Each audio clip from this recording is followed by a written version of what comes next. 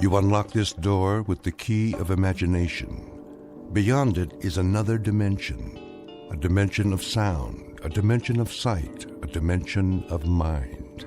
You're moving into a land of both shadow and substance, of things and ideas. You've just crossed over into the Twilight Zone.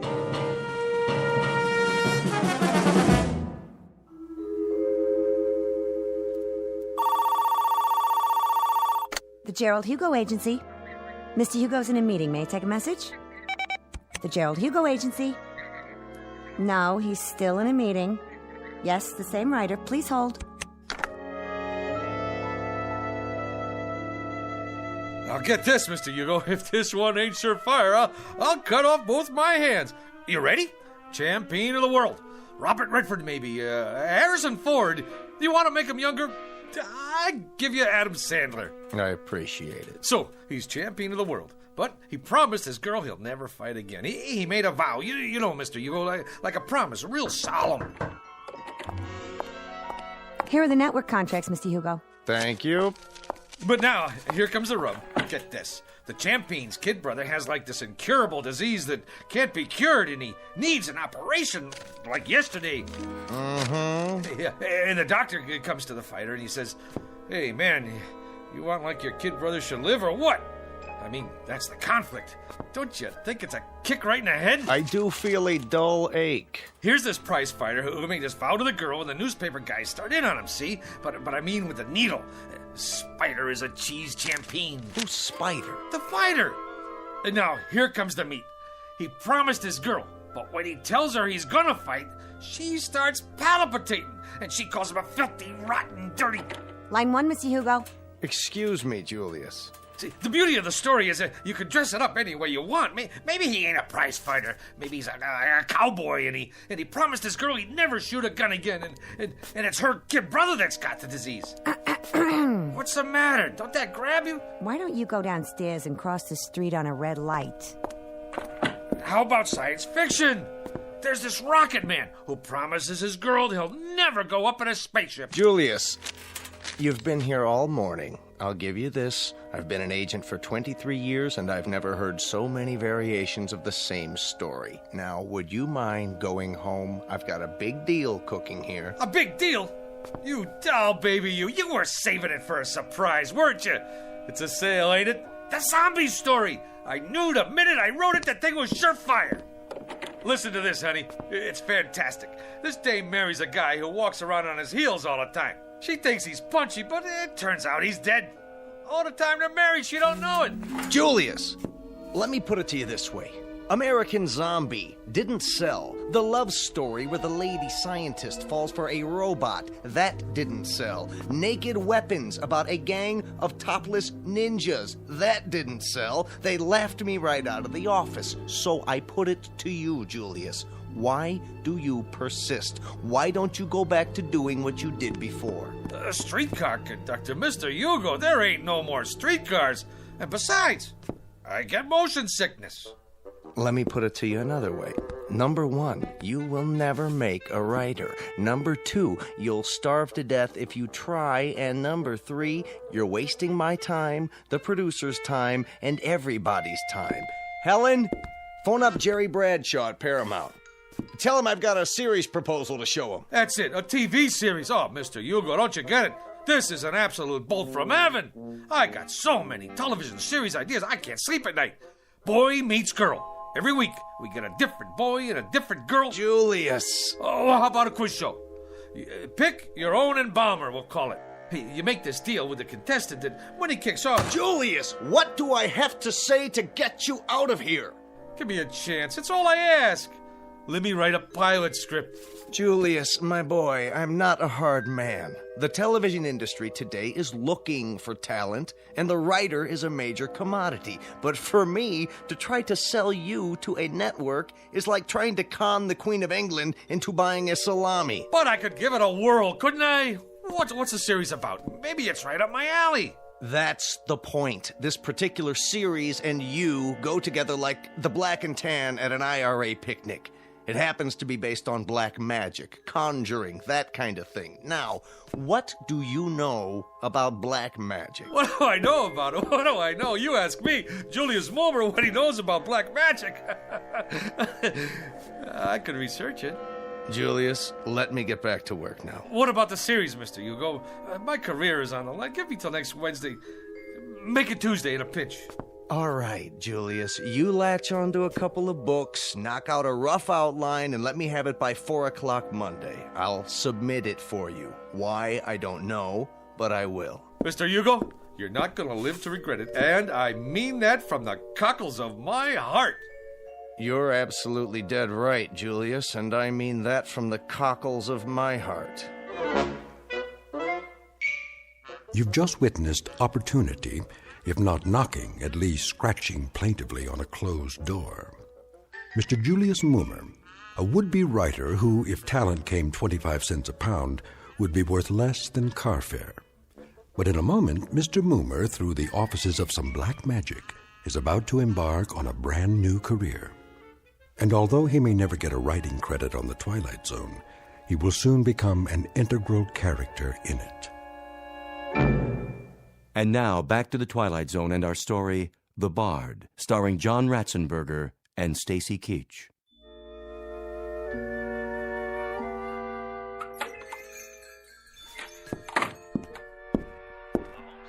Hello?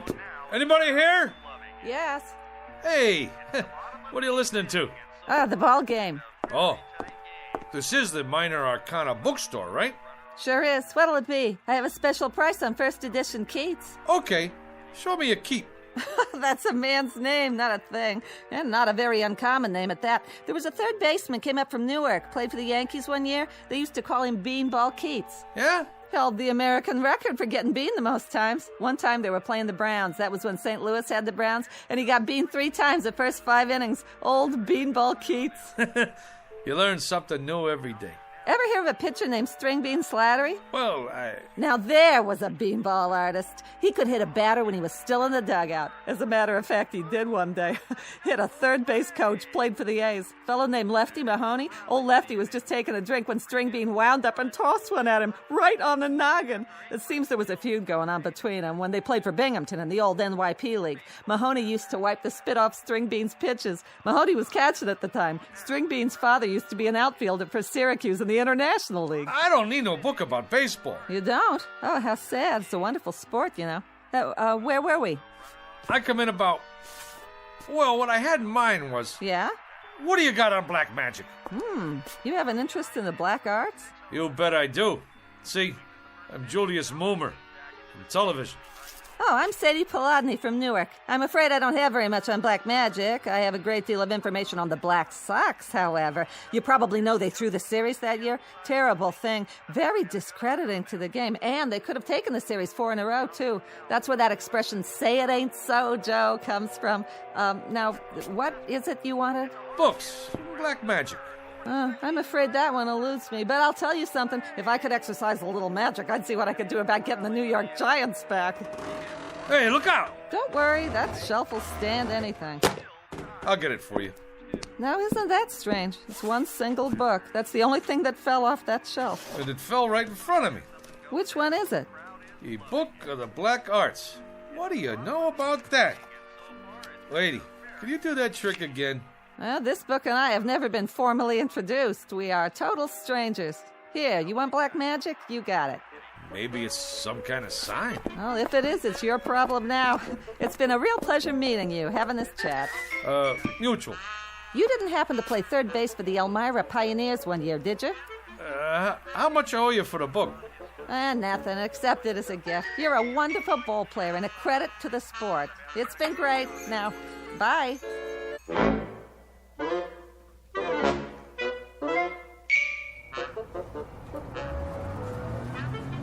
Make the sign of the pentagram and repeat 3 times. Let's see if I got this right here. In the name of the Prince of Darkness and the Black Sabbath, Beelzebub, Beetlejuice, Asmodeus of Astrogoth, Ozzy of Osborne. I can't say all that. Zaza zoom, ba ba boom, ipsy dipsy, ba ba boom. Hey, none of that on this bus. What? All right, buddy. This here is public transportation, and there's rules. Do you mean me, driver? Yeah, you. I don't need no crazies on my bus. But I was only... Out. Hey, you don't have to throw my book. It's a very valuable tome there. I never touched it. It got off with you. But I left it on the back seat there. Get out of here. Oh. What do you know? Just like a puppy dog that follows you around. Looks like this little book in me. We got a thing going on.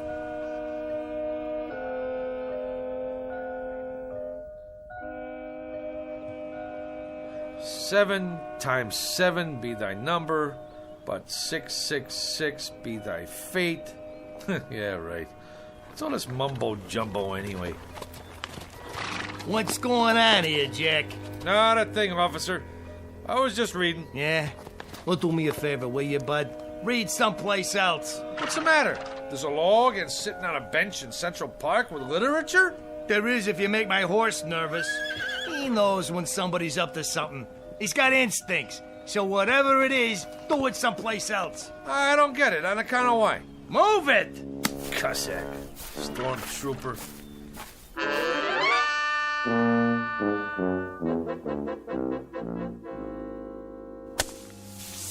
There. All right. Now I gotta draw a symbol in this here sand. Hey, Julius. What's the bit? What are you doing? Whatever it is, I wasn't doing it right. Magic schmagic. There's more here than meets the eyeballs. I've done everything it said, and nothing. Ye Book of the Black Art, being a step-by-step education in conjuring. So tell me, Faust, to what end? You don't dig? Cora, I'm standing on the threshold. I mean hovering. The only thing that stands between me and the secrets of the universe is 4 pages of Latin. Listen to this. The Black Art, consisting of necromancy, turgy, demonology, devilment, hoodoo, voodoo, conjuration, enchantment, spiritualism, manifestation, materialization, astral body and ectoplasm, mesmerizing, magnetizing, and fascinating. Like you name it, I got it. My mother isn't gonna like that sand all over the floor.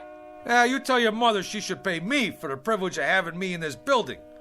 Yeah, you may also tell her that out of 10,000 writers in this town, they pick the absolute cream of the crop. And who's that?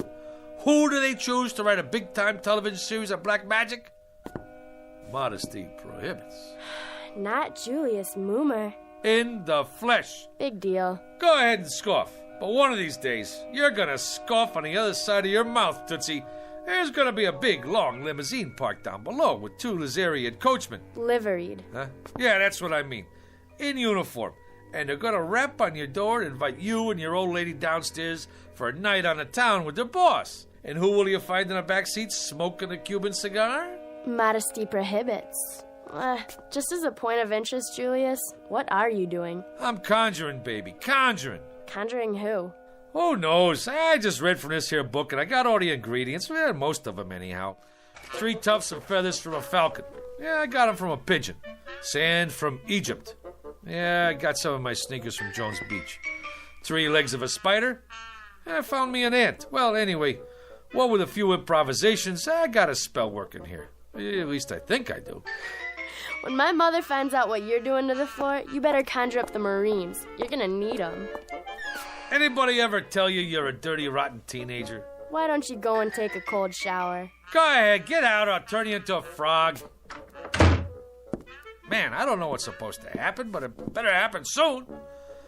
Za-za-zoom, alikazam, va-va-voom. Nothing. Shazam, ipsy-dipsy, kakazoom. I need some help. By Monday, eh? Who do they think I am? Shakespeare? You called? Where did you come from? You summoned me, good sir. I did? Who are you? The face is sort of familiar, but hey, don't take this personal, pal. Like a guy should knock when he comes into a room, especially wearing tights and a collar like that. Hey, maybe down in the village, but not around here. Some folks take one look at you and have a coronary. Now me, I can handle this stuff. I'm hip, you know? Splendid. I'm pleased to hear it. Who'd you say you are? William Shakespeare of Stratford-upon-Avon in the flesh. William Shakespeare.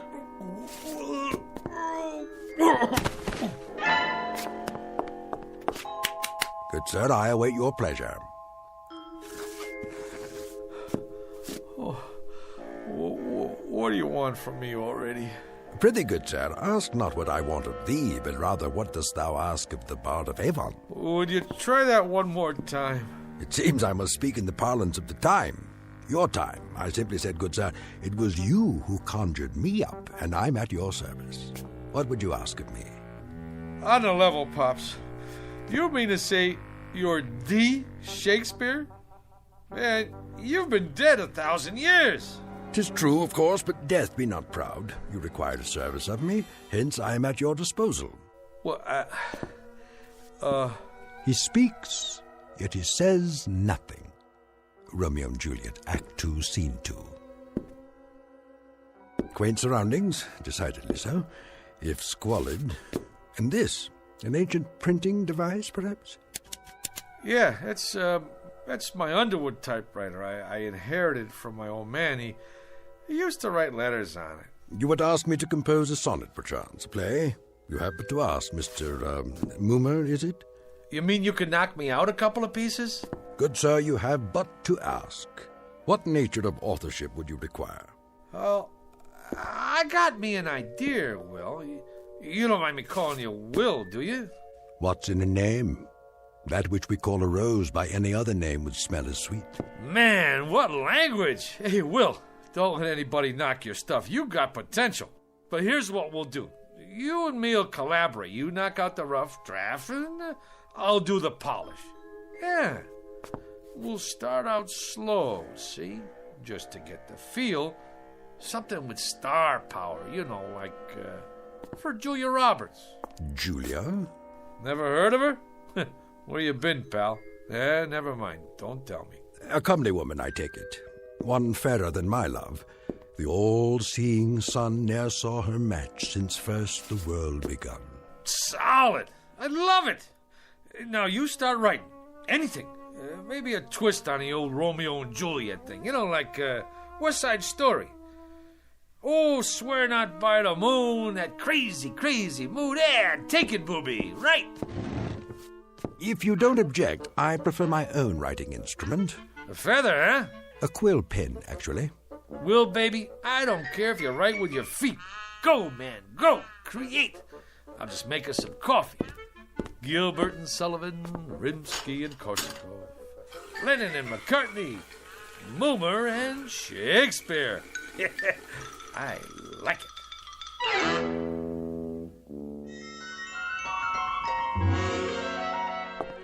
What are they saying? I presume they're talking about your script. That's the point, honey. What else is there to talk about? The stuff is poetry. I don't mean if you can keep your head when all about you kind of guff. This here is class. It's downright Shakespearean. Is Mr. Blumberg in there with Mr. Hugo? We're from the network. They're expecting you, sir. Go right in. Blumberg? The big shot producer? The two guys from the network? It's a shoo-in for the Emmy. Just a little something I knocked off for a couple hours. You know, I didn't know it was that good, but that's me, honey. Never did know my own worth. I mean, Monday I knocked myself, Tuesday I knocked myself, Wednesday... Have you got any openings for Thursday? I'd like to make an application. I'm Mr. Dolan. This is Mr. Nolan. We're from the ad agency. Go right in, sir. They're expecting you. Come in, gentlemen. What were you saying, Mr. Bloomberg? I don't know. That's our feeling too, Mr. Blumberg. Our take two. Sponsor-wise, the thing requires some noodling. That is, we can't afford to jump off a bridge with this one. I concur. It's so archaic. I mean, language-wise. Well, it's still rough. Fresh as a bridegroom and his chin new reaped, showed like a stubble land at harvest home. He was perfumed like a milliner, and twixt his finger and his thumb he held a pouncet box, which ever in and on he gave his nose and took it away again. Well, you gotta say this for it. It has imagery. Right, Mr. Blumberg. Imagery it has. I was going to comment, the thing did possess at least a modicum of imagery. Right, Nolan? I concur. What's the time slot? Yes, what about the time slot? Thursday, 10 to 11. And what's the lead-in? The Indefatigables. Solid show. The private eye with insomnia. Never sleeps. Ratings-wise, it's a solid smash. May I? Please.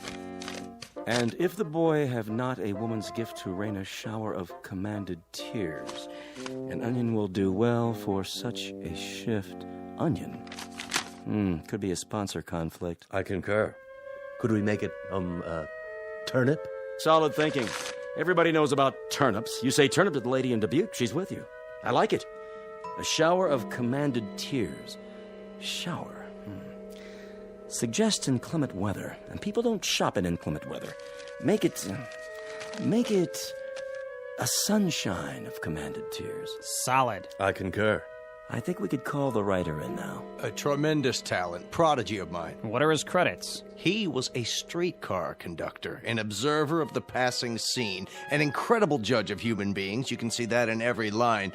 A modern-day chronicler of human foibles. Solid. Send in Mr. How are you, Mr. Hugo? Gentlemen, well, what do you think? Like literature, huh? It shows some promise. Mr. Dolan here represents the sponsor of the Shannon Classic Playhouse. The Shannon Food Corporation. You no doubt have eaten their products. Oh, endlessly. This boy is a Shannon booster from way back. Oh, man, that's the truth. That Shannon's onion soup, this I dig. We don't make onion soup. That's French in origin. We're an American firm. Red, white, and blue, right down the line. I concur. Man, I'm glad you said that, because I always say, if it's good enough for the lady in Dubuque, it's good enough for me. Now, let's get down to some business here. The Tragic Cycle, written by Julius Mulmer.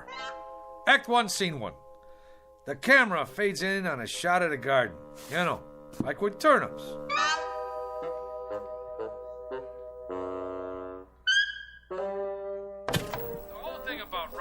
Is to stay in there and keep punching. It's like Keith said one time. All the time, keep punching, or you're done for. Hey, how about that, Will? Taped this show last night. You like it? Verily, a most impressive performance. Ain't that the truth? Ladies and gentlemen, welcome to this week's interview. Our guest tonight, Mr. Julius Mulmer, that rising young author whose tragic cycle will be seen next week on this network's Shannon Classic Playhouse. Mr. Mulmer, I'm told you've been writing for some time. You've come a long way. Yeah, it's like progress. Wasn't one of your early works in the horror genre a story about a zombie? Yeah, how about that? The fellow with a heart that don't even beat. Did he find love anyway? It was a little too controversial. It's why it didn't get on the air, you know. But I'm always trying to tackle controversial stuff, you know, pushing the old envelope. What about your TV pilot script, Mr. Mulmer? A situation comedy involving a billionaire. Just plain Trump. Yeah. The whole thing there was, we're always seeing stuff about typical guys and their typical wives and kids, you know? Well, what about the big shots? I mean, like what they call the rubber barons. Just because you're healed, that don't make you inhuman. Some great stuff in there. The idea was, can a fellow who makes $9 million a day find happiness in a small mansion? I mean, he's entitled. Of course, a writer now, he's got to suffer. Like, I remember sitting in that cold attic night after night with hardly enough strength left to dictate, and some little voice inside me always kept saying, "Go, Julius, go, Julius." So, I went. Truly inspiring, Mr. Mulmer. That kind of got me. Right here. I, too, felt a twinge of a sort. I believe I've finished this last sequence, Mr. Mulmer. Yeah? Let me see. Uh-huh. You know something, Will? You got a real thing with words. It comes from working in an attic, Mr. Mulmer. A little voice deep inside me keeps saying, "Go, William, go." I like that. Anyway, can't you just see it? The Shannon Food Corporation, ta-da, presents The Tragic Cycle, written by, ta-da, Julius Mulmer, from an original story by Julius Mulmer. Additional dialogue by Julius Mulmer. Lucky I'm so modest. A thing like this could go to a guy's head. They're already talking another miniseries, movie contracts even. Maybe a Broadway musical. Well, you don't look so good. Like a strutting player whose conceit lies in his hamstring. That's from Troilus and Cressida, Act 1, Scene 3. In short, Mr. Mummer, you have not been prone to extend credit where it is due. At no time, for example, have I heard the name Shakespeare, or for that matter, any suggestion of collaboration on our play. Well, baby, we gotta play this one by ear. I tell him a guy named Shakespeare helped me write this, they'd stick me in a straitjacket. Be that as it may, the point is, Mr. Mummer, I have finished my task. I will now take my leave. What, are you out of your mind? This whole thing is coming out velvet. You want to creep back in some crypt and get forgotten? Come on, man, you're big time now. I'm making you a household word all over again. With all due modesty, would the name of William Shakespeare have survived the test of time without the support of Julius Mummer? Yeah, but fame flits. Who remembers yesterday's champions? Sure, Root hit a lot of home runs, but who asked him for his autograph now? Nobody. Nijinsky, that's pretty good, but who remembers her last movie? You did some right, but out of sight, out of mind. Shakespeare's dead, long live Mickey Spillane. Get me? My good man. You can't desert the ship. Now, what are people gonna say? That Fink who didn't have no gratitude? We got projects to do. Go out to Hollywood. Hey, the babes go crazy for guys with beards. I shall ponder it, Mr. Mummer. Till when? Till tomorrow. To date, you have not seen fit to invite me to any rehearsals. Tomorrow I shall survey the actors performing in it, and if justice is done to what I have wrought, perhaps I shall remain for a time longer. Now you're talking. Now I shall take a walk. I am that merry wanderer of the night, Midsummer Night's Dream. Act 2, Scene 1. To be or not to be, Mr. Mummer, that is the question. Oh, wait a minute. Rehearsal? How can he go to the rehearsal? Will, do me a favor, please. Don't rock the boat.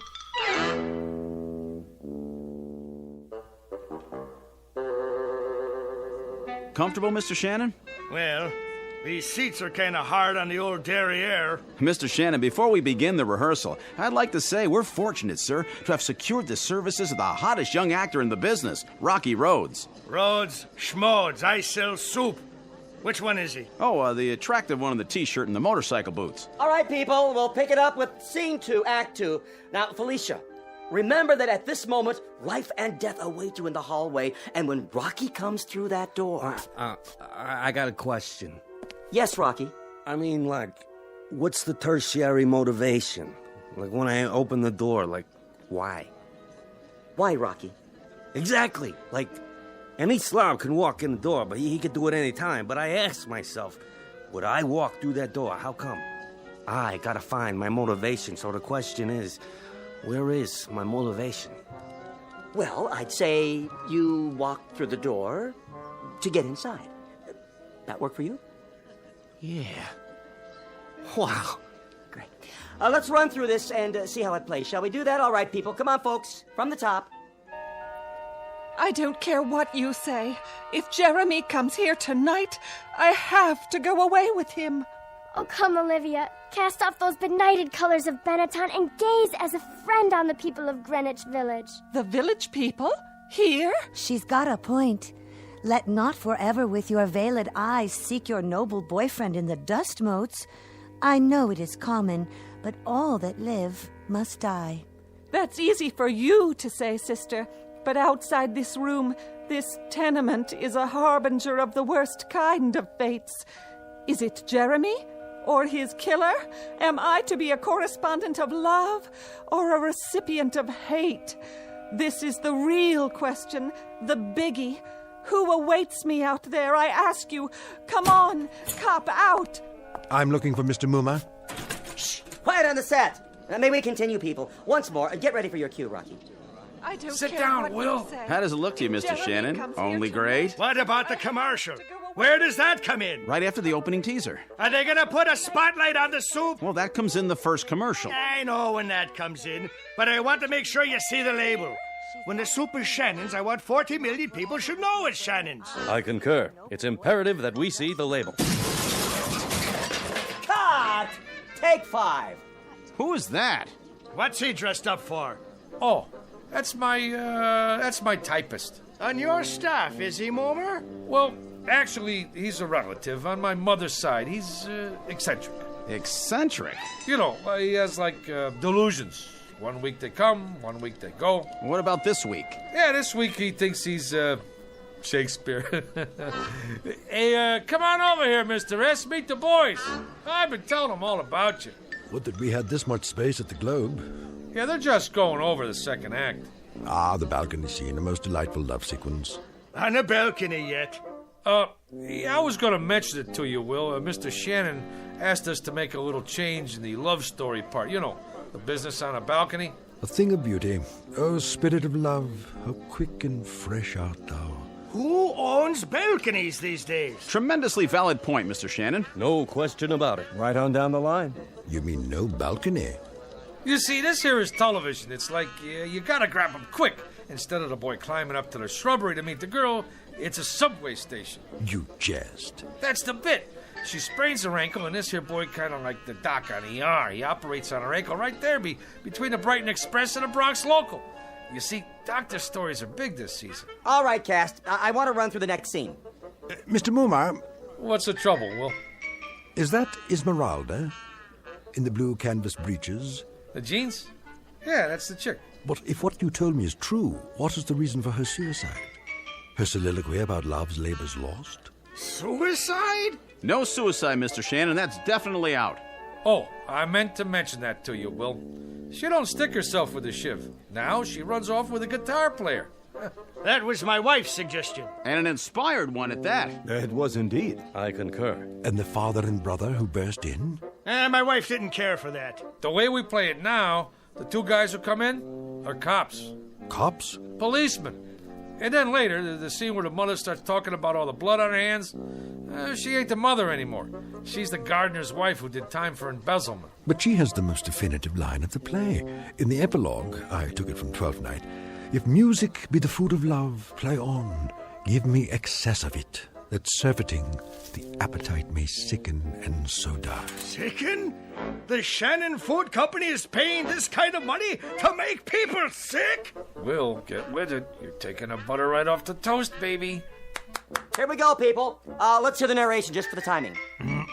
On October 13th, the gardener's wife returned to the scene of the crime. The police had already arrived, and once again, the Federal Bureau of Investigation... Enough of this idiocy. There is no soliloquy here. What is going on? Blow, blow, thou winter wind. Thou art not so unkind as man's ingratitude. As you like it, Act 2, Scene 7. Will, what are you doing? You're lousing up the whole deal. What am I going to tell them? Tell them that foolery, sir, does walk about the orb like the sun. It shines everywhere. Act 3, Scene 1, 12th Night. And you, foolish mortal, who could have covered himself with a cloak of immortality, who has succumbed to the rankest compound of villainous smell that ever offended nostril. To you, Julius Moomer, lots of luck. Hey, Julius, for a week now you look like somebody told you to go out and scrub a lizard. He finked out. The guy finked out. You want some advice? Knock off on The Conjuring. Get yourself a nice, clean, safe job on a streetcar. Whether it is nobler in the mind to suffer the slings and arrows of outrageous fortune, or to take arms against a sea of troubles. Did that boy have talent or what? Man, oh man, I was on my way. They was already talking about my next assignment, a mini-series on American history. What do you know about American history? Eeny, meeny, chili beanie, the spirits are about to appear. Ma, he's doing it again. I'm sorry, Mr. Bloomberg, but writers are temperamental. No, he didn't care about the reviews. As I recall, he said something about foolery walking around the orb like the sun. Who knows what it means? The American history thing? Frankly, Mr. Bloomberg, I haven't been able to reach him. Mr. Hugo, he's outside. Who is? Julius, he's got some people with him. Mr. Bloomberg, he's here. The boy has come back into the fold. I knew we could count on Moomer. I'll get right back to you. Hey, Mr. Hugo. Julius, my boy, where have you been? A whole week. The networks are screaming for you. The agencies are screaming. My clients are screaming. They want that new miniseries. I'm right in the middle of it. Me and my staff been working night and day. Not that person in the knee breeches. Don't worry about him. He's out. This one's about American history, right? Right. You want authentic, right? Authentic above all. Then I'd like you to meet my staff. Send them in, will you? General Robert E. Lee, General Ulysses S. Grant, George Washington, Abe Lincoln, and the little lady here is Pocahontas, in the flesh.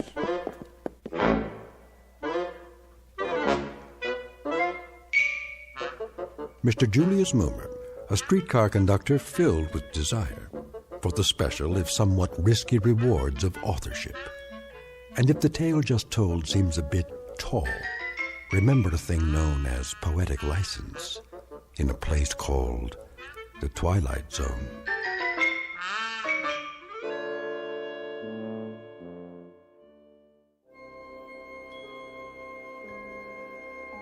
Hi, this is Carl Amari, producer of the Twilight Zone Radio Dramas. I'd like to take a moment to tell you about our official website at twilightzoneradio.com, where you'll get the latest news and information on these Twilight Zone Radio dramas. Plus, at twilightzoneradio.com, you can digitally download 3 free episodes or any of our episodes for only $1.95 each. In this age of ever-changing technology, we've decided to make these episodes instantly available to you by making the Twilight Zone Radio Dramas a digital download-only series. This means that this series will no longer be offered on CD. The CD collections at our website are now being offered while supplies last at buy one, get one free. So be sure to get your favorites before they're sold out. Be sure to visit us often, and I'll see you in the zone.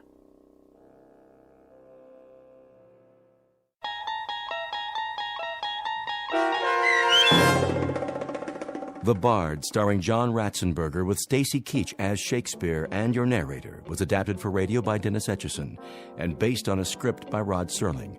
Heard in the cast were Christian Stolte, Susan Hart, Jessica Schramm, Meg Falcon, Lynn Foley, Mike Baccarella, Doug James, Jeff Lupiton, Joe Forbrick, Carl Amari, Roger Wolski, and Paul Patch. To learn more about the Twilight Zone radio dramas and to obtain audio cassettes and CDs of these programs, visit our website at twilightzoneradio.com.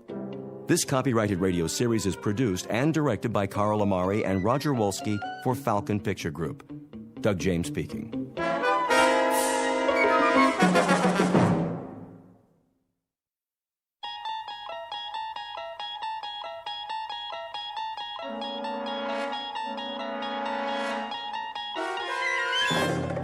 You unlock this door with the key of imagination. Beyond it is another dimension, a dimension of sound, a dimension of sight, a dimension of mind. You're moving into a land of both shadow and substance, of things and ideas.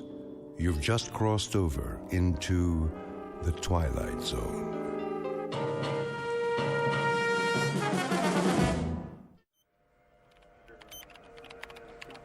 .019er, steady and holding. Fuel consumption, normal.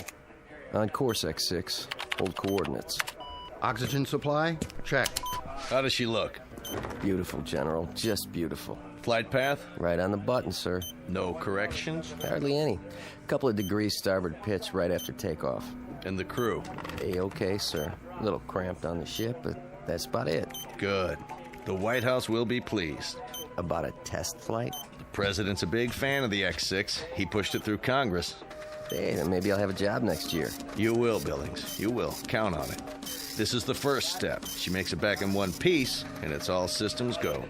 General, I've got the telemetry report. Send it over to data control. Right away, sir. You boys have done well. So far, so good. Bring her in smooth, and you can take tomorrow off. Oh, you got it, General. Couple more hours and she's headed back home. Patch me through to the ship, will you? I'd like to thank the crew personally. No problem. Set frequency. Roger that. X6. Calling the X6. Do you read? Try again. X6. Do you read? This is flight control. X6. Calling the X6. Must be some electrostatic interference. Keep trying. Yes, sir. I want to thank those boys for a job well done and tell them we'll be waiting with bells on. Maybe not a ticker tape parade this time, but that'll come. Sir? Yes? They seem to be... Seem to be what? What's the problem? Well, I don't know. Out with it, man. Something wrong? It's just that I can't find them on the radar screen. Let me see. What does that mean? It means... Well, sir, it means they seem to have disappeared. What? Could be a tower malfunction. I'll switch to backup. Nope. Main system's working. Clear skies, no commercial flights in our airspace. There's nothing. Absolutely nothing. Give me missile tracking. This is General Carstairs at Flight Control. Yes. Do your instruments show a crash? Not just in the desert, anywhere in North America. Are you sure? Then do this. If you register an impact, call me on the secure line. No, I don't expect one, just a routine check. Yes, I'm positive. We have nothing here. Not a thing. What's going on? It's not on the screen. It has to be somewhere. Still sweeping, sir. Where did it go? Sir? If you had the X6 on the screen and you spoke to the men on board... Less than 5 minutes ago. Then where are they? A spacecraft doesn't just disappear, vanish into thin air, does it? Well, does it? No, sir. No, sir. Then in heaven's name, where is it? As you may have gathered, the name of the ship in question is the X6. Her type, a new experimental craft on a high-altitude test above the Earth's atmosphere. Purpose? To gather data for the construction of the world's first space station. Recent history? Unknown, at least to those who weren't on board. But in short order, we're going to meet the crew and hear the story from their point of view, and a very unusual story it is, of a flight that departed from its course long enough to pass through the Twilight Zone. And now, the Twilight Zone and our story, And When the Sky Was Opened, starring Barry Bostwick with Stacy Keach as your narrator. Well, Doc? Just a minute, Colonel. What's the verdict? Pulse is fine. On the slow side, in fact. Correct me if I'm wrong. We went through this yesterday, didn't we? You know the Air Force. Check and double check. They've got a big investment in the X6. So there's a little glitch. Probably an O-ring. A little glitch? The hydraulics froze and the soft landing chute didn't deploy. You are lucky to be alive.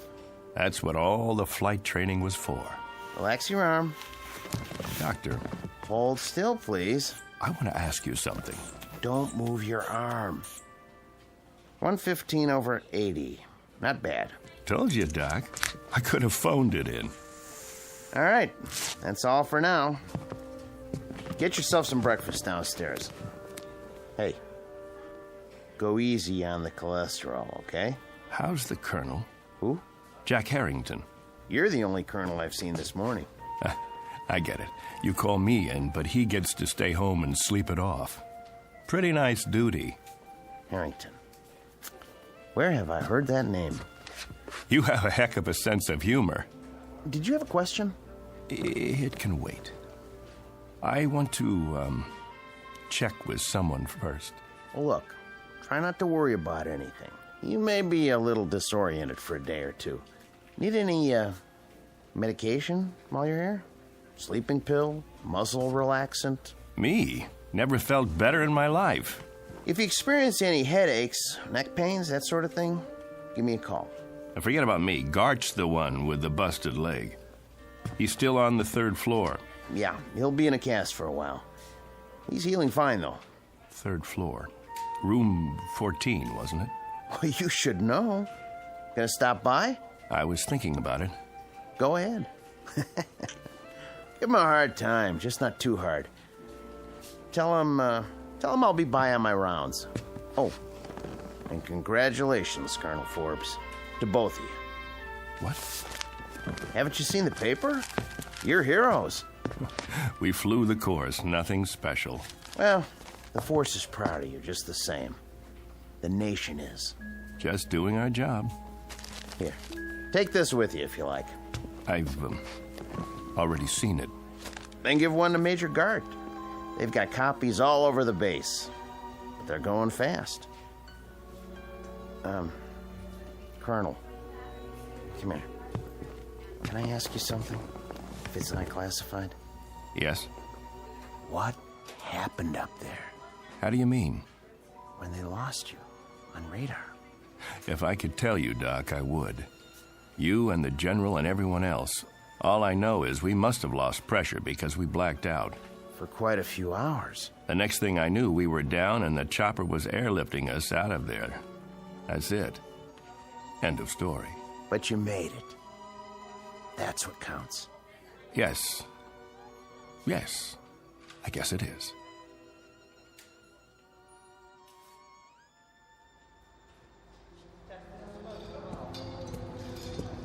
I want her completely broken down, piece by piece. Whatever it was, we've got to find it. Doing the best we can, sir. How's the investigation coming? Well, so far, everything checks out. Meaning? The only damage evident is from the touchdown. She came in on her belly at something close to 300 miles an hour. Must have buckled part of the landing gear. Wasn't fully extended. That's why the wing looks the way it does? She plowed through a sand dune just before she stopped. If you want my opinion, sir. By all means. I don't think you're going to find anything wrong. Well, that may or may not be. But for now, we've got a mystery on our hands.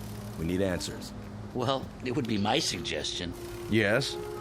That if you want to unravel this mystery, you better check the crew, not the aircraft. The crew can't tell us a thing. How's that? We had them on radar for the first couple of hours. Everything went strictly by the book. Then they disappeared for 24 hours. Well, until they crashed down in the Mojave Desert. They must have lost consciousness because they don't know anything. The only way we're going to get answers is to dismantle the aircraft. Unless one of the crew members gets his memory back and fills in the blanks. So far, they're not talking. I'll be that as it may.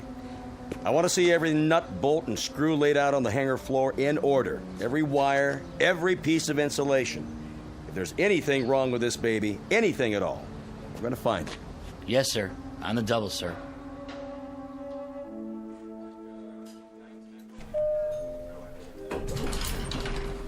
Dr. Bridges to the infirmary. Dr. Bridges. Oh, hello, Colonel. I didn't see you. That's all right, nurse. No harm done. How are you feeling, sir? Fine, thank you. How's Major Gart? Coming along nicely. You can go on in if you like. He'll be glad to see you. Thanks. I will. Is that one of the pilots? The ones who crashed? Yes. Colonel Forbes. He's cute. He is. But did you see his eyes? Blue, I think. No, that's not what I mean. I mean, they've got a kind of far look. Like his body's here, but, I don't know, his mind's somewhere else. I don't know where. I just hope he's okay.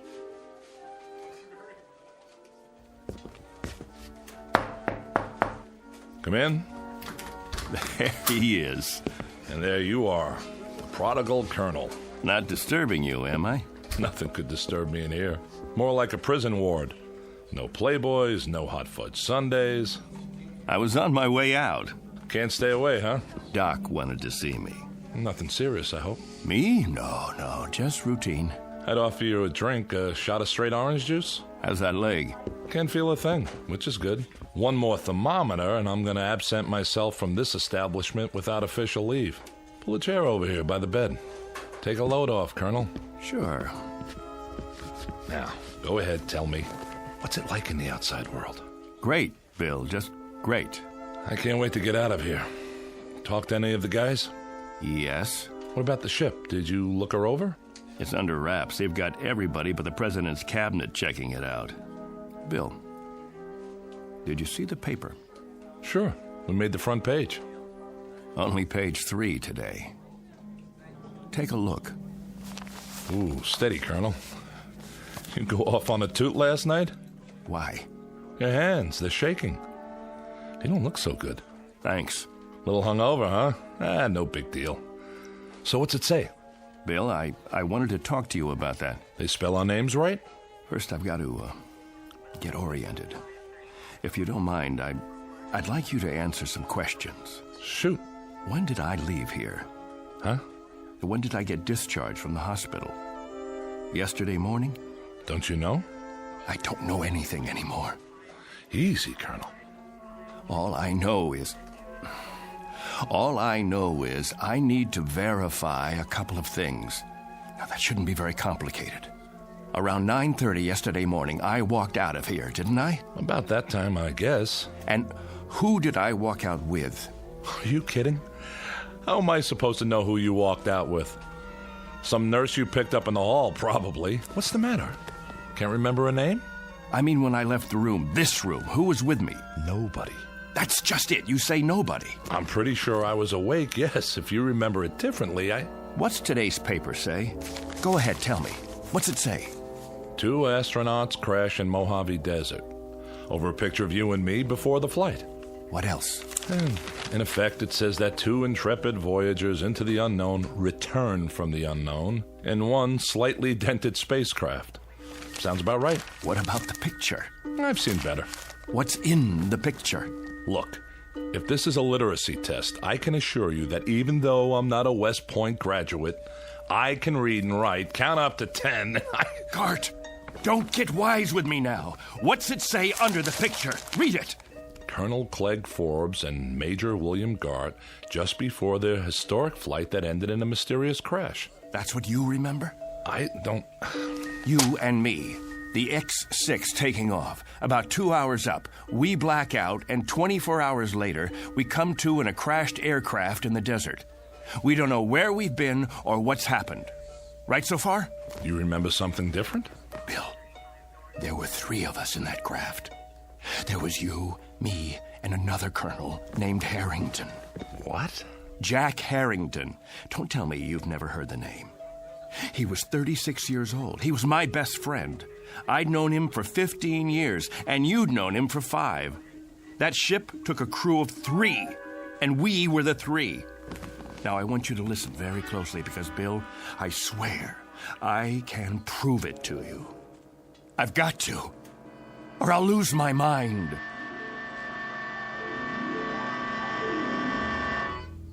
What are you talking about, a 3rd crewman? They brought 3 of us back to the hospital when they found us in the desert. You, me, and Harrington. Jack and I were just scratched up. You got the busted leg. Yesterday morning, they discharged Harrington and me.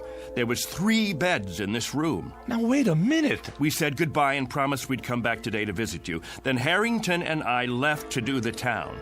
Now, you tell me none of that sounds familiar? Clegg, I don't know what you're talking about. I don't know anyone named Harrington. Whoever he is, he wasn't on the crew with us. The X-6 carried 2 men, you and me. Nobody named Harrington. Nobody else at all. When you walked out of here yesterday morning, you walked out by yourself. There were never 3 beds in this room. Only 2, yours and mine. Something's happened to you. I mean it, Clegg. This is an after effect of the crash. It has to be. I think you'd better tell the doctor, run some tests. Look, Bill, let me describe to you what I remember. Go on. I'm listening. I'll give you a chronological breakdown of everything that happened as of yesterday morning.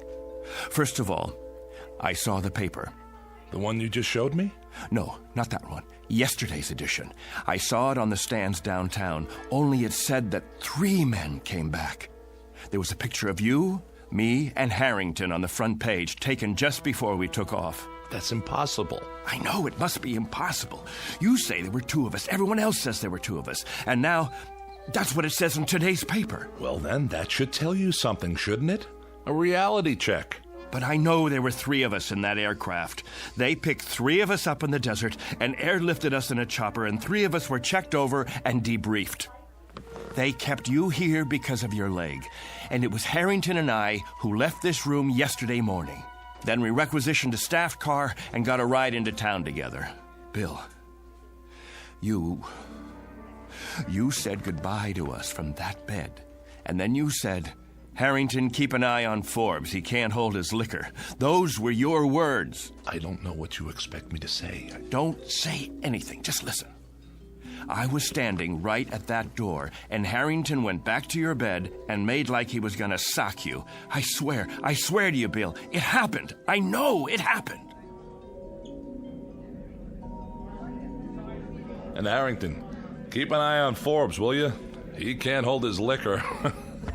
Hey. Why, I'm gonna let you have it, you fresh kid. I'm gonna fix this punk's wagon. I wish somebody would. I'm gonna tell the medics he's one very sick cookie and they should hold him for observation another 7 years. You think that's long enough? I don't know. And every Saturday night, Major Gart, the Colonel and I will phone you from whatever bar we happen to be in, and if you're nice, we might even let you talk to some women. Let's go already. I hate long goodbyes. Go on, both of you. Leave me here to suffer in my loneliness and despair. Take care, Billy.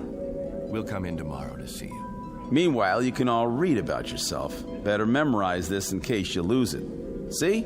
3 space travelers returned safely. And nothing about your broken leg. Well, that's the press for you. Get out of here. I'm going to pick one up for my mother so she can frame it. One time, a fortune teller in a carnival in Des Moines said I'd be famous. It doesn't say anything about you, though. Out. And did you pick up a paper on the way out? Why? You said you had proof. I should have kept it, but it wouldn't make any difference now. If you could show me in black and white. Hold on. There's more to the story. When we got to town, Jack and I hit the bars. The first one was the Plush Monkey on 11th. You know the place, don't you? Yeah, a dive. Beer signs and bar girls. And a big mirror behind the bottles. We walked in trying to keep a low profile, but the blonde spotted us. That's them. No, it's not. It is. Don't stare. Give me your hairbrush. Welcome, gents. Take a load off. With pleasure. Say, aren't you the 2 guys who was up in space? Not that far, just the ionosphere. I thought so. That and a couple of bucks should get us a beer apiece, right? You bet your life, but never mind the $2. This is on the house. Why, thank you, my good man. Very kind of you. I don't get many celebrities in here, so go ahead, boys, drink hearty.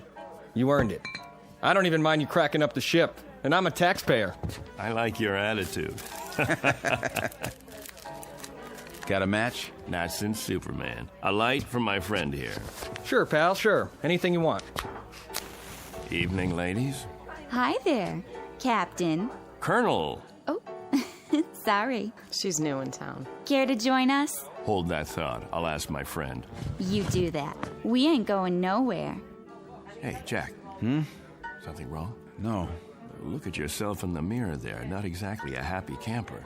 I was just thinking. About what? I'll tell you after I taste the beer. To happy landings, whenever and wherever possible. I'll drink to this. Sorry. Something is wrong.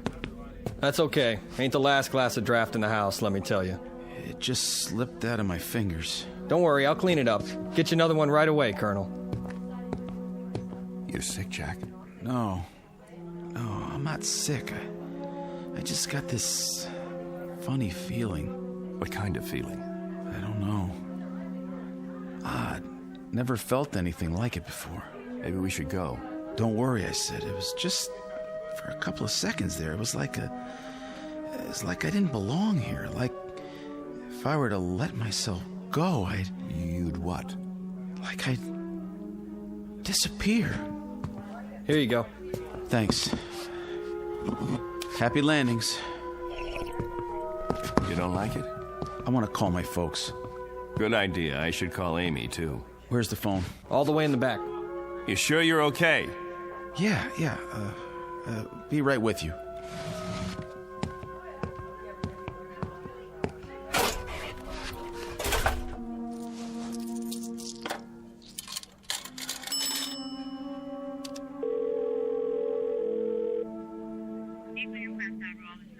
I'd like to place a call. Collect, please, to Des Moines, Iowa. The residence of Mr. James Harrington. That's right. Oh, my number, let's see, Fletcher 90632. That's what it says here. My name, it's Jack Harrington. That's right. Thank you, operator. I'll hold. I'm sorry about the broken glass. My friend's sorry, too. Forget it. I can sweep it up as soon as I get my mop. Clegg. Yeah? Come here. Will you come here quick? Coming. Please? Does he need some change? I'll see. What's up? I just called home. Called my folks. My mother answered. Yeah? How is she? I don't know. How come? I told her it was me, and she said she didn't have any son named Jack. That's what she said. Can you beat that? I asked to talk to my old man, and when he got on, he kept saying for me to hang up. He didn't want any practical jokers bothering his wife. Said he didn't have any son at all. That's weird. Clegg, what is this? What's going on? Gag, maybe, or... No gag. It's part of this feeling, Clegg. The feeling I've got that I shouldn't be here. That none of us should be here. It's as if maybe... What? Maybe we shouldn't have come back from that flight. Maybe somebody, something, made a mistake and let us get through when we weren't supposed to. Stay put. I'm going to get you a good stiff drink to go with that beer. I have to. I told you to stay here. Shot of whiskey, please. Make it a double. Sure. Say, Colonel, you think you could do me a favor? What? Sign this newspaper? My boy'd get a big kick out of it. Wait, where did you get this? From the machine outside. Here's a pen. Could you sign it to Richie, right on the picture? But it's wrong. What is this, a joke? You have it printed up? 2 spacemen return, crash in Mojave Desert? Huh? That's you, isn't it? Colonel Forbes? The other guy's still in the hospital, right? Which other guy? It says right here, Major William Gart. But there was a third man. See for yourself. He's back there in the... Back where? In the phone booth. It looks empty to me. Nope. Nobody's been in there all day. What? Buy me a beer, honey? I'm awful thirsty. My buddy, the one who was sitting here on the stool next to mine. You just got him another... Hey, where's his beer? What beer? My buddy's drink. Colonel Harrington, where is it? The one you gave him in place of the one he dropped on the floor, right here by the... Nobody dropped nothing on the floor. You see any broken glass? I don't. Dry as a bone, too. What are you trying to pull? I don't know what you mean, Colonel. You came in here alone. You don't know what you're talking about. You're crazy, you know that? Crazy, you hear me? If you think a thing like that, you gotta be out of your mind.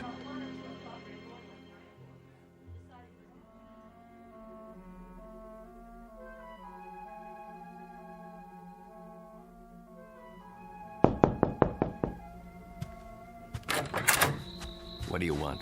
Room 8A. Here's your pizza. Oh, yeah. How much do I owe you? Let's see. Yeah, I got the bill right here. Keep the change. Thanks. Hey, say, aren't you, No.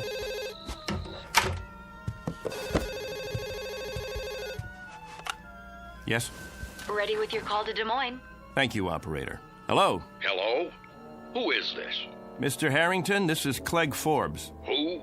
You remember me, sir? I had Christmas dinner with you and your wife last Christmas. You and your wife, and Jack. Jack who? Your son. What is this, another crank call? Because if it is, it's not funny. Who is this, anyway? Perhaps I don't have the right house. Is this James Harrington? I'm James Harrington, but I don't have any son, and I've never heard of you. You live at 43 Elm Street? All my life. Got 2 daughters, both married. One lives in Sioux City, the other moved to Binghamton, New York last year. I should know whether I got a son or not. And don't call me again. Now what? Look at that face in the mirror. I don't know myself anymore.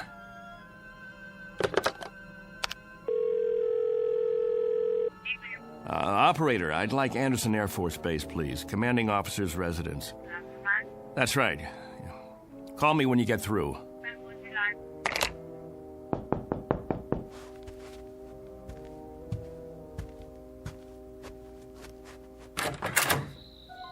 You've got some nerve. Amy. Amy, honey, am I glad to see you. Keep your hands to yourself. You, Colonel Clegg Forbes, are a devious, miserable, two-faced, two-timing... Amy, you won't understand this, but I need your help. You send me a telegram that you're getting out of the hospital in the morning and that you'll meet me at the station at 2. Well, I was at the station at 2. Amy, listen to me, please. I was also there at 3, and I was still there at 4. I could have had my pick of several Marines and an elderly gentleman who owns 25,000 shares of AT&T, but there was a missing Air Force officer named Forbes who didn't have the simple courtesy to leave a message or even a number where he could be reached. I can explain. Do you have any idea how many bars I've been to? How many hotel lobbies? Did it ever occur to you to... Amy, please! You look terrible, by the way. All right, Clegg. What kind of trouble are you in? And what are you doing in this motel? Are you hiding out? Oh, I don't even know where to begin. I sent you the wire because I did get discharged from the hospital that morning. Jack and I... The wire. It was in the telegram. What was? I told you that Jack and I were getting out. Wait. I wrote down the message when I sent the telegram. That'll prove it. I wrote it on a piece of paper. Now, where? Wrote what? Here it is. I wrote it right down here.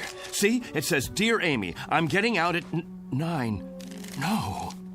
I was sure of it. I wrote down that Jack and I were getting released from the hospital. Both of us, understand? Jack and I were... Am I missing something? Who's Jack? Don't you know?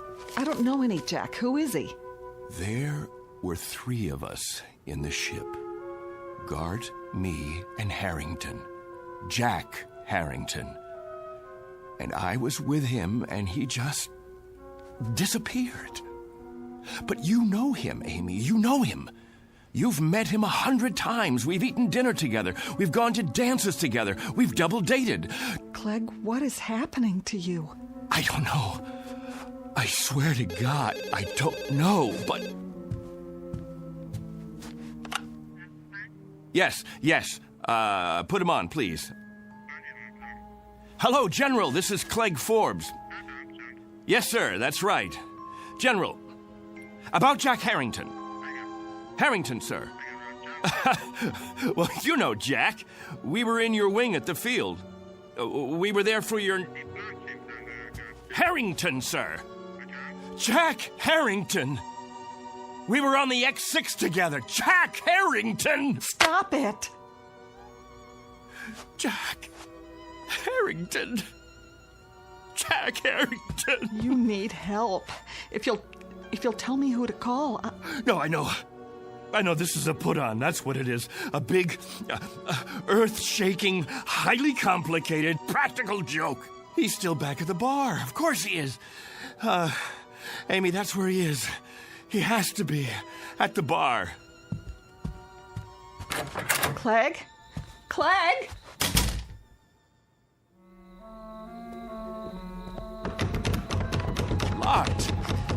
Locked. What time is it? It's late, Clegg. There's nobody inside at this hour. Open up. I know you're in there. Come on, Harrington. You gotta be. Don't!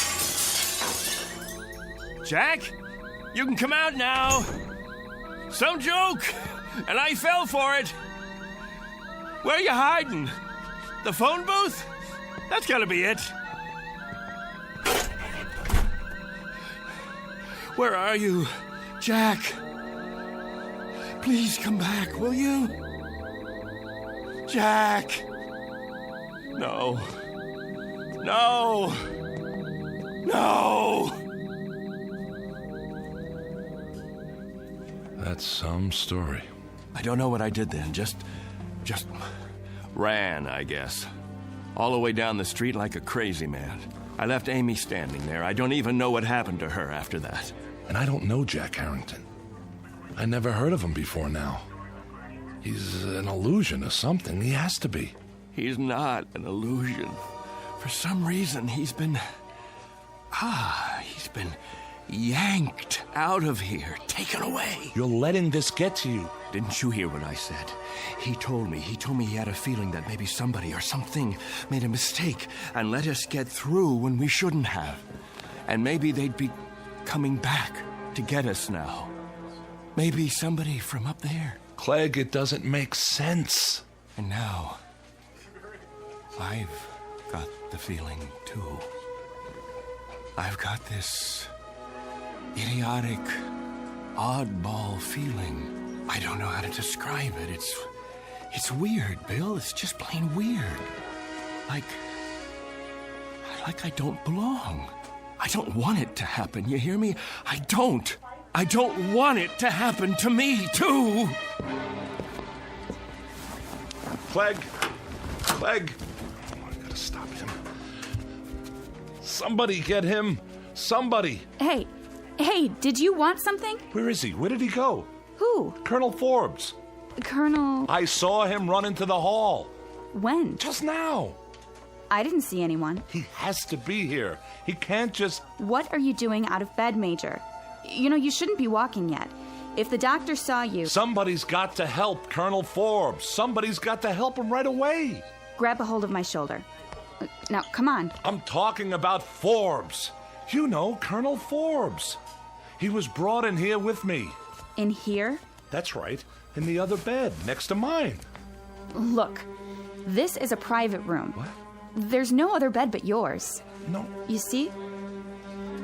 All right, now, lie down. Now, raise your cast. That's it. What do you mean there's... Oh, no. Dear God. What happened to the other bed? Okay, try to rest. I'll call the doctor. Here, would you like to look at the paper? You're a hero. Do you realize that? Spaceman completes journey. Lone traveler returns to Earth. Lands in Mojave Desert. It's a nice picture of you. Would you like a glass of water? Major William Gart. Just before his historic one-man journey into space.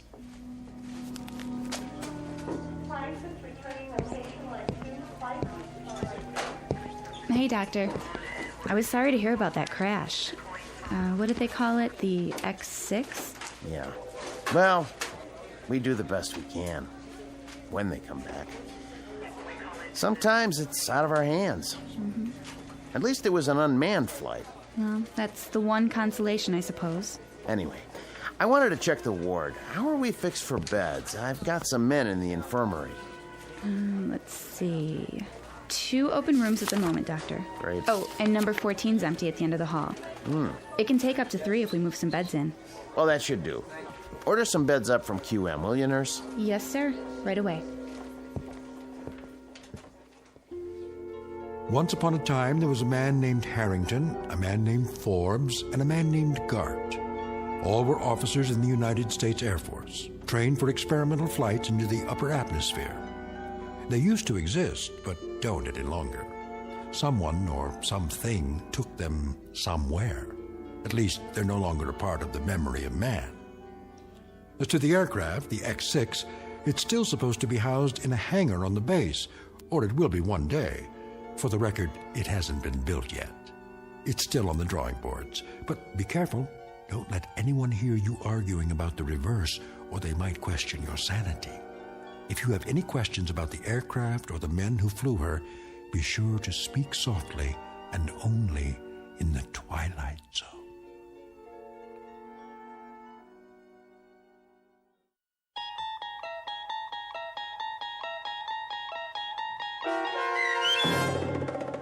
And When the Sky Was Open, starring Barry Bostwick, with Stacy Keach as your narrator, was adapted for radio by Dennis Etchison and written for The Twilight Zone by Rod Serling, based on a story by Richard Matheson.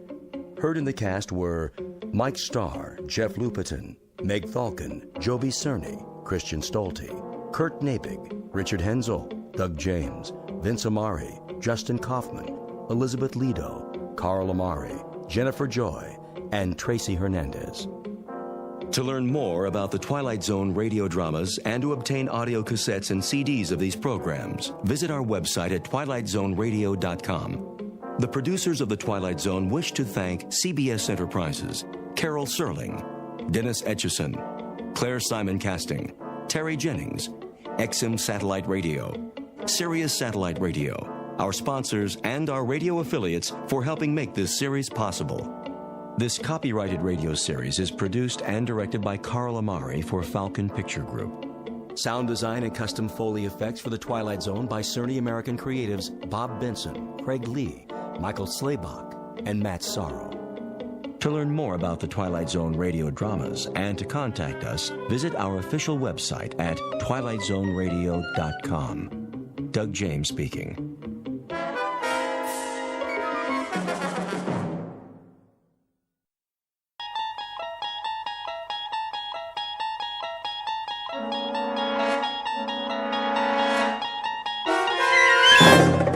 You're traveling through another dimension. A dimension not only of sight and sound, but of mind. A journey into a wondrous land whose boundaries are those of imagination. Your next stop, the Twilight Zone.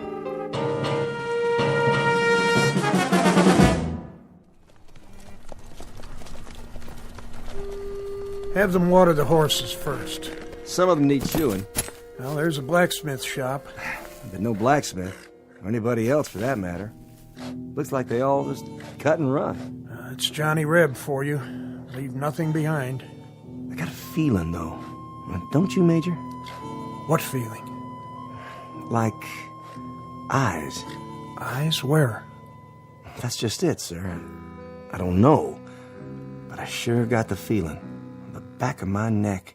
Like we're being watched. Maybe this town ain't so empty after all. No place to hide. A few stores, church. If there's a sniper up there, he'd be a fool to take on this many. Well, it's like you say, sir. Johnny Reb's got more guts than brains. Take 2 men and look around. Miller! Sir? Check out the general store. Davis, you take the livery stable. Ain't nothing there, Captain. I can see it from here. You make certain, son. That's an order. Yes, sir. The rest of you, see to your mounts.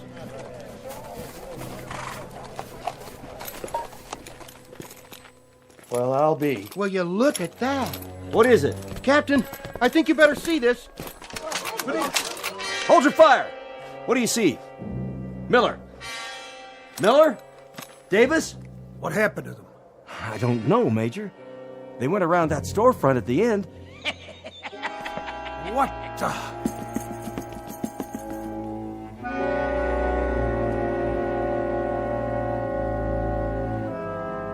The time is 1863. The place is a valley in the state of Virginia.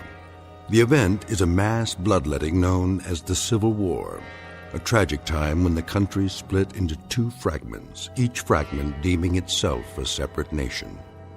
It's been a long and brutal slaughter with no end in sight, and those who survive have learned to expect the unexpected. But in just a moment, the captain and the major and their entire company will make contact with an enemy they cannot defeat in an outpost not found on any military map, an outpost found only in the Twilight Zone. And now, the Twilight Zone and our story, Still Valley, starring Adam West, with Stacy Keach as your narrator.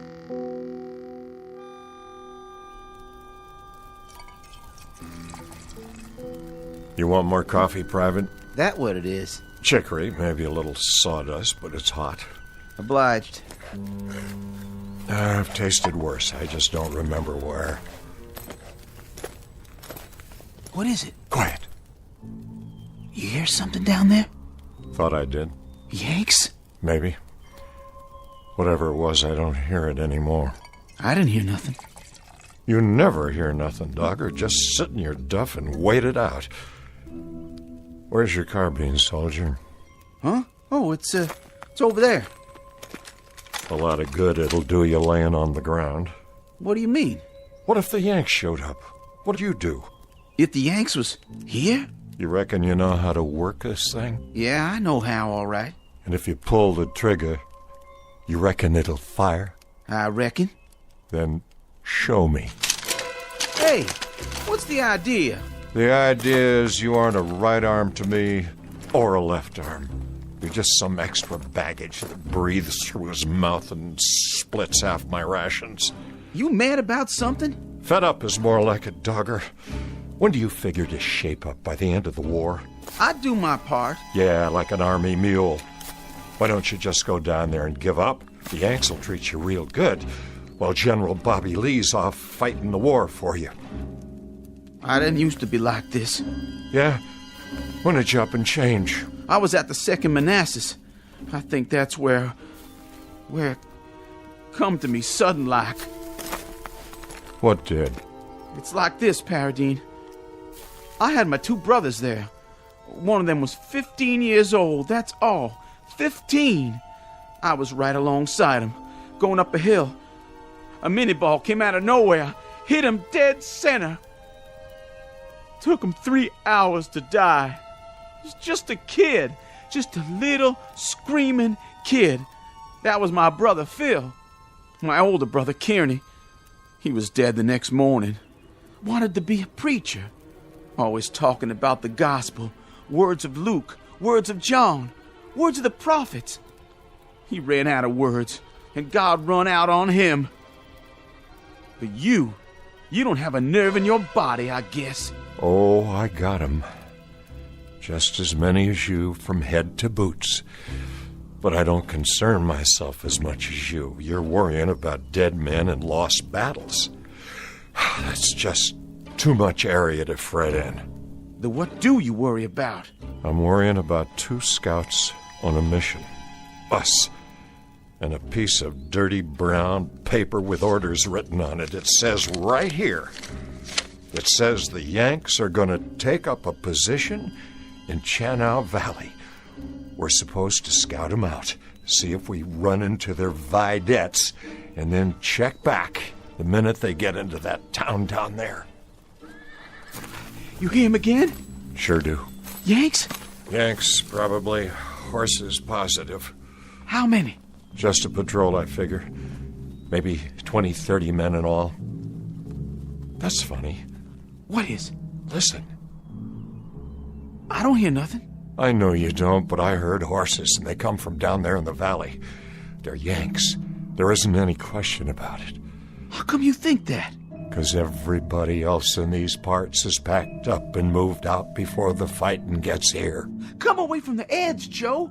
This ain't no place to stand out in the open. If they are Yanks, they'd be in that town already. It'd be as noisy as a county fair, but now there ain't a sound anymore. Maybe they gone away. I reckon I better get down there and take a closer look. I wouldn't do that. I know you wouldn't. Joe, you don't need to go. We got orders. Let's pull out. And just right away. Both of us. You wait here with your horse. If I don't come back... Listen, Joe. We know they're down there, right? You heard them. Well, we found out what we had to find out. Where they are. The Yanks are in the valley. So now we go back and report it. What's the point of... The point is, we gotta count their heads and their horses and their guns. We gotta look at their regimental numbers so our boys will know what's coming. That's enough point for you, Private? I don't care no more. I don't care. I got only one big mission left, and that's to stay alive. I say we go down there and wave an undershirt and throw down our rifles and... Why'd you hit me? Mr. Dogger, I extend my sympathy so long as you keep your yella inside. But the minute it crawls over to me and tries to climb up on my horse, too, then I withdraw my sympathy. You understand? Yeah, I understand. I pledge everything I got to this war, and all I get is the back of your hand. So far, you and me have pledged nothing to the Confederacy except maybe empty bellies and lack of sleep. But a couple of 100,000 others, including your own brothers, pledged a whole lot more.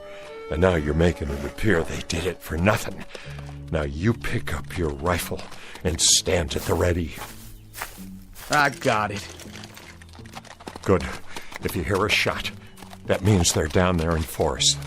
And you get back to camp at a fast gallop. Tell the lieutenant what happened. If you don't hear from me in 15 minutes, get back there anyway. You really going alone? Just me and this brave horse. For want of anything else.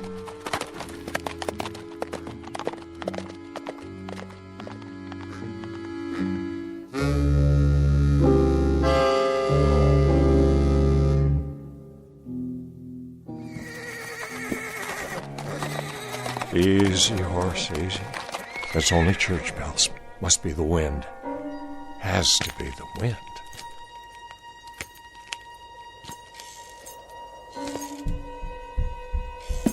Who's there?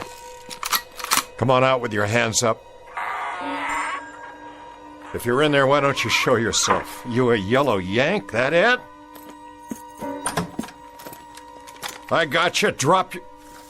Where'd you go?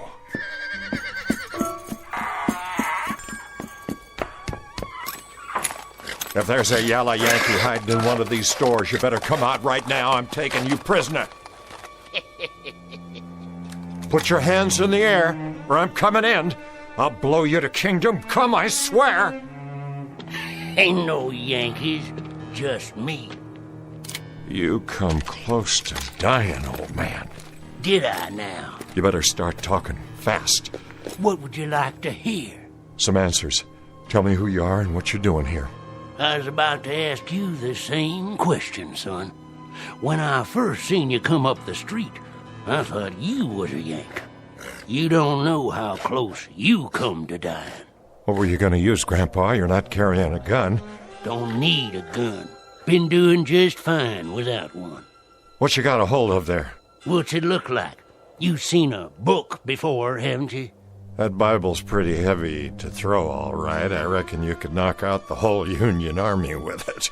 No, this ain't no Bible. And I wasn't aiming to throw it. Just use it, like I used it on them. On who? The Yanks. I took them all out, every last one. Leastways, every one that rode in here. Sure you did, Grandpa? Oh, I done it all right. What'd you do, read to them? Not to them. At 'em. And they turned tail, just like that. Nope. It was the town folk packed up and left. Then what happened to the Yankees? They're still here. I suppose you got them all hogtied, hmm? Come on, I'll show you. Over behind the blacksmiths. I don't need to play your games. Just tell me where to water my horse. What about grub?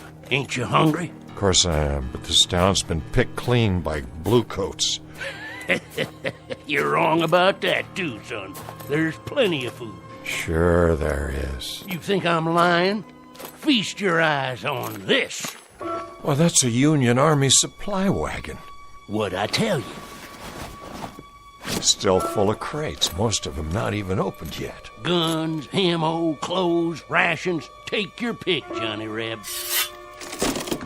I don't believe it. This here is real salt pork. First meat I've had in 2 weeks. Eat your fill. Wait a minute. You saying the Yanks rode out and left all this behind? That does make sense. Like I told you, Johnny, they didn't ride out.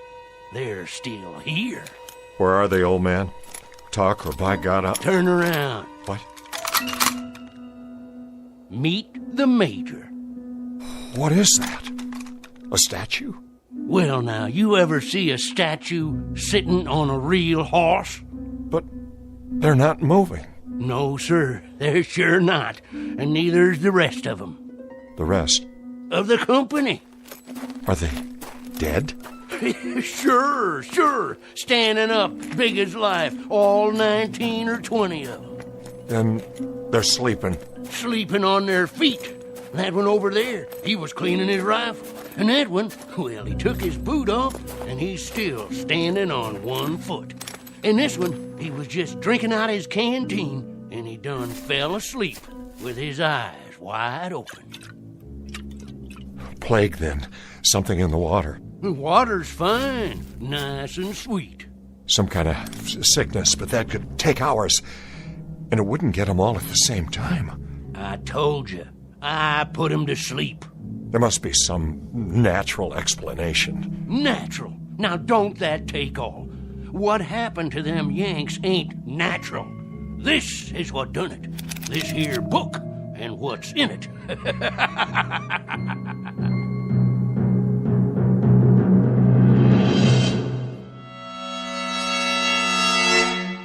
Give me that book. No, you don't, Johnny. This here is still my book, for now. Hey, Yank, wake up.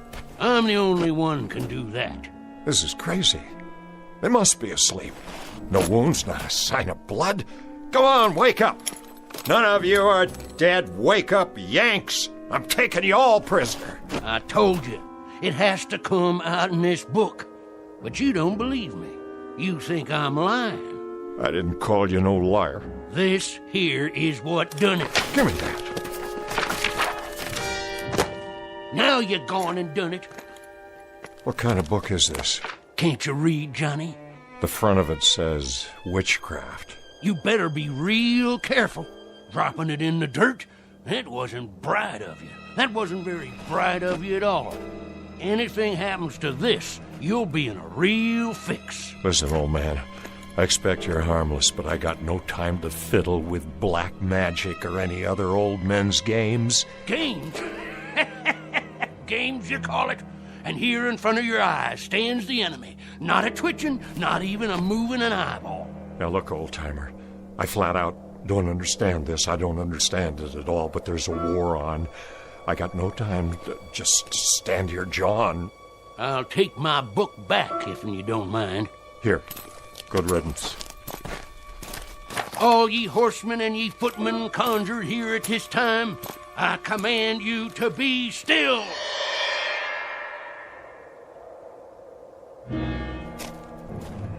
Oh, Johnny, you didn't believe me. What about it now?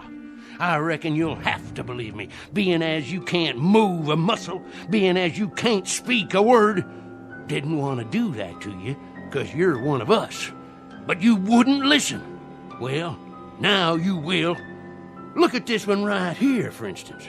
Standing up straight as a ramrod. He's a major by his stripes. And he's carrying his marching orders. Says this here's just an advance party. Soon as the rest come by, I'll do the same to them, too. You listening, Johnny? I know you can still hear me, 'cause I only used half the power. Now, let me introduce myself and tell you my story. Name's Teague. I'm a witch man, and my pappy was a witch man afore me. He was the seventh son of a seventh son, and I was his seventh son. I know conjure stuff forward and backward, up and down. It's my living.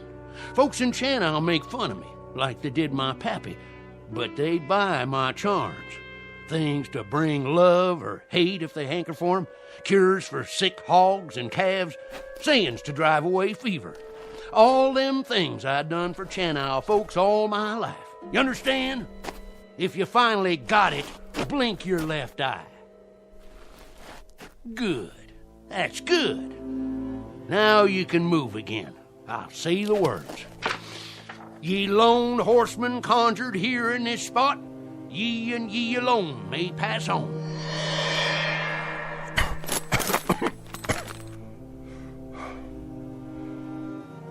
Mesmerism, that's what it is. Parlor tricks? Sure, that's what you'd call it. You'd call a rooster a hen and a gelding a bay just to deny what's right and true. Oh, Johnny, I thought you understood. What did you do? Just what I knows how to do. I've been laughed at and told to mind my business. Young'uns hooted and throwed stones. I could have cursed 'em, but I didn't. No, sir. They was my friends and neighbors in Channel, and I kept back evil from 'em. But I couldn't move. I couldn't blink an eye. Just like the Yanks. When they come, everybody run afore 'em, but me. Invaders, tyrants, thieving skunks in blue. But I fixed 'em. I didn't do no running. I carried this book out into the street, and I read the words, and you can see what happened. Now you listen, and you listen good, Johnny Reb. You fight the Yanks with everything you got. That's what I intend to do. Let me see those orders. From General T.F. Cotler, commanding 4th Division, Union Army. You will move immediately with your entire force, taking up a strong defensive position in the Channel Valley. Hear that? His entire force. There's more coming.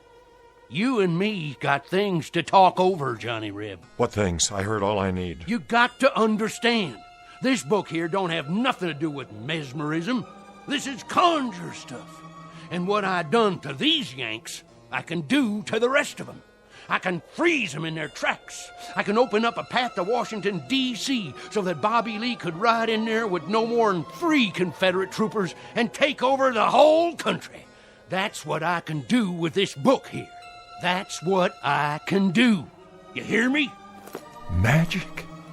You claim it's magic. I don't claim. I say.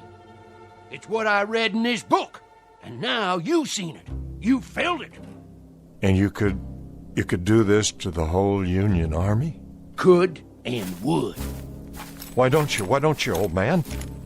For one good reason. And one good reason only. It better be a good one. If you have the power to turn the war to our side. I'm going to die. I'm going to die before the sun goes down. How do you know that? How? I can feel it in my bones. I can smell death. I seen the raven on the wing. I heard it coming. It's on a white horse, galloping this way. It's a pounding in my heart, a galloping and a galloping straight at me. Old Mr. Death ready to pluck me out of the living. So I ain't going to be around long enough to do what's got to be done. Then if you won't do it, who will? I'm leaving it to you. Me? That's right. But why me? A book ain't the only thing I can read. I can tell the look of a man. Eyes, head, hold on his weapon. I can tell all about that man. So I'm choosing you. Everything you need you can find in this book. Spells, magic, curses, charms, everything. Here, take it. It don't seem right. It don't seem right at all. There's something about all this. Something. Something like what? Something unclean. Look at these pictures, animals, symbols, things I've never seen before. It's like being in league with... Say it, Johnny Reb. You got it right. Now say it like it needs to be said. With the devil. That's it. That's who you're in league with now, Johnny. That's who we'll have fighting on the side of the South. The devil himself. The devil! The devil!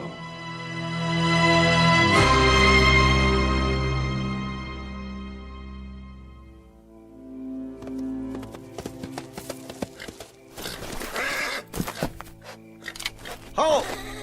Easy. Who goes there? Dogger, troop scout. Advance and be recognized. I'm advancing. Now put that rifle down. I got a message for the lieutenant. That you, Dogger? Yes, sir. You've been gone a long time. We almost gave you up. Dead or prisoner by this time, that's what we figured. Neither, Lieutenant. Where's the other scout? I don't rightly know, sir. What do you mean by that? Well, if I did know, I'd sure tell you. Talk sense, man. Well, sir, it's like this. Paradine, he rode off to the valley a while ago. Said if he didn't come back, to tell you as fast as I can. And he didn't come back? No, sir. He sure didn't. I've been riding like the wind. So the Yanks are here? Can't say that, sir. Not for sure. Why not? It was mighty strange back there. Not a sound that I could hear. Paradine, he said he heard horses riding into town. Thing if it was, they never come out. Well, why should they? They're bivouacked while they prepare for tomorrow's battle. One thing, sir. If they did ride in, they plumb disappeared once they got there. What are you talking about, soldier? It's like they rode into a hole and got covered over. Them and the horses. Not a hoot or a holler out of them after that. Like they rode off the edge of the world. Or into a hole like a great big grave. What happened to Trooper Paradine? Well, sir, I reckon by now he's buried somewhere down there in that lonesome valley. With the rest of them. Buried. And never coming back.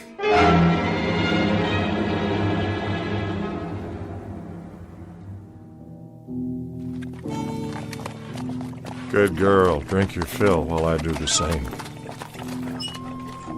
Johnny, where'd you go? Filling up my canteen, old man. Sorry, Johnny. Must have dozed off. That's okay. Stay lying down. You don't look so good. Almost sundown. Not much time. Oh, now there's plenty daylight left. Drink the water? Thank you kindly. I told you, I only got till sundown. After that, it's all up to you. That ain't gonna happen. You're feeling stronger, I can tell. Oh, no. Just a few more minutes. That's all you gotta wait. Just a few more minutes. What are you telling me? Read it. Read it. You hear me? I said stay down. Johnny Reb, you hear me? You got to read from it out loud. Here. Right here. It takes your blood on the first page. Oh, come on. That settles the pact. That makes the contract. Your blood mixed with mine on the front page. You need food is what you need. That's the only thing wrong with you. How about some salt pork? Hey, Johnny Reb. Stars and bars. Here, I'll cut you off some. Hoist 'em high. Would you open your mouth and eat? Stars and bars. Stars and bars. Oh, man, don't you do me like that. Oh, dang saber. Now I've gone and cut myself. The blood, it dripped right there in the book, just like you said, old man. Hey, old fella, talk to me. What do I do now?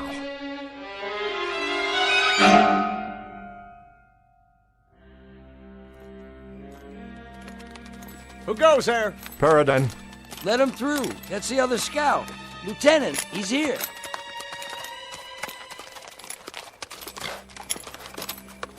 That you, Paradine? Yes, sir. You see, Dogger, he didn't ride off the edge of the world after all. Joe, is that you? It's me, all right. I'm sure glad to see you, Joe. I rode back here just like you said. You did good. So the prodigal returns. Some people around here figured you must be dead by now, or a prisoner. Neither one, Lieutenant. No time for either, it appears. Sir? That book in your hand. Man's got to do his reading, doesn't he? It wasn't like that. Well, let's hear it, man. What did you see? More'n you'd believe. I'll be the judge of that. Go ahead. I'll try. Where are their advance people? In the town. And the rest of their forces? The main body was spread out behind 2,000 men at least, 60 guns, one troop of cavalry, maybe 50 supply wagons. You drunk or something, Paradine? Not a drop, sir. There hasn't been a sound from that valley all day. Not one sound. Lieutenant, you got every reason to call me crazy. But the reason you didn't hear them is because they're asleep. Why, of all that... Put to sleep by magic, black magic. It's all in this book here. There was an old man, Teague by name. He done it. Then he give me the book so I can carry on. Paradine, this is an order. You're to take yourself to bed on the double. You're to sleep the night, make your report to me in the morning. This is my report, Lieutenant. There's practically a division of Yankees down there, and they're dead on their feet, not moving a muscle, just standing right out in the open, big as you please, or sitting straight up, the same as they were when the spell hit them. Spell? What spell? It's in the book here. I swear to you.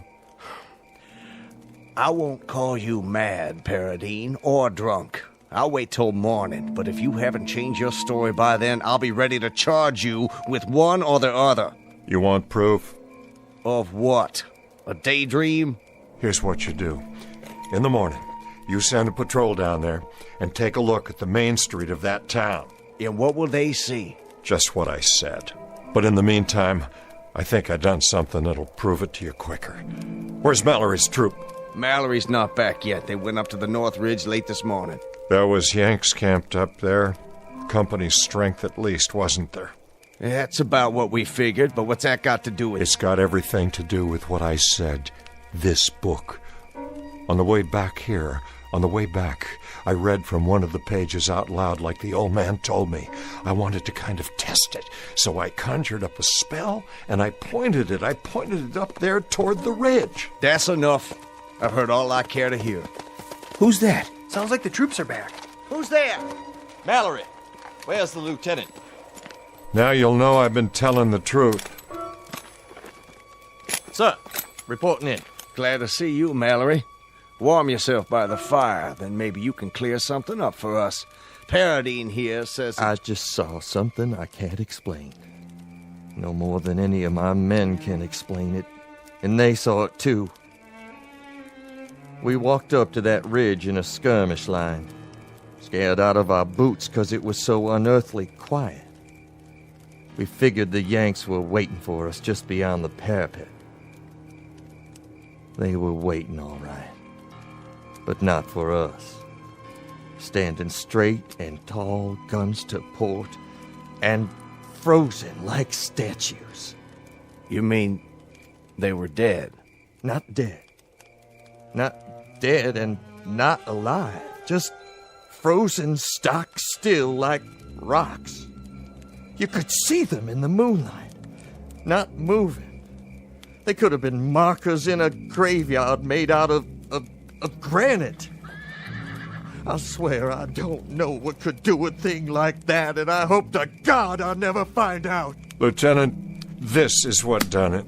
What's that? A book, but not just any book. Paradine, are you trying to tell me... You heard what he said. If that's true, if it's all true, then this is the devil's work. What's this all about? Is somebody gonna tell me? An old man gave me this book. A witch man. You're right, Lieutenant. It is the devil's work. I know that, too. But maybe it's time we called muster on the devil.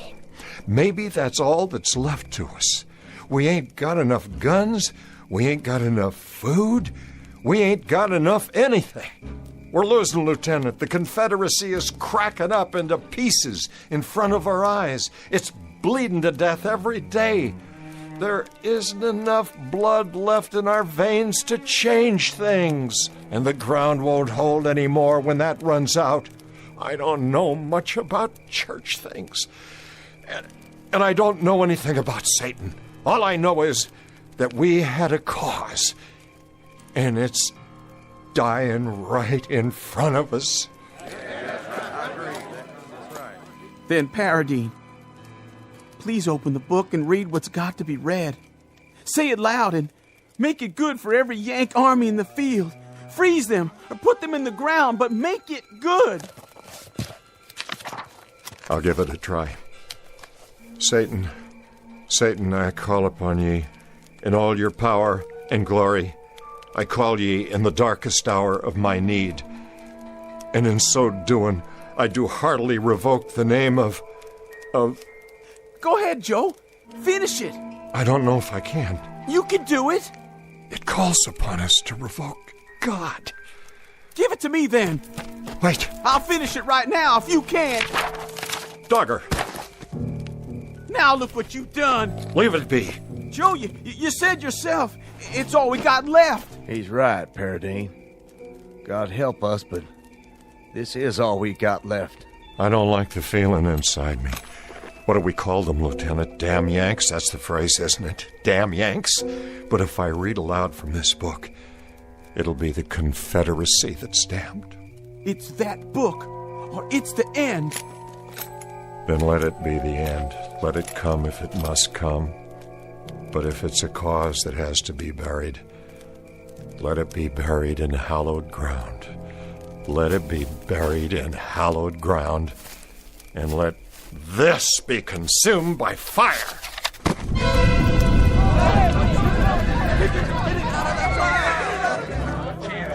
Let it burn, boys. Maybe he's right. Let it burn.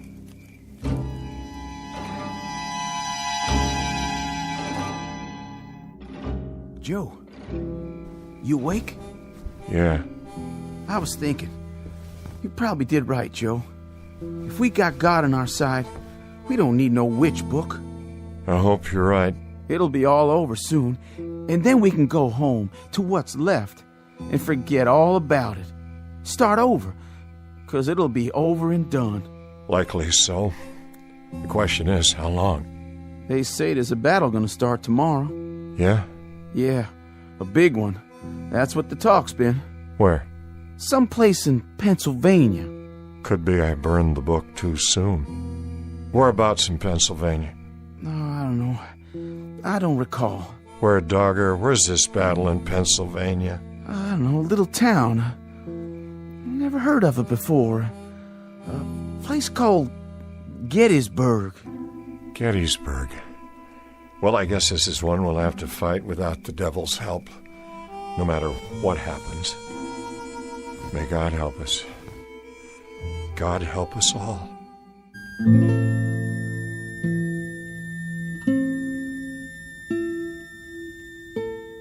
In a time to come, during what will be Joseph Paradine's old and garrulous years, he'll tell anyone willing to listen that the Civil War wasn't lost at Antietam or Gettysburg or Shiloh. Rather, he'll insist the Confederacy's fate was sealed in a little valley hamlet called Shannou. And people will laugh or pity him when he insists that the South lost the war because they refused a certain strategic alliance. But the truth is that such unholy alliances are often the norm rather than the exception in the Twilight Zone.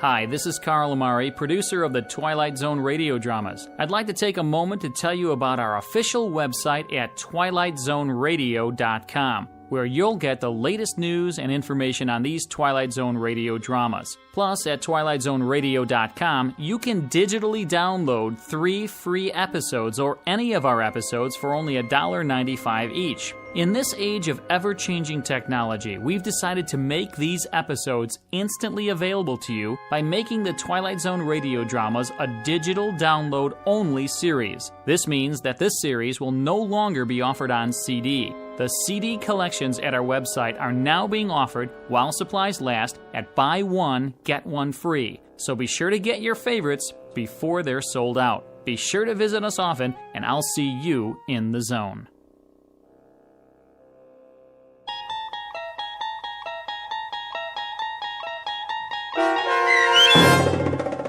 Still Valley, starring Adam West, with Stacy Keach as your narrator, was written for The Twilight Zone by Rod Serling from a story by Manly Wade Wellman and adapted for radio by Dennis Etchison. Heard in the cast were Mike Novak, Richard Hensel, Turk Muller, Doug James, Jeff Lupetin, Christian Stolte, Sarah Marks, Carl Amari, Vince Amari, Paul Patch, and Roger Wolski. To learn more about the Twilight Zone radio dramas and to obtain audio cassettes and CDs of these programs, visit our website at twilightzoneradio.com. This copyrighted radio series is produced and directed by Carl Amari and Roger Wolski for Falcon Picture Group. Doug James speaking.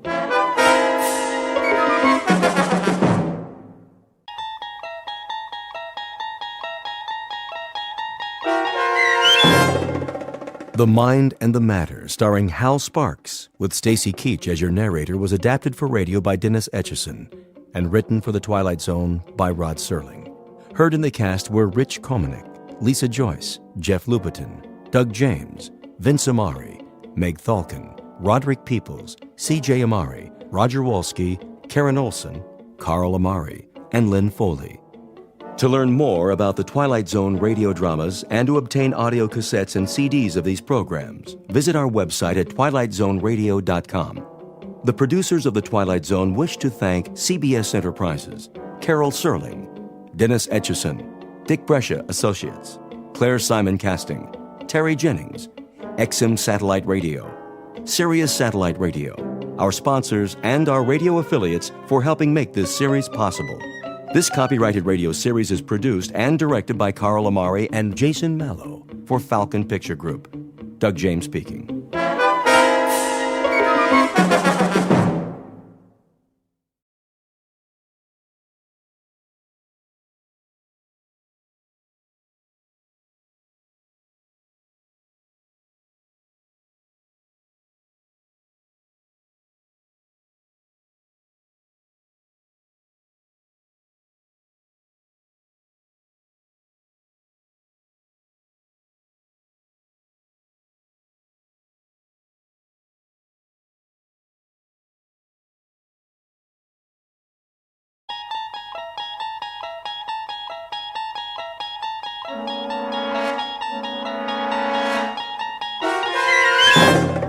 You're traveling through another dimension, a dimension not only of sight and sound, but of mind.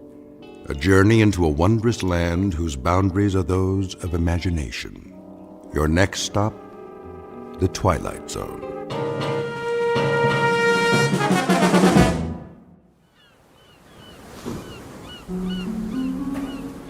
My name is Archibald Beechcraft, and to coin a phrase, welcome to my world.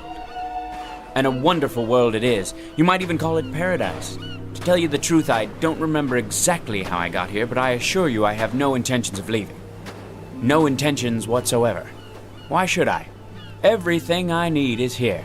The sand, the sea, the sky, as blue as a robin's egg, gently swaying palms, and absolutely nothing on the horizon.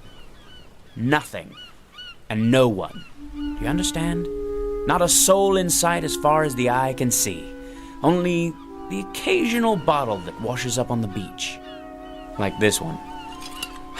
They're all the same, with a note inside, some poor soul scribbling a message for help. Whoever reads this, I am stranded on a desert island. Please send a rescue ship at once.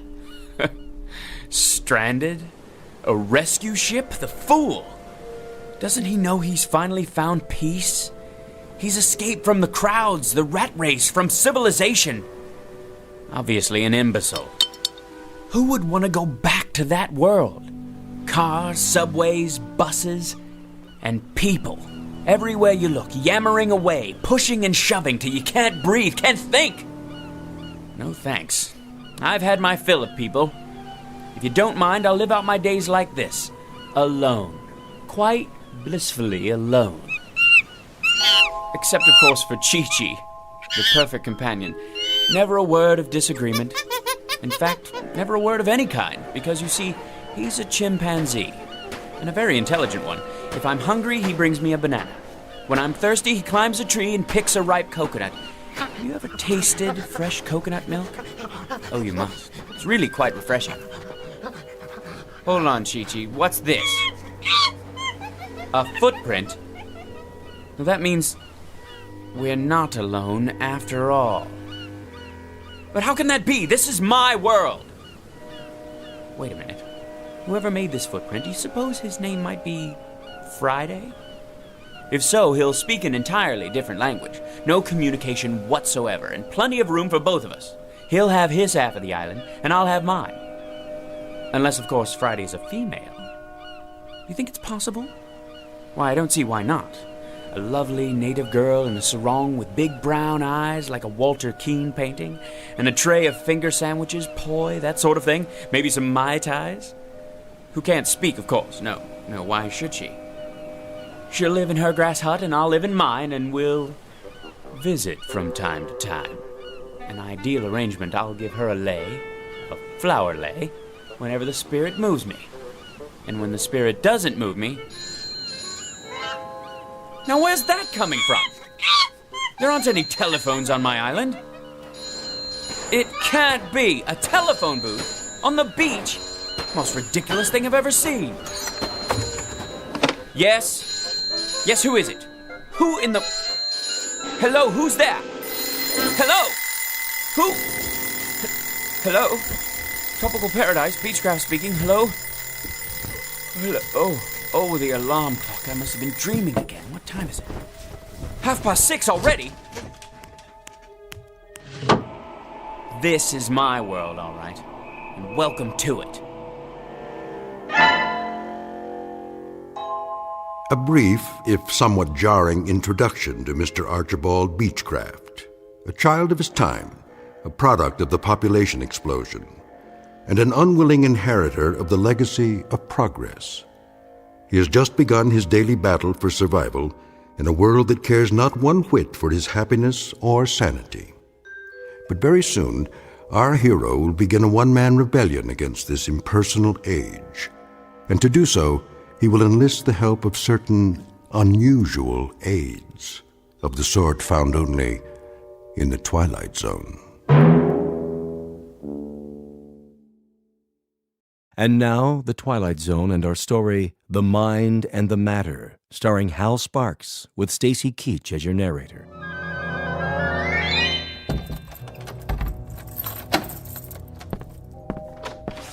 Morning, Beechcraft. I don't see what's so good about it. How's that? If you'll excuse me, I'm late. You're always late. Take it easy. You'll get there. I'm sure I will. And what an unmitigated joy that will be. 91, 92, 93. Stand aside. I don't have to. My mom said I could play. And I said move it. 94, 95, 96, 97. Why do you have to do that here, inside the building? Oh, you made me lose count. Now I have to start all over again. 1, 2, 3, 4. Get out of my way, you little wretch. Ma, that man called me a wretch.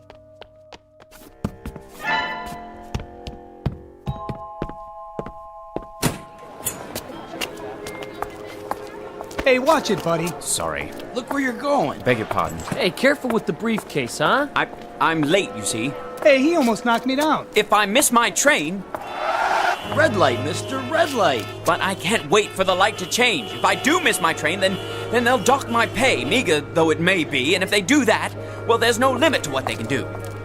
I'm not about to jeopardize my position just because of all the rude, inconsiderate people who are ruining this city. Positively ruining.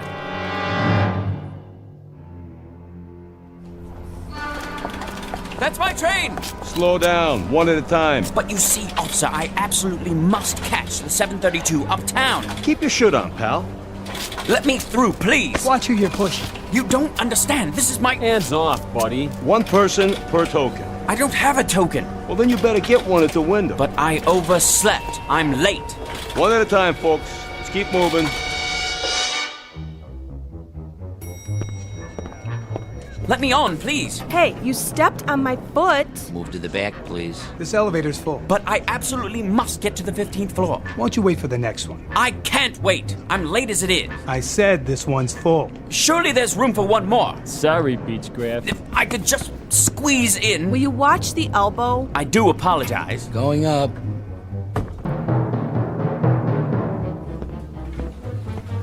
There's Mr. Beechcraft. Finally decided to make it, Better late than never. Morning, Laura. What happened to you? What didn't? If you'd been through what I've been through. Did you punch in? Yes. Mr. Rogers got here 15 minutes ago. I'm sure he did. I told him you went to get coffee. Coffee. That's what I need. Not now. And my blood pressure pills. Wait till the break. Look like you're busy. You mean pretend? I don't have to pretend. Of course, in a reasonable world where a person could work at his own pace with no pressure, no interruptions. Mr. Rogers will be back any minute. I'll bet he will. All right, where did I leave off yesterday? The Campbell file, as I recall. I'm finishing it for you. What? You shouldn't have done that. I'm quite capable. I know you are. I was only trying to help. Thank you, Laura, but if I could be allowed to concentrate without so many distractions, there'd be no problem. Here's your coffee, Miss Petty. Oh, thank you, Henry. You can call me Laura, you know. All right, Laura. I didn't know how you wanted it, so I got cream and sugar. Is that okay? That's fine. Kindly give it back. Hmm? The Campbell file. I'm just about to close it out. Where do you want me to set it? What? The coffee. Just a minute. If you please, Laura. Here you go. Oh, no. Why, you clumsy clod! Gosh, Mr. Beechcraft, I sure am sorry. You spilled it all over my jacket. I guess I didn't see you. That's precisely your problem. Try cold water before the stain sets. I'll get another cup. That's all right, Henry. No harm done. I ought to send you the cleaning bill. Is that Beechcraft? Yes, sir. Looks like he's headed for the washroom. Something the matter? Well, Mr. Rogers, you see, He's a little out of sorts this morning. Is he now?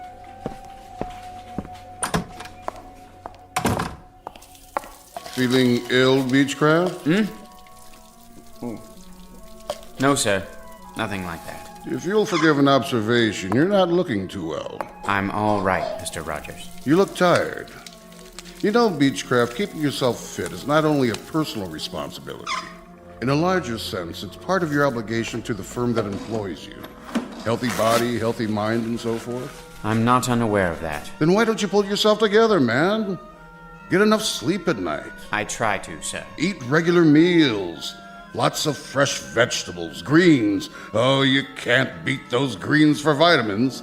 I'm a sprouts and spinach man myself. Are you? I'd have them for breakfast if I could. Believe me, Beechcraft, the secret is definitely in the greens.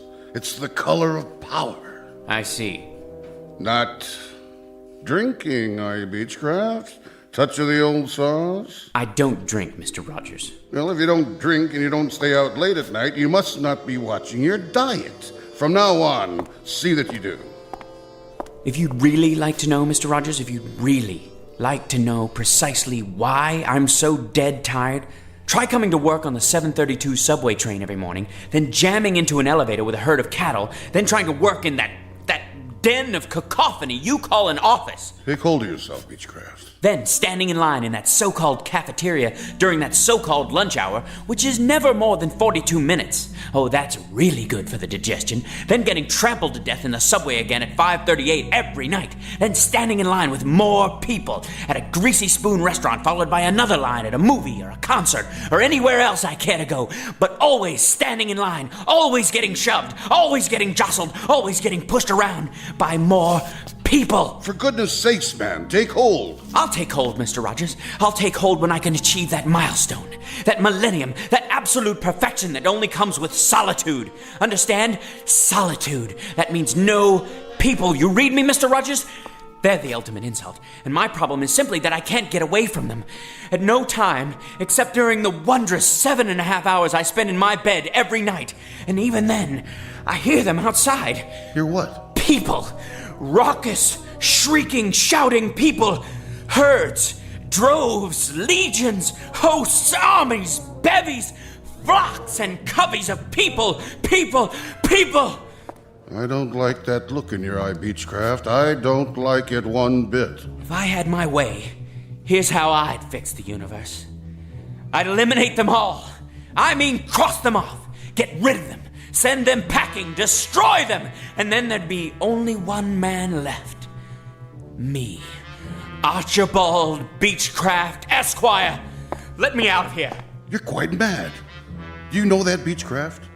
You're either off or en route away from your rocker. Well, if I am, I very much prefer my madness to the so-called sanity around me. People, as far as I'm concerned, you can have them. If I had my way, I'd make them all disappear. Every last one. Well. Old Beechcraft's finally showing some gumption. Just the same, I'd best keep a close eye on him. A very close eye indeed.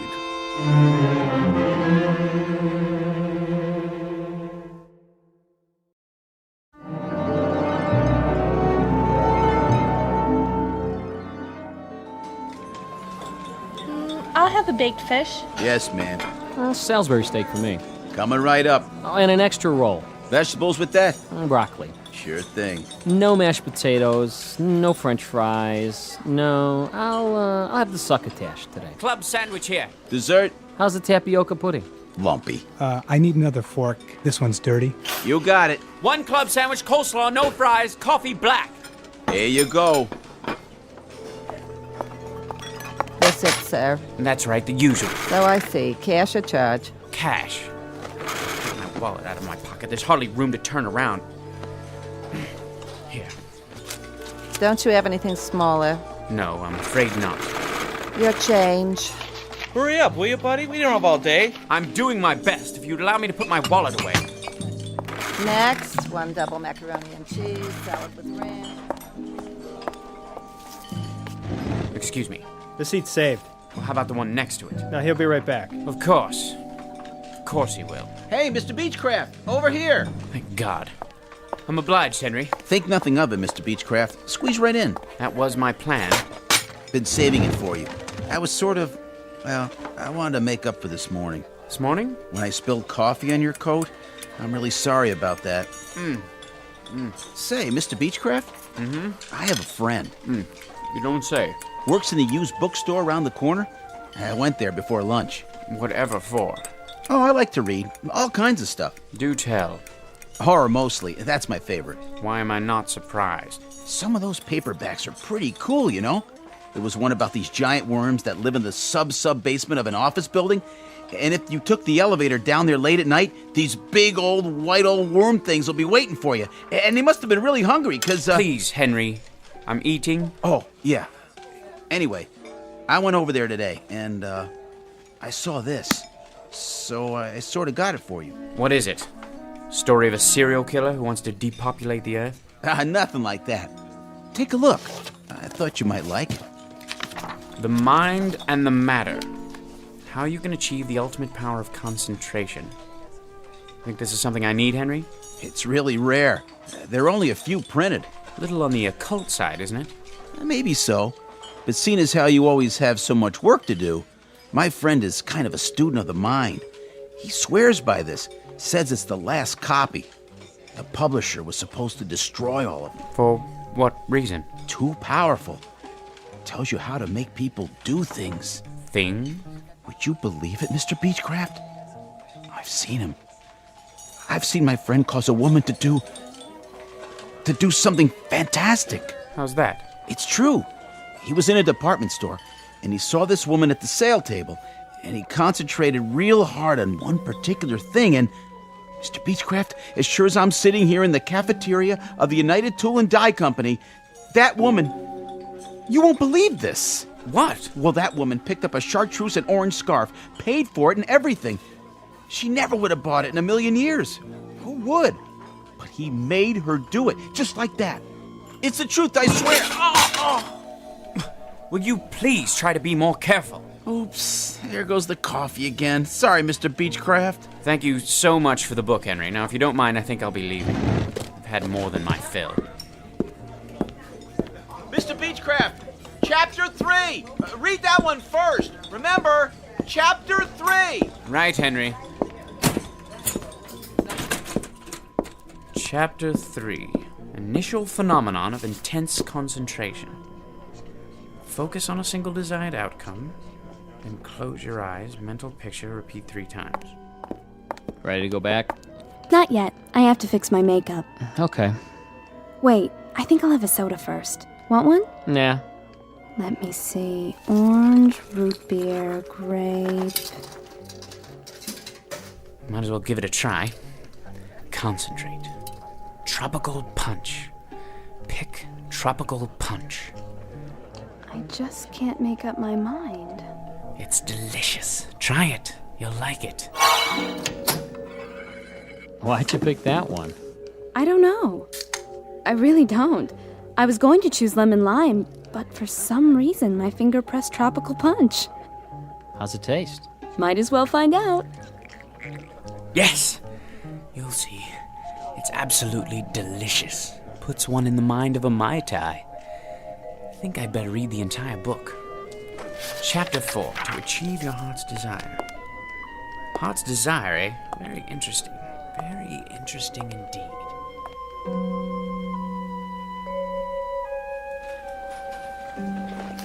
The most important element is concentration. Blot out the quotidian irrelevancies that pollute your day. Quotidian? Nice vocabulary. Mr. Beechcraft? The science of the mind requires absolute adherence to the following rules. Mr. Beechcraft? What is it, Laura? Did you turn in the Campbell file? Campbell? John R. From this morning. I don't see it. I'll get to it. Now then. The following rules of mental control over the omnipresent phenomenology of the modern environment. I really need the file before Mr. Rogers comes by again. Silence! Can't you see I'm reading? Sorry I disturbed you. Oh, Laura, how was your beverage, by the way? Beverage? In the hall, the can of soda. Tropical punch, wasn't it? Oh, yeah. Not bad, actually. Reminded me of a pina colada. Did it now? Delicious, I bet. I'll just get back to my book. A very important book. Very, very important. Distractions which divert 98% of our brain capacity from the more highly evolved regions of the cerebral cortex.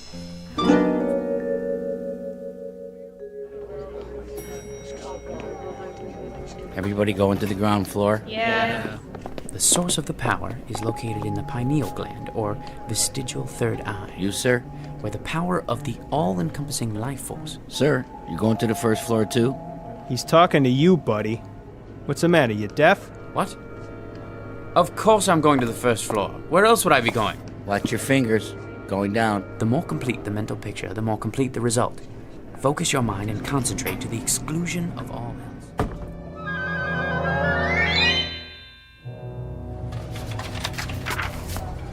From the lower to the higher chakras until you feel the power surging. You getting on the train or what? Oh, yes. Then move along. All aboard? Please step back. The doors are closing. Mental imaging of the desired result to the exclusion of all else.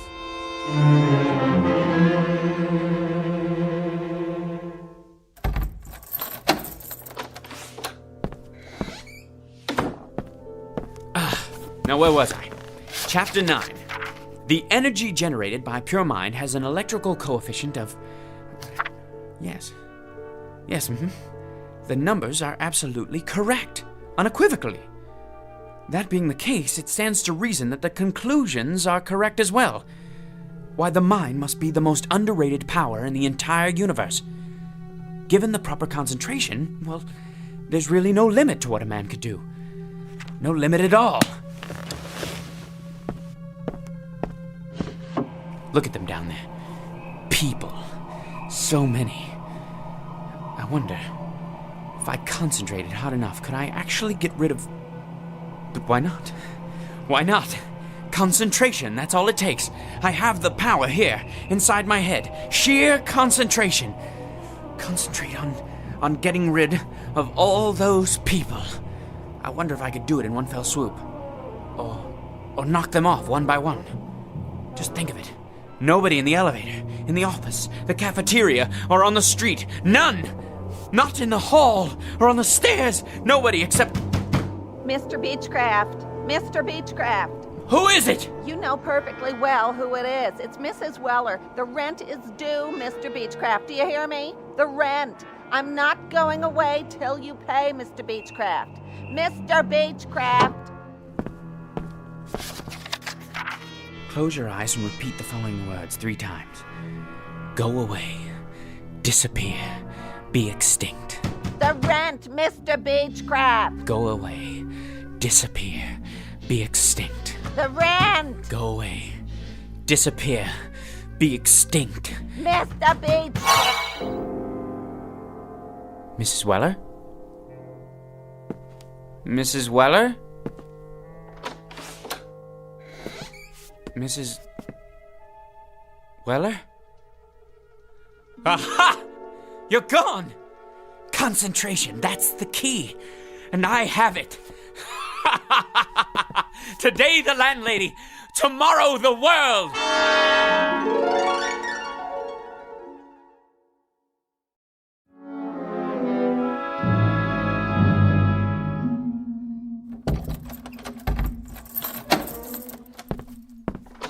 Good morning, Beechcraft. Is it?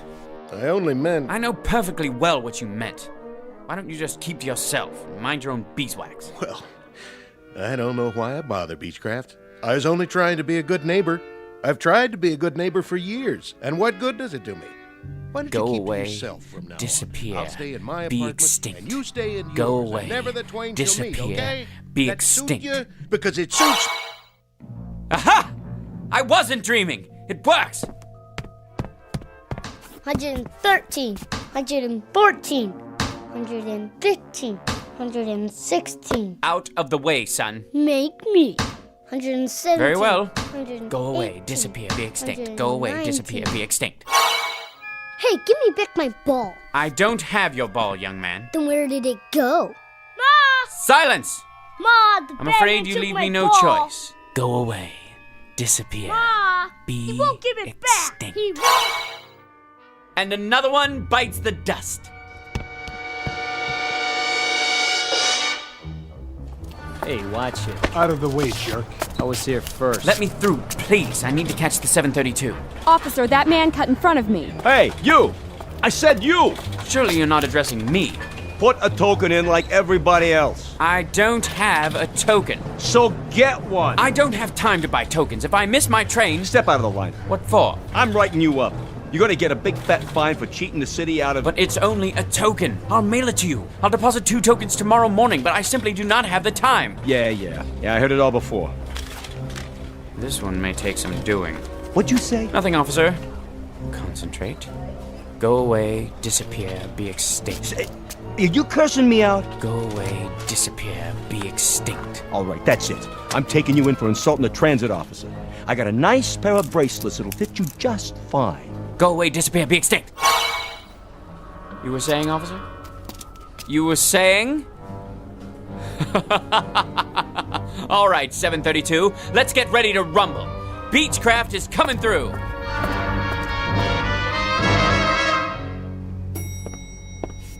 What? No line for the elevator this morning? No pushing? No shoving? My, that is unusual. Anyone else? No? All right then. Going up?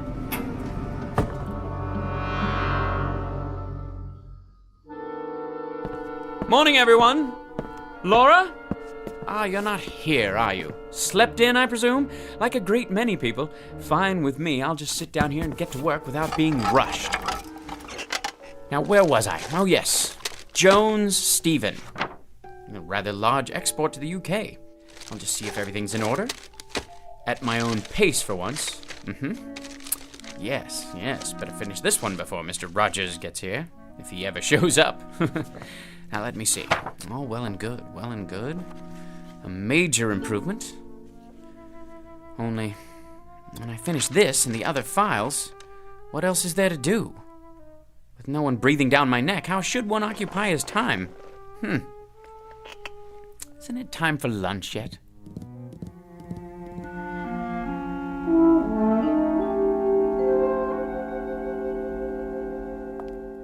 I think I'll just have the salad today. Some soup to start off and crackers. No hurry, mind you. Plenty of time to digest my meal. Where to sit? Why, any table at all? The morning paper. What's new in the world today? White House. Middle East. Federal Reserve Bank. Oh, it's no use. I hate eating alone. And worse than that, I'm bored. If only I had someone to talk to. One person, that's all. Someone quiet, well-mannered, intelligent, someone like me, in other words. That's it. Concentrate, Beechcraft, concentrate. You called? It worked. Of course it worked. Don't you have any confidence in yourself? Pleased to meet you. The name's Beechcraft. I know. And your name is? Archibald. Call me Archie. You too. Call me Archie as well, if you like. I like it just fine. How's tricks, Arch, old man? Bit on the slow side this morning. Look here, Arch. This isn't working. Wouldn't you agree? Why not? Let's be frank. Too much of a good thing. Well, I wouldn't say so. But you're thinking it. Let's just say I'm temporarily accessible to suggestions about how to occupy my time. Face it, you're bored to tears. Solitude is one thing, but loneliness is quite another. Loneliness. I despise people, loathe them. And I, Archibald Beechcraft, have done away with them. For good and all, mind you, for good and all. I'm leaving. You haven't finished your lunch. I don't have much of an appetite. Thought about any alternatives? Alternatives to what? To this. It's like an empty movie set in here. I don't even want to think about what it's like outside. Look at yourself. You don't have idea one about how to fill the day. People are bad enough, but inactivity's even worse. You're talking nonsense. I'm content. I'm honestly and truly content. For the first time in my life, I have managed to rid myself of the worst scourge there is. The general populace. So what are you going to do? Splurge and buy a can of tropical fruit punch from the soft drink machine? Will that do it for you? If the truth be known, I would appreciate a little diversion of some kind. Any kind. You mean like a change in the weather? That's it. Perhaps a little unseasonal rain. Or a lot of rain. Let's make it a tropical storm with thunder and lightning. The works. That should shake things up. All I have to do is concentrate. Not that exciting, is it? Maybe we need to add something spectacular. Like an earthquake. Sure you want to do that? Why not? Here goes. You mean there it goes? I can imagine what the office looks like right now. My desk! All your files on the floor. Gonna take some sorting. Enough! No earthquake! And no storm either, forget it! So now what, Arch, old man? I've had it for the day. I'm gonna take the rest of the afternoon off. Uh-huh. And do what? Stroll down the street? Take a ride on the subway all by your lonesome? Boy, I'll bet the old apartment building's quiet as a tomb. It's starting to get to you, isn't it? The thing of it is, I don't care much for people, but it's difficult not having anyone, present company excluded. I guess it's a trade-off. That's the crux of the problem. Frankly, there isn't a breed of human being that I can stomach. Ever think of a Cocker Spaniel? I never cared much for animals either. Most of all, though, I can't stand people. Thanks. Well, except for you, naturally, but that's because you're a higher class of individual. Wait a minute. That's it! That's what? Why didn't I think of it before? People I can stand. That's what I'll do. I'll create people who are just like me. A world full of Archie Beechcrafts. Now that's a thought. You bet your sweet life it is. I'll will it. I'll concentrate, and from now on, everyone will be exactly like me. It's so simple. And when will this new era be ushered in? Tomorrow morning. I'll re-people the earth. Nothing but my kind of folks. In fact, why wait? How about right now? 15th floor, everybody off. Look at them, like sardines. Rude, thoughtless people. Worthless, every last one. Nobody has any manners nowadays. Late. Thanks to them. Listen to them. They sound just like me. You're not kidding. Take a gander at their faces. They look like us, too. A rather handsome lot, you must admit. Where are they headed? Back to work, I presume, those who chose not to dine in the cafeteria. A sight for sore eyes, eh, Archie? It certainly is. Now that I've decided to replenish the population in a kinder, gentler mold. This, I gotta see.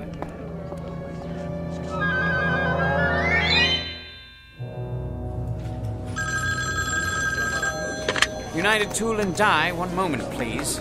Rude son of a noise, miserable noise. I'll go out of my ever-loving mind. Keep it down, I'm trying to work. Can't hear myself think. People. Is there no respite? Herds, droves, legions, armies, hosts, bevies, coveys of people. Deliver me, please, deliver me. Hear that, Arch? I've heard more than enough. You asked for it, you got it. A sty. That's what it is. Nothing but a pigsty. A people sty. Had it? Undeniably. Finally getting through to you, huh? Without a doubt. A lot of me is just as bad as a lot of them. You said it. So, what's to do now? Nothing else to do but put it back the way it was. Just like that. Just like that. Mind over matter. Concentrate. Go away, disappear, be extinct. Go away, disappear, be extinct. Go away, disappear, be extinct.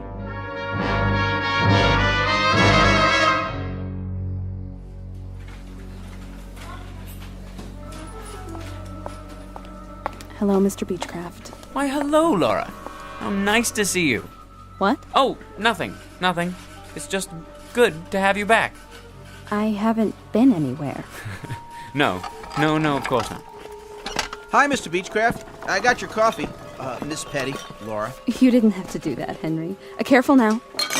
Oh, Mr. Beechcraft, sir. Please forgive me. You should be more... Forget it, Henry. Nothing serious. It isn't? Not at all. Just another little spill on the old sleeve. I'll take care of it with my handkerchief. Gee, thanks, Mr. Beechcraft, for being so nice about it. Tut-tut, my lad, tut-tut. Something else, Henry? I was just wondering, sir. Yes? That book I gave you? Did you get anything out of it? Not really. Why don't you take it back? You sure? Frankly, it's a lot of pap. Interesting, but totally unbelievable. And now, if you'll excuse me, I think I'll get back to work.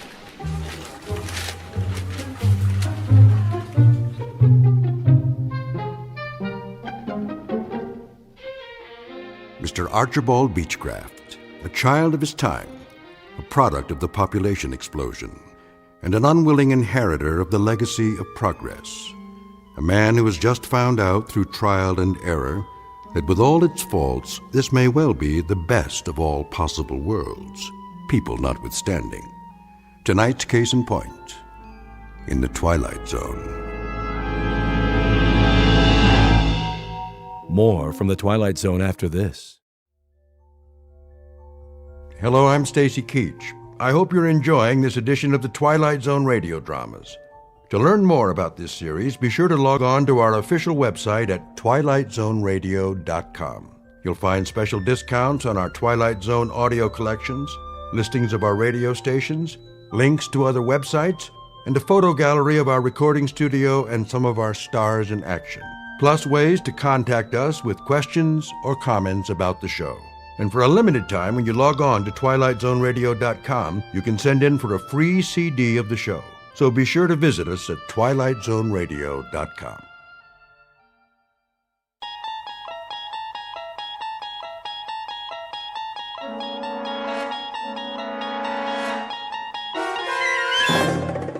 You're traveling through another dimension.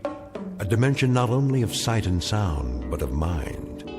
A journey into a wondrous land whose boundaries are that of imagination. Your next stop, the Twilight Zone.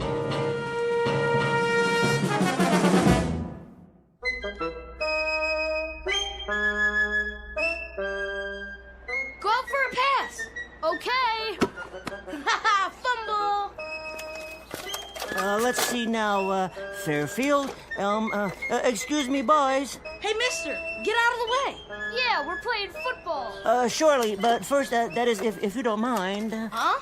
Could you direct me to Yancey Street? What do you want to know for? Well, I've never been to that particular neighborhood, and, How come you're carrying that thing? Oh, this is the Hercules Mark IV, the finest device ever made for hearth and home. What is it? Some kind of an invention? Why, yes, as a matter of fact, a new breakthrough in home hygiene. It removes dust and dirt that you can't see with the naked eye. It comes complete with a laboratory-grade filter and an extension hose. You mean a vacuum cleaner? No, nothing so prosaic. Yeah, it is. And you're a salesman. You better stay away from my place. My dad hates salesmen. Mine too. He'll sock you in the jaw. The last guy that came around... If you could just point the way to Yancey Street... Over there, by the park. But don't stop at my house neither. My mom will kick your butt. Yeah, of course. Okay, bye. That guy was weird. Yeah, with his little hat. Haha, what a loser.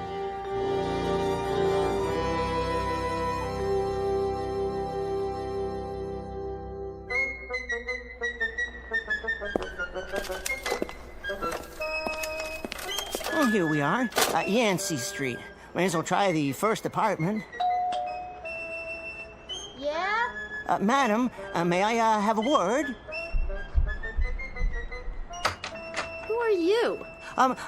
My name's Dingle. I have something for you. You a process server? No, ma'am. I'm here to, Social worker? No, not at all. I'd merely, A cop? No. You said you wanted to give me something? Oh, yes, indeed. Well, you can come in, I guess, for a minute.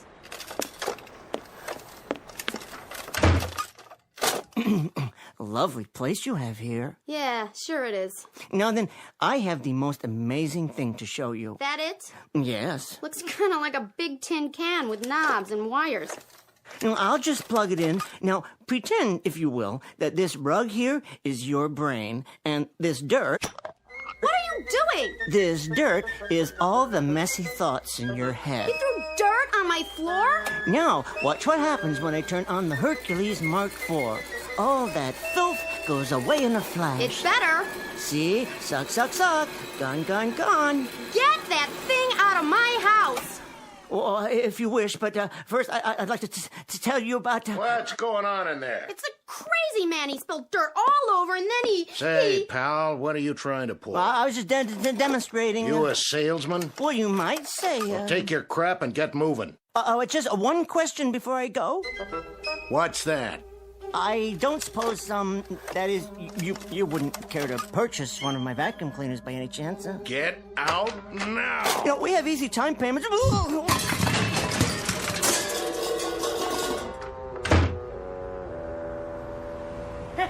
at him! I told you, mister. My old man don't like salesmen. Thank you. Thank you both very much. No, I think I'll just try the next block over.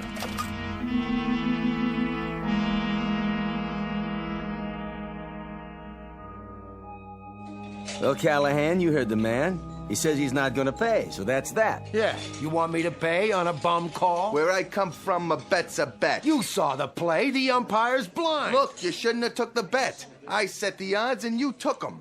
All I want is what's coming to me. Hello, Mr. Dingle. The usual? Oh, not quite yet, Mr. O'Toole. Just allow me to sit here and collect my thoughts.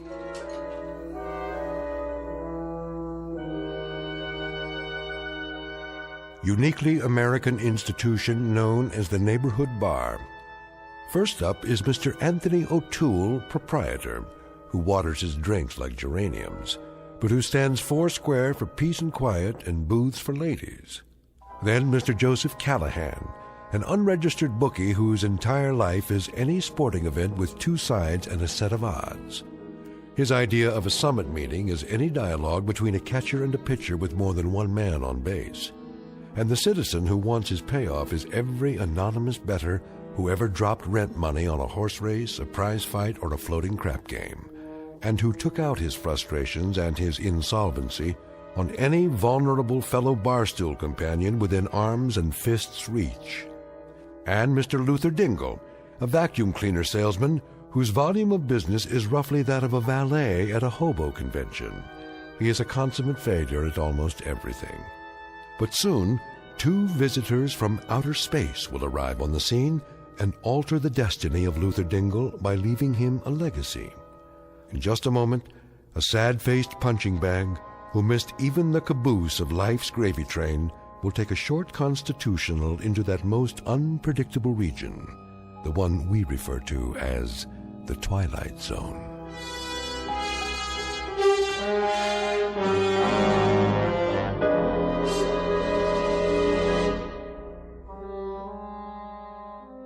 And now, back to our story from the Twilight Zone, Mr. Dingle the Strong, starring Tim Kazurinsky, with Stacy Keach as your narrator. Don't give me that, Callahan. I told you before, I don't pay off on a bum call. 3 umpires called him out. I called him out. 11,000 fans called him out. Final score, Pittsburgh 3, Dodgers nothing. You and me got an even bet. I got the Pirates, hence you owe me $5. I know a bum call when I see one. That ball was foul when it hit him. It don't matter what you think you saw. So instead of an out, it was a foul ball. Who's to say he wouldn't have got on base? So that after the single, he would have scored a run and like that. You're dreaming. And furthermore, Callahan, you're a low-down, cheating insult to American bookiedom. I'm gonna give you 5 seconds to take back that innuendo. Callahan, I told you once before already. Told me what? You start a brawl in here again, and I'll fix that mouth of yours so from now on you'll be doing all your drinking through a tube stuck in a vein. Me? I give you trouble? You heard me. Tell it to the #1 welcher of all the western states over here. This guy still owes me money for the fight. Yeah. Mainly on account of that was a bum call, too. And I don't pay off on bum calls. Hey, Dingle. Yes? You remember that fight? The champ's out of the ring, and the ref gives him a long count. Like everybody in the room could have gone out for a beer, engaged in some small talk, and then come back and still sat down before the ref has finished counting. Now, how about that? I'm asking you. Me? Yeah, you. How about that? You're asking Dingle? I sure am. I'm asking him. Well, I don't know. You see the game on television last night? Well, as a matter of fact, I did watch it, yes. There you go. Now we'll settle this. You talk about bum calls. 9th inning, batters up with 2 down, and we got a man on first and a man on second, and this umpire with no pupils in his eyes calls a foul ball and out. You see that? I believe I did see that particular play. Then you tell him. You just tell him what you saw. Yeah, go on. Exceptional defensive play. Abner Doubleday would have been proud. Never mind Abner Doubleday. I leave it up to you. Was that a foul ball, or was it an out? Well, Come on over to the bar, Dingle, and I'll buy you a drink. Refresh your memory. I'll pay for it. Put your money away, both of yous. This one's on the house. Okay, take your time. Say it. Say what you saw. Well, it did appear to me... Yeah? It appeared to me that the ball was in safe territory. Appeared? Consequently, upon striking the ground and then hitting the batter, the rules would very clearly indicate that the batter was out. You heard it! You realize, of course, pal, that you're calling me a liar. Now, I ain't an unreasonable man, so I'll give you one more chance. All right. Was that a foul, or was it an out? Well, as I say, it's my considered opinion. Here's what I think of your opinion.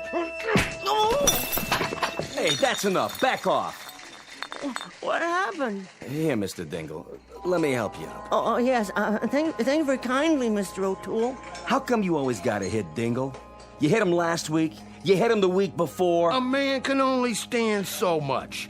I'm tired of this guy contradicting me. And when somebody calls me a liar, there's my honor to consider. Your honor? You've got nothing but larceny in you, all the way from your arches to where you part your hair. And when you die, they're gonna have to screw you into the ground. How about that, Dingle? Is that true? I'm crooked? I leave it to you, buddy. Am I crooked? Well... Hey, Dingle, just once. Why can't you just be neutral? Well, that's an interesting question. Watch what you say, Dingle. I got money riding on this.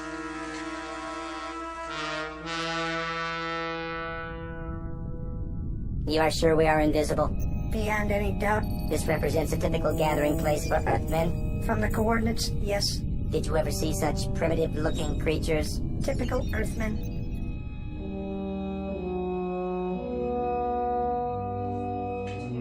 And I say that anybody tells me Philadelphia had any right to win the pennant that year is out of their green grass mind. You're blind as a bat and you're stupid too. And furthermore, if you're gonna sit there and tell me... Look at the record books. What? I rest my case.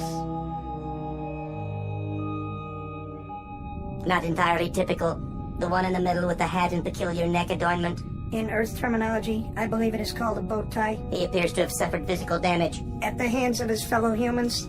Appalling. This might be the perfect specimen. Does that compute? The very one we're looking for. Silence.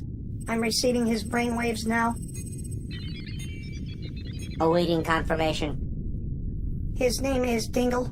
He's an abject coward. He doesn't even possess the minimum musculature for survival on this planet. Decidedly a sub-physical type. A genetic throwback? I believe we have found our subject. You intend to give him the additional strength? We have not found anyone weaker, have we? Negative. This one will make an exceptional subject. I estimate 11 additional cyclograms atomic weight. That should make him approximately 300 times as strong as the average human. Yes, that will suffice. Contact the mothership. Tell them we have picked a subject. They may begin observing him in 60 Earth seconds. Confirmed. Adjust settings. Check. And prepare to let him have it.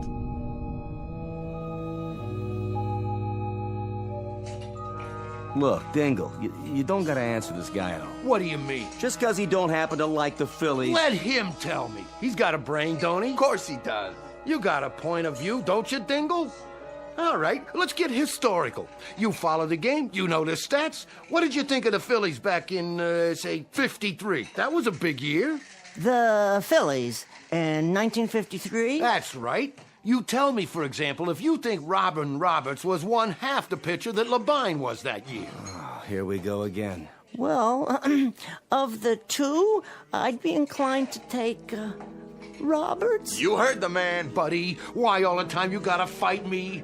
Now, let's run through this one more time. You say that Robin Roberts had more stuff than Clem Labine? To be perfectly honest and candid, as to the two men, as good as they both were, all things being equal... So come on already. Hey, let the man talk. Who do you pick? Roberts?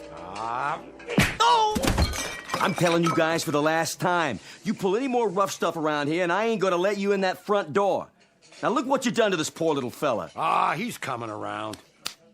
How do you feel, Dingle? Clem Labine was definitely superior. You see? All I'm doing is helping him see things clear. What was that? What was what? I don't know, but I definitely felt something for a second just then. How you doing? You all right? Definitely Clem Labine. All the same, I I think you better go on home. Well, if you insist. But I feel quite well.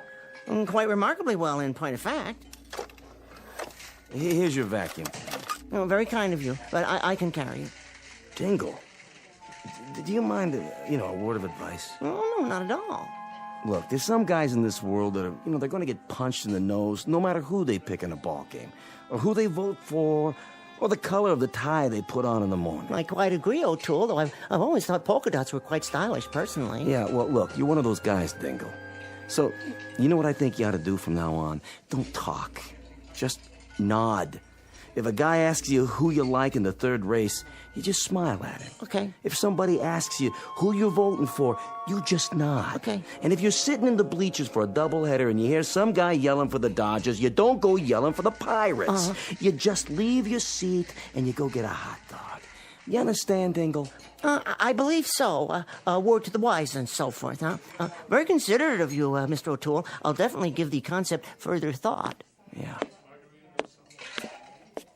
What's the matter? Well, that's odd. What is? I feel so funny. Funny how? Oh, nothing. I'm sure I'm fine now, but for a moment there, it was as if something passed over me or through me, and I heard a high-pitched sound. Very odd. Did anyone else hear it? I can't say as I did. What's he talking about now? Oh, well. No, what do you suppose caused that? Caused what? Well, this vacuum cleaner feels light as a feather. Not that the machine isn't light. It happens to be one of the lightest on the market. Give me a break. No, it's a handy-dandy Jim Cracker A1 piece of merchandise, a guarantee to lighten the labor and lengthen the life of that wonderful partner in the American home, the housewife. But I've never noticed it was this light. Hey, see you, Dingle.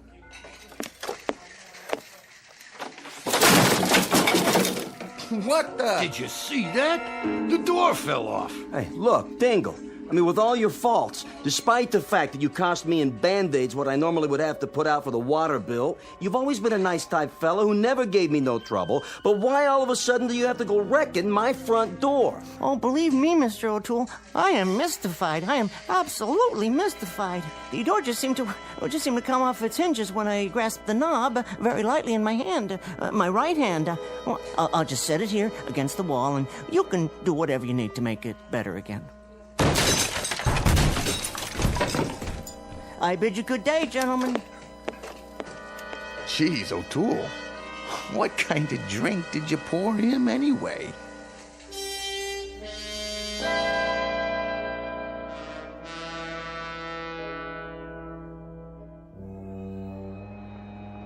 Look it, there's that dweeb again.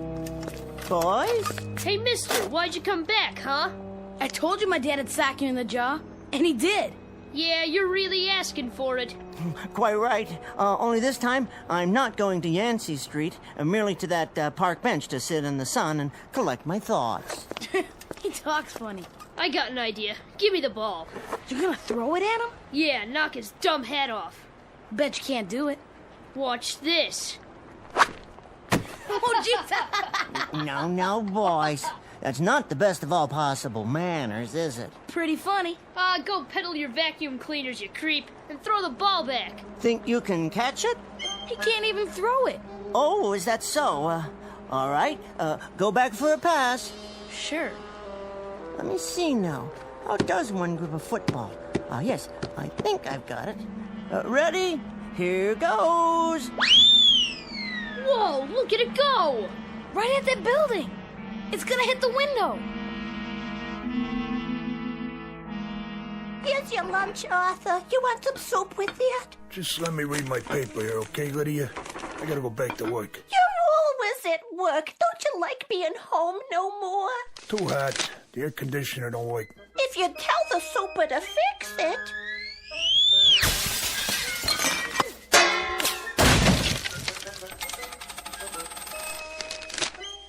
What the heck was that? I don't know, Arthur, but you don't have to tell the super nothing, 'cause now we got a nice cross ventilation all the way to the next apartment.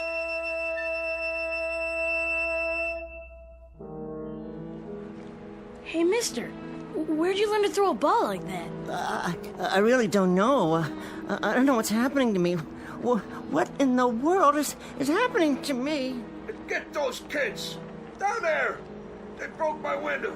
We better get out of here. Yes.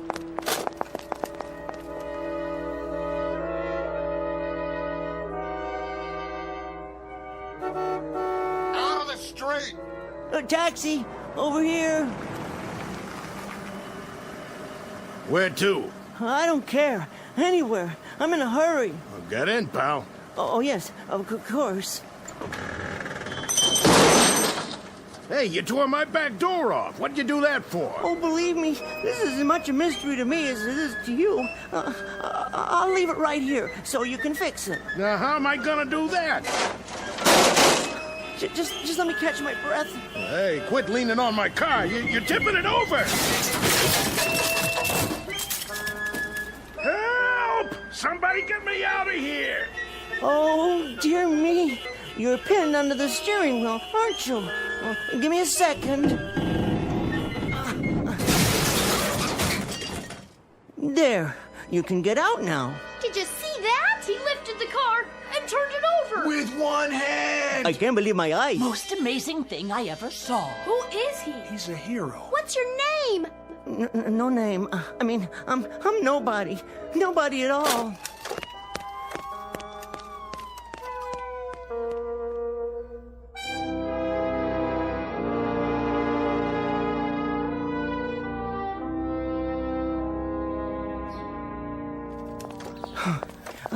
Excuse me, miss? Yes? May I share your park bench? Yes, of course.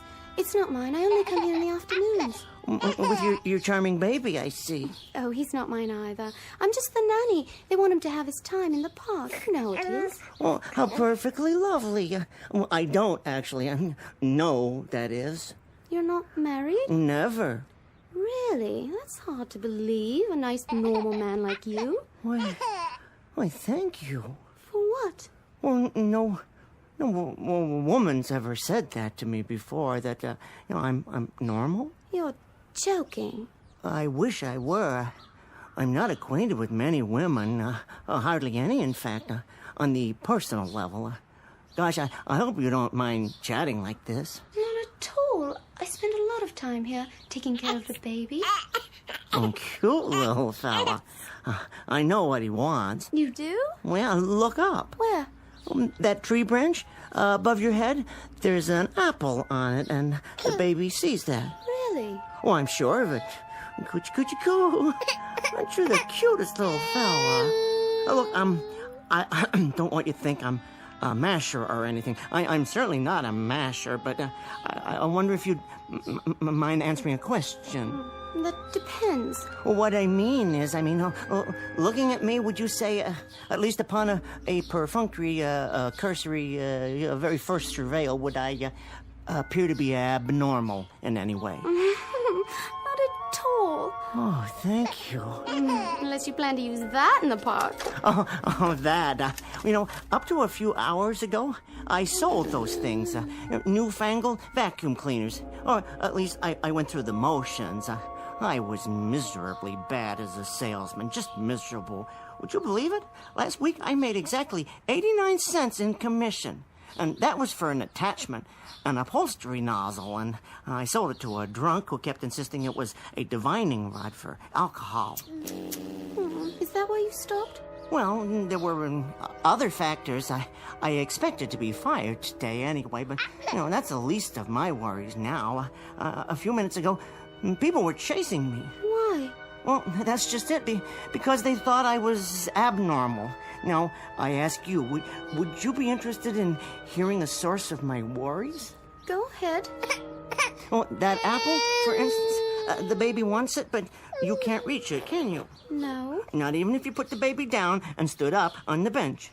I couldn't put the baby down. Oh, precisely. But what if I were to give you a hand? I'm not sure Well, see, this bench weighs, I'd say 100, 150 pounds, and you're no more than 110 to 115. Well, 125. Well, what if I were to stand, reach down, pick up the bench by one of its legs, and lift it straight up into the air like this? Please, put us down. So that you could reach the apple and you wouldn't even have to disturb the baby. Go on, reach over and take it. And then I put the bench down with you and the baby on it, right back down on the ground, as gentle as you can be. There. Would you say that's abnormal? How did you... Hey, man, could you do that again? Whoa, I'm not sure. I got my camera with me. I sure would like to get a shot of that. Is it a magic trick, like in Las Vegas? You a magician or what? No, it's just something that I've discovered I can do. Very recently, as a matter of fact. You see, I better get the baby home now. Let me just get the camera set up. But the young lady's gone now. There's no point in lifting the bench with no one on it, is there? Well, then do something else. Or like what? Anything. I don't know. Well, at least let me take your picture. Stand right there by that big rock. Oh, here? Well, I suppose one picture wouldn't do any harm. Shall I take my hat off? Of course, then the sun would be in my eyes when I have to squint. Well, can you show me your muscles or something? Oh, I'm sorry. I don't believe I have any muscles to speak of. Oh, yeah, right. Say cheese. Oh, wait, now the rock is in the way. Perhaps if you stand a few feet to your left? And then the sun will be right in the lens. Oh, in that case, I better move the rock. May I? Hold on 1 second. Whoa! You lifted it just like that. It must weigh a ton. There, young man. Is that better? I suppose you can snap my picture now if you insist. Yeah, that's great. Are you sure this is my good side? Couple more. Oh, right. Wait till my editor sees this.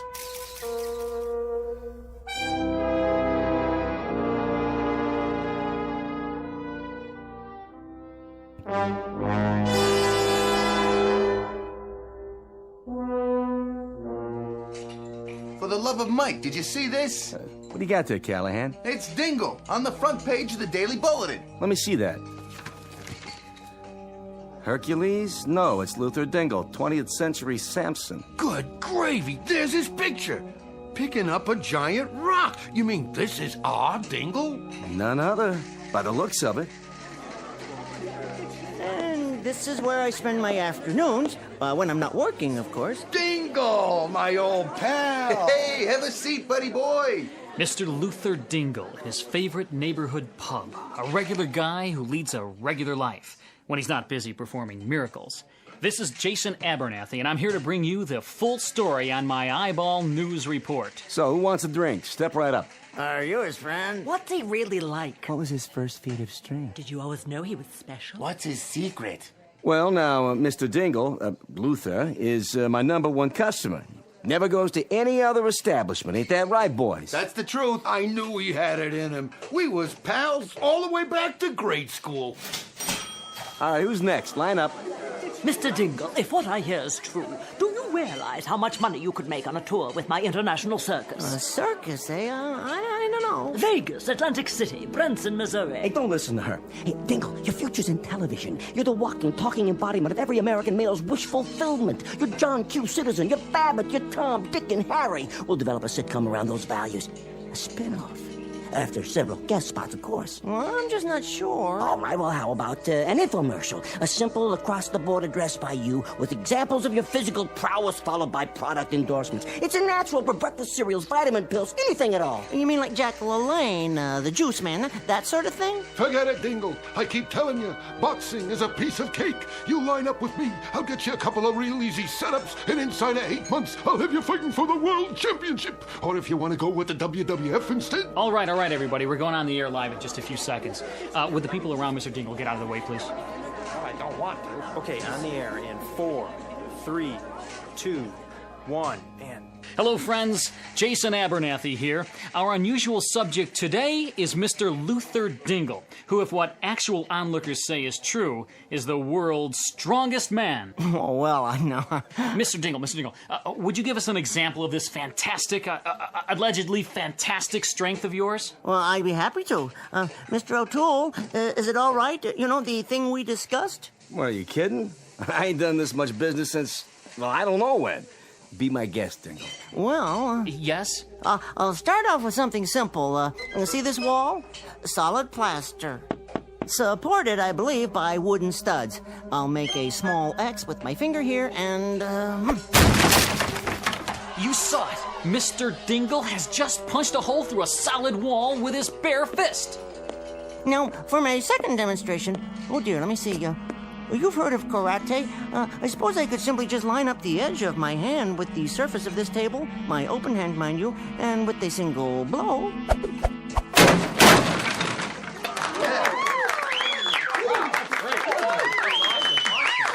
Fantastic. That's amazing. Would you call it mind over matter, Mr. Dingle? Oh, no, I'd call it an example of matter over matter. You see, it doesn't matter what's on my mind, even if it's nothing at all.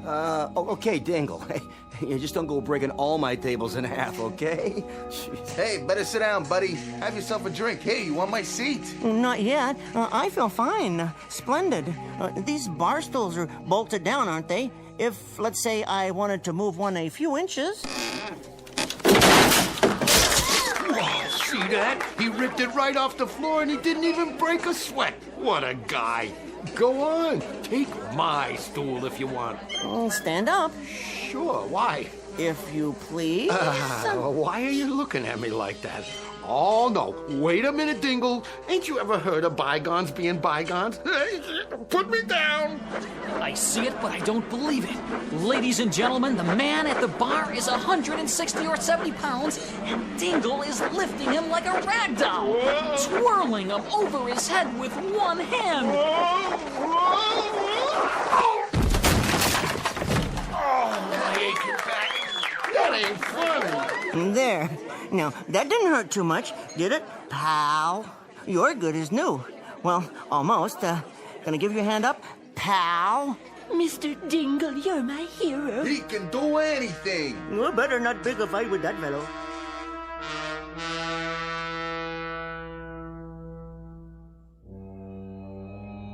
Had enough? Most inferior. We give him the strength of 300 men, and he uses it for petty exhibitions. What shall we do about it? Give him 20 or 30 seconds more, and then remove the power. Excellent. Then I think we'd best be off. 3 more planets on the itinerary. One is particularly interesting. Contains only females. Set the ray for cancellation. Check.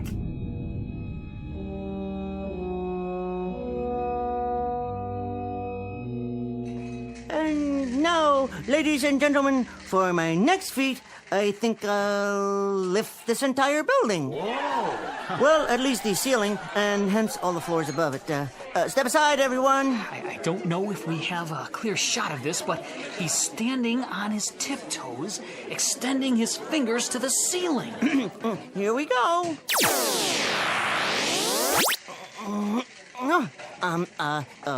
Let me try that again. I can't seem to... Something's wrong. No, I just felt strange there for a second. Let me try another bar stool. Remember, they're bolted to the floor. One finger... no, maybe 2 fingers. He's a fake. No wires this time. Was a trick. What's the matter, Mr. Dingle? The wall, then. I'll punch another hole right about here. Ow! Well, apparently we've all been the victims of a charlatan. Cut. Are we still live? Come on, let's get out of here. That was a trick. That's all. Just some guy looking to get his picture in the paper. All right, leave off with poor Dingle here. Get out of here. Hey, come on, Dingle. Sit down. I'll get you some iodine for those knuckles. Ladies and gentlemen, you have the station's apologies. We didn't realize that these were merely stage illusions. And, okay, we're off the air. That's a wrap. Off the air for good, I think. Let's go. So long, Samson.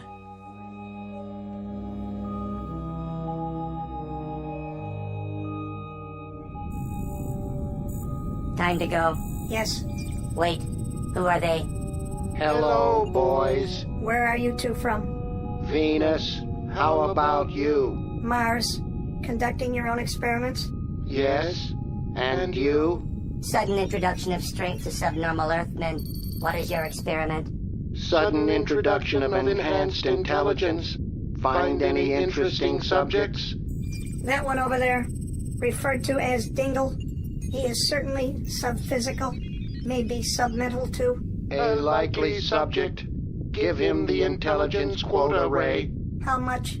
Oh, we'll make him approximately 500 times more intelligent than the average human.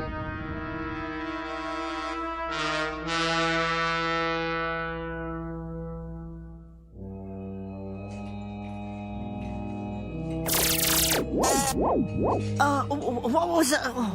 Hey, Dingle, who do you like in the doubleheader tonight?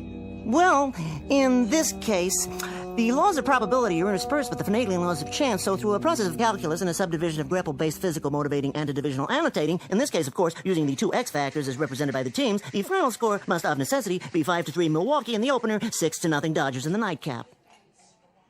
Yeah, what did he say? Search me, Callahan. Let's have another drink.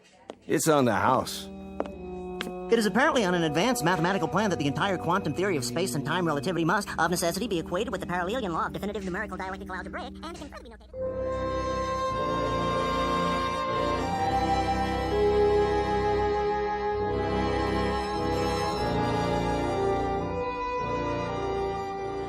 Exit Mr. Luther Dingle, former vacuum cleaner salesman, strongest man on earth, and now mental giant.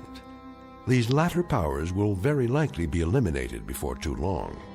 But Mr. Dingle has an appeal to extraterrestrial note-takers as well as to frustrated and insolvent bet losers.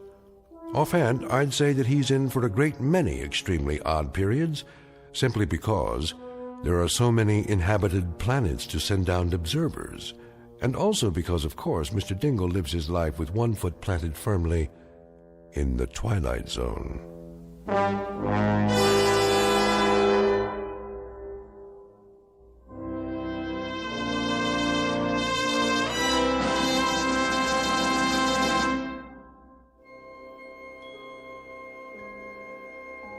Hi, this is Carl Amari, producer of the Twilight Zone Radio Dramas. I'd like to take a moment to tell you about our official website at twilightzoneradio.com, where you'll get the latest news and information on these Twilight Zone radio dramas. Plus, at twilightzoneradio.com, you can digitally download 3 free episodes or any of our episodes for only $1.95 each. In this age of ever-changing technology, we've decided to make these episodes instantly available to you by making the Twilight Zone radio dramas a digital download-only series. This means that this series will no longer be offered on CD. The CD collections at our website are now being offered while supplies last at buy one, get one free. So be sure to get your favorites before they're sold out. Be sure to visit us often, and I'll see you in the zone.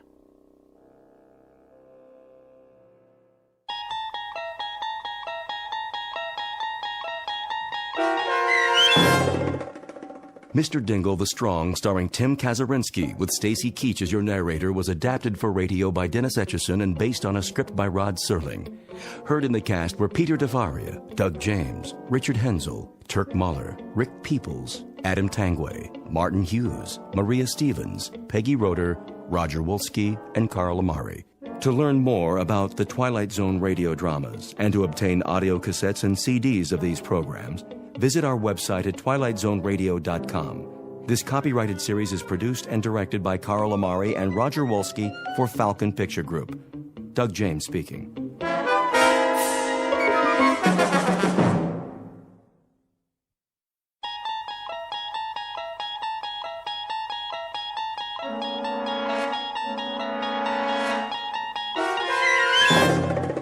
You unlock this door with the key of imagination.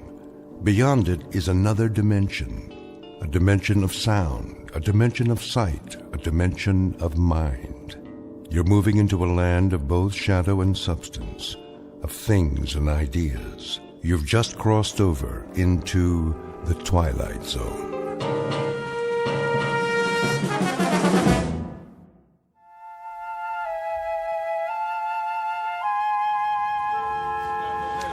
All right, you got me. Where are we going, smart guy? Hang on, Caesar, you'll see. Uh-huh, that's a good one. Is it? You know I can't see nothing in here. Patience. What am I, a doctor? Very funny. At least try, will you? It's a virtue. What is? Patience. It means it doesn't come natural. You have to cultivate it like a garden. What do you think? I grow on a tree? Don't answer that. Here we are. This will only take a minute. It better. I can hardly breathe. Quiet now, Caesar. We're going inside. Mommy, did you see that? See what, dear? That man with the suitcase. He was talking to himself. Shh, now don't stare. But he was, honest. Come along, dear.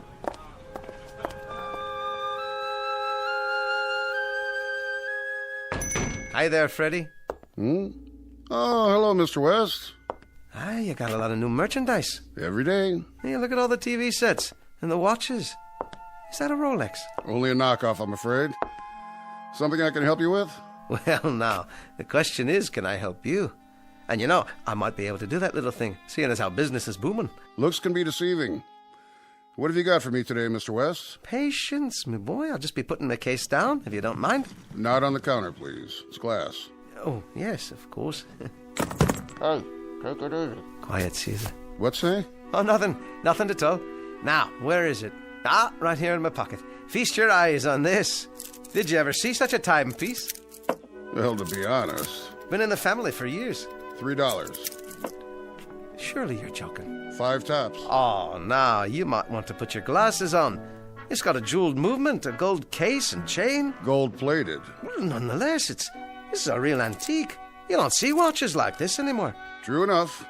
People wear wristwatches nowadays. Listen, Freddie, I'm between engagements at the moment. It's strictly temporary. In fact, I have an audition this afternoon, a very important audition. $5, Mr. West. Take it or leave it. All right. I'll take it. 1, 2, 3, 4, and 5. Don't worry, your luck's bound to change. Sure it is, sure. Here's your pawn ticket. Don't lose it. I won't. We'll be back to claim it soon enough. We? Yeah, Caesar and me. We're a team, you know. I couldn't do the act without him. That right. The watch. Please don't sell it. I'll do my best. For 30 days at least. Thank you. Kindly. Mr. West. Yes? What about him? What, you don't mean Caesar? I'll give you $25 for the dummy. With the case. All those stickers on it from all over the world. There are collectors, you know, for that sort of thing. Oh. Well, thank you just the same, but I'm afraid Caesar's not for sale.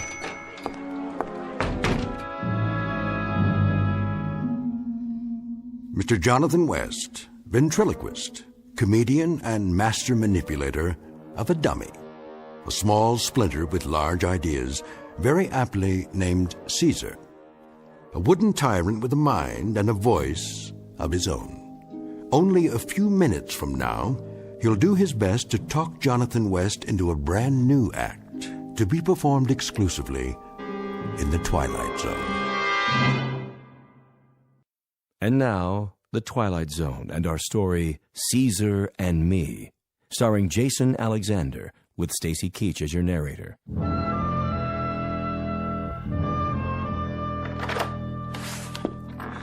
Hello, Mrs. Kadehi? Any mail for me? Ah, now what was that? Got you. Aye, it's you, Susan. Huh, I thought a bee had stung me. Maybe it did. This is the last time I'll warn you, child. Stop playing with poison darts. They're not poison, Agnes. It's only a pea shooter. Give it to me. I didn't hurt him. Good morning, Mrs. Kadehi. No harm done. She missed me. Now can I go out and play? Good morning, Mr. West. Off you go. I'll bet you didn't get a job. Well, now... Susan, go out and play. Yes, ma'am. See you later, Jonathan. Be gone with you, scat. Bye now. She's a lovely child you have. I'm sorry, Mr. West. I don't know what I'm going to do with that girl. No, I understand, Mrs. Kadehi. You certainly have your hands full with the rooming house and all. That I do. No mail, I presume? Not yet. And, no calls? None at all. Well, then, I'll just go on up to my room if you don't mind. Take him everywhere, do you? Oh, I try. Wouldn't do to go on an audition without Caesar, now, would it? I suppose not. Still, he must be awfully heavy. No. He's light as a feather, he is. My old friend Caesar. He's not heavy. He's my partner. Come along, Caesar. I'll make us a bite to eat. Won't that be lovely? Oh, Mr. West, if I could have a word with you. Oh, yes, of course. Just let me take care of Caesar here. I'll be right down.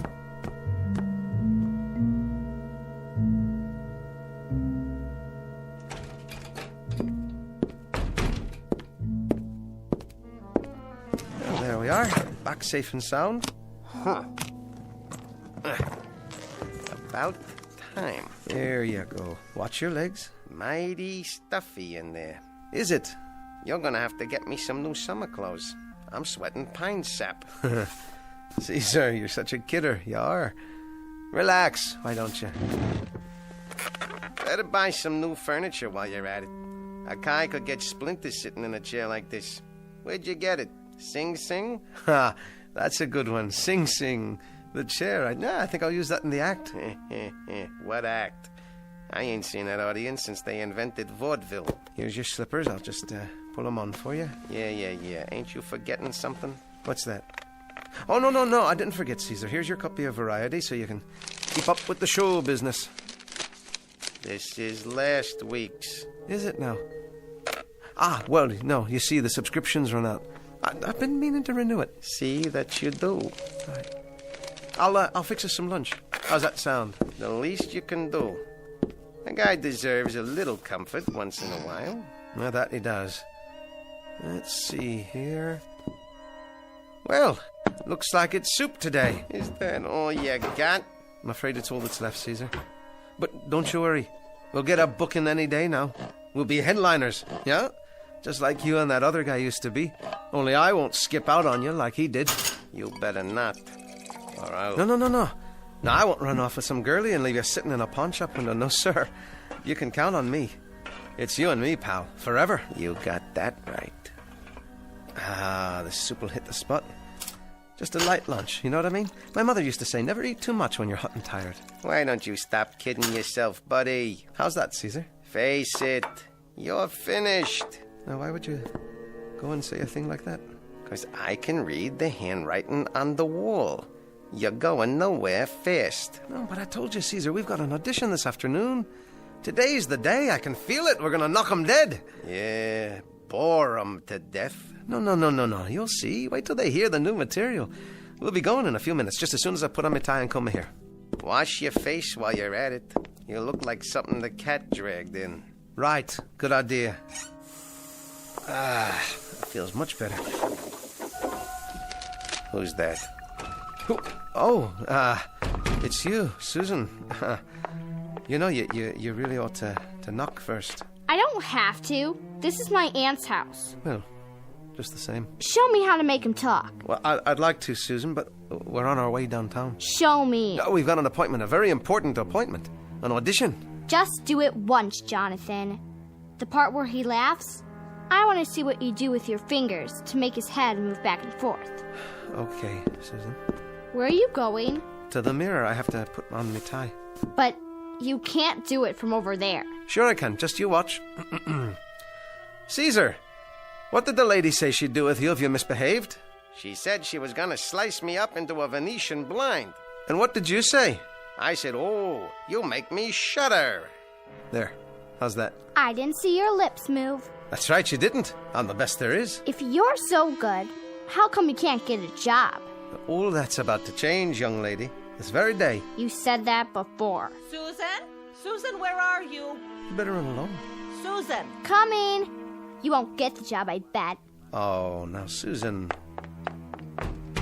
Keep that brat out of this room. Don't listen to her, Caesar. You'll see. Today, we're gonna kill him. Now, Mr. Miller? Anytime. All right, then. If you're not ready... No, we're ready. Okay, Caesar. Quite stolen. Hello, Caesar. Hiya. I heard a new one the other day. That's a surprise. I wonder if I told it to you. Is it funny? Yes, as a matter of fact. Then you didn't. Oh, Caesar, I think I met your father the other day. Where? In a toothpick factory. Get out of here. No, excuse me, Caesar. It was a chopstick factory. A chopstick factory? Or was it your mother? I thought you were the straight man. Well, Caesar, at least I can stand up straight. I'd like to see you stand up if I stick my mitt in your back. Oh, sorry, didn't mean to hurt you. Just watch what you're doing with those fingers, all right? Don't know where they've been. Well, let me give you a hand. A hand, you see? He said... Is the microphone on? It's on. Would you like me to run through the juvenile delinquent routine? It's very funny, if I do say so.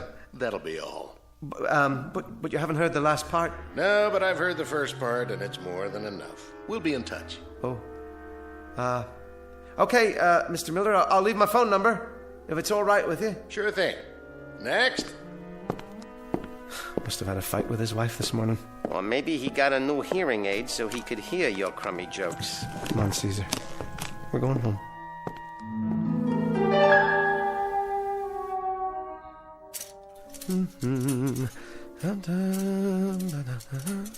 There.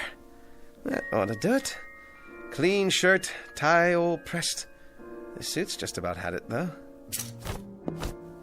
Pardon me for asking a stupid question, but what are you so chipper about? You'll see. Tomorrow. Another lousy audition? Nope. Not this time. I am not talking about a nightclub job. Well, what in blazes are you talking about? I've been thinking, Caesar, and I came up with a plan. Oh, a plan, huh? You'll see. This one may change our lives. Okay. Surprise me. But I'll bet my bottom dollar that whatever it is, it flops.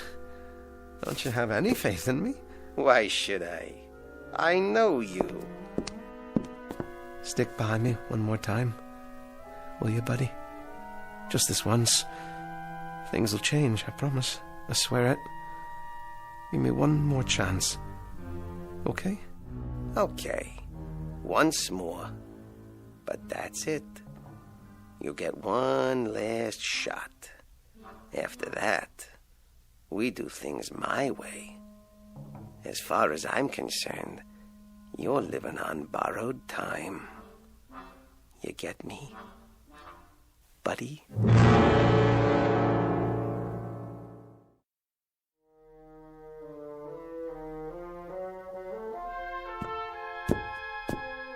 Good morning, Mrs. Gaddahi. Yes, it is. Oh, Mr. West.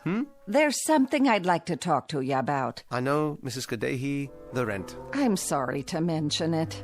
Well, you'll be pleased to know I'll be able to straighten it out this evening. Oh, that would be very nice. Yes, indeed. I've made a decision. I'm going to look for a day job. Really? Something temporary, you understand, until the show business picks up. I think that's a splendid idea. In that case, as long as you're in this frame of mind, maybe I can help. I've been saving something for you. Here, take this card. Card? My cousin's. He works at an employment office. You don't say. Active employment agency. If we can't place you, there are no jobs. It's clever. Well, thank you, Mrs. Gaddahi. You're a living doll. You're welcome, Mr. West. It's not far. You can walk there from here. Just turn right at the first corner, then go 5 or 6 blocks. You can't miss it. Yes, of course. Well then, I might as well go there right now. Why not? First stop of the day. You do that. And good luck, Mr. West. I really mean it. The very best of luck to you.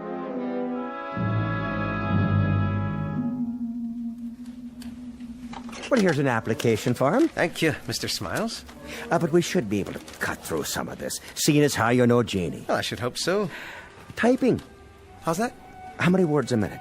I'll fill it in for you. Well now, No typing. Well, how about sales? How do you mean? Oh, you know, retail, commission, that sort of thing. To be honest... Go on. Not really. I see. Any mechanical aptitudes? You mean in the sense of machinery? Exactly. Appliances, automobiles, and so forth? Yes. Well, in that case, Mr. Smiles, no. Food preparation, perhaps. Restaurant work, service industries. Not that I can recall. Mr. West, have you ever held a position of any sort? Ever made any kind of a regular salary at any time in your life, at any time at all? That is, besides show business. Oh, yes. Doing what, may I ask? I once worked in an office. Well, that's a start. In an office building, actually. As? An elevator operator. You know, Mr. West, most all buildings today have automatically controlled stop and start systems. Aye, true enough.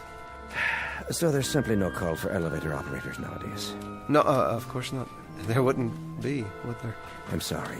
There's nothing I can do for you right at the moment. I see. Well, thank you.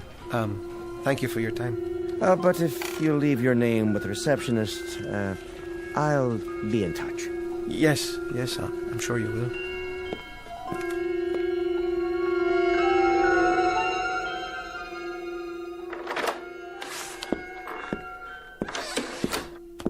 Jonathan can't find a job.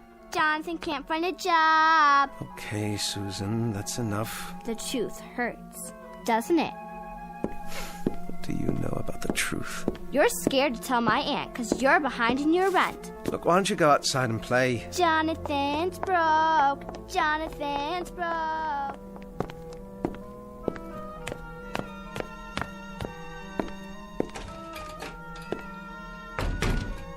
Well?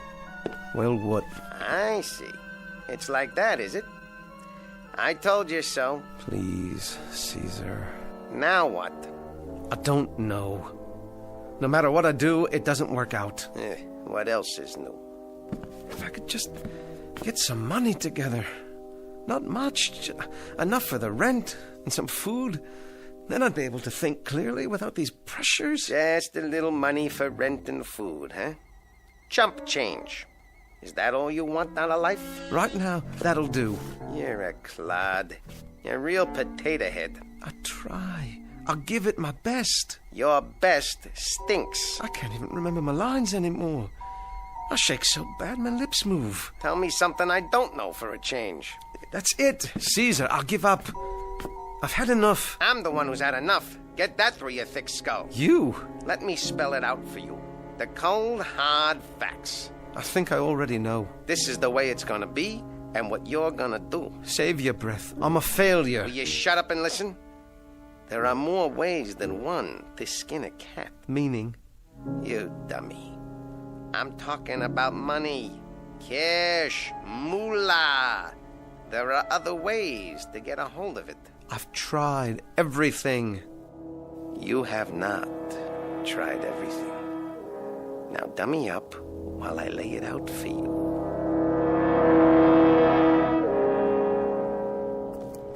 Where are we now? In front of the furniture store. I don't mean that, stupid. I mean, how far are we from the delicatessen? Not so loud. Why? Is anybody around? No. And follow the plan.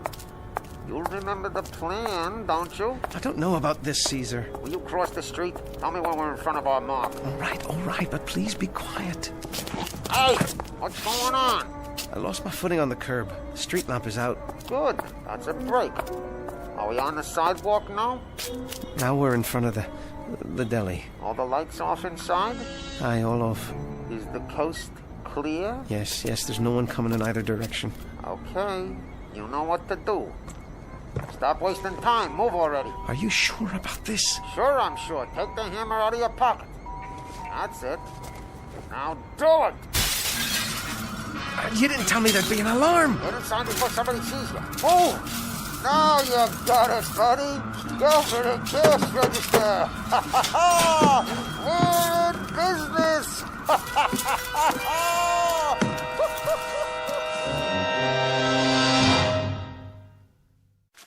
83, 84, 85. There you are, Mrs. Gaddahi, all paid up. Oh, my, isn't it nice to pay one's bills? The nicest, ma'am. The best way to start a grand new morning. Better count it again, Aunt Jean. Now, no need for that. I don't trust him. See if it's real. Now, Susan, be a good girl and go tidy up your room. Don't be fresh to Mr. West. He made a new start in life, haven't you, Mr. West? Sure enough. A new start. Jonathan has a job? I don't believe it. Oh, pay no attention to her, Mr. West. You know how children are these days. Yes, I understand. Now, if you've no objection, I'll be going on to my room. I want to get these groceries put away. Surely. See you later, Mr. West. No doubt.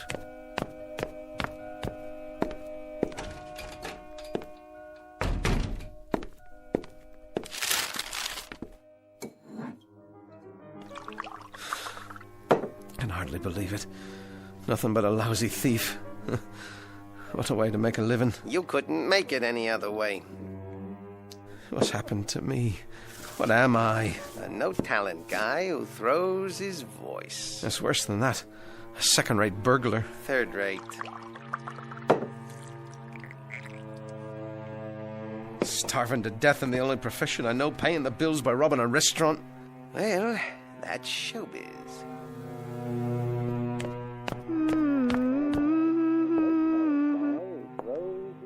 Jonathan?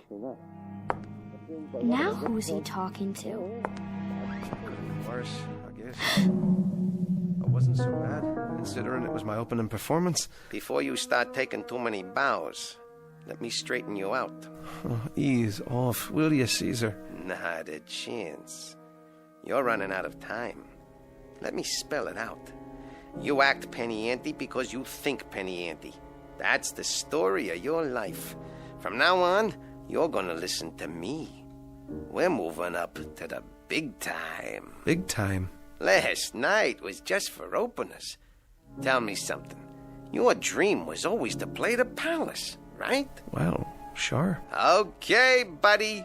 Stick with me. Get ready. For what? You're gonna play the palace after all.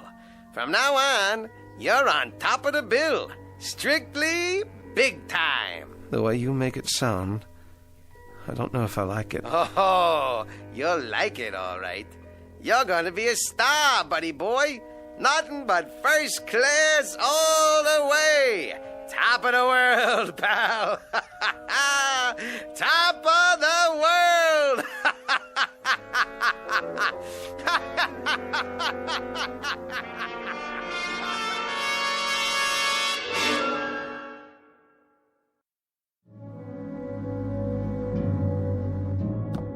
Oh, Mrs. Kadehi. Yes? I'll be going out now. What's that? Just for a few minutes. If I get any calls, take down the number, will you, please? Surely, Mr. West. Have a pleasant afternoon.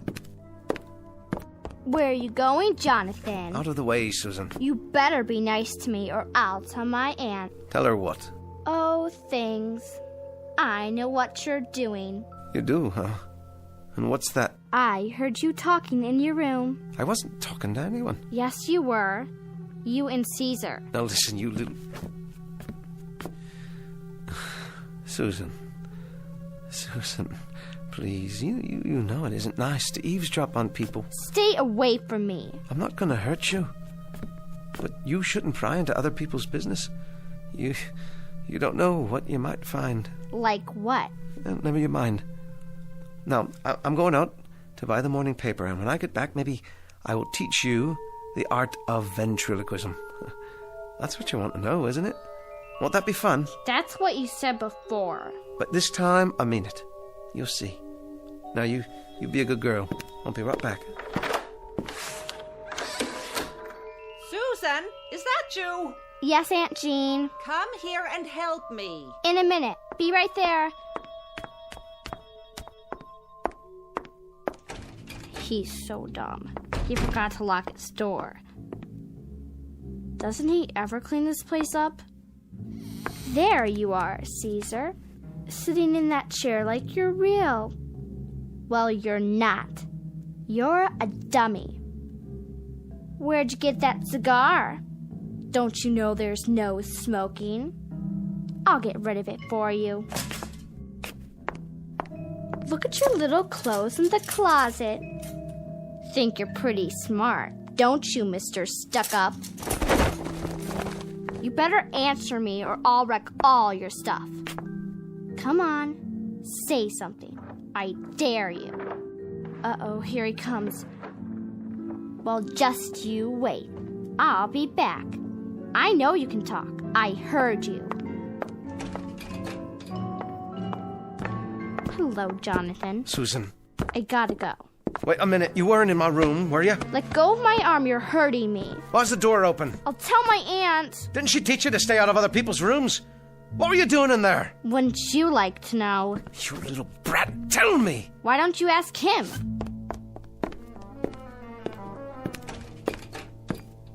Caesar, what happened? Your cigar, what did she do to you? Never mind.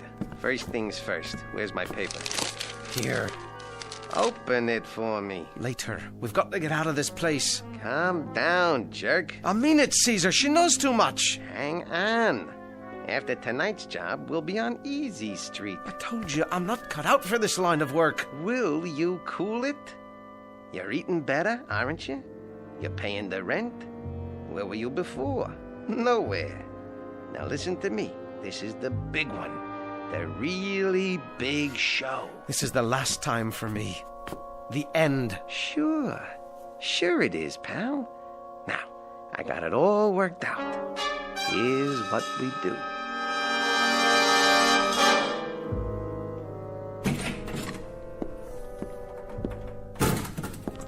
All clear so far. There's nobody in the club. And get a move on. Where?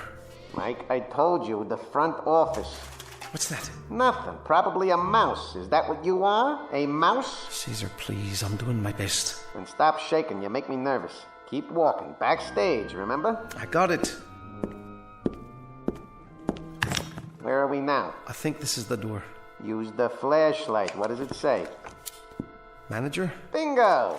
Now hurry up. I'm trying. And don't forget, if the night watchman shows up, stay cool. You're looking for Mr. Miller. You were supposed to meet him here. Use the screwdriver, then the ice pick. Nice and slow, like I told you. Look, suppose I can't open it. You opened the back door, didn't you? This is a different kind of lock. I can't, Caesar. Stop whining. You want to be poor again? There. Now go on in. Go! I don't know a thing about safe cracking, Caesar. Put your ear to it. Turn the dial till it clicks. Patience, buddy, patience. I'm not sure. That's it. Now reverse. Atta boy! Pull the handle in your wrist. Will you look at all that money? Never mind the coins. Grab the real dough. All right, all right. Now let's get out of here. Hold on. Who's there? It's just me, Jonathan West. Ventriloquist. Oh? You remember me? Can't say as I do. Mr. Miller told me to meet him here after the club closed, but I guess I missed him. Already gone, has he? That's right. Oh, well, then, I'll just be on my way. Hold on. What's in the case? This. Wait, you remember Caesar? Don't you? Caesar, say hello to the nice gentleman. Howdy doody, Your Honor. Oh, sure. From the other day. The audition. Yeah, Mr. Miller left about 15 minutes ago. Did he now? Well, I'll give him a call. I would now like to give you my impression of the great Jimmy Cagney. You dirty rat. Come on, Kappa. You're the guy who killed my brother. Never mind, Caesar. We won't be holding you up any longer. Sure thing. Some act you got there, mister.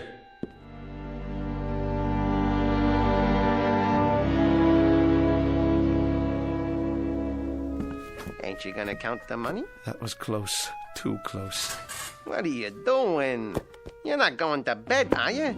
The night's still got braces on its teeth. I'd feel a whole lot better if that watchman hadn't shown up. Stop worrying. I'll cover for you. I'm your alibi. But if he reports me... Not you, pal. Us. We're a team. I'm behind you all the way. Sure, I know. But what if... Shut up about it already. All right, you want to turn in? Go ahead. Get your rest. You're gonna need it. Tomorrow's a whole new day. We'll be living the high life from here on out. Here, Susan, eat your breakfast. Aunt Jean? Every bit of it. Aunt Jeannie, can I see the paper? You can read the funnies later. Not the funnies, the front page.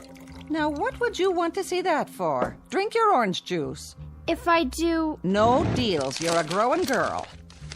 What's this? Karaoke club robbed last night. Thieves loot manager's office. Saints preserve us. It's just as well you don't read the paper, child. How are you coming with your eggs? Susan? Susan?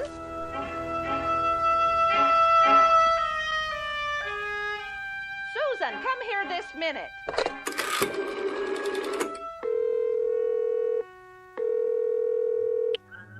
Hello? Police department? You better come quick. I know who robbed the karaoke club last night. Eat up, pal. I'm not hungry. Not even for steak and eggs? You must be sick. Let me feel your head. When I think of what it took to buy that steak, it makes me lose my appetite. You like a roof over your head, don't you? I'm a thief, plain and simple. Here we go again. A man has to live with himself, even if it's in the gutter. Go on. Ain't you gonna answer the door? I knew it. What am I gonna do? Mr. West! Relax, buddy boy. Oh, hello, Mrs. Mr. West, these two gentlemen, they're from the police. They'd like a word with you. Why, of course. Jonathan West? Yeah, that's me. What can I do for you? Well, it has to do with... Thank you, ma'am. We'll handle it. What seems to be the problem, officers? We'd like to ask you a few questions if you don't mind. Of course. I'll just be downstairs. Would you mind waiting a moment, ma'am? You may be of some help. Glad to. Mr. West is one of my favorite boarders. Yeah, Mrs. Kadehi, please sit down. Sorry, I'm a little short of chairs. It's just a room for one. Me and my friend here. But it suits us fine, doesn't it, Caesar? Say hello to the gentleman. Mr. West, where were you last night about midnight? Where was I? Well, that's easy. Right here, same as always. Wasn't I, Mrs. Kadehi? Well, I do know that you don't usually go out in the evening, but I couldn't say for certain. The sergeant down at the desk received an anonymous phone call. Said we should talk to you. Why? I never go out that late. We were here all night. Where are we, Caesar? You didn't go to the karaoke club? You mean the nightclub? Because the watchman said he saw you there. Tell them, Caesar. Tell them. Who's he talking to? The dummy? Please, Caesar, tell them. Tell them how we wanted to play the palace. Mr. West. You don't believe me? Ask him. Caesar, tell them how we tried to get a job. We had nothing to eat. The rent was overdue, wasn't it, Mrs. Kadehi? Oh, Mr. West. Caesar, please tell them, so they'll understand what a failure I am. How you tried to help me. I'm not really a thief. Caesar, you're the smart one.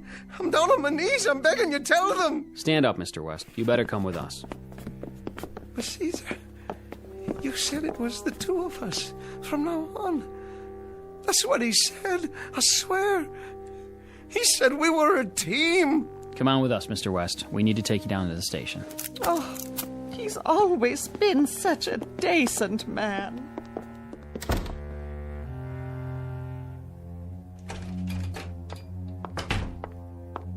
He's a no-good crook, isn't he, Caesar? Come on. You don't have to pretend. I won't tell, I promise. Look at this mess.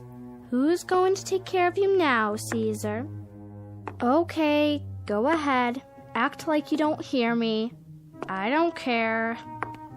You won't even turn your head or blink your eyes. All right, be that way. Just remember, I know you can talk, 'cause I heard you last night.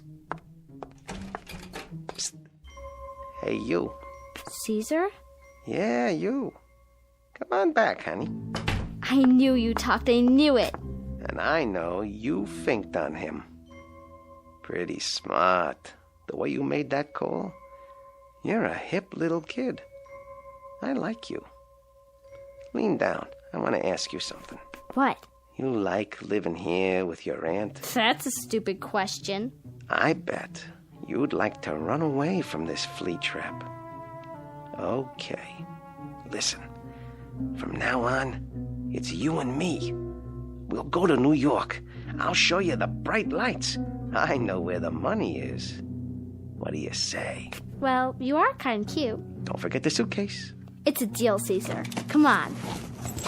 Just you and me, kid. The big time. We're a team, see? A team.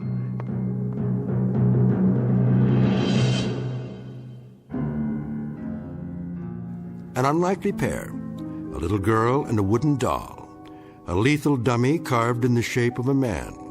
This is just a fantasy, of course, because everybody knows dummies can't talk unless they happen to learn their vocabulary in the Twilight Zone.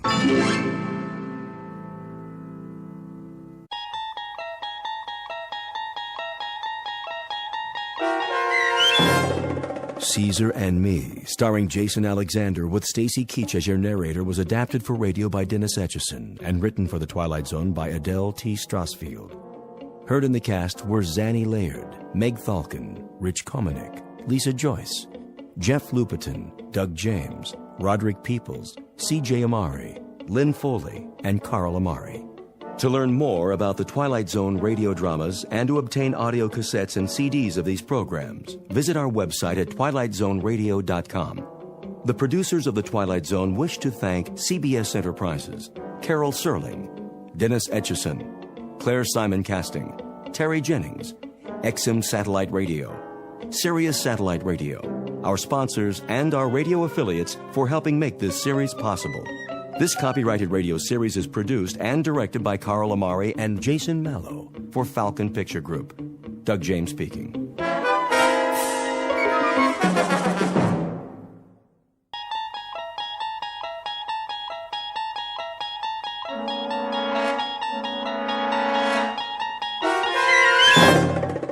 You're traveling through another dimension. A dimension not only of sight and sound, but of mind. A journey into a wondrous land whose boundaries are those of imagination. Your next stop, the Twilight Zone.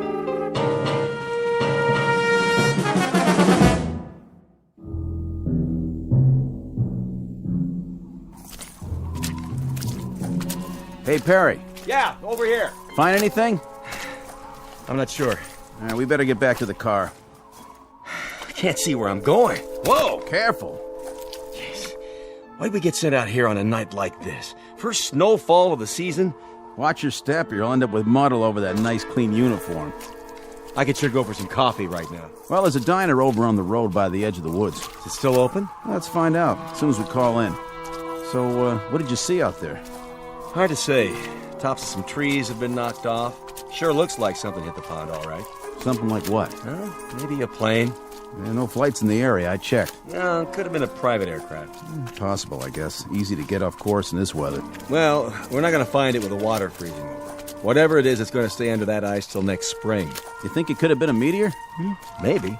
Well, we better call in a report. Tell them there's nothing here. Lady who saw it wants to alert the National Guard. That's all we need. This is 1183A. 1183A reporting in. Headquarters, go ahead. We're checking out a report on a UFO supposed to have gone down in the area of Hook's Landing. A what? Unidentified flying object. You serious? Don't kill the messenger. Just doing our job. Okay, did you find it? Well, it appears something did clip off some trees and came down, but whatever it was, she's under the ice in Tracy's pond now, and we can't see a thing. Hold on a minute. See anything else? Nothing but a sea of snow. But there's something. This is Paget again. We can't get a look around till morning. We're gonna head back in and then, Hey, Bill! Yeah? Looks like some footprints over here. What kind? It's hard to say. Maybe an animal? Maybe? They lead up out of the pond. What's going on out there? There appears to be some evidence that, Say again? Those have got to be fresh prints with all the new snow. So if something did crash land, I'd say at least one person got out alive. They made it up to the woods and over to the highway. Right. Just swam up out of the ice and then started walking. What are you talking about? We'll have to call you back. Come on, is this a gag? You guys are at the donut shop, right? We may have a situation up here. What kind? I don't know yet. We'll report back in a little bit. All right, Paget. Listen, there's talk about a bridge going out. Enough ice jammed against it to cool the Congo, so as soon as you can, better make sure it's posted and blocked off. Otherwise, you'll really have a situation. Got it. Roger and out. My flashlight's going out. Yeah, it's the cold. Mine's still good. Let's have a look at those prints. See? They came out over here. What did? Well, whatever survived. Something left that pond. Came out here and went that way across the highway. Toward the diner. Makes sense. Cup of hot coffee to take the chill off. Looks like a bus parked in front. Don't suppose it came out of the pond too, do you? These aren't wheel tracks. They're footprints. All right, then. Let's follow them and make sure that's where they lead. Say they do. Then what? Then I guess we go inside and check everybody's green card. And if we don't find any little aliens with 3 eyes, we call it a night. Is that okay with you? Let's do it.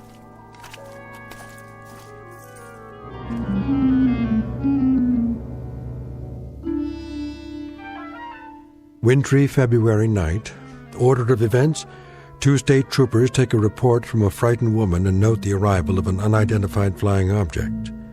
Then the checkout you've just heard, as the troopers verify the event but find nothing more enlightening to add, beyond evidence of some strange lights and tracks leading across the highway to a diner. You've heard of trying to find a needle in a haystack? Well, stay with us and you'll be part of an investigating team whose mission is not to find that proverbial needle. No, their task is even harder. They've got to find a Martian in a roadside diner. And you'll search with them, because you've just landed in the middle of the Twilight Zone. And now, The Twilight Zone and our story, Will the Real Martian Please Stand Up? Starring Richard Kind, with Stacy Keach as your narrator.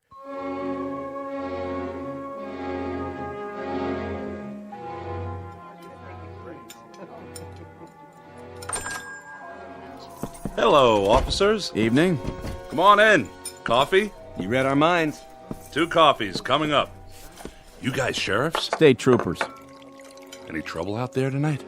Whose bus is that in front? Mine, officer. What's the problem? Bridge up ahead. It's been declared impassable. Oh, no kidding. The county engineer just put out a warning. Ice flow stacked up against it. Another pound of weight, it'll be driftwood. That's gonna be tough. Really tough. All right, so it looks like you're gonna have to turn around and go back. Spend the night at the last town. No can do, boys. There was a slide up at the turnoff soon as we went through. Blocked the whole road. Looks like you're kind of marooned. Oh, no. I can't believe this. What are we gonna do? We can't just wait here. Till morning, anyway. Till morning? No, that's quite impossible. No, I've got to be in Boston at 9 a.m. Then you better start walking, mister. That bus is going to stay parked out there till they fix the bridge. Either that, or hope they drop you some snowshoes. I tell you, it's out of the question. I absolutely must be in Boston. I'll pay extra. Name your price, bus driver. No way. I'm not risking my life or the lives of any of these folks, not to mention that bus out there. Property of the Cayuga Bus Company. Then I'll hire a cab. Where's the telephone? Right there on the wall. But don't waste your dime. Nobody'll drive out here on a night like this, with the snow and all. This is outrageous. Do you know how much money is at risk? Take it easy, mister. That goes for everybody. Better make yourselves comfortable and get some hot food in you. No problem. I can cook up any kind of grub you want. Cheeseburgers, bowl of chili, clam chowder. I even got some nice T-bones in the cold case. Anybody for steak and fries? You the owner? That's me. Haley's Diner. And I'm Haley. At least I was last time I looked. There a motel around here? Not for the next 35 miles. How about a boarding house? Anything? Nope. This is it. What are we gonna do, George? Will the bridge be open by the morning? I can't guarantee it. Afraid you'll just have to take your chances. Oh, that's just great. That's really swell. You get comfortable, eat some grub. That's precious little consolation for my meeting in Boston. Calm down. We're all in this together. Why don't you just have a seat like everyone else? Oh, this is quite a bus line you work for. They don't care much about keeping a schedule, do they? I wouldn't be too hard on them, mister. They don't control the snowfall, and the bridges, and the avalanches, and the sides of hills that decide to come down. That's pretty much out of their hands. They try, but sometimes Mother Nature, she just doesn't listen. Need I remind you, they nonetheless have a responsibility to their passengers.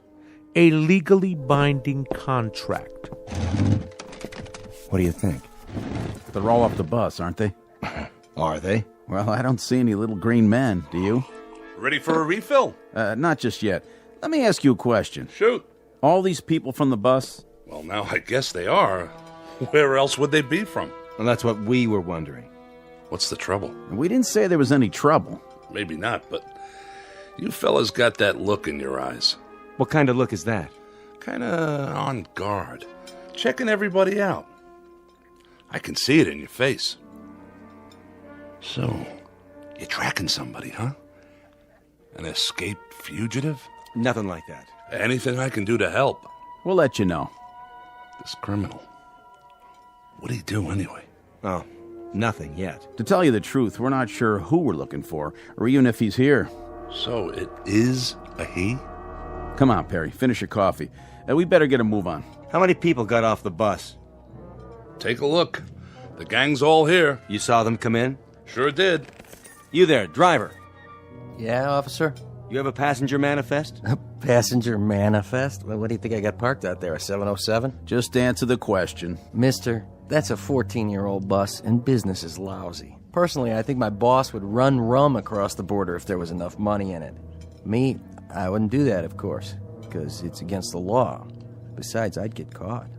But for now, we don't ask the passengers any questions. We take their fares, kiss them on the cheek, and help them on and off. We're glad to have them with or without names. You know how many you had, though? Yes, sir, that I do know. How many? 6, unless one of them fell out a window when we hit a bump. I picked up 6, and I'm supposed to deliver 6. That's what they pay me for. And you don't have any kind of list. In that case, we might have a little bit of a problem. What's that? I count 7, besides Haley and the driver. Me too. So if nobody fell out, somebody must have jumped in. Wait a minute. The young couple in the booth. Those 2 retired folks, the lady at the table with the fake fur coat. This isn't fake, honey. It costs plenty. Sorry, miss. Then there's Mr. Boston Big Shot and the old guy at the counter. 7. You're right. It's funny. I know I only had 6. Anybody in here before the bus stopped? Nope. I haven't served anybody since 11 this morning. What a day, huh? Then the bus pulls up and these folks get off. You saw that? Yep. I saw them walk in, all together. Where else would they come from? Say, is this a trick question? They did. This place was empty when we came in. Then how do you account for 7 people? Well, that sure beats me. So that means one of them didn't get off. Which one of you people wasn't on the bus? I was. We both were. What's he talking about? We all were. What kind of interrogation is this? It's not an interrogation. Then what would you call it? A police grilling? A lineup? Or are you fishing for something else? Some unspecified crimes? We're simply gathering information. Well, if we're going to be questioned, I insist on the right to consult with a lawyer. Oh, that's a good one. Ain't that a good one now? First he wants snowshoes, then a lawyer. I didn't see you on the bus. No, that's really funny, because I didn't see you either. So I guess that makes one of us a liar, don't it? All right, everybody, hold it down. Nobody's in trouble here. We just need your cooperation. This is preposterous. What difference does it make who was on the bus, who wasn't? And whether there were 6 or 7 or 120? Easy, mister. And you, proprietor, you're supposed to be serving us. So we're going to get some food, or aren't we? Is this a diner or a Gestapo headquarters? What's it all about, fellas? Go ahead, tell him. You hear something fly over here tonight? Fly? You mean a plane? Anything. Nope, I don't think so. Why? Well, there was a call into Central about 2 hours ago. Woman said she heard something fly over, and then she looked out of her window and saw it go down. Down? From where? From up there. Up there? Unidentified flying object. Well, now that's something new. Unidentified flying object, huh? Nothing come down from up there except snow, snow, and more snow. That's all I've seen for the past 14 hours. Where'd she say it came down? Close to here. A UFO? Oh, that's a good one. Something did land in Tracy's pond. How do you know that? It left a lot of broken branches before it hit. And what? We found tracks leading away from the water, or rather the ice. Tracks leading where? To here. Let me get this straight. You mean somebody landed or crashed or whatever they did in Tracy's pond and then came here right into my diner? Oh, that's crazy. Nothing came in here since this morning. Nothing except... Except me and my busload. My 6 fares. I only had 6. But there's 7 in this room. That means one of these people. I don't like this. How do we even know you're state troopers? Easy, honey. They got uniforms. See their badges? I don't like this one bit. We're going away to get married, and now this thing happens. Sit down, Connie. It's gonna be all right, I promise. How can you, George? How can you promise? Relax, miss. There's no need for... I'm trying to understand what you're saying, officer, but I'm not sure I... Let the man talk. You're trying to tell us that there's one among us? We don't know which one, mind you, who landed in some kind of flying saucer and then joined us, infiltrated the group, and then slipped into the diner right alongside us? Do I understand you correctly? Came in here with us, but that's not possible. We would have seen him. Not necessarily. Do you remember who you were sitting next to? Why, I wasn't sitting next to anyone. I was all the way in back, trying to take a nap. Well, there you go then. It's snowing at dark, and we climbed out of the bus with our eyes closed because of the snowfall. Anyone could have come in with us, and we wouldn't have noticed. But you were all together on the bus. Some of you must have noticed who the other passengers were. That doesn't cut much ice. They loaded up in the snow down at Hook's Landing. How long ago was that? How long? Let's see. We left the landing 3 hours and 12 minutes ago. And to tell you the truth, I don't remember who got on. All I know is there was an even half dozen. Just like a real science fiction story. That's what she is. Like a regular Ray Bradbury. 6 humans and 1 monster, all the way from outer space. Wonder if it came from Mars or from Venus. Oh, why don't you keep quiet? What about you, fella? You wouldn't happen to have an eye in the back of your head, would you? I find you insufferable, sir. Do you know that? And you ain't no prize yourself. Well, what do you do now? Line us up for a strip search? Nobody said anything about a search. Good.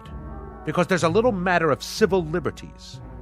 Without reasonable cause, you have no right to ask anything beyond identification. And more than that, you're skating on thin ice, legally speaking. Very thin ice indeed, sir. Well, go ahead. I'm a dancer. I don't have a whole lot to hide. I usually get paid to take off my clothes. But if that's what you want... Look, lady, this isn't exactly par for our course either. We go off on an awful lot of nutty assignments, but this one... Then let me make it easy for you. I work a lot of clubs, and I know how to spot people. Go ahead. You pair off the couples. Since it's just one person who doesn't belong here, that eliminates the couples. Sounds logical. Whew, I guess that means we're in the clear. Cross us off. We're 2 of the humans. And us too. Yes, George. My wife and I were exonerated. Connie? Connie, what's the matter? Nothing. Yes, there is. What are you looking at me like that for? I could have sworn... Sworn what? That you had a mole on your chin. A mole? Connie, I've never had a mole on my chin. You did too. Honey, I did not. I can tell you what's happening now. We're all going to get so panicky that everybody and his brother will start picking up invisible clues from everybody else. This stuff is nonsense. It certainly is nonsense. If a husband and wife suddenly start to wonder whether the husband really is the husband or the wife is really... When did you start turning so gray? Now, wait a minute. I think 23 years is long enough for a woman to figure out who she's married to. So stop looking at me like that. Oh, this is rich. I love this. Better than a horror movie. He don't know who she is, she don't know who he is. And as for you, Miss Fur Coat, we don't know who you are. And that big-talking lemon sucker over there, he's the most suspicious of the bunch. What's happening? That jukebox. It started up by itself. Who did that? Nobody was anywhere near it. That ever happened before? Not unless you put a quarter in it. The lights! What's wrong with the lights? Somebody turn the lights back on.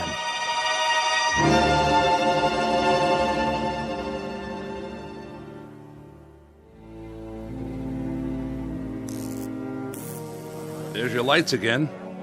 Just gotta be patient is all. This happened a lot, does it? Not till now. Must have been the storm. Could have tripped a circuit breaker, I guess. Or a power outage. A line down somewhere. Only what? Why did it last a couple of seconds and then come back on? Unless... What are you thinking? Unless someone caused it to happen. Where's your circuit box? In back. You want my flashlight? Everybody stay where you are. Leave your gun in your holster, Perry. I'm going to get to the bottom of this. We'll question each one of you one at a time. Now see here. One at a time. Stay seated, everybody. You got a back door to this place? Sure do. How does it lock? Night latch and key. Why? Where's the key? Right here on my belt. Go back there and lock it. It's always locked. But if that certain somebody is really from outer space, they'll just go through the wall anyway, won't they?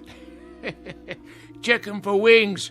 Check them all for wings. Look under their coats. Might as well start with you, Grandpa. You got identification? I left it down there by the pond in my spaceship. Who won the National League pennant last year? What is this anyway? Some practical joke?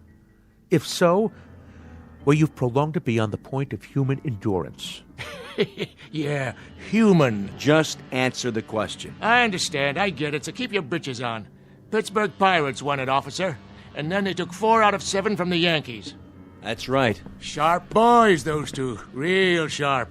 Didn't figure a Martian would know anything about the great American pastime, did you? You got identification, miss? No, I don't. As a matter of fact, I left my wallet. I left my wallet with my suitcase. And where's that, on the bus? I didn't give her a baggage check. I would have remembered. That means it was a carry-on. Was it? No. See there? You better strip search her pronto. It was shipped on ahead. What's your name, miss? Ethel McConnell. I'm a professional dancer. With how many legs? How many you got under that coat? I'm gonna belt you, Grandpa. She was on the bus. How do you know? Yeah, she's the only one I noticed. Thank you. But who noticed him? How do we know you're the same fellow who was driving the bus? There ain't nobody who's been exonerated yet, that's for sure. Look, let's cut this farce right now. That's what we're trying to do. Well, then let each one of us show our identification and put an end to it for good and all. This whole thing is getting out of hand. Then how do you explain the extra person in here? Very simply. The driver is mistaken. 7 people got on the bus, and he thought there were only 6. Is that possible? Not a chance in the world. I counted 6 heads before we took off, like always. There were 6 passengers. And what's your name? Olmsted. That's O-L-M. Hey! Who's doing that? Never happened before, I swear. Oh, I can't stand this. Connie, please, sit down. I mean it. I can't. Getting upset isn't going to help matters. What if it were invisible? Sit down, please. What if there were something in here from that pond? Oh, Connie. What if there were, but we couldn't see it? I said, sit down. Hey, I'll see to her, officer. Honey, calm down. Why is he taking his gun out? Easy, Perry. I think it's time for a look around. All right, folks. We may have a good laugh about all this in the morning, but for the time being, do the smart thing. Everybody just stay where you are. My partner's going to check the grounds. And please, nobody do anything foolish, like trying to leave. I'll be right outside the door.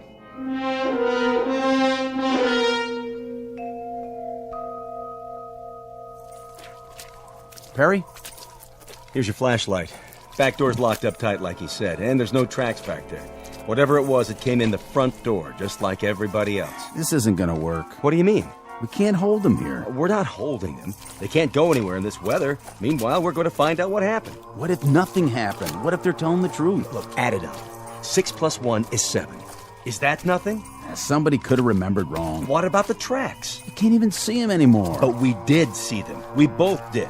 Isn't that right? That's right. The question is, what should we do about it? We could have a group of innocent people in there. Well, if we do, we'll find that out too. Hey, give me your flashlight again. What's the matter? What's that?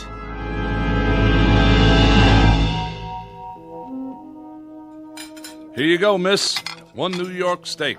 Medium rare, just like you ordered. How much do I owe you? Put it on my bill, Haley. Sure, you say so. No strings? No strings. With your bag stuck on another bus somewhere, back around Binghamton is my guess, it's the least I could do. You're a nice guy, Olmsted. Next time you're in the city, stop by the club. Drinks on the house. Baby, you got yourself a deal. Hey, Haley? Yeah? Where are the troopers? Still outside, I guess. Snow seems to be letting up. Say, you didn't pull that gag, did you? The business about the lights and the jukebox starting up. Not me. I'm strictly short orders and pay my taxes to Uncle Sam. I don't know anything about science fiction. A jukebox is a jukebox.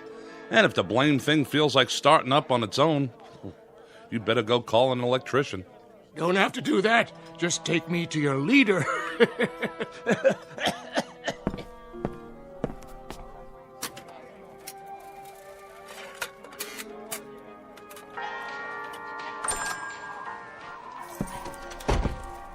Snow's letting up, is it? Quite a bit. You can see the bridge now. And? Well, she seems to be holding up pretty well. I know that bridge. And what's more, I don't trust it. Well, then thank goodness it's not your judgment we have to concern ourselves with. Because if that bridge gets a clean bill of health, you're going to drive the bus across it. Mister, you may be a hotshot in Boston, Mass., but when it comes to bridges and buses, I got seniority. And I tell you, that bridge is so old that... There it goes again. Almost like a strobe light. They keep going on and off like somebody's throwing a switch. We're losing power. I'd say it's the whole area. Or it could just be right here. This is getting weird. Just plain weird. I wish whoever it was would play his cards right now and get it over with. Why don't they do something? What's the point of us all staying cooped up here and... Connie, sit down. I will not sit down. Take your hand off me, George. Oh, my. The young lady suffers from claustrophobia, I suppose. Isn't that just dandy for the rest of us? She's right. If this is some sort of a game, let him come out in the open like a man. That's right. It's because he's afraid. The human race is too tough for him, is that it? Well, I'll take him on. Even at my age. The point is, we're all kids in a closet here. What does that mean? We're all just as much in the dark. Nobody understands what's going on.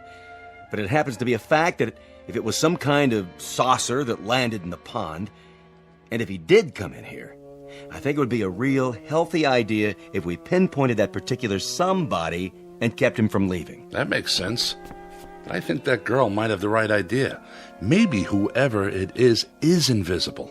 Maybe he's just playing around, cat and mouse. Oh, please. That's utter nonsense. It's as good an explanation as any I've heard.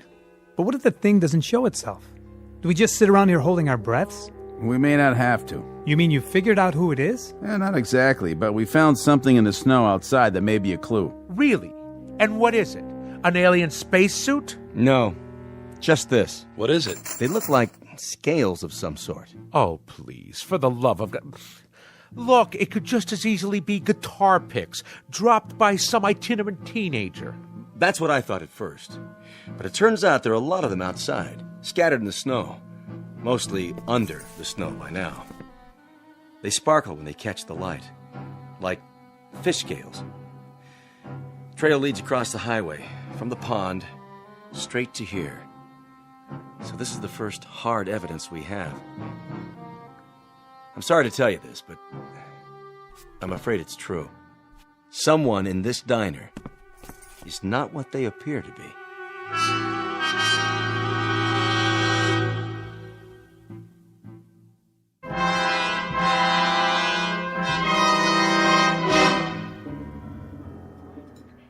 By golly, I knew it. It's the creature from the Black Lagoon. Flew down here from some water world, and now he shed his skin like a snake. Better look under everybody's coat, boys. Pretty soon he'll be swallowing folks whole. What about you? I don't see you eating any food. I had me some fries and a Coke. Can't eat meat. Too greasy. Hey, my food's not greasy.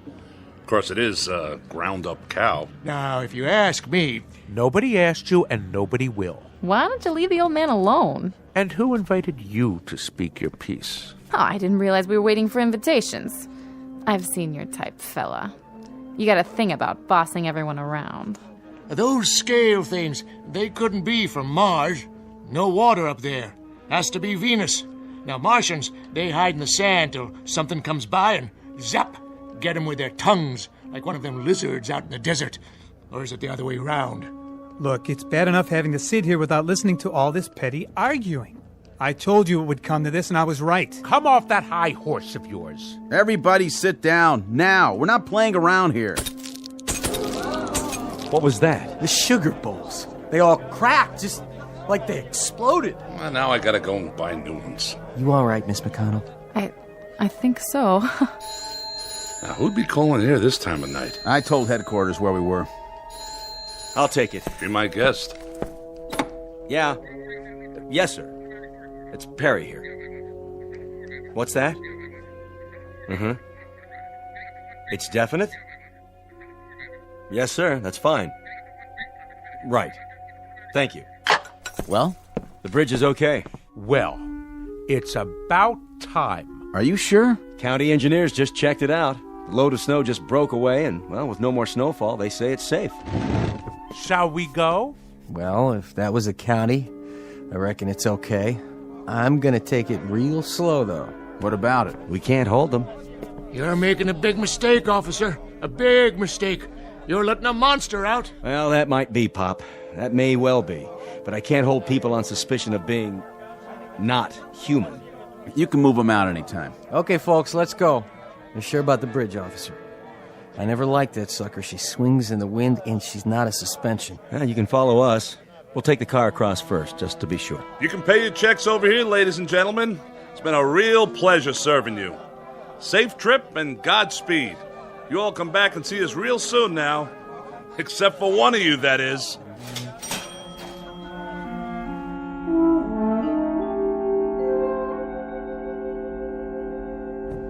Yeah, that's it then. Just like that. What was it all for, anyway? Just part of the job, to protect and to serve. I sure hope they're going to make it safe and sound. I feel like we should follow them. As soon as they cross the county line, they're out of our jurisdiction. All we could do now is lead them across the bridge and hope for the best. Whatever happens after that, it's out of our hands. Yeah. But I still got that feeling, you know? What feeling? Like I'm waiting for the other shoe to drop.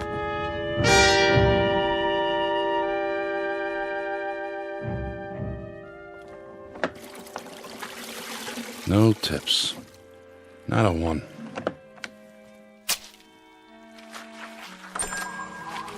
We're closed. I said we're all closed up. Didn't you see the sign? Coffee, please. Black. All right, one coffee. But that's it. Kitchen shut down.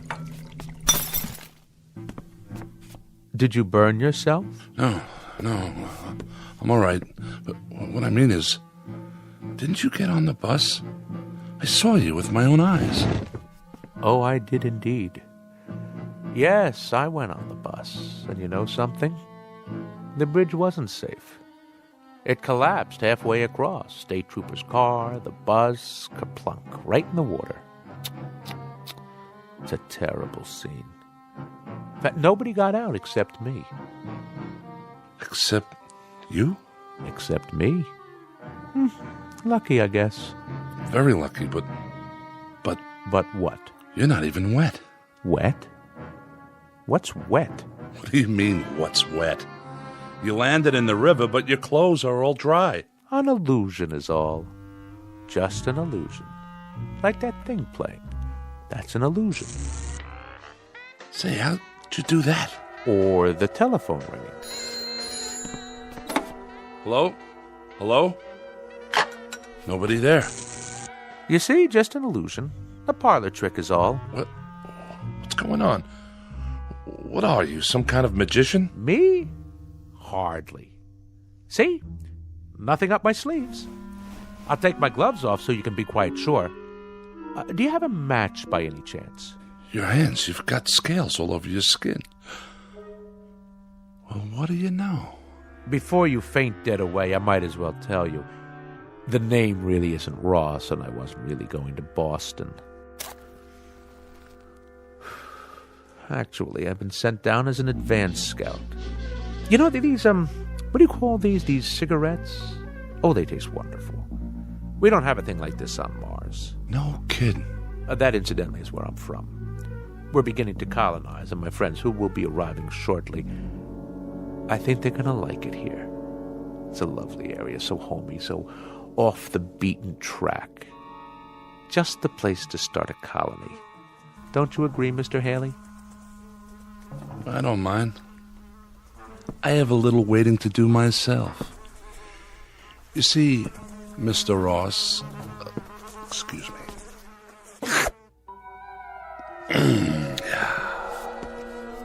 How did you do that?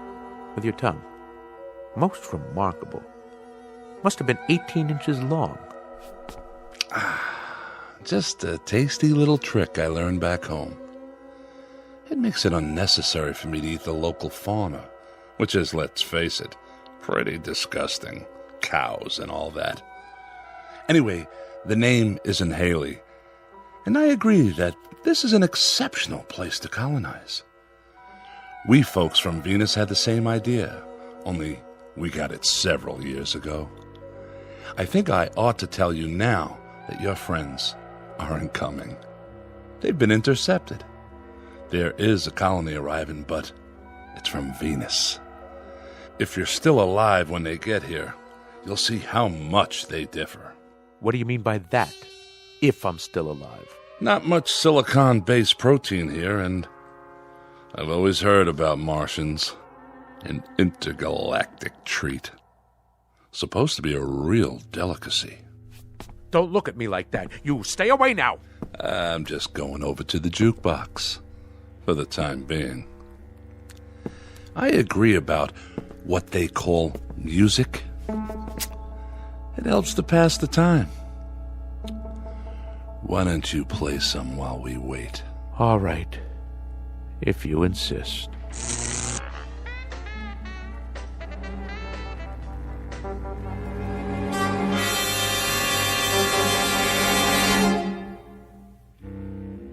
incident on a small outpost of civilization, to be believed or disbelieved, depending on your frame of reference, your imagination, and whether or not you're from Mars, Venus, or Missouri.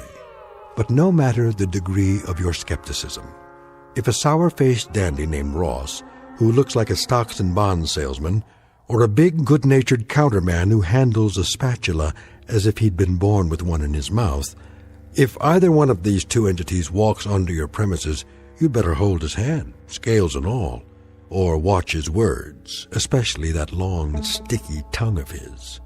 Because the gentleman in question just might try to colonize you, or at least take you with them on a one-way trip into the Twilight Zone.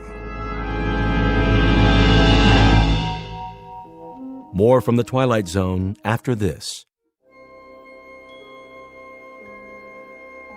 Hi, this is Carl Amari, producer of the Twilight Zone Radio Dramas. I'd like to take a moment to tell you about our official website at twilightzoneradio.com, where you'll get the latest news and information on these Twilight Zone Radio dramas. Plus, at twilightzoneradio.com, you can digitally download 3 free episodes or any of our episodes for only $1.95 each. In this age of ever-changing technology, we've decided to make these episodes instantly available to you by making the Twilight Zone Radio Dramas a digital download-only series. This means that this series will no longer be offered on CD. The CD collections at our website are now being offered, while supplies last, at buy one, get one free. So be sure to get your favorites before they're sold out. Be sure to visit us often, and I'll see you in the zone.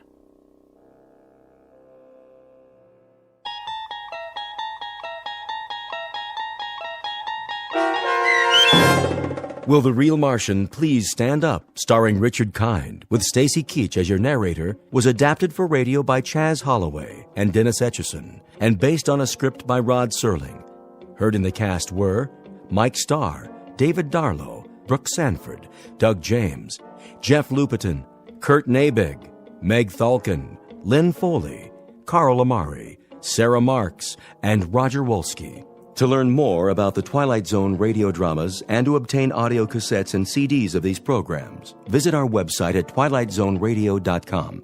The producers of The Twilight Zone wish to thank CBS Enterprises, Carol Serling, Dennis Etchison, Dick Brescia Associates, Claire Simon Casting, Terry Jennings, XM Satellite Radio, Sirius Satellite Radio, our sponsors and our radio affiliates for helping make this series possible.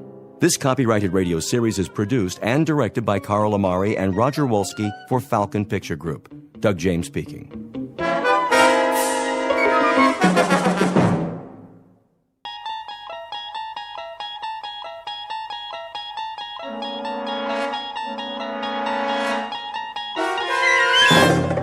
You're traveling through another dimension. A dimension not only of sight and sound, but of mind. A journey into a wondrous land whose boundaries are that of imagination. That's the signpost up ahead. Your next stop, the Twilight Zone.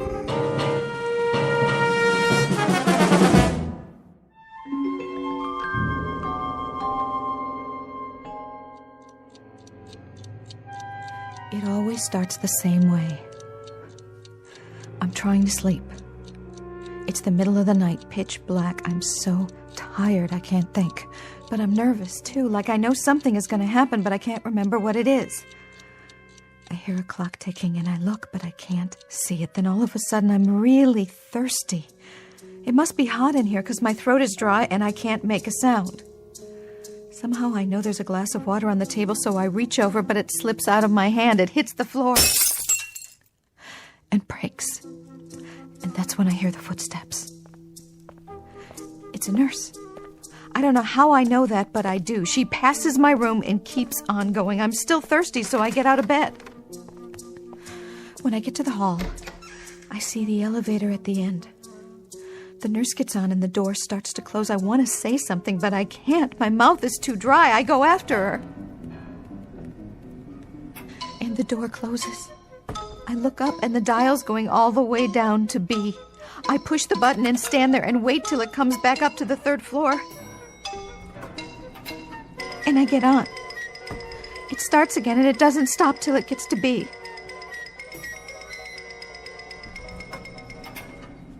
I'm in the basement.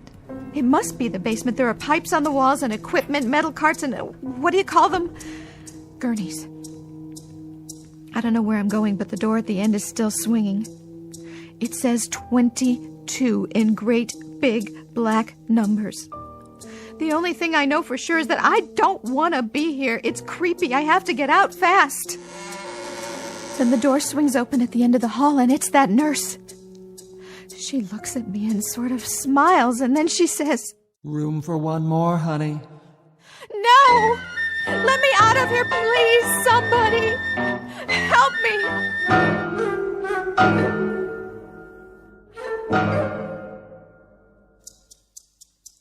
This is Miss Liz Powell. She's a professional dancer suffering from overwork and fatigue due to lack of sleep. And at this moment, we have just finished walking with her through a nightmare. In another moment, she'll wake up and will remain at her side. The problem is that both Miss Powell and you will soon reach a point where it may be difficult to decide which is reality and which is nightmare. A problem uncommon, perhaps, but one peculiar to the Twilight Zone. And now, The Twilight Zone and our story 22, starring Andrea Evans, with Stacy Keach as your narrator.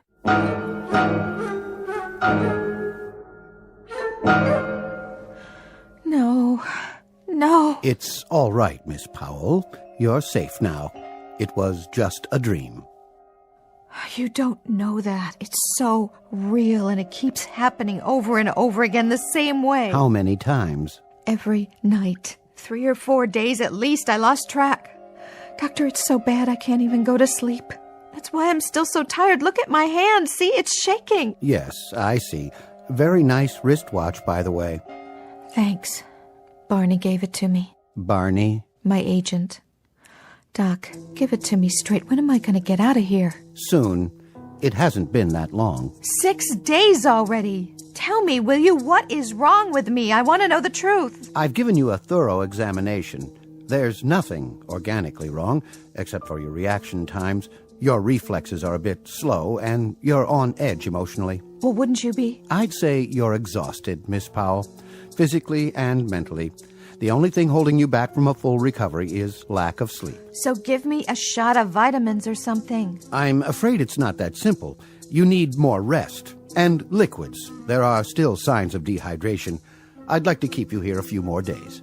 A few more? I have to get back to work. And run some additional tests, just to be sure. Sorry, Doc. I can't do that. If you don't, you really will collapse. Where did you say you work? At the Plush Monkey. I'm a dancer. 3 shows a night. Then it's out of the question. But I'm the feature dancer. You don't understand. They booked me for a week. Barney already signed the contract. If I don't show, the customers will want their money back and the whole tour gets canceled. Barney will kill me. I'm sure you can work something out. You don't know Barney. Well, you'll have to miss at least one more night. Simple bed rest, a sedative to help you sleep, and the IV to bring the fluid levels back up. I never should have listened to Janine. Janine? She just finished a week at the club. She pulled a muscle last year, and she said this was the place to go.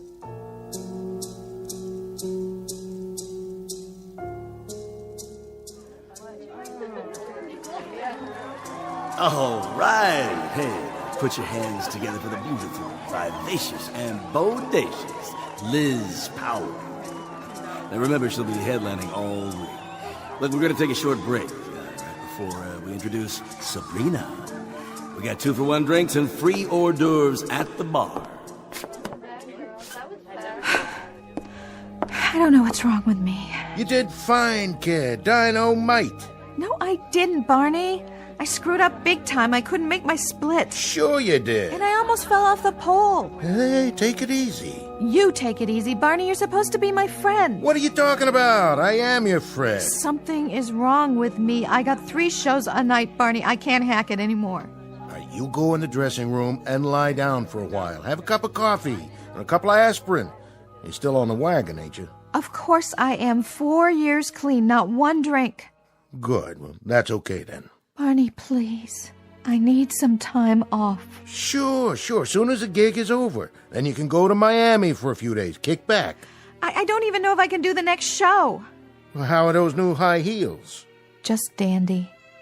Did you eat tonight? I can order you a steak. I ate a Chinese chicken salad, all right? That's not it. Well, then you go on in there. You close the door and you take a load off. Put your feet up. Trust me, you feel like $1 million, which is what you look like, dollface. All right, Barney, if you say so. I gotta go buy Platinum Pete's anyway. What for? Check out the competition. See you in the funny papers, kid. And remember, you're a star, so start thinking like one. Call me tomorrow? Sure I will. Right now, don't you worry that gorgeous head of yours about nothing. You promise? I'll try. Oh, so tired I can't even think. Is my head killing me? See if I got a couple more aspirin.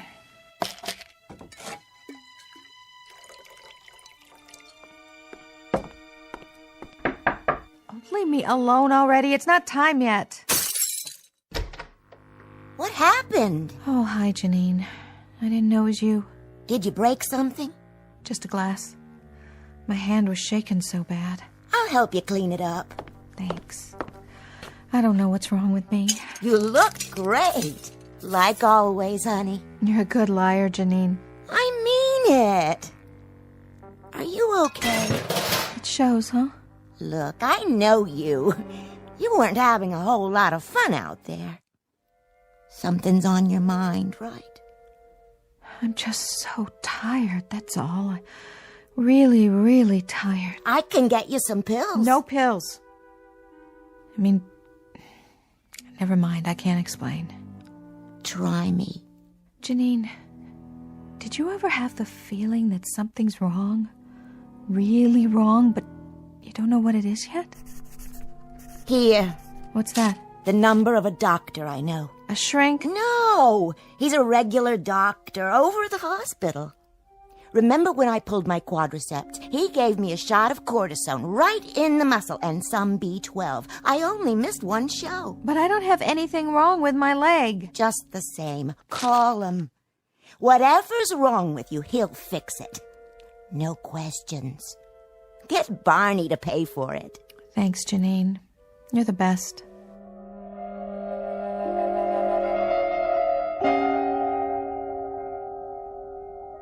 So that's how I ended up here.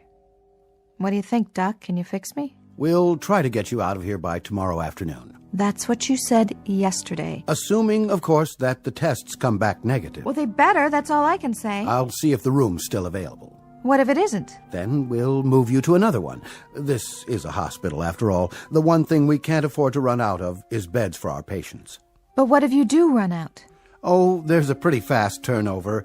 People check in and check out. I don't like the sound of that. Why not? Check out. It sounds like you mean they die.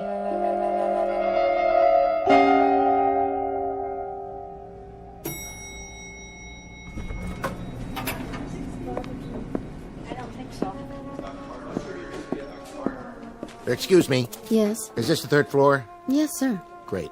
How's the chick in 305? I beg your pardon? The patient in 305. Miss Powell? She's all right, ain't she? I mean, she ain't dangerous or anything like that. I really wouldn't know, sir, but this isn't a psychiatric ward. No, of course not. You'll have to check with her doctor. And which one is that?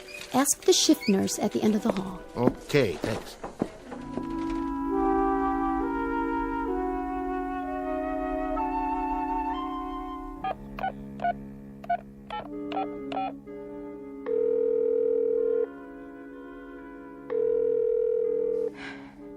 Come on, Barney, answer, will you?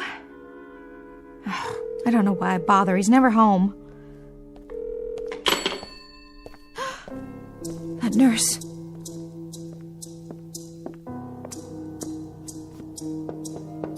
You in there, kitten? Barney? Is that you?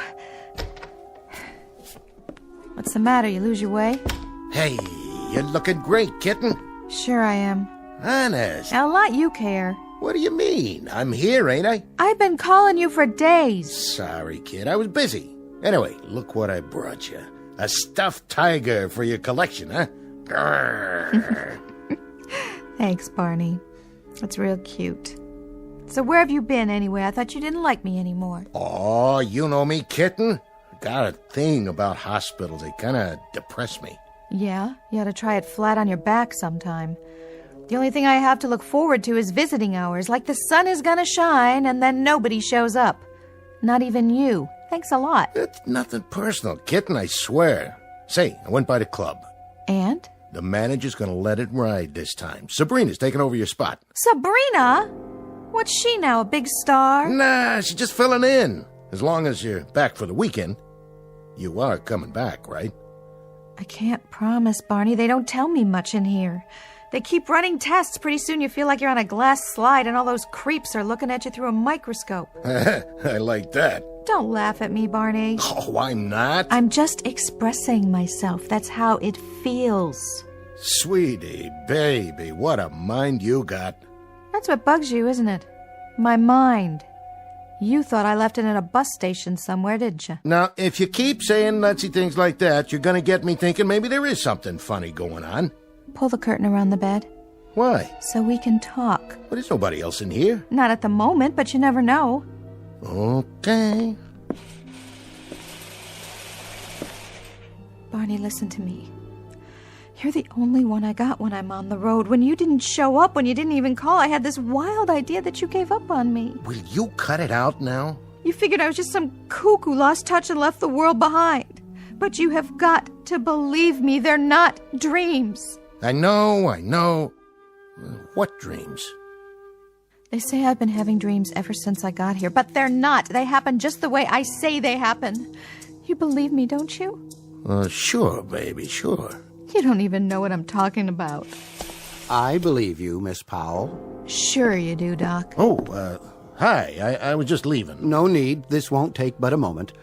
You're looking better, Miss Powell. I was just telling her that. I'm Barney Kaminer, by the way, her agent. She's beautiful, ain't she? She makes an old doctor wish he were a young intern. You make me wish the same thing. You must be great at funerals, laughing boy. We're a little feisty this evening, aren't we? We are not feisty. We are just a little tired of 10 people an hour walking by our bed like they were P.T. Barnum and I was a freak in a freak show. Why don't you guys get off the dime? There is nothing wrong with me and you know it. There most assuredly isn't, Miss Powell. That's what I've been trying to tell you. As a matter of fact, you're in excellent physical condition. She sure is. Just a little overtired is all. A little overworked, perhaps.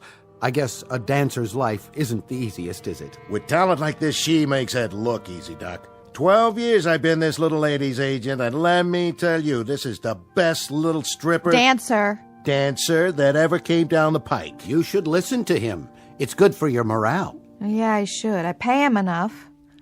So what's your plan tonight? A big discussion about Freud and dreams? You're not interested in dreams, Miss Powell? In this story you recount, you keep rejecting the fact that it is a dream, though you know it must be. You know it. I don't. As a matter of fact, I know quite the reverse. I say it is a dream. Let's run through it again. You say that it's always in perfect chronology. You wake up, you feel thirsty, you reach for the glass. You suddenly hear the clock ticking loudly. Very loudly, right by my ear. Even though all the clocks in this hospital are electric. They don't tick.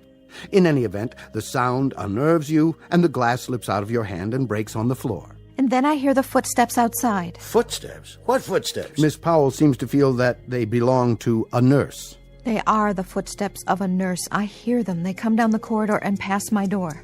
I jump out of bed. Now, Miss Powell... I jump out of bed. I open the door and I see this nurse going into an elevator. I follow her. She goes down to the basement floor, and at the end of the hall there's a room. It's room 22. 22, huh? What kind of room? Well... Go on, tell him. Tell me what? You might as well say it. I already know the answer. Tell me, Doc, is there a room 22 in this place? As a matter of fact, there is. It's the hospital morgue. What? The morgue? That's right, Mr. Kaminer. And Miss Powell seems to believe that the nurse comes out of the morgue, looks at her... Right straight at me with a little smile like she was expecting me. And then she says, room for one more. That's what she says, Barney, every time. Room for one more, honey. And then she grins some more and points to that... room where all the stiffs are. Odd dream, wouldn't you say, Mr. Kaminer? A weird one, Doc. That's a real weird dream, all right. It isn't a dream. She claims it's one of our nurses assigned to the basement floor. How can I tell if it's one of your nurses? All I know is she comes out of that room, looks at me, and says in a real smooth voice, "Room for one more, honey." I'll prove it to you. You bring her in here and I will point her out. Boy, will I. I know her face as well as my own. Well, let's find out, shall we?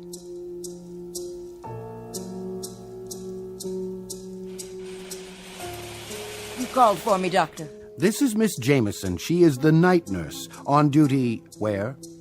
On the basement floor. And you are the only nurse on that floor? Why, yes, I am. The only one, Miss Powell. Look at her. I'm looking. Well, Miss Powell, is this your phantom lady? No. The hat's the same kind, but the other woman's tall. She has dark hair pulled back behind her head, and she's got this crazy kind of smile. That will be all, Miss Jameson. Yes, Doctor. Well, Miss Powell, it obviously is a dream. It could be some other nurse. If it were a nurse in our hospital, it would have to be that young lady. And since it's not, you'll have to admit it's very unlikely that the woman you saw, or claim you saw, could have come out of the morgue. I know what I saw. I know what I did. What are you trying to do? Prove I'm a nutcase? On the contrary, I'm trying to help you. I'll tell you what, Miss Powell.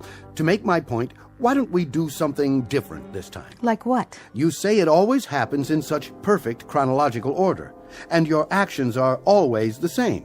You feel thirsty, you reach for the glass, you hear the clock, you hear the footsteps, and then you run out into the hall. And that's how it begins. So? Tonight, when you're dreaming, or as you say, waking up, don't reach for the glass. Make a conscious effort not to. See if breaking the routine a bit won't stop it from happening. Hey, that's a groovy idea, Doc. Don't you think so, kid? Why don't you try it? Barney, why don't you cue him? Tell him to give up on me. Nobody's giving up on you, baby. But when I know something, I'm too stubborn to change my mind. Explain it to him, will you? When the same thing happens to you for 6 nights in a row... You hear that? 6 nights. You know how much salary she's losing. Overwork, fatigue, exhaustion. And when it happens... Right. She says it happens. A nightmare at this juncture isn't abnormal at all, Mr. Kaminer. In this case, with very little REM sleep, a nightmare would be the norm. You said it. The man's a doctor, kitten. Let's see what this evening brings, shall we? Yeah, let's. I gotta go, kitten. Stay hip to this doctor, baby. Anyway, I sure am glad to see you looking so well. Thanks a heap, Barney. You couldn't boost my morale if it weighed 1/4 pound and you had a derrick to lift it. Thanks for coming, though. Do it again sometime. But try to make it next year, will you? Kitten, baby. Get out, Barney. Sure, Liz. Remember about tonight, Miss Powell. Whenever you feel the compulsion to repeat your nightmare, don't. Skip that single step and see if it doesn't help. Sure. What have I got to lose? But I'll tell you something, Doc. If this doesn't work, I am checking myself out of here. I think we're on our way to recovery. Oh, are we? Well, we're just delighted to know that we feel that way.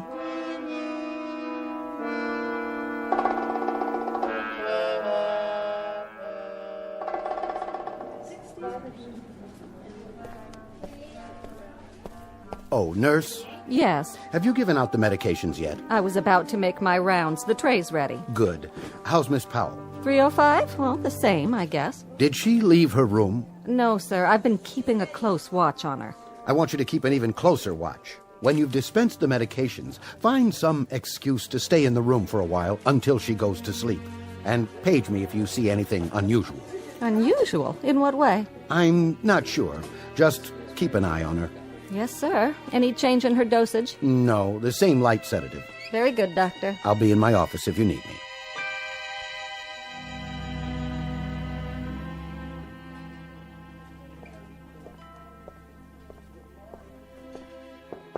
Come in. Hello, Miss Powell. Time for your pill. Oh, thanks. Here you go. What is this stuff, anyway? Something to help you sleep. What if I don't want to sleep? Now, let me see you put it in your mouth and swallow. All right. There. Happy? Thank you. Doctor's orders, I'm afraid. What are you doing? Moving the IV rack. I think it might do better back here. Don't mind me. I should wait a few minutes to be sure the drip rate is accurate. You go ahead, lie back. Would you like the lamp off? Sure, go ahead. Tell you the truth, I don't really care. Feeling sleepy already? You know, I think I am. Some pill you got there.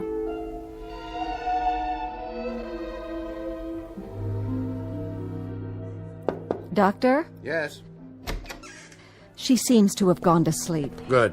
You asked me to watch her, if that's all? Now that's odd. That's really quite odd. What is, Doctor? Oh, I was just thinking. When I talked to her this afternoon, she told me about this dream of hers. What about it? Following someone down the corridor, then getting in an elevator, going down to the basement, and the morgue. Sounds like a nightmare, all right. Yes, but, well, the thing of it is, don't you think that part's truly odd? Odd, Doctor? Yes, that's the only word for it. Well, it was a dream, after all. But, you see, she's never been there before. Patients aren't allowed in the basement. I know, Doctor, but in a dream... Dream or not, when she tells the story, she mentions room 22. Room 22? That is the morgue. Of course it is. With big black numbers on the door, just as she described it. But if she's never even been down there, how would she know the number of... Yes, precisely. How could she?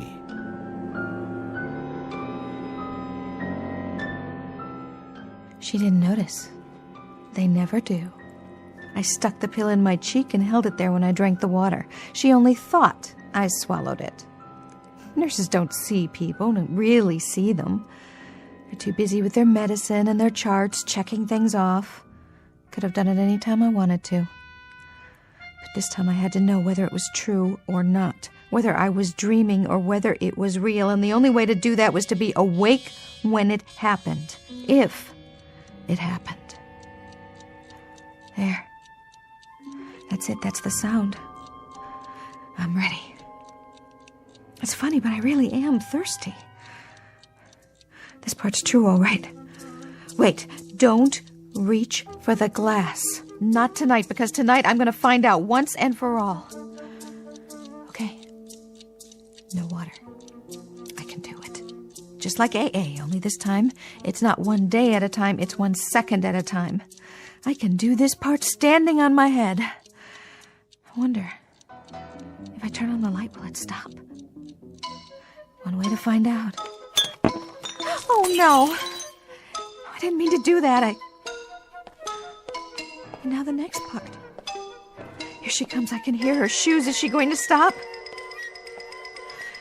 No. But I've got to get to her this time before the elevator comes.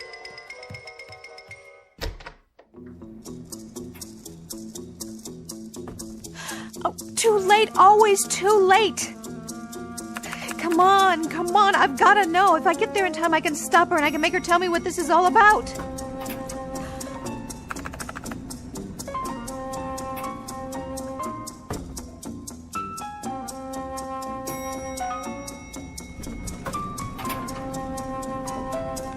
Oh, too late. She's already gone in to room 22. Wait! Why are you doing this? What do you want from me? Why are you smiling at me like that?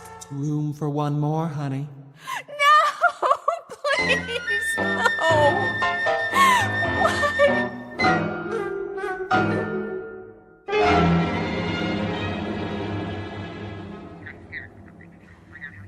Yes, that's right, Janine. I'm checking myself out. No, the doctor doesn't like it, but so what? It's my life. And I'm not going to spend it cooped up in some hospital room. Miss Powell? Hold on. Yes? Mr. Kaminer is outside. Finally? He said to phone down to the lobby when you're ready, and he'll bring the car around. He'll meet you at the elevator. My cup runneth over. Is there a back door to this place? He seems like a very devoted man. He's devoted to 10% commission and sleeping all day. Do you need any help with your things? No, the bag's all packed. I can carry it. Good luck to you, Miss Powell. Thanks. I can use it. Sorry, Janine. Anyway, I gotta go. Barney got me a plane ticket to Miami tonight. You gonna be down there by any chance? There's a new club that's... No, I'm not working. This time it is strictly R&R. Barney won't even be around. I'll have the whole condo to myself for 3 weeks. So if you need a place to crash...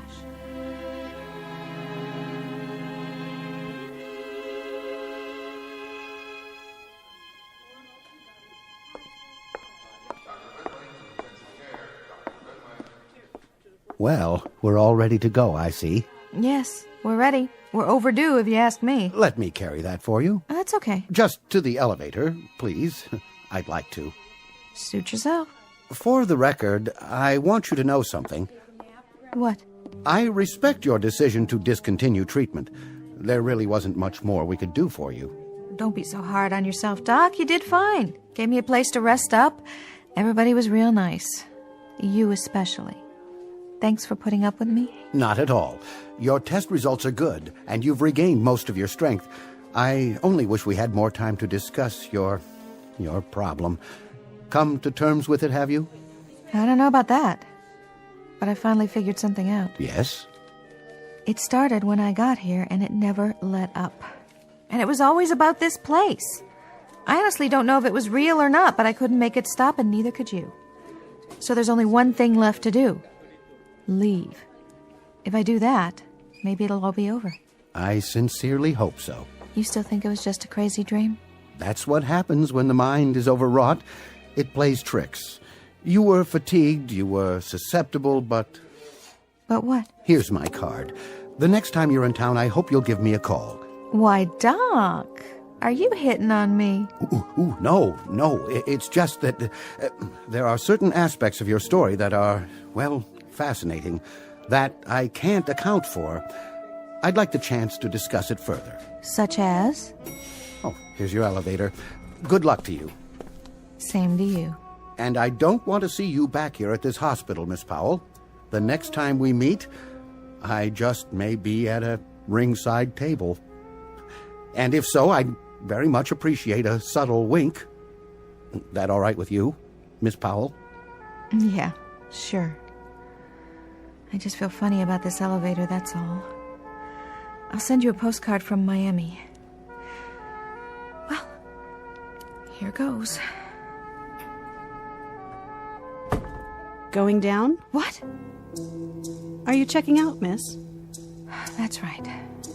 The lobby, is that as far as it goes? Pardon? This elevator, it doesn't go all the way down to the basement, does it? Oh, no. That's only for the staff. It's off limits.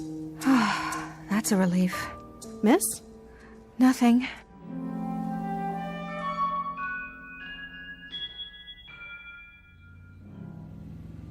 You look good in that new dress, kitten. Thanks, Barney. I mean it. You don't think I gained weight? Are you kidding? You got the best chassis in the business. Always have and always will. What's the weather in Miami? Should be perfect. You're gonna enjoy it down there, I promise. The sun, the beach, and no dancing. When you're ready, you let me know. I'll book the classiest joints in the country. 1-week gigs, cash up front if that's what you want. Strictly up to you. Hey, are you laughing at me? No, Barney, I was just thinking. They sell postcards at the airport in Miami? Sure they do. You gonna send me one? Maybe to the doc. Old happy boy. The stiff? I think he's got a crush on me. Might give him a thrill. Maybe a picture postcard of a girl in a bikini. That'll get him talking back at the hospital.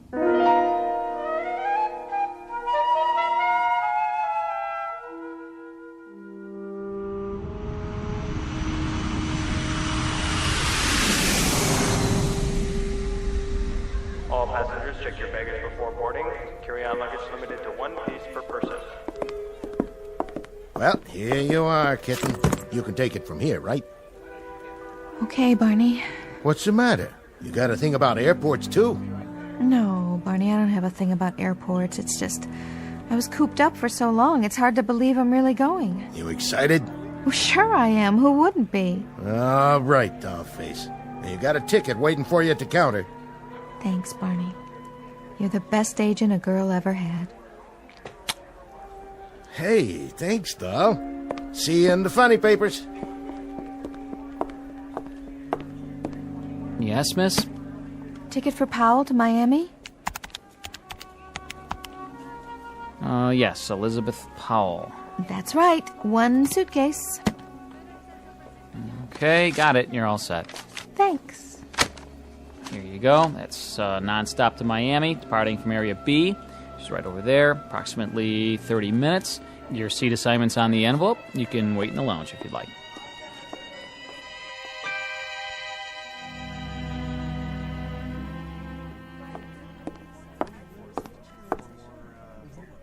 Well, hello there, beautiful. What'll it be? Ginger ale, straight up. You sure? I can mix it up any way you want. Tall, rocks. What are you staring at? Just taking in the view. Well, knock it off, Buster. Anybody ever tell you have eyes like a tarantula? Hey, that's not very friendly. Well, I was friendly till I came in here. 1 ginger ale coming up.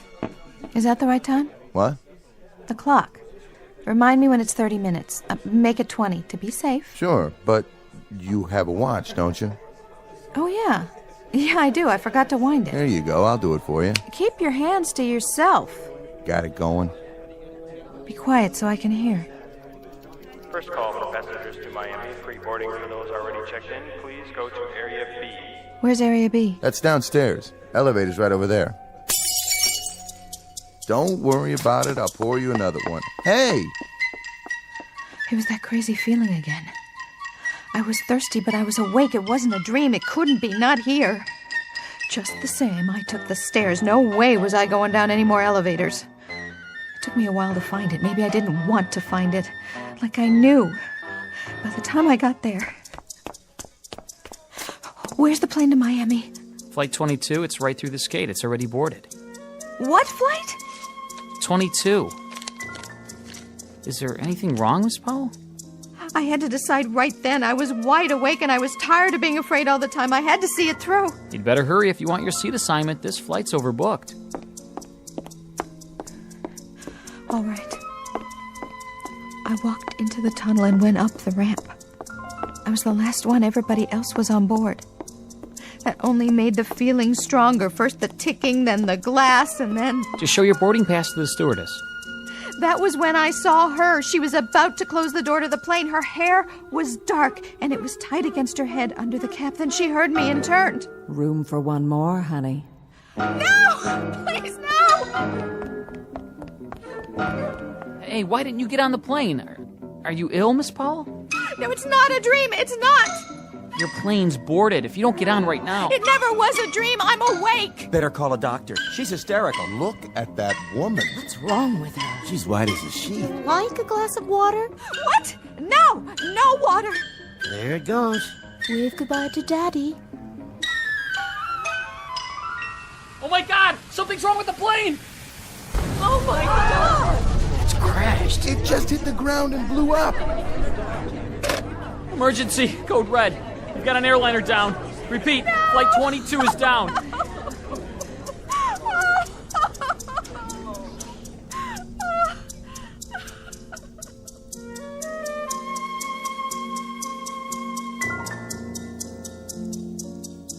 Miss Elizabeth Powell, profession, dancer. Diagnosis, acute anxiety brought on by overwork and fatigue, made even worse by lack of sleep due to one particularly insistent bad dream. Prognosis, with rest and the proper care, she'll probably recover. But the cure to some nightmares is not in any known medical book. You look for it under Potions for Bad Dreams, to be found only in the Twilight Zone.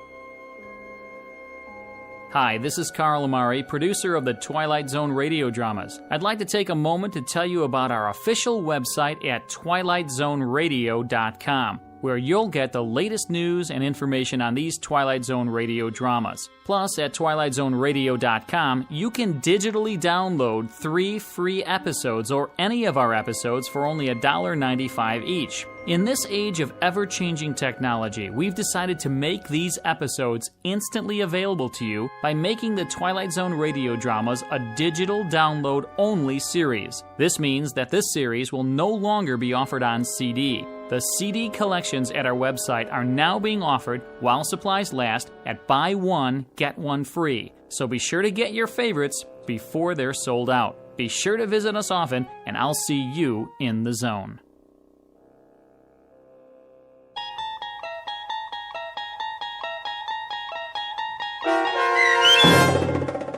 '22, starring Andrea Evans with Stacy Keach as your narrator, was adapted for radio by Dennis Etchison and based on a script by Rod Serling.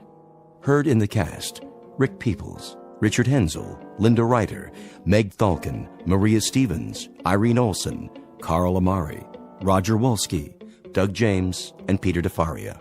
To learn more about the Twilight Zone radio dramas and to obtain audio cassettes and CDs of these programs, visit our website at twilightzoneradio.com. The producers of The Twilight Zone wish to thank CBS Enterprises, Carol Serling, Dennis Etchison, Dick Brescia Associates, Claire Simon Casting, Don Longo, Terry Jennings, the American Forces Radio and Television Service, our sponsors, and our radio affiliates for helping make this series possible. This copyrighted radio series is produced and directed by Carl Amari and Roger Wolski for Falcon Picture Group. Doug James speaking.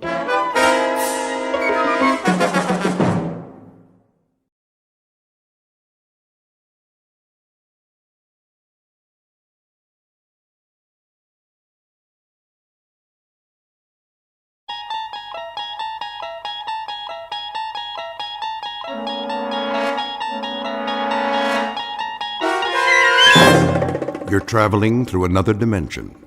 A dimension not only of sight and sound, but of mind. A journey into a wondrous land whose boundaries are those of imagination. Your next stop, the Twilight Zone.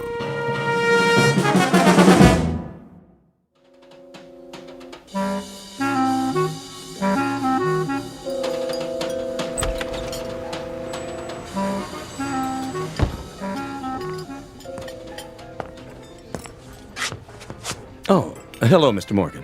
Ferdy? Nice to see you, sir. Where's Daggett? Mr. Daggett? Mm-hmm. The table in the corner. He got here a few minutes ago. Good. I'd like to see a dinner menu. I don't have much of an appetite. A drink, then. The usual. Yeah, make it the good stuff. Of course. Harold, 1 tequila with lime, table 3. Coming right up.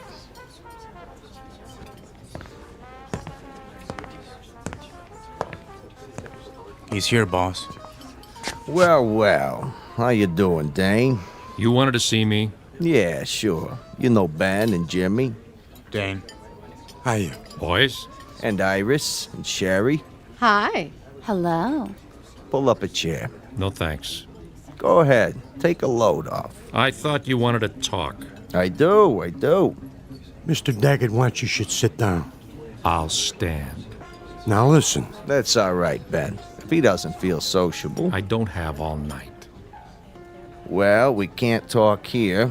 How's your drink, sweetheart? What? Oh, fine, Bernie. Order another one. Make it champagne all around. Ooh, champagne. Are we celebrating? That's right. A regular celebration. What's the occasion? The 6-month anniversary of a wonderful partnership. Come on, Dane. We'll go to my office. You too, Jimmy. Ben, stay here and keep the ladies company, like I told you. Okay, boss.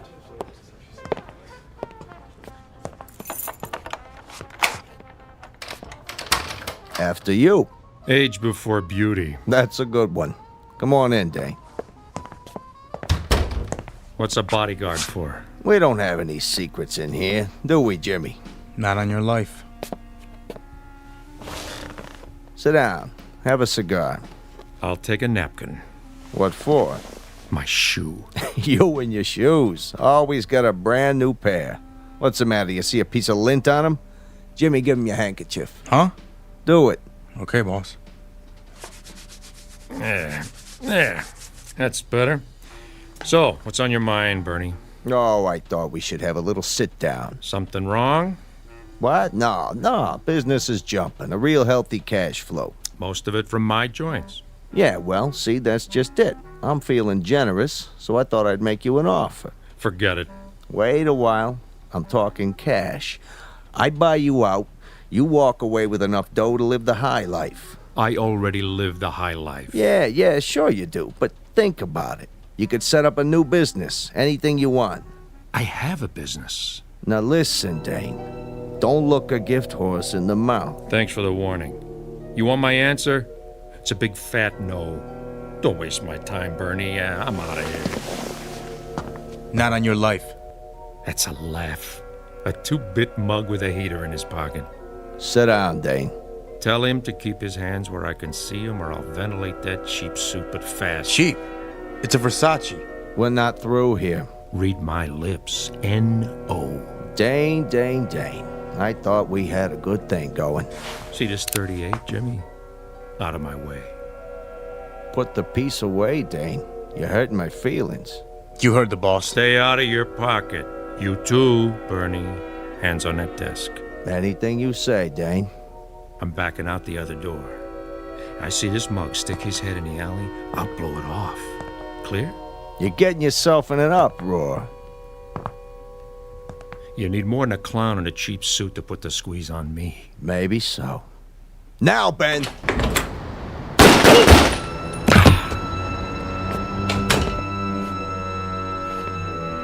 You should have looked behind him. Good shooting, Ben. Just like you told me, Mr. Daggett. Now, get this punk out of my office. What do you want we should do with him? Dump him with the rest of the garbage. Jimmy, clean up the blood. He's leaking all over my Persian rug. Right, boss. You got it, Mr. Daggett. Meet Bernie Daggett, a successful West Side businessman.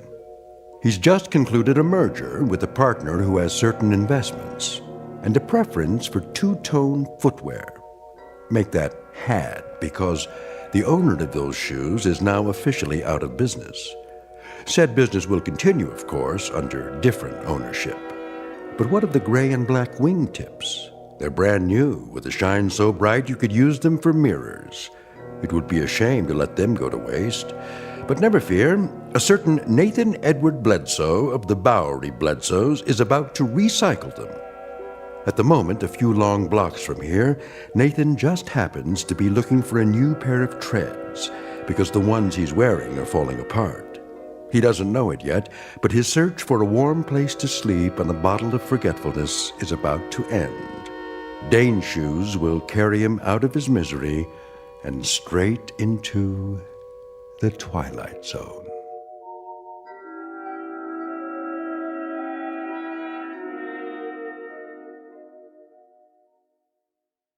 And now, The Twilight Zone, and our story, Dead Man's Shoes, starring Bill Smitrovich, with Stacy Keach as your narrator.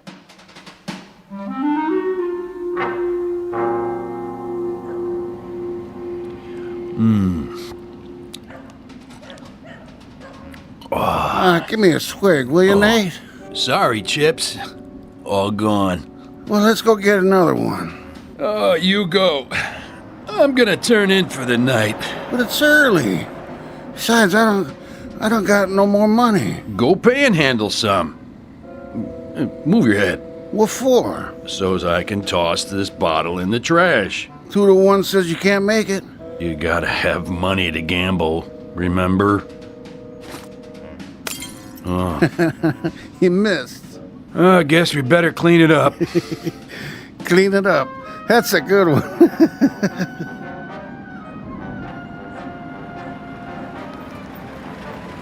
Now you've done it. Somebody called the cops. Wait.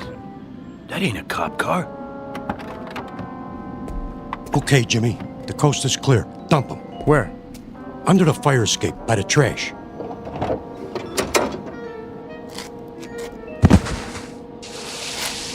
What you got in the bag? Quiet. Keep your head down. Okay, Ben. Done it. Let's go. Mr. Daggett said to come right back. So long, Dane. Good riddance to bad rubbish.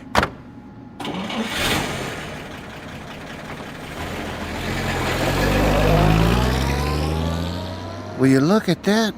They drove all the way down here just to dump their garbage. That ain't garbage, you moron. Then what? What do you think? You mean?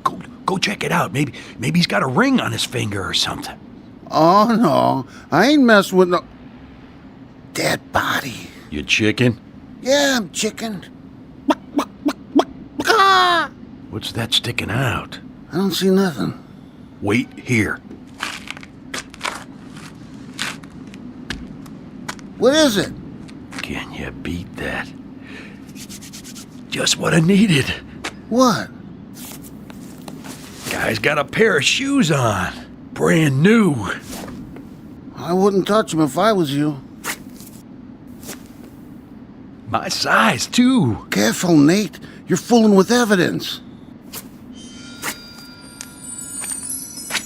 Look at that. Perfect. Wonder if there's anything in the pockets. Nate, we gotta get out of here, I tell you, before they hang it on us. No wallet. Oh, nothing. Except for this key. Number 621. Mayfair Apartments. Hey, I know where that is. Pretty swanky. Hey, where you going? To check out my new digs.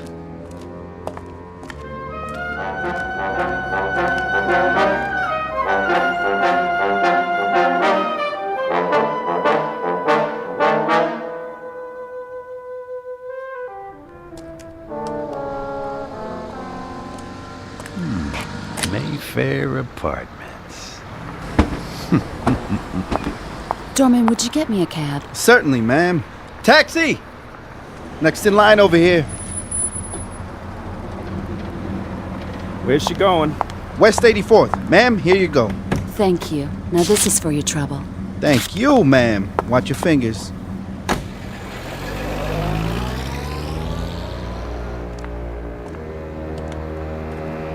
Hey, fella, where you going? This building is for residents only. Yeah, sure, pal. So sue me.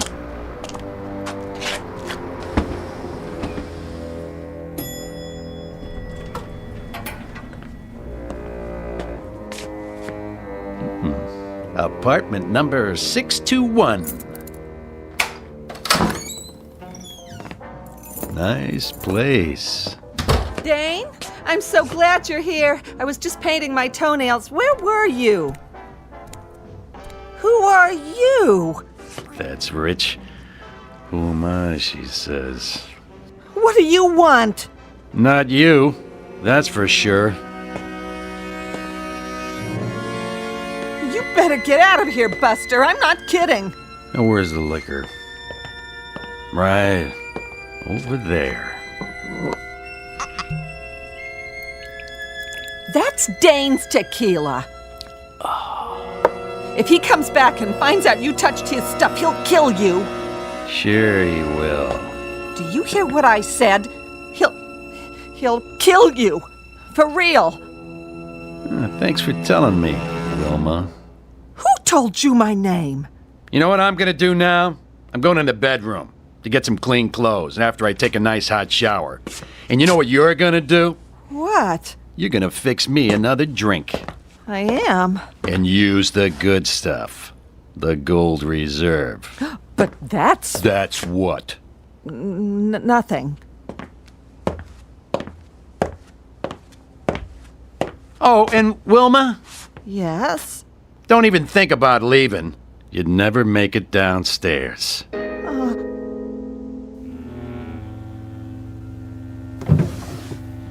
Shirt, socks, and a suit. Think I'll try the pinstripe.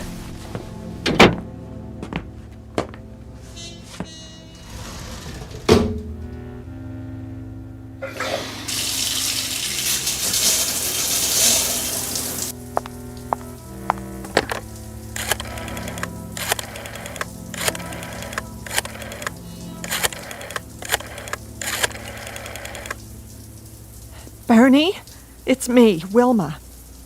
Wilma! No, I can't talk any louder. Listen, is Dane there? Well, where is he? What do you mean you don't know? All right, do me a favor. Call me as soon as you do. Thanks, Bernie.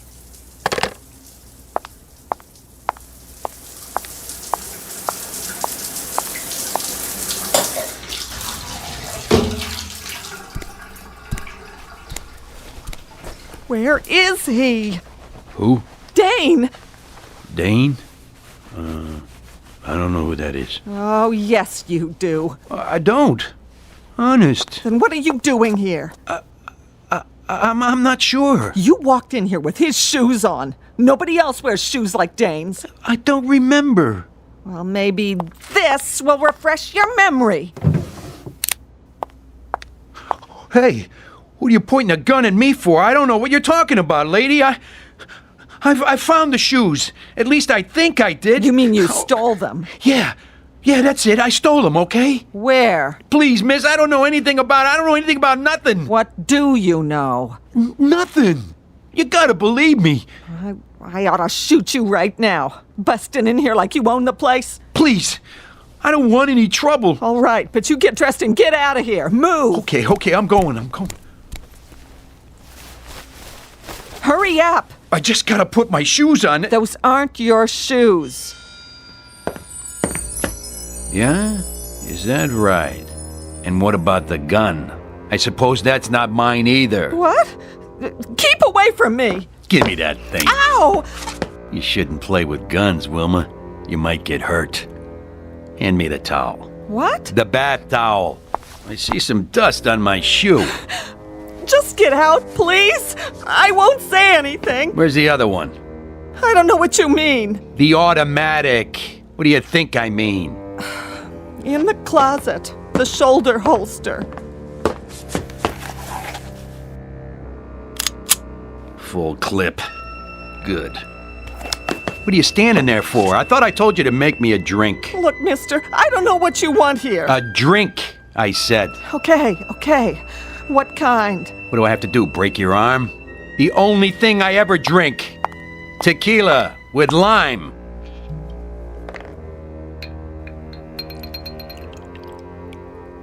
Dane's due back any second. I'm warning you, for your own sake, if you know what's good for you. I know what's good for me. Please don't touch me. Please don't.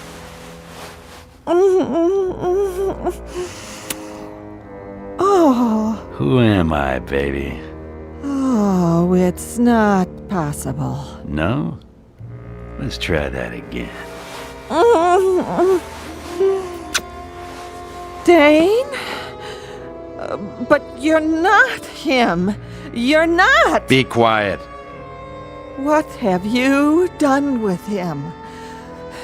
What happened? What?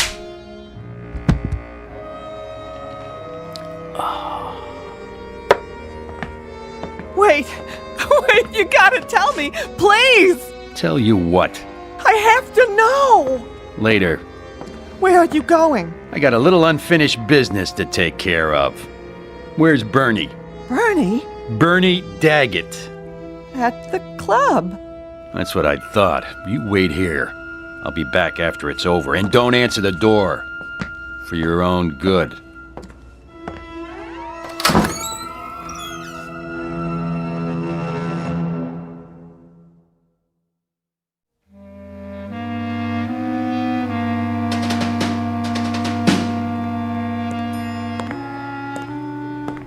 Sir? Yeah? Did you get the message from Mr... Oh, I'm sorry. What's the matter? There problem? Nothing, sir. I thought you were someone else. Oh, is that so? Like who? Another one of our residents. Let me guess. The guy in 621? That's right. You must know Mr. Morgan. Yeah, you might say that. Just visiting. What's it to you? Oh, nothing at all. It's just... Just what? That suit and those shoes. Mr. Morgan has a pair exactly like them. No kidding. Must be quite popular these days. Very smart. I like them. You got a handkerchief? Why, yes, I'm sure I do. Here you are. Clean one, is it? Oh, yes, sir. Good. Got a scuff on the toe. You do? It doesn't show from here? Shoe shine stand's closed, huh? Yes, sir. At this time of night. Yeah, here you go. Here's a tip. Oh, that's not necessary, really. It's the concierge's job, too. Listen, get a shoe shine boy who works around the clock. Some people care about how they look. Right, I'll do that.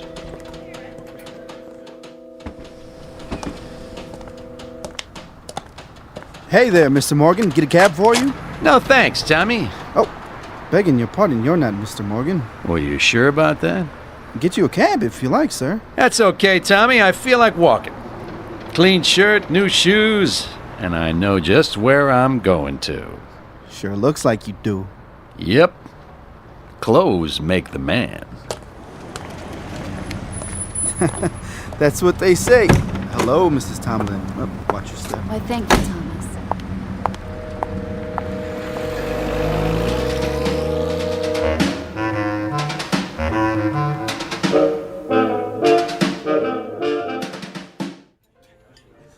Yes, sir. May I help you? I'd like a table.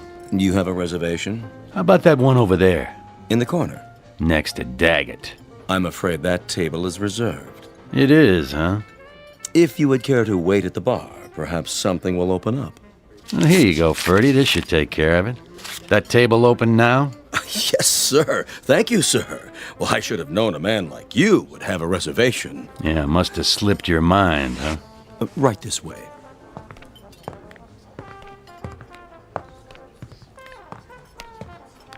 Let me pull the chair out for you.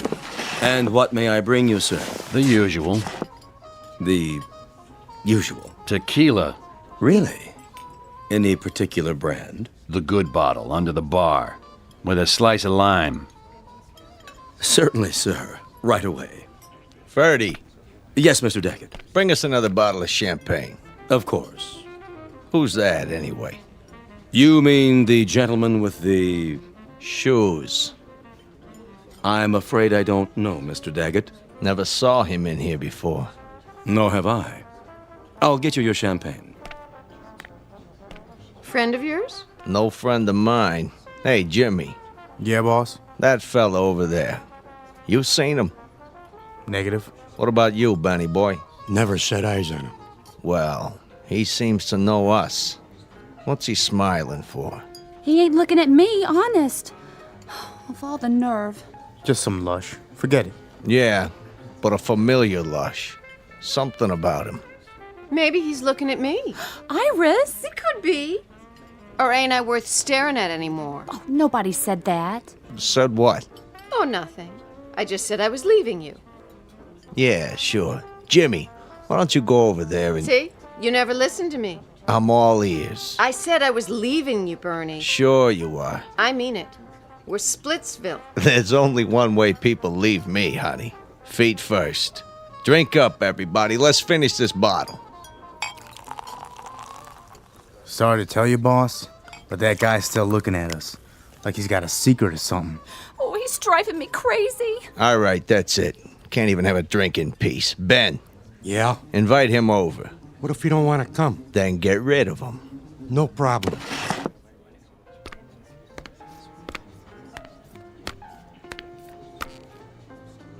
Hey.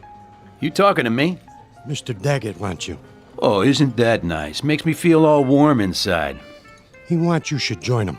Well, what do you know? An invitation from the great Bernie Daggett at his own personal table. Are you sure? He loves you should join him. Oh, I don't know what to say. Don't say nothing, just do it. Well, if you put it that way, I accept.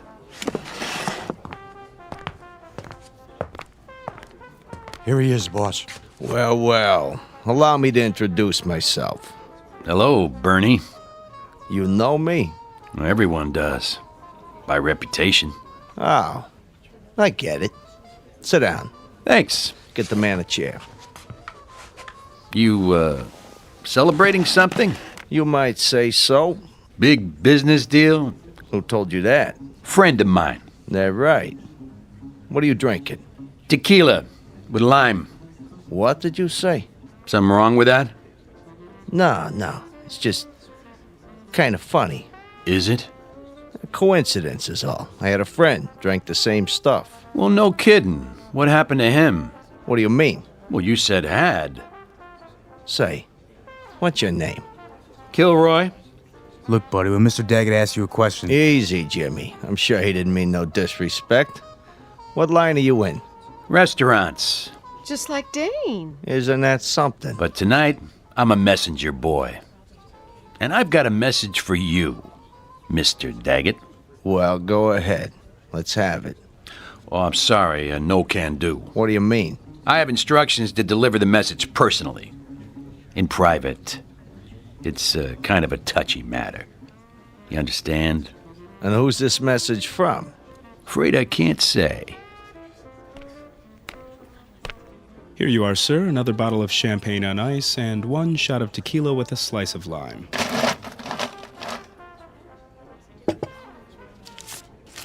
On me. Here you go, Paulie. Yeah, thanks. Think nothing of it. Anything else here? I'll let you know. Yes, sir. Nice drink. Glad you like it. Nice place, real nice. You own it?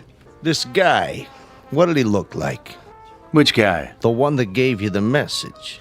Well, sometimes, Mr. Daggett, it's my business to forget things, not remember them. Okay, messenger boy. Let's go. Ben, wait here with the girls. Keep an eye on things. You know what I mean. Don't worry, boss. I got you covered. It has to be private. It will be. My office? Suits me. Hey, I didn't say where it was yet. Didn't you? Down the hall. The door at the end. Right.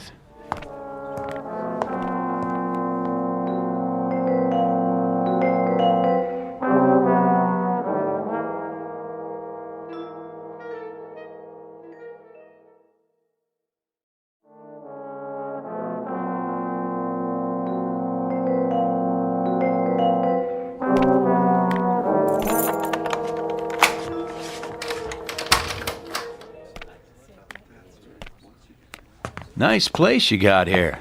Soundproof, too, so we can talk in private. Good idea. Come on in. Make yourself comfortable. Oh, age before beauty. That's a good one. Jimmy? Put your arms out. What for? Just till we get acquainted. Go on, Jimmy. Frisk him. Well, what do we got here? Well, it looks like a 38 to me. What's the matter? The monkey can't see? You got nerve bringing a piece in here? That's okay. I know how it is. A man needs protection nowadays. Yeah, you don't know what kind of trash you'll run into. Hold it for him, Jimmy. Hey, careful with that.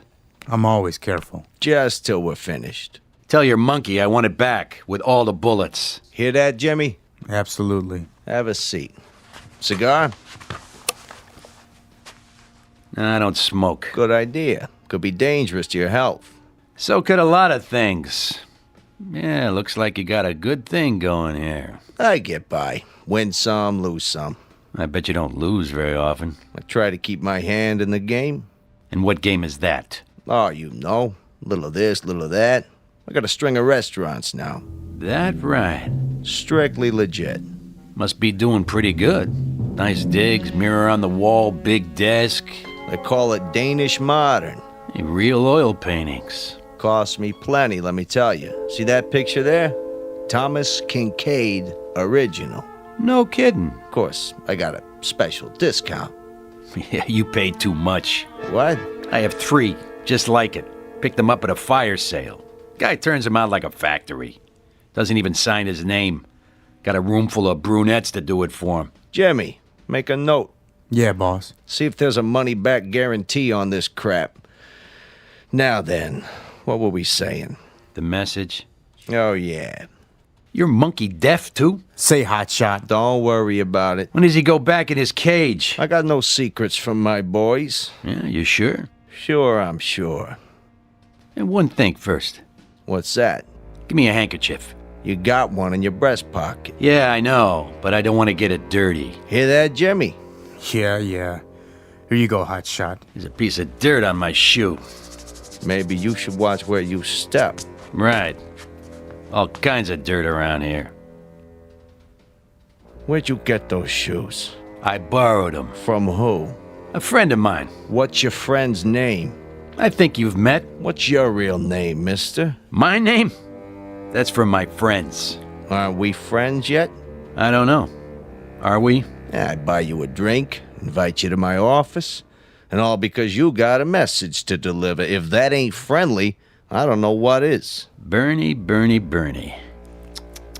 Daggett to you. How'd you get it cleaned so fast? What? The rug on the floor?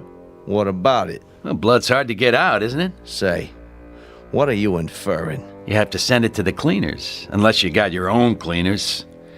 Nickel and dime mugs who wipe up people's messes for them. I don't know what you're talking about. Don't you? But I know one thing. You got a bad attitude. The kind that can get you in trouble. Absolutely. You think so?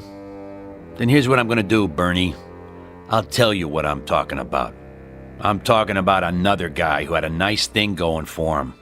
Yeah, plenty of dough, plenty of action, restaurant uptown, only he wasn't happy.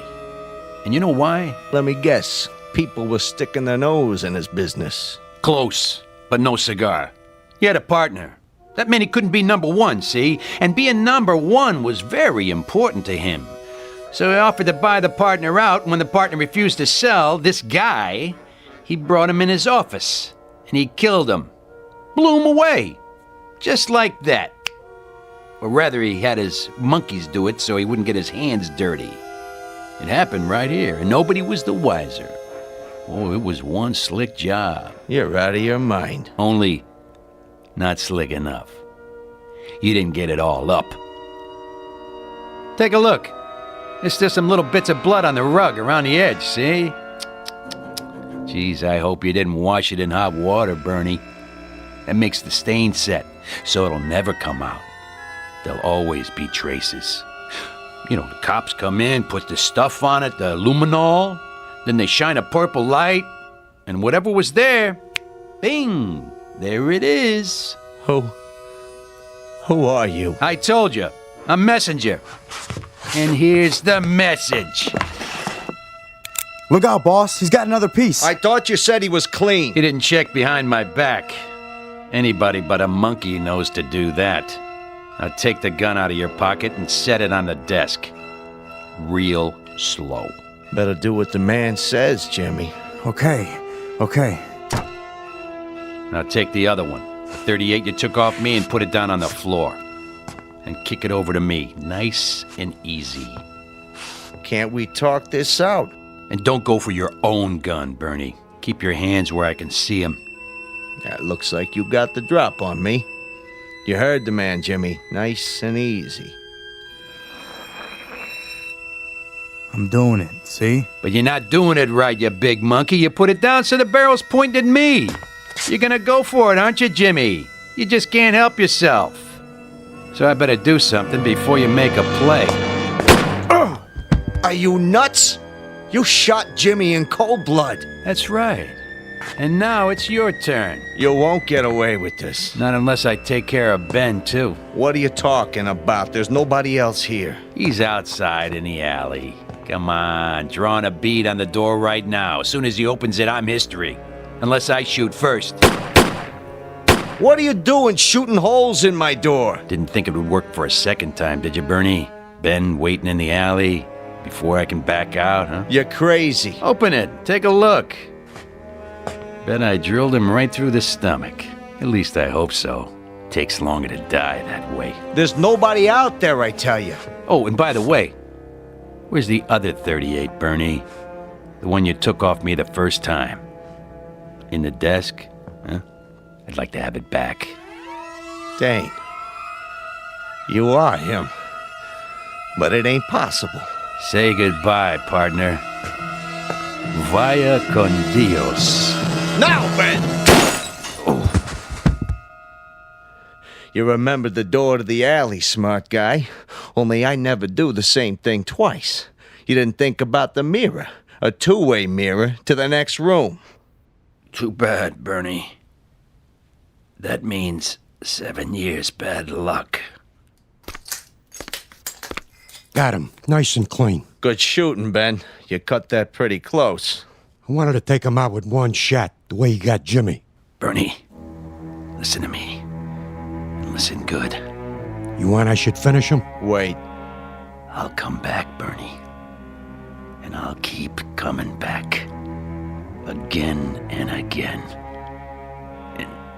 And sooner or later, I'll kill you. So help me. I'll kill you. Get him out of my face. Right. Drop this scumbag in the garbage any place you want. Just don't let me see those shoes again. Not as long as I live. With pleasure. Get some of the boys over here. We should bury Jimmy nice and proper. You got it. And remind me to send some money to his old lady. Who was this piece of junk anyway? I'll tell you something, Benny. I don't know. I really and truly don't know.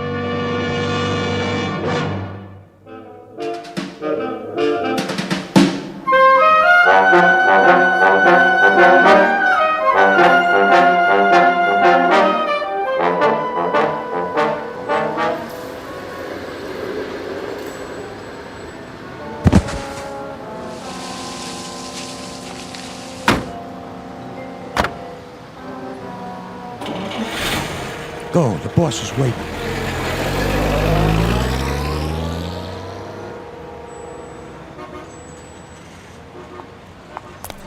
Thank you, ma'am. Thank you, sir. Spare change? Bus fare? Something to eat? Hold on. What in the... Nice pair of shoes. Huh? Nate? That you? Oh, no, no. Poor Nathan. I'm sorry. You forgive me, don't you, Nate? But I guess you won't have any use for him now. Rest in peace, buddy. Yeah, what do you know? Perfect fit. Spare change, sir? Ma'am? Anything at all? Hot meal? That's all I need. Yeah, and a hot bath and a change of clothes. That's all. 'Cause I got places to go and things to do.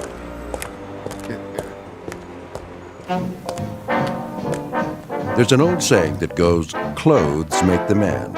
And another one that says, if the shoe fits, wear it. Keep both phrases in mind should you ever find yourself on a lonely street at night. Because nothing comes without a price. And if you happen upon a pair of expensive black and gray loafers, size 9, be very careful. Because they just might have a mind of their own. Try them on, and chances are you'll find yourself on a long-distance trek into the Twilight Zone. More from the Twilight Zone after this. Dead Man's Shoes, starring Bill Smitrovich, with Stacy Keach as your narrator, was adapted for radio by Dennis Etchison and written for the Twilight Zone by Charles Beaumont and O.C. Rich. Heard in the cast were Meg Falcon, Christian Stolte, Rick Arthur, Alex Sopener, Fernette Lebo, Amber Lake, Doug James, Dale Rivera, Roger Mueller, Rich Komanek, Eddie Martinez, Tony Castillo, and Carl Amari.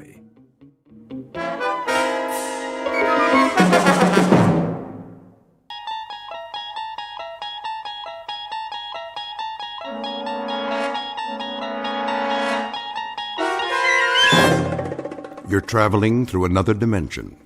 A dimension not only of sight and sound, but of mind. A journey into a wondrous land whose boundaries are those of imagination. Your next stop, the Twilight Zone.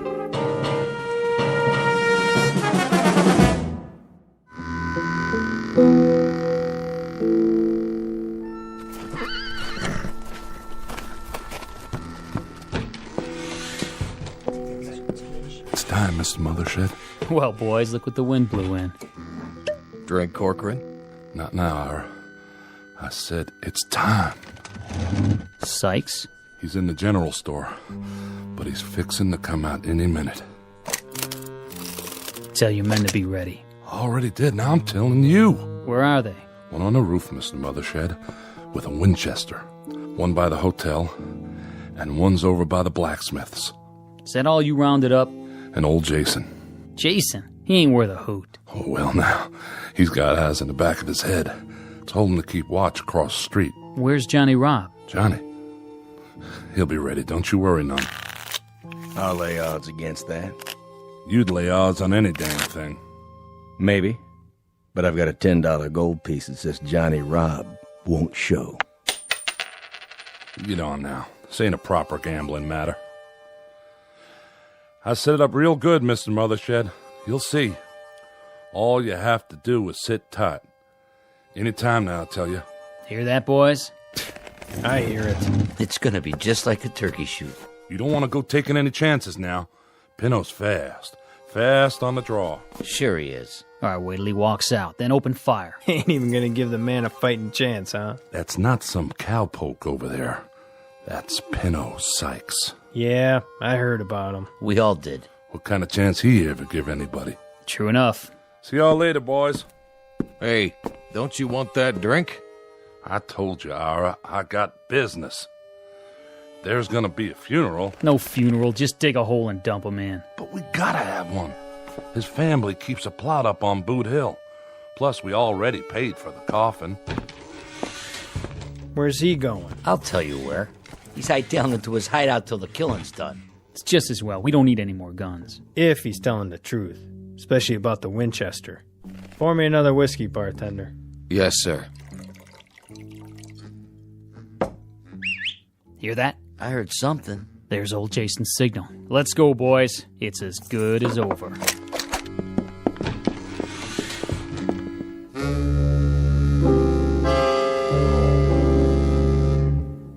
Normally, the man would be correct. This sounds like a moment very close to the end of the story. We're about to have a traditional shootout on the street, and barring a miracle, the bad man will soon be dead. But it's not always easy to tell the good guys from the bad. And there are some men of legend and folk tales who have been known to wreak their revenge even after death. The outlaw in question, Pinto Sykes, is one such person. And therein lies our tale. Because very shortly we'll see how he introduces the town, and a man named Connie Miller in particular, to a long, dark night they didn't plan for, in a place called the Twilight Zone. And now, The Twilight Zone and our story, The Grave, starring Michael Rooker, with Stacy Keach as your narrator.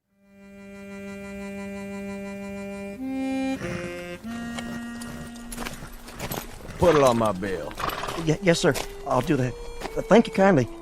You want any help with those supplies? Nope. Well, then, I'll be seeing you. Say. Yes, sir? Where's everybody gone to? Well, I don't know what you mean, Mr. Sykes. I better be getting back inside now. What did you call me? Me? Well, I didn't call you nothing. I say you did. I didn't mean no disrespect. You know my name? No, sir. I mean, yes, sir. I mean, well, everybody does. What are you so nervous about? Me? Well, I'm not nervous. I just got business to do. What kind of business? Ain't no customers waiting. Well, I know, but I... Good day to you. Come back real soon, you hear? Easy, Penny. Just tying this bag to the saddle, and we'll make tracks out of this jerkwater town. Freeze! Who's that? I got you covered, Pinto. Reach for the sky. Well, what do you know? Mother shed. You always was a low-down, egg-sucking dog. Still not man enough to draw on me. Keep your hand away from that gun.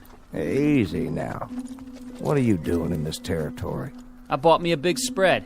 This town's got no room for your kind anymore, Pinto. Still scared of me, ain't you, Mother Shed? No need. I'm just passing through. Sure you are. Now, boys. Why, you...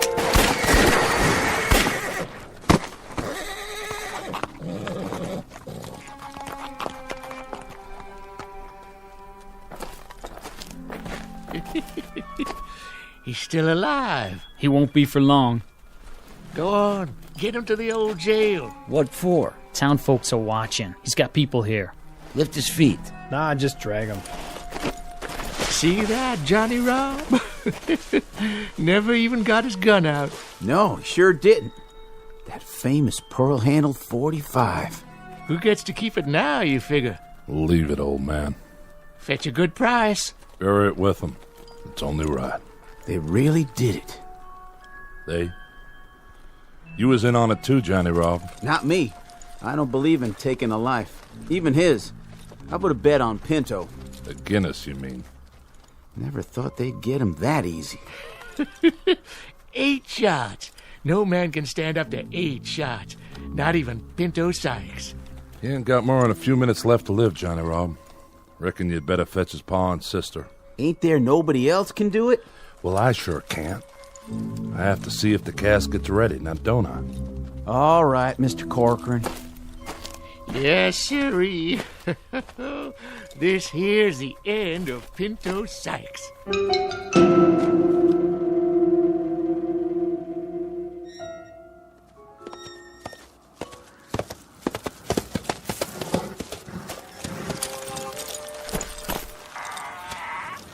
Somebody there? Only me, Connie. You shouldn't be standing in the shadows, Jason. I was waiting. Waiting for what? Had a feeling you might show up, now that it's safe. Why? Pinto Sykes come through here yet? You didn't hear. Why don't you talk sense, old man? What's that picket fence doing out there in the street? His sister, Ione, put it up day before yesterday to mark his blood. Closed it off so nobody would ride over it. Whose blood? Well, just who do you think? There's a southern wind. You know what that means, don't you? Not much dust in southern winds, blowing down off the mountains. I bet if you look close, you can still see Pinto's blood shining in the moonlight. Who shot him? I asked you a question. Who, old man? Who? Where did you go?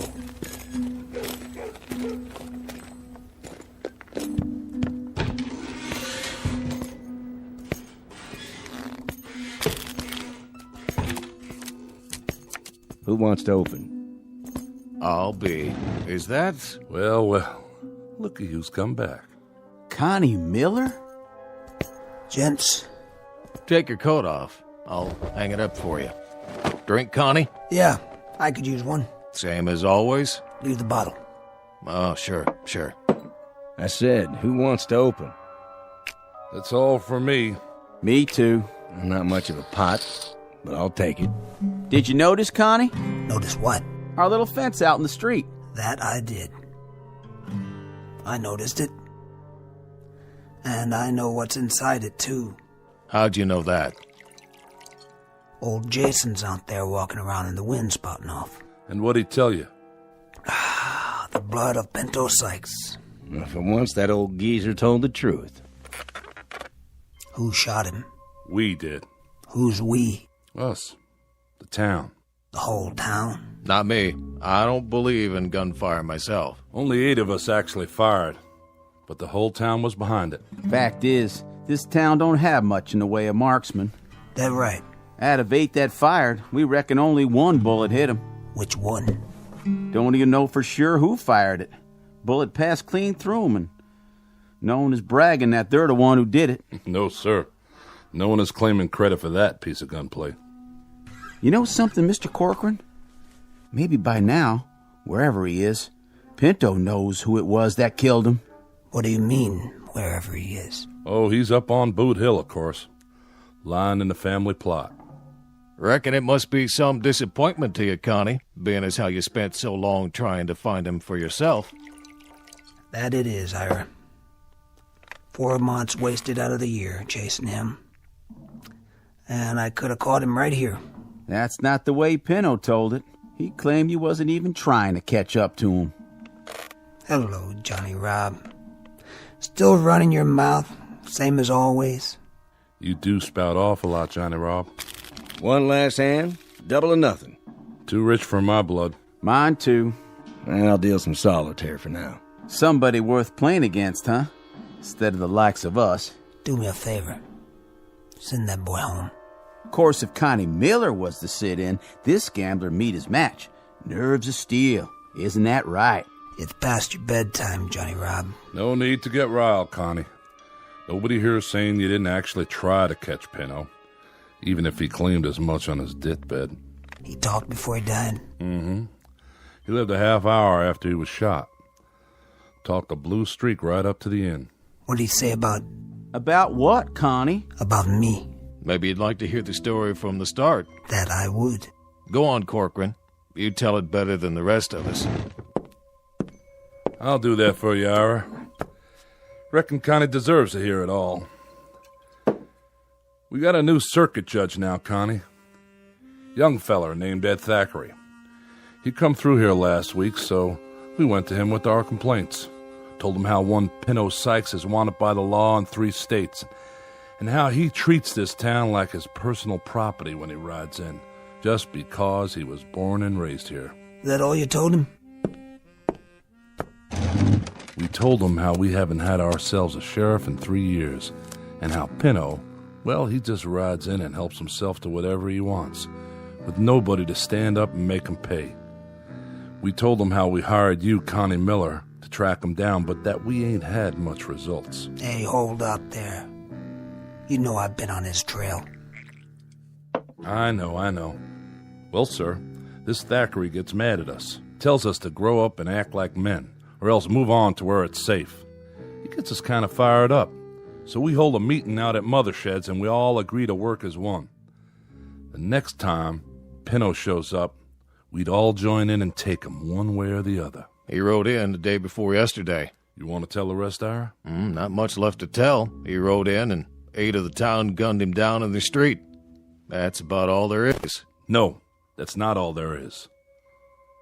What about the curse? All right. You tell it. When did he do all this talking? After we carried him to the old jail. We sent for Pa Sykes and his sister Ione. I know the names of his family. I was born here, too. Spent his last minutes talking to his people. Told his pa how sorry he was he hadn't turned out better, and his pa allowed that he turned out right well enough. He told Ione how he wished she'd marry a rich man, a rancher like Mr. Mothershed, and live on a proper spread. Then he asked to be buried near his ma, except not too near, as she was too true a woman to have the likes of him close by. Said he wants his family to do the burying, as he don't want anyone else to come near where he's resting, even though I'm the one that ordered the coffin. Said if we did, he'd come calling on us. Yes, sir. He put a right curse on the town.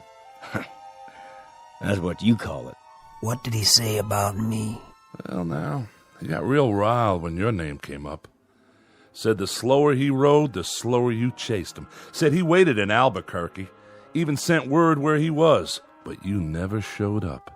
Then he said you sure ought to be able to catch him now that he's dead and buried.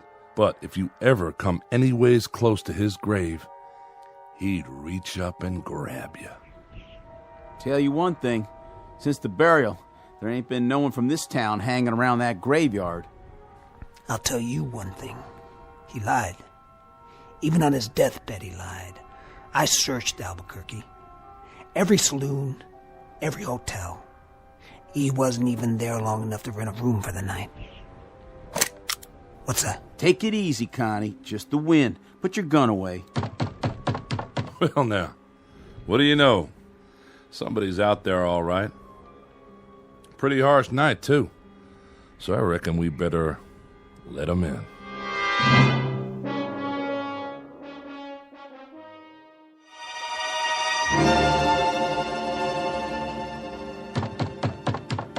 I'll answer it.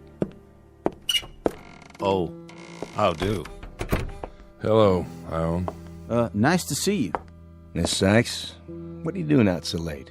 Gentlemen. Mr. Broadley, give me a bottle of rye whiskey, if you please. Surely. Seems your paw is hitting the drink a mite heavy, though. You think so? None of my affair, but maybe you could try and get him to taper off. He's a fine man. He truly is. All I mean to say is, I swear, Ione, folks don't hold it against him that he was Pinto's paw.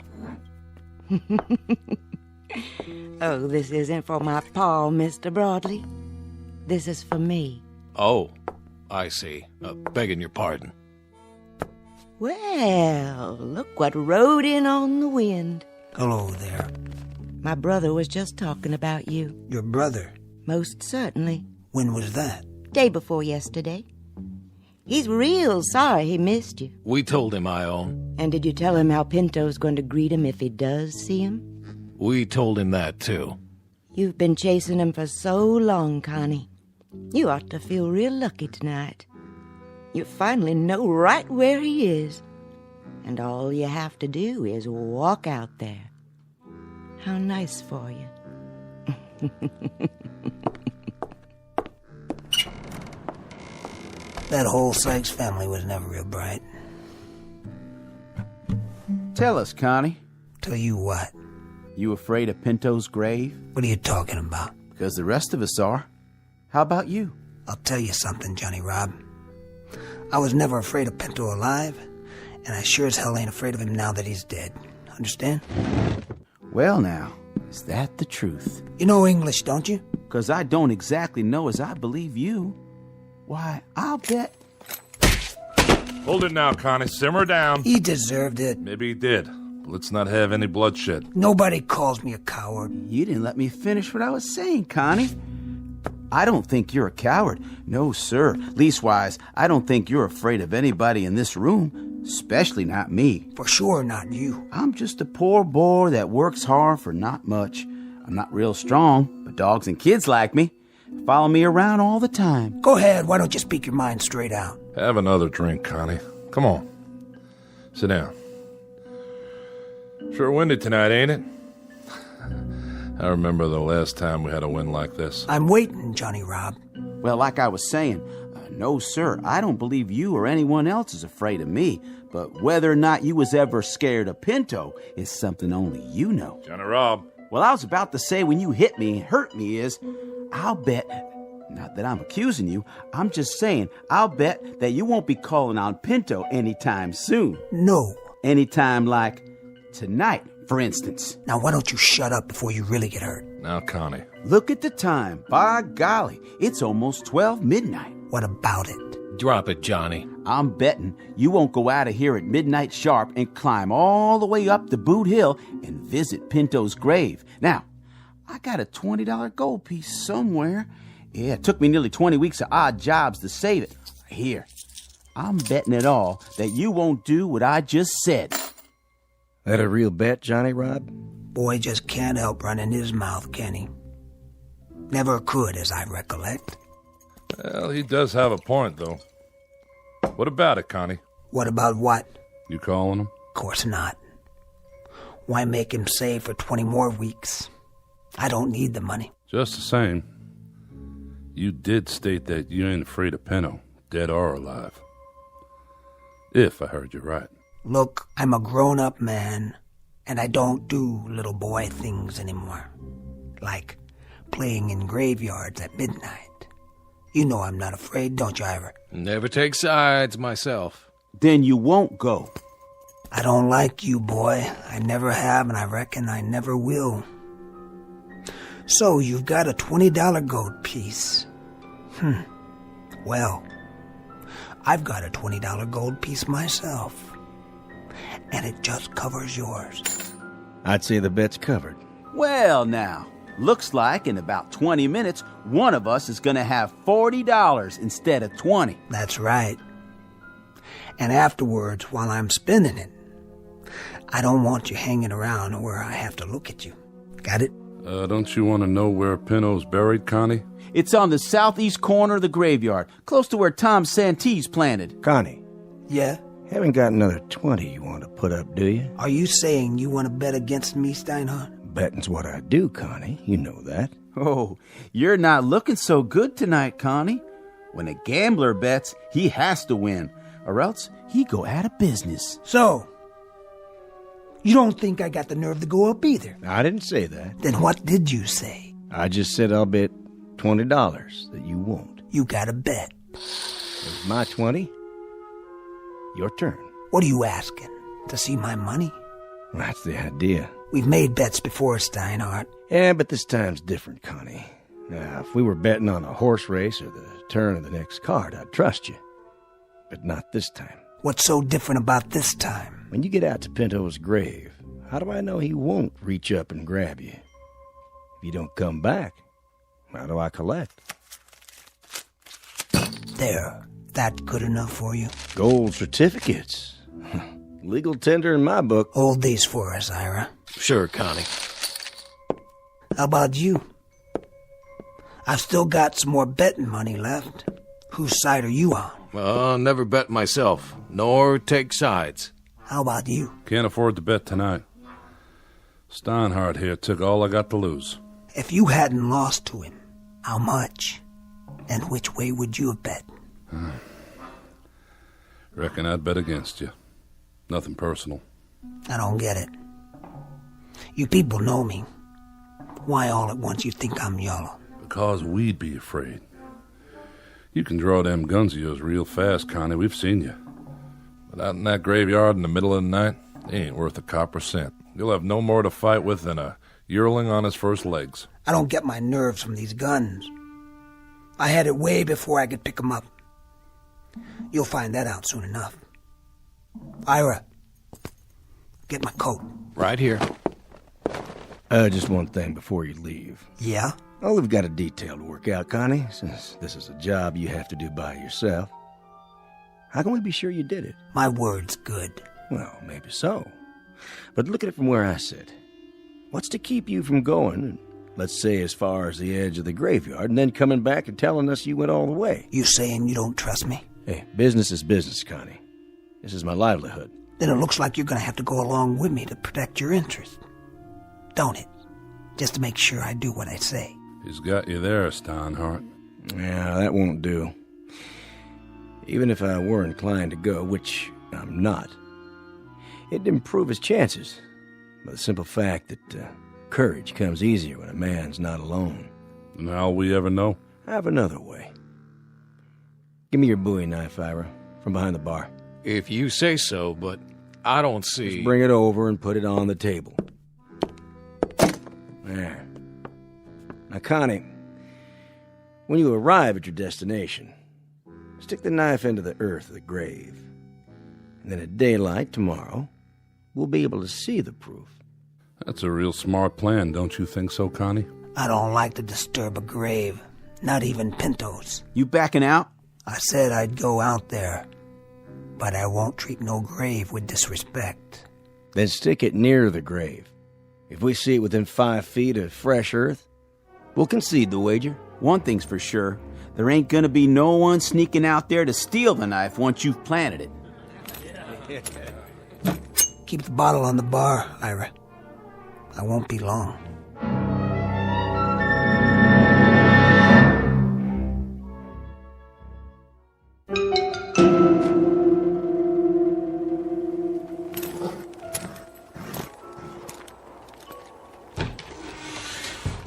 Well, who'd have thought?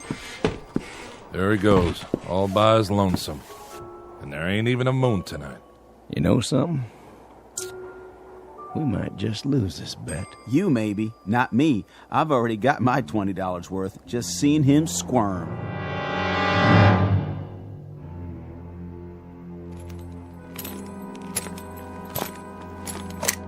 Who's there? Just me. That Connie Miller again? Jason, I told you once, don't be lurking around in the dark. A man could get his head blowed off. Yeah, same as in daylight. Gonna stay a while? What do you care? Well, that's your horse, ain't it? Tethered up by the saloon. A man shouldn't ought to leave his horse. Might catch her death, all lathered up. I got one stop to make, then I'll be back. I could take care of her for you. Get her some feed and a blanket. No need. Can you spare me some change anyway, Connie? A 10-cent piece will do, so I can get me some grub in the morning. I'll take care of you later. If it's all the same to you, I'll have it now. You don't trust me? Sure, I trust you. But a lot can happen twixt sundown and sunup.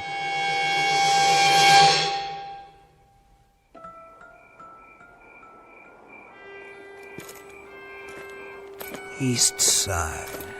Right about there. Now all I have to do is...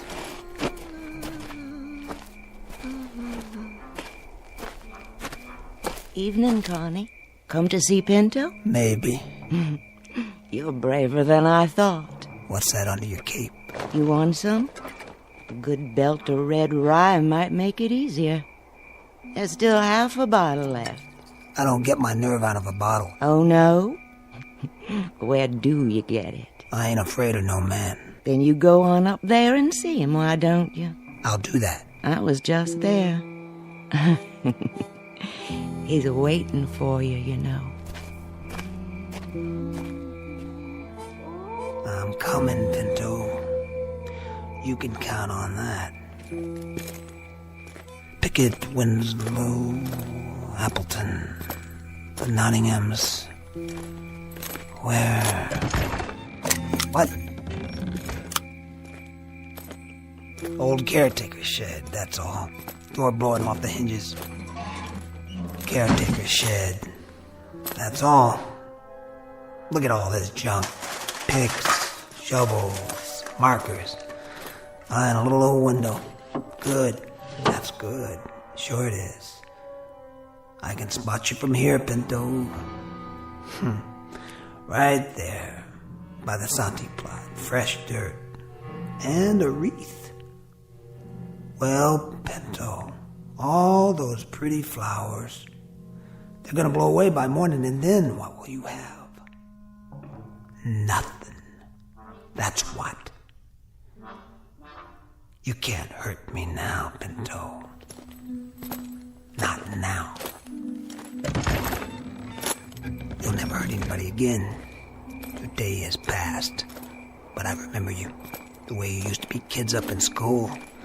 The way you lied so your ma wouldn't know. The way you cheated me on my first horse. And me always looking over my shoulder to see if you followed me.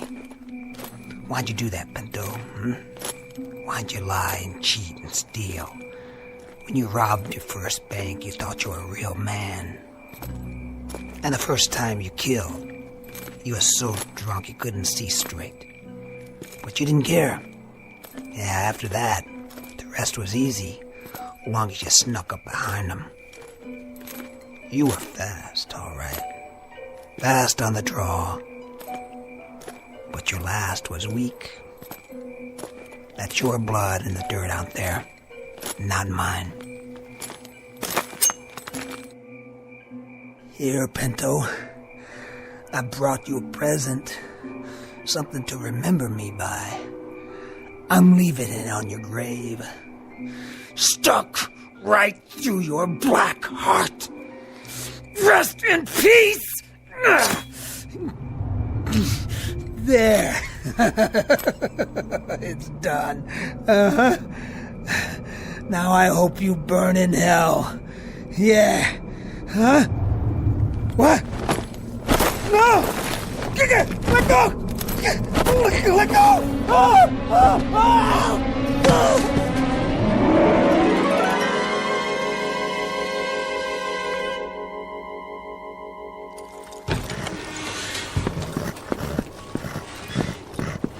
You seen him, Johnny Rob? I don't understand it. It's full daylight, and he ain't back yet. Well, maybe he didn't have the nerve to come back and face us after he turned tail and run. That's not likely. His horse and gear are still here. So he didn't just ride out of town, but he didn't come back to collect his bet, neither. I'm wondering if somehow I ain't got a man killed. Nah, that's no way to talk. I didn't mean to. I didn't ever mean to do that. It's daylight now, Johnny Rob, and we can think with clear heads. Deep down, we all know the dead can't really hurt nobody. You know that. I don't.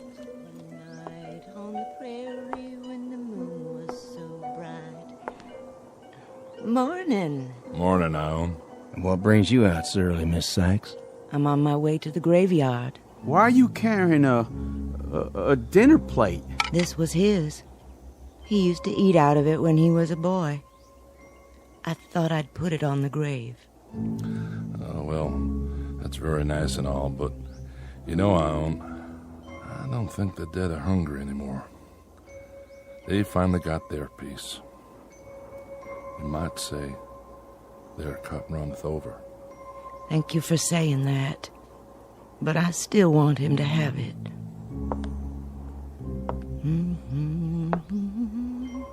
I'm going with you. Do you mind?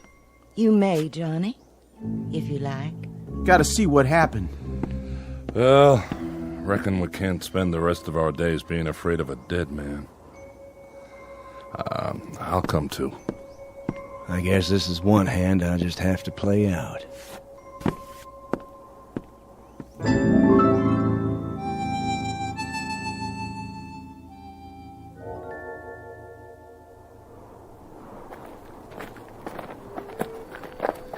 Now then, Ione, we sort of got turned around. Whereabouts is the southeast corner? There. I can see it from here. And I can see him in his long coat. Oh, Lord, I knew it. I knew it. I've gone and got a man killed. See? See? Connie Miller lying here by the grave, dead. Put it out, Johnny Rod. You're acting like a baby. It isn't your fault, boy. No? What happened? What really happened? The whole story's right in front of you. Look at it. I'm looking. And all I see is Connie with a knife through his coattail so he couldn't run. Oh, he must have been powerful scared. Well, he was more courageous than I thought. He came. He knelt by the grave, see? Right there's his knee prints. What are you getting at, Steinhardt? Somebody caught him here and pinned him to the ground. You don't think he did that to himself, do you? He pulled the knife from his belt. He thrust it into the grave like this. But the wind was strong, as it is now, and it blew his coat tail over the grave. And being so dark, he didn't notice that he'd put the knife blade through his own coat tail, pinning it down. You mean? Then he started to rise. As he did so, when he was perhaps halfway up, he felt a sudden tug, the knife holding his coat tail. But in his mind, Pinto had reached out and grabbed him. He was already scared half to death.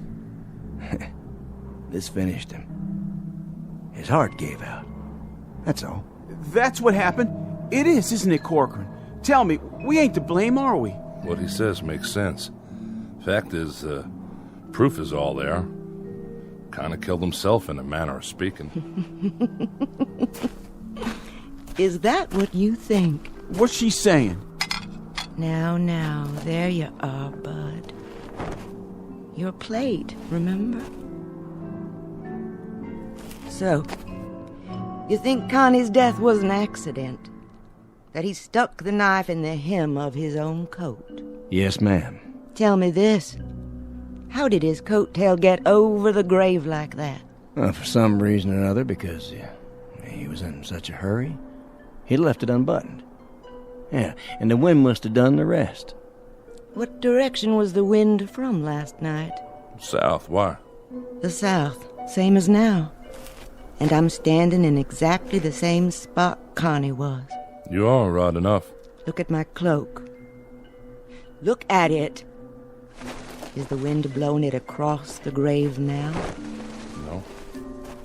It's blowing out behind you.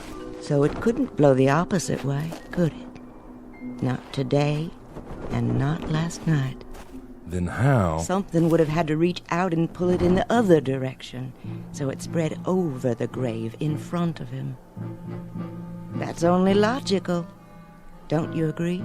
Well, I'm afraid the lady's right. Morning to you, gentlemen. I'll be getting home now. Don't worry. I can find my way.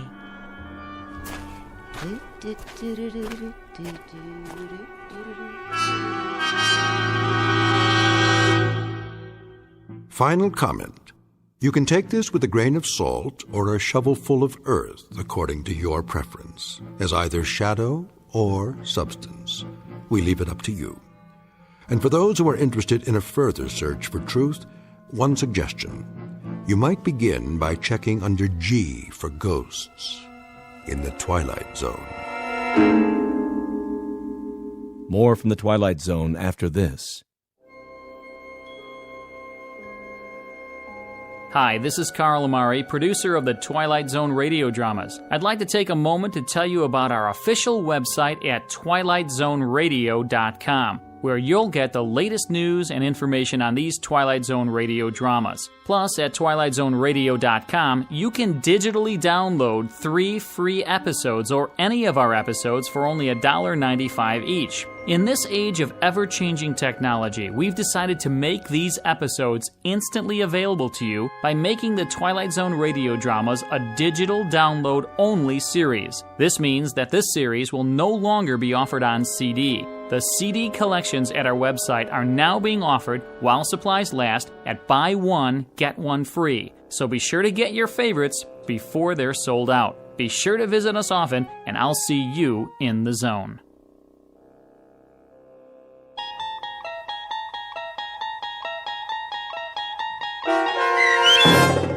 The Grave, starring Michael Rooker with Stacy Keach as your narrator, was adapted for radio by Dennis Etchison and based on a script by Montgomery Pittman.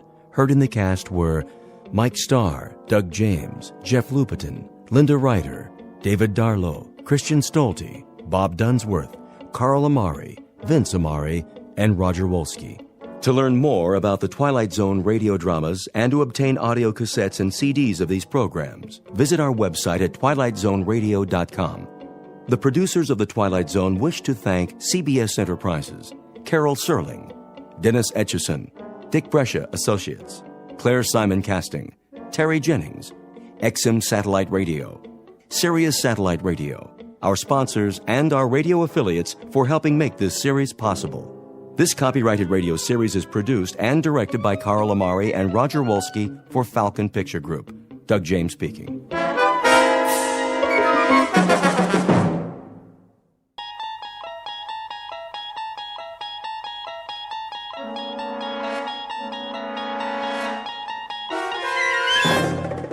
You're traveling through another dimension.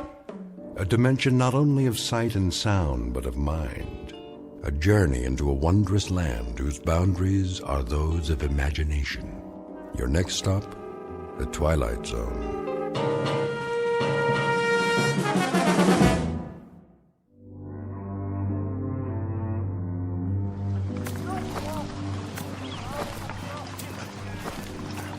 Sergeant? Yes, soldier? Can I ask you something? Go ahead, son. If it's whiskey you want, well, I don't have none. Not for days now. It's long gone. Oh, that's not it, sir. Oh, I thought maybe you wanted something for the pain. Your arm. You'd best change that bandage. I don't have anything, Sergeant, except my uniform, and there ain't much of that left. Here, take my kerchief. Oh, no, I can't. Sure you can. Come on now. Get that sling off. Make yourself a new dressing. You need it in the heat. Thank you kindly, sir. Go ahead and sit, if you like. Oh, no, I don't want to do that. I gotta keep moving. Why? There's no hurry. Not anymore. Well, if you can walk on that crutch, I figure I can as much on these 2 feet. Besides, I got a long way to go. How far, soldier? Alabama. I made it to be 600 miles. My folks will be waiting. Stop now, I might not get there at all. Oh, you'll get there all right. We all will, one way or the other. Because we have to. No place else to go. Yes, sir. Going home. That's what I wanted to ask. You know the date today? I'm sorry, son. I lost track. I don't know, still April or thereabouts. Hey, Willie. That you? You know that boy? Sure I do. Sounds like Willie from Birmingham. We was together at Appomattox. You go on ahead. I gotta take it slow for a while. Much obliged. See you tonight, sir, when we make camp. Luck to you, son. God be with you.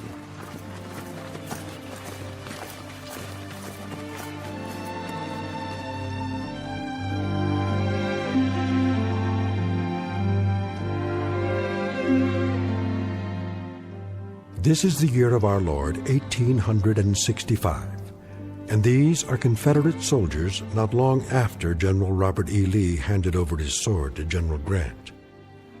Lee's troops have been released from duty, and for most that means traveling on foot, carrying with them the last vestiges of dignity in defeat.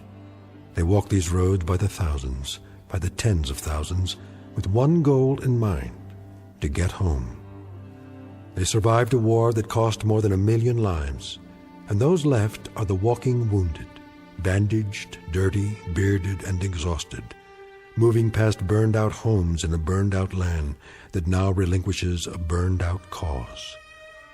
But in a moment, the dusty road that began at Fort Sumter, South Carolina, and ended at Appomattox, littered with the residue of broken battles and shattered dreams, will terminate in a strange province that knows neither north nor south, a place we call The Twilight Zone.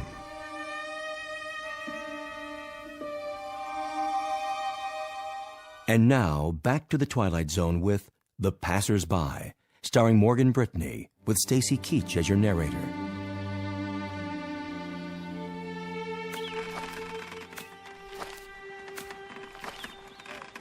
Miss? Yes? I was wondering, Come closer to the porch so I can see you. mind if I take some of your water, miss? The canteen's run dry. Please.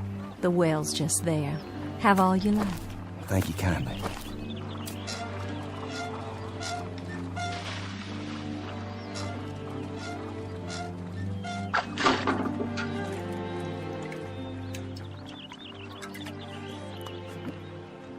Oh, you don't know how good that tastes. I see by your uniform. Sergeant, isn't it? Well, it was. Don't know that it matters much now. Beautiful house you have here. It was. We used to call it our mansion. Beautiful tree, too. The oak here, strong. The kind that lasts. Yes, it survived. It was here before the house was built, and now it's the only one left. War claims a lot of victims. Different kinds. Men, animals, God's own beauty. You mind if I sit here a spell? Not at all. It's nice to talk to someone. I feel as if I haven't had a conversation in years. What if I strum my guitar a bit? You have a guitar? Carried it all through the war. Would it bother you? Oh, it would be lovely. My husband used to play a guitar. Did he? Oh, he played so well. He's where, ma'am? He was killed at Yellow Tavern with General Stewart. I'm sorry. You have a wife back home? No kin at all. It was just my father, but he died the first year of the war. I'm sorry. Ah, it's all right. It's been a while now. I mean the crutch. I didn't see it. You've lost your leg. No matter, ma'am. Didn't exactly lose it anyway. I know just where they buried it. Outside of Chickamauga. It must be hard walking for you. Do you have a long way to go? Why, I guess I do. I kind of lost track. Have you been on the road long? Reckon I have. Since the beginning of time. Leastways, that's the way it seems. I don't quite remember when I wasn't moving down a road someplace. Like all those men passing by day and night. Oh, I got plenty of company. But it's different now. There isn't anything in the world sadder than a defeated army crawling home. And how different it was when they marched off. Brand new gray and gold braid and 1,000 flags. With trumpets and drums. Nothing but trumpets and drums. I thought it sounded so wonderful. I remember. Gonna lick the Yanks in a month. That's what they said. In a month. How wrong they were. And we stood by in our summer dresses and cheered them on and threw flowers and felt so grand. Just a few tears. Not many. Because we were so sure they'd all be coming back just as they left. And how wrong we were.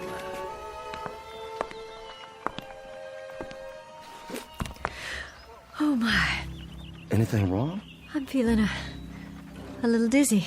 Ma'am, please sit down. I don't think you're well. It's the fever. But I'm on the mend now. It just left me weak, that's all. Just a little weak.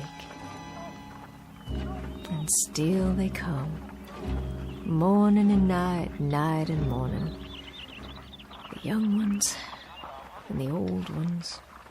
And oh, how tired they look. How worn. Are there hundreds of them or thousands of them? More than that. And wouldn't you think there were so many, my Judd? Ma'am? Sergeant, do me a favor. Play your guitar real loud. I mean real loud. Drown me out. I'm so sick to death of hearing my own crying and the sound of footsteps on the road. Please play it loud so I can hear music. Please, Sergeant. My pleasure.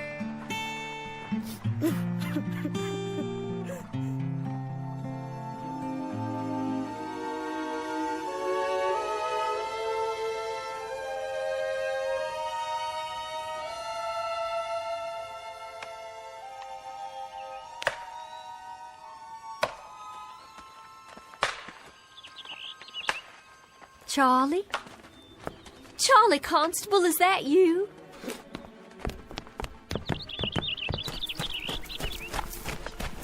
Charlie, it's Lavinia.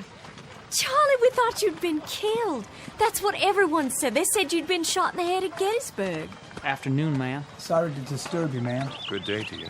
It's Charlie I want to talk to. Can't you hear me? Couldn't you stop a minute, Charlie? Couldn't you stop a minute and talk? I'm so glad you're all right. I'm so glad you got back. I'm almost there, Lavinia. Almost there. I don't think I'll need all this weight. You can store my blanket roll for me, but I gotta keep moving. I'm almost there now, you see. I'll be there by nightfall.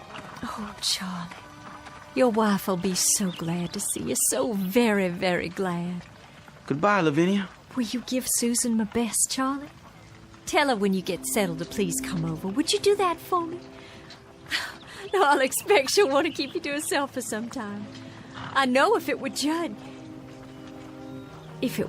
come home to me, I'd hold him close. So close, Charlie. And I'd not let him leave again. I'm sure, Lavinia. Charlie, wait. You might need some of your bedroll. The Yanks took most of the blankets. Susan might have use for yours. Well, I'll keep it for you then. Do you hear me? I'll keep it here for you. That was Charlie Constable. Was it? They said he'd been killed at Gettysburg, shot through the head, that's what they said. Oh, but thank God they made a mistake. Thank God he's all right and come home again. What's the matter, ma'am? Why are you looking at your hands like that? There's blood. Where? Why, Charlie's cap. It's tied to its bedroll and there's blood on it. There's blood on Charlie's cap.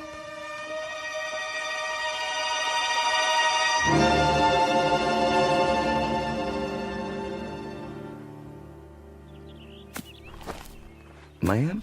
Yes? It's Sergeant Baxter, ma'am. Well, I know that.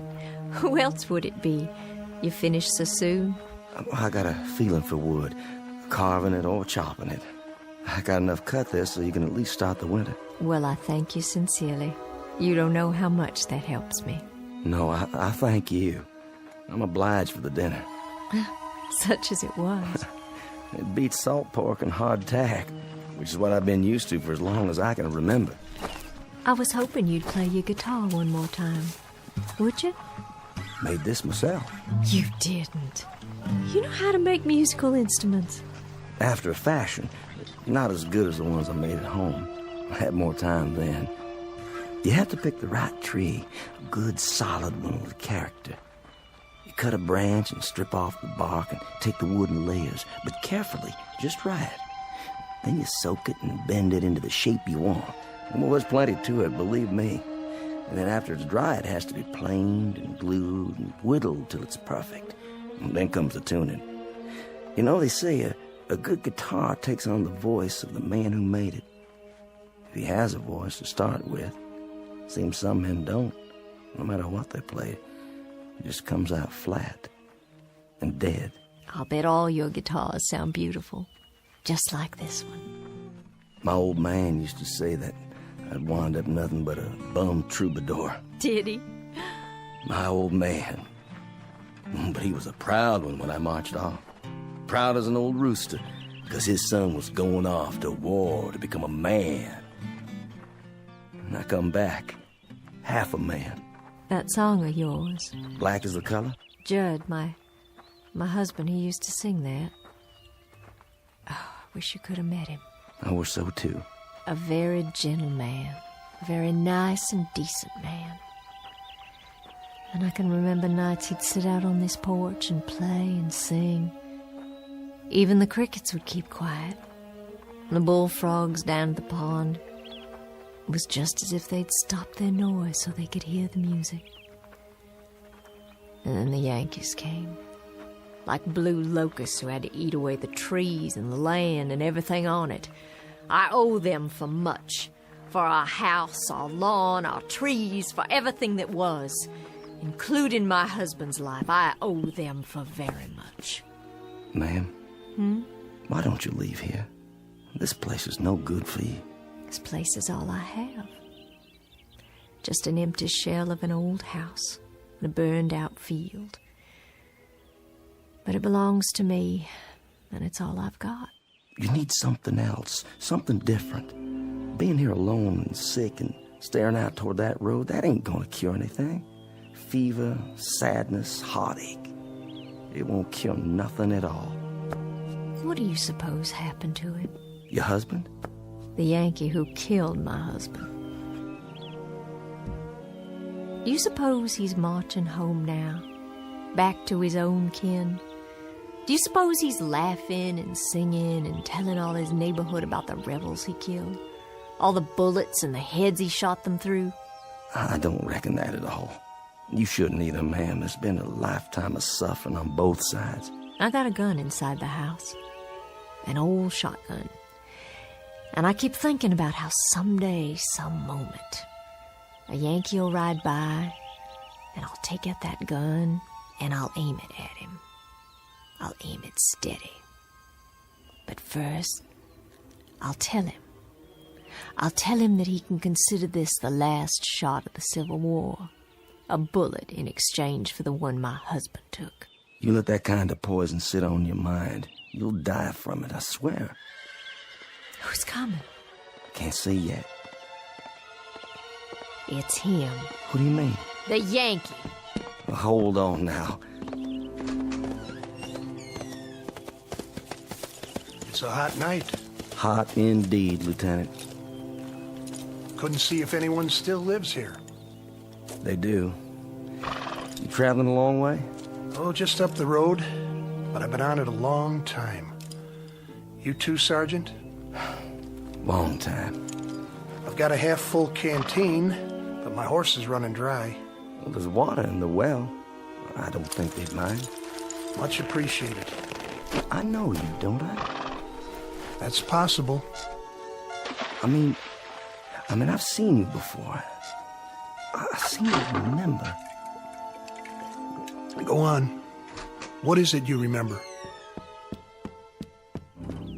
You'd best heed the sergeant's answer, because it's the last thing you'll ever hear. No, ma'am. Put the gun down. You don't understand. The last thing you'll hear on this earth. This I promise you.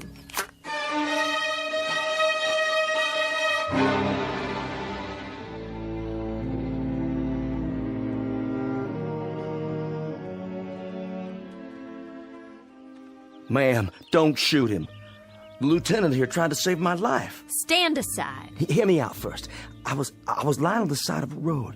A mini ball had landed amongst us and took off my leg, and I laid there bleeding. And then he come by, a patrol of Yanks, and he propped me up, and he tried to stop the bleeding. I remember looking straight at him and saying, I said to him, "Danged if you ain't the most changeable breed in the world. First you do your best to kill me, then you call off the war long enough to try and save me." You remember that, Lieutenant?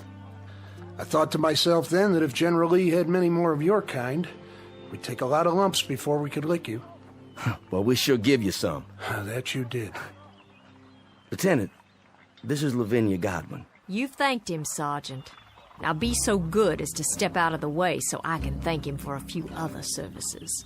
Ma'am, the lieutenant here, he stood out on the open road and tended to me while both sides were shooting up a storm over his head. And yet he stayed there, and he tried to save my life. I've got this shotgun leveled straight at his head, and my hand is steady. I've waited a long time. I aim to blow his head right off his shoulders. This your pleasure, ma'am? And duty. A little bit of both, perhaps. Well, then you'd best get on with it. Ma'am, I can't let you do that. I just can't. You can't stop me with that guitar. I've got the gun. Then I'll stop you with my hands. You'd better stand down, Sergeant. I've got my finger on the trigger. And this is for you, Yankee.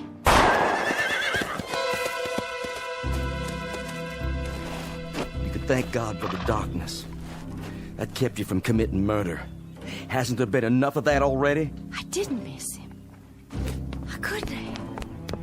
I couldn't have missed him! No, ma'am. You couldn't have. But it doesn't make any difference. Not anymore. I remember now. I do remember. They got you that day. They got you in the back while you were kneeling over me. You took a bullet in the back and you fell right over. Yes, I think that's how it happened. I thought you were dead. I remember thinking you were dead. What's going on here? What's going on here? You'll understand. It'll come to you sooner or later. What will? I've got to be moving up the road again. Don't want to ride, do you, Sergeant? She's not the staunchest steed on earth, but she'll carry two.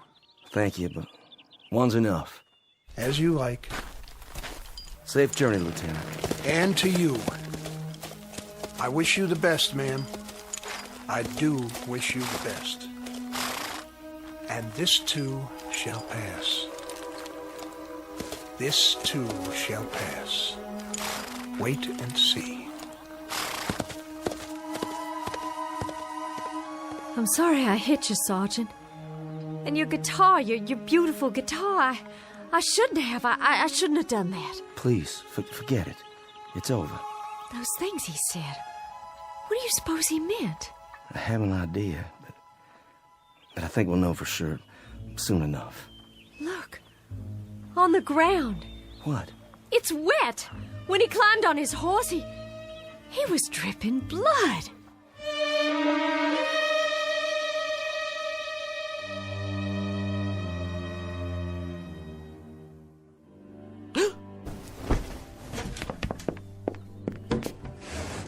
Sergeant!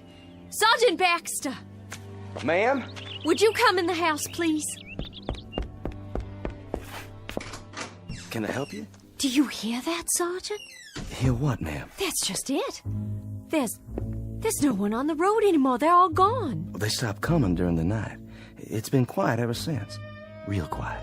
Why are you carrying your bedroll? And your cap? Are you leaving? Yes, ma'am. I'm leaving. It's time for me. But where will you go? You told me yourself there's no one waiting for you at home. To wherever that road leads. I can tell you where that road leads. Past 50 miles of places like this. Past houses that were burned out and abandoned after the Bluecoats got finished with them. Burned out yards and crop fields. Some by Union soldiers, some by us. So there'd be no use. Past a few hundred tired, sick people like me. No worse off than I am. Well, that's what I'm telling you. If you're looking for a change of scenery, Sergeant, you won't find it out there. Along that road. Mrs. Godwin, I was up most of the night. I was up and I was thinking about lots of different things, thinking it through. What did you decide? That lieutenant who came by, and the shotgun, and the blood on the ground. When he rode off, it seemed like a mystery. Yes, it does. And that young friend of yours, Constable. Charlie Constable. Yeah, with the bloody cap. And then before dawn, it came to me. What did? It's kind of hard to explain. Please try. It has to do with that road out there, and the men who are walking on it. What about them? Last night, after you'd gone to bed, I stood by the gate and I watched as they went by. There was Union soldiers, too. Yankees, many of them. Some helping our boys, some of our boys helping them. But all of them moving down the road, just as if... Just as if what? Just as if that road led someplace where they all had to go. You hear me? Had to. So wherever it leads, Mrs. Godwin, that's where I have to go, too. But why? What I discovered last night. You wouldn't believe. I don't understand all of it myself. I understand enough to know that there's a billy club tapping on my good leg, telling me to move on. So I'll take my leave now, ma'am. And I wish you well. I certainly wish you well. Wait while I make you breakfast. No need for that. I'm not hungry anymore. Some tea, then. Something to drink. I'll heat water on the stove with the wood you cut. You have some for yourself, ma'am. I've got something stronger put away. There's a bottle. I know where it is. Not with all the walking I have to do. A hot bath, then, before you go. Surely you'd like to get cleaned up. Thank you, but I'm all right. Sergeant! Why don't you stay on? I need someone around here who can help. I'm just one sick woman alone, and I need someone to help me. I don't think that's a good idea. I'd give you half the place. You could take a wife if you like and live here, and half of it would be yours. There's nothing here that could ever belong to me, ma'am. Nothing at all. Why not? If I say it does. And you know something else? There's nothing here for you either. Nothing but a lot of memories, and there's a prescribed period for mourning. Are you going to wear black for the rest of your days? My memory's a lot longer than yours, Sergeant. My hatreds don't die because somebody signed a slip of paper and turned in their sword. I don't think we need to compete when it comes to memories, Mrs. Godwin. I don't mean that. But as to hatreds, I'll concede that you carry yours for a lot longer than me, so you just stay on here and bide your time between some mourning and some hating. I've got to take a walk up that road, and while I'm doing it, I'm going to forget about all the yesterdays, and I'm going to start thinking about all the tomorrows instead. What do you think is up that road, Sergeant? A future? A new South, perhaps? Another Confederacy born out of the ashes? What do you think you'll find? I don't know, but I think every man has to find his own end of the road. It's whatever he wants for himself, and every woman, too. What's that? Sounds like my guitar. But it can't be. It's broken. There's a soldier in the yard. He doesn't mean you any harm. It's a Confederate soldier. Why, it's Judd. My Judd, he's finally come home after all.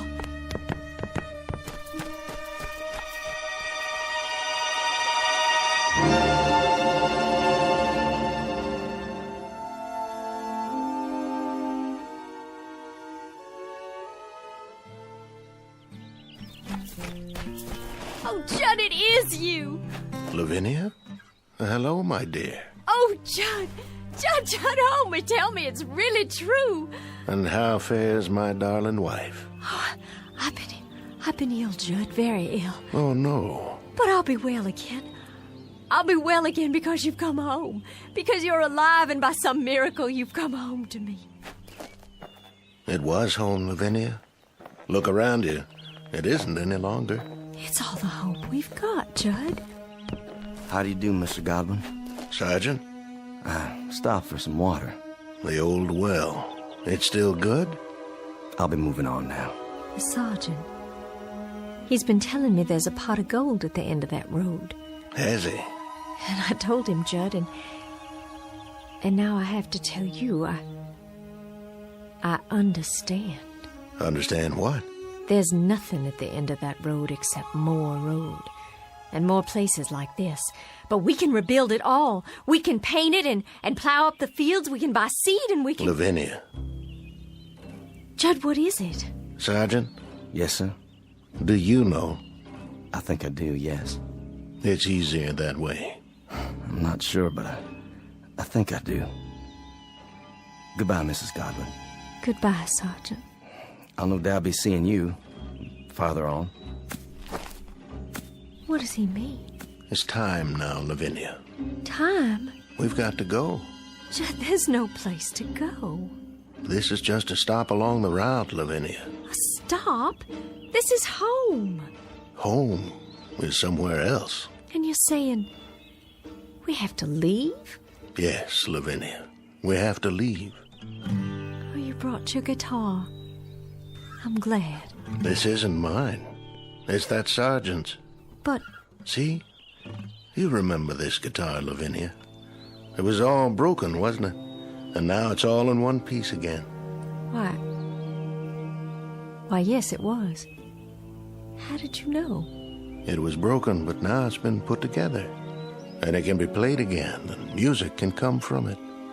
It's sort of like a human being, Lavinia. A bullet comes along, or a cannonball, or a fever, and it breaks our bodies and throws them aside, and they're no use to us anymore. But then something else comes. What are you saying? With that comes a second chance. Judd, are we? Yes, dearest. My death came at Yellow Tavern with a bullet. Yours came here with the fever. No. Then you mean all those men? All those men are heading to the end of the road, to whatever it is that each of them yearns for. Yearns? To a place or moment that is their heart's desire, theirs and theirs alone. Are you ready? I'm alive, Judd. I have to be. I can feel it. I'm alive. And I don't want to leave here. I'm not ready. I don't want to leave here because if I do, that means I'll have given up. There's nothing to give up anymore, Lavinia. There's nothing at all. Yes, there is. There's the house and the field and the crops we planted that we'll plant again. And the trees and the leaves that rustle when there's a breeze all night long. And the livestock to replace. And sometime one day, the child will have, you and me. And he'll grow strong and healthy, and he'll help you tend the fields, and then he'll move on to a life of his own. His life and his children, our grandchildren, and we'll grow old together on the piece of land that's our own. And in that way, life goes on. Oh, there's so much life still left, so much living still in me, I can't give it up. Don't you feel it? If you don't, I have enough for both of us. It's all I ever wanted, to be here with you. I'll see you later on, then, when you've made your peace. I'll wait for you, just as you waited for me. Oh, Judd, please don't leave me. I'm not leaving you, my darling. I told you, I'll meet you at the end of the road, unless... Then you'll come back? You will. You'll find out what I already know. There isn't anything at the end of the road. There isn't anything at all you can't see right here. You'll come back, Judd. I know you will. That's as it may be, but I'll be waiting for you. Judd, please come back. Please come back to me. Go after him, my dear. Who are you? Just a fellow traveler. You must be tired. And hot in that black suit and that tall hat. Odd, isn't it? Passing strange how it doesn't seem to bother me now. I have some water if you like. That would be a most extraordinary kindness. Over here, there's a well. The water's cool and sweet. Here, drink your fill.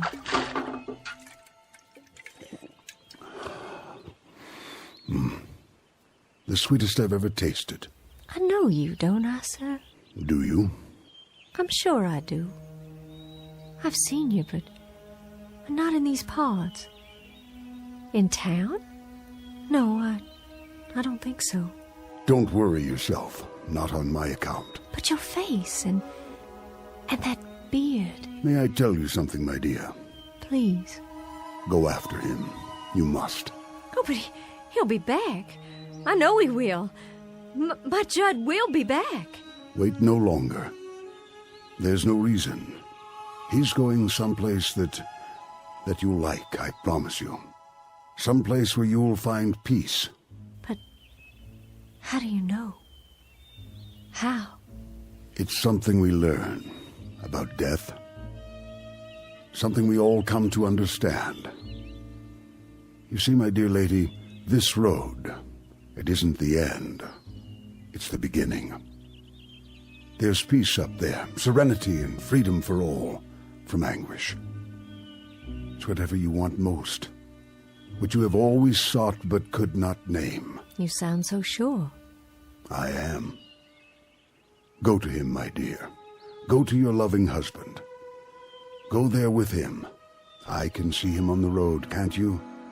Standing in the sun with his arms outstretched, waiting to receive you. Your face. I know that face. I've seen it in the newspapers. But you were shot, sir. I read it. You were shot by an assassin at Ford's Theater in Washington. But that's so far from here. How? So far that I can hardly remember. It all falls away, like seeds in the earth. And so now, Mr. President, you're one of the... Yes, my dear. I guess you might say that I am the final casualty of the Civil War. And now I'm the last man on this road, the very last. I think it only fitting that I be the last of the passers-by.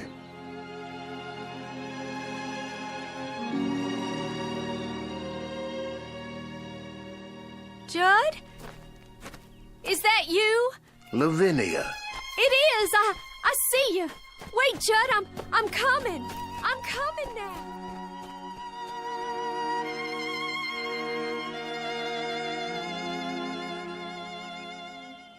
Lavinia Godwin, the mistress of a burned-out home, the image of woman in the aftermath of war, all women in all wars, suffering the final wound and the deepest, and now, at last, ready to be healed.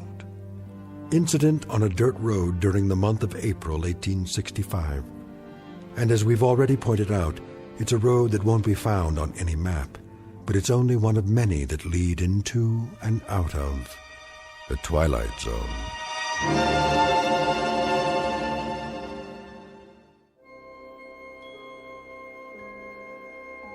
Hi, this is Carl Amari, producer of the Twilight Zone Radio Dramas. I'd like to take a moment to tell you about our official website at twilightzoneradio.com, where you'll get the latest news and information on these Twilight Zone radio dramas. Plus, at twilightzoneradio.com, you can digitally download 3 free episodes or any of our episodes for only $1.95 each. In this age of ever-changing technology, we've decided to make these episodes instantly available to you by making the Twilight Zone radio dramas a digital download-only series. This means that this series will no longer be offered on CD. The CD collections at our website are now being offered while supplies last at buy one, get one free. So be sure to get your favorites before they're sold out. Be sure to visit us often, and I'll see you in the zone.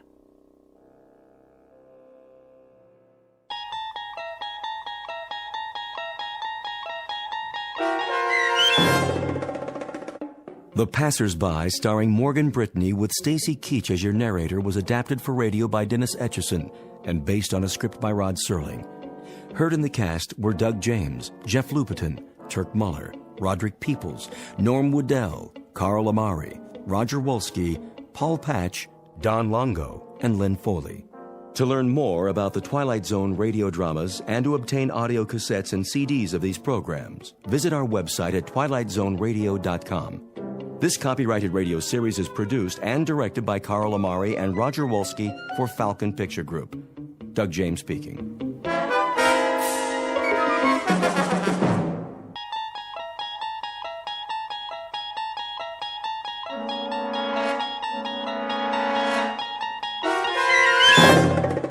You unlock this door with the key of imagination.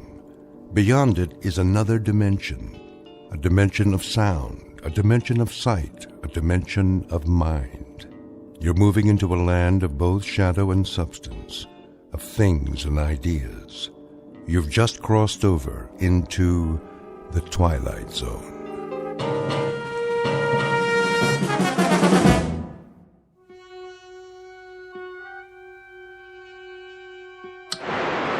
You see me, Harvey? And hear you, loud and clear. How's the monitor picture? Still distorted. And we've got a few minutes left. Check your controls. Make sure the red switches are all on. Check. Now the blue ones. Check again. Any overloads? Well, your amperage is steady, voltage and input. You sure you want to go through with this? You sound positively funereal, Harvey. I sound the way I feel. I'm helping you because you asked me, Paul. I can give you my support as an engineer. But enthusiasm is something I just can't dredge up. No sense of adventure? A sense of wonder, perhaps. And a sense of concern for a friend who's placing himself in jeopardy unnecessarily. You could just as well test the process with a lab rat or a monkey, but with yourself. Why? A monkey can't take field notes. But if you're so sure it works... I know it works. The challenge now is to use it, to better the world if possible. Otherwise, it's just a machine that moves atoms from one temporal location to another. Sort of like a shuttle bus between centuries. Take it to the physics department, then. Publish your work officially. Do you know how much funding you'll have? You'll also have a Nobel Prize, if that means anything to you. It doesn't. In fact, it's what I don't want. If it's possible to change the past for the better, then it's equally possible to do the reverse. I can't take that chance. The world can't. Put this invention in the wrong hands, we're all through. If it is possible, I'll eliminate some of the suffering. If not, I'll know I tried. But, either way, I'll destroy this machine as soon as I get back. You're in focus now, Paul. Good. That gives us 3 minutes to countdown. You've entered 3 sets of coordinates. Check. Paul. And I've got what I need. 1 tube of Dramamine, 1 Japanese pocket dictionary, 1 hunting rifle, disassembled with a telescopic sight, 1 long-range hollow point round. I'll only have the chance for a single shot. Anyway. Wait a minute. Harvey, where is it? Paul. Where's the cartridge? I have it. Well, give it to me. All right.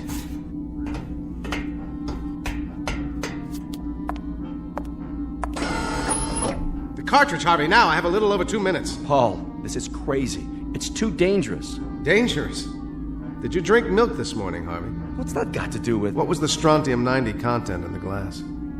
Did it occur to you that the things you've been eating and drinking might turn your bones to sawdust? Or guarantee that a child of yours might come into this world without arms or legs? But what you propose to do about it, to change history, is incredible. There is a logic and a paradox about time travel, you know. Haven't you read any science fiction? Granted, there's no guarantee, but if I fail, you simply cross off one insignificant human. One frail, protesting member of the race. Look at it this way. If I fail, if I wind up in hell, or limbo, or a cemetery, the responsibility is exclusively mine. Now do me one last favor, Harvey. Get back to the console and start the countdown. I should know better than to argue with you, Paul. I hope you make it. You know that. See you soon. Time will tell, Harvey. Time will tell.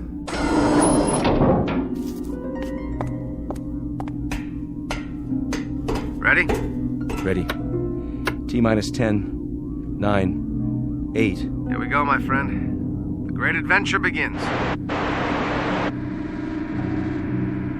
Your image is wavering. My God, Paul, I can see the bones through your skin. Hit the first coordinates. 2, 1, 0.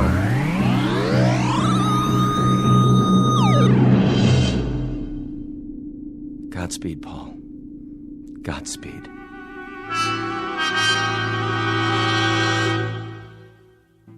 Exit one Paul Driscoll, a theoretical physicist and a creature of the 21st century. Unknown to his fellow researchers, he has worked up a complicated theorem involving the space-time continuum, built a prototype, a kind of time machine, if you will, and dared to put it to the test with himself as the subject. But he's attempting to use it for a purpose that doesn't include cheap thrills or personal gain. In a moment, he will seek out 3 history-changing events from the past in a desperate attempt to alter our less-than-perfect present. One of the oddest and most rarefied perks available to faculty members in the Twilight Zone. And now, The Twilight Zone and our story, No Time Like the Past, starring Jason Alexander with Stacy Keach as your narrator.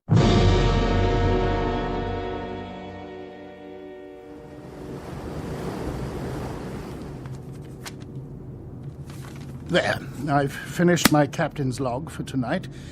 So, you said that this is a matter of some urgency, Mr. The name is Driscoll, but that's not important. Perhaps you will be good enough to tell me, sir, what this is about. I'm due on the bridge in a few minutes. Captain, is there any possible way you can alter your course? I beg your pardon? The course the ship is taking, can it be changed? Since my country is a belligerent, and these waters are a zone of combat, I would prefer to consult with higher authority before taking such a step. Suppose I were to tell you, sir, that if you hold your present course for 5 more minutes, this ship will go down. Just who are you, Mr. Driscoll? You won't find me on your passenger list, Captain. Oh? And you got on board how? That's not important. But I'm not sailing for my health this trip, Captain. You might say I'm sailing for your health, and that of the crew and all the passengers aboard. I happen to know that this ship is going to be torpedoed, right off the old head of Kinsale Island, May the 7th. That's today. How do you know this? If I were to tell you, you'd say I was a lunatic.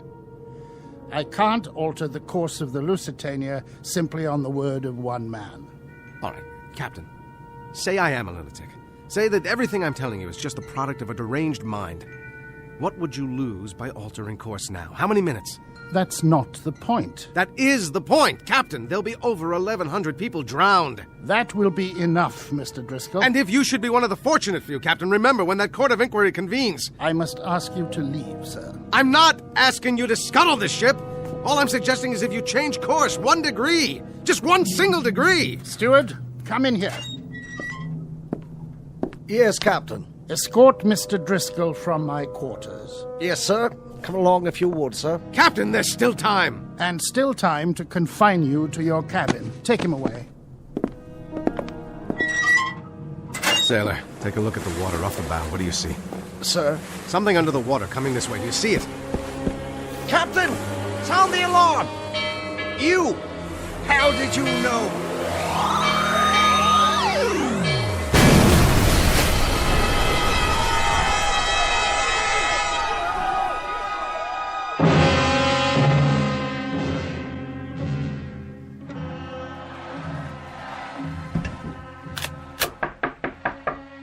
Yes?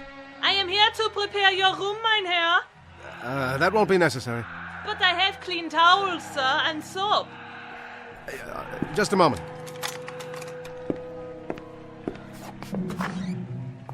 Ah, you have the loveliest room in the hotel, mein Herr. Yes. It's a lovely view. More than a view, sir. In a minute from that window, you will see history unfolding. Why do you know that this whole side of the building has been rented? Every floor. All because of the Führer, so they can see him. Down in the street is a madhouse. That's what I was told. You are not German? I'm an American. An American. And what do they think of our Führer and the new Germany in America? We're quite neutral. You say neutral, but you mean something else. No, I don't mean anything. You hear? That is the new Germany. Something you will never understand. That, madam, is the old Germany. Something you'll never understand. We will see.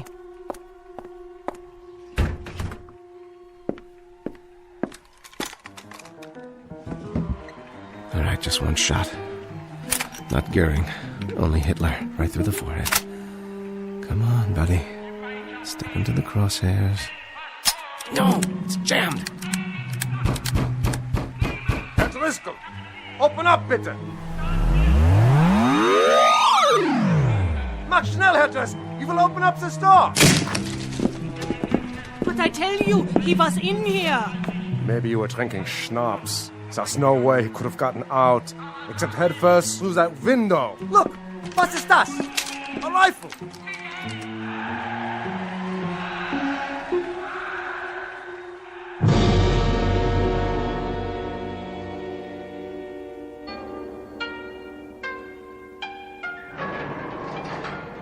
America, come. It's about time. Sit. You're the chief of police? I was told you speak English? I venture to say that I speak it better than you speak Japanese. I hardly speak any Japanese, but what I'm about to tell you is the most important English you've ever heard. Mr. Driscoll, is it? You happen to be an enemy alien, which is the reason... Which is the reason I've been kept in a cell for 6 hours, and the reason you may have cause to regret this particular arrest. Go on. What I tried to tell your guards is that inside of an hour, this city is going to be destroyed, and upwards of 100,000 human beings will be destroyed along with it. Indeed. You're about to be bombed out of existence, but there's something you can do. You can begin some kind of an evacuation of women and children. You can save a few thousand lives. By who say so, Mr. Driscoll? Who do you represent? I don't represent anyone. Only the voice of history. That's extremely poetic, Mr. Driscoll. But most unfortunately, while I am sufficiently educated to appreciate lyricism, my official capacity makes me less prone to enjoy the subtleties and nuances of language for their own sake. All right, look. I'll give this to you very unsubtly, with no nuances at all. There is going to be a bomb dropped here, and you're going to know a nightmare beyond any imagining. Excuse me. Moshi. Hey. Wakarimashita. A single aircraft, Mr. Driscoll. One lone B-29. I rather think we can survive that. That picture on your desk. Your wife? And my 2 daughters, age 8 and 10. If you don't care about the city, do it for them. Look, this isn't just a request. It's in the nature of a prayer. Mr. Driscoll, I will make an assumption that you have some illness. I won't stand you against the wall and shoot you, even in wartime. I'll send you to the army headquarters, where you can be interrogated. You're an alien and by rights should be interned. However, if you'll keep this in mind when you get back to your country, the face of the enemy is not devoid of compassion. And you might recall this conversation. If you survive, remember that the same thing could be said of your enemy. He tried to save Hiroshima. God, hey, take this man away. Where? Where did he go? And what? What is the great flash of light outside?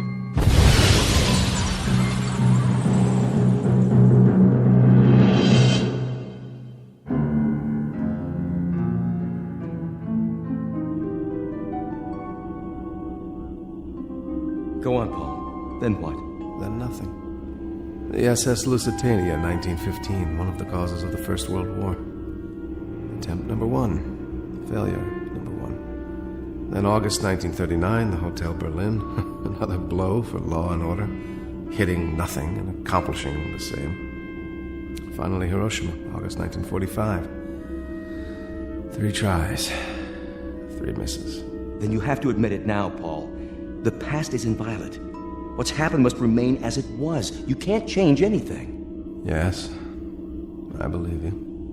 And so it follows that there isn't anything we can do about the present. See that small brown book on the shelf? Bring it over to me, Harv, would you? The Study of 19th Century Midwest America. This one of yours? Particular favorite. Open it up to page 14. Talks about a certain place, Harv, a place called Homeville, Indiana. There are pictures showing what it looked like in 1881. Charming. Parasols, bicycles, all very serene. Apropos of what? Apropos of the fact that I'm going back there. One last trip in the machine. I thought you were going to destroy it, whether you succeeded or not. I'm going back there not to change anything, but simply to become a part of that world. The world of band concerts and summer nights on front porches. A world that hasn't heard of atomic bombs or germ warfare or anything else. That's where I'm going, Harvey. I've already packed my bag. The only book I'm taking with me is this one. Of course you are. And there's no one who could hold you back. But remember this, everything is cause and effect. You go back in time to this Homeville, and you inadvertently change one event, alter it minutely. You might start a chain reaction beyond anything even you could imagine. I'm going back there to live, not to change what doesn't need to be changed. Now, Harvey. Here are the coordinates. How about it? All right. God help me, Paul. And God help you. Then let's do it.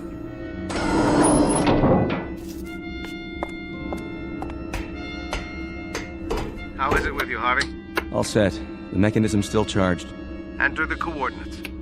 Here we go, then. 5, 4, 3, 2, 1.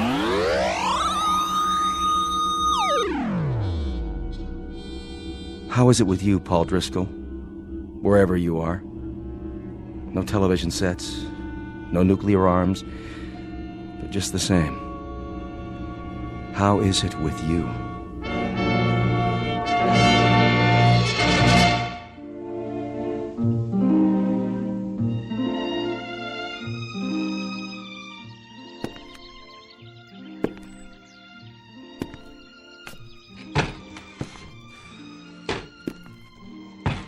What's yours, sir? I think, a beer, please. That'll be a nickel. A nickel? That's the price tag. You got 5 cents? I think I might. That's a $5 gold piece. You from around here? No, from out of state. Just passing through? Well, as a matter of fact, I was thinking of settling down here. It's exactly as I thought it would be. Know anything about the boarding house across the square? Ma Chamberlain's. Real nice accommodations. Runs a clean place. Well, then I guess I'd better drink up and check it out.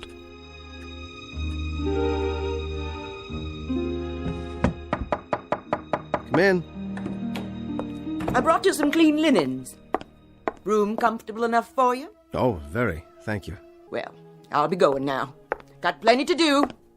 Will you be joining us for supper, Mr. Driscoll? I'd love to. That'll be a chance to meet the other boarders. Mr. Hoffman, Mr. Hanford, he's from the bank, and Miss Sloane.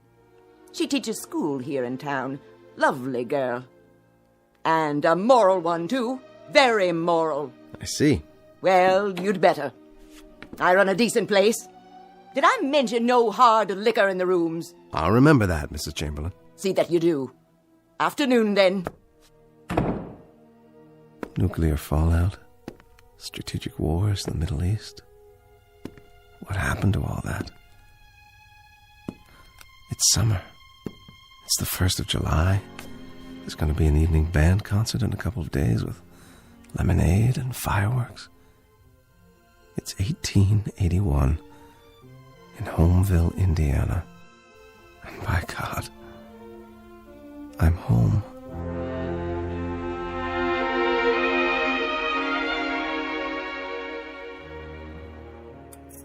But I tell you, Mrs. Chamberlain... More apple pie, Mr. Hanford. Until this government assumes its rightful place in the world, we will remain an isolated, provincial community of states. You know what we should do? Oh, no, Mrs. Chamberlain. I couldn't eat another bite. We should take the American fleet, send it over to the Orient, and plant the American flag.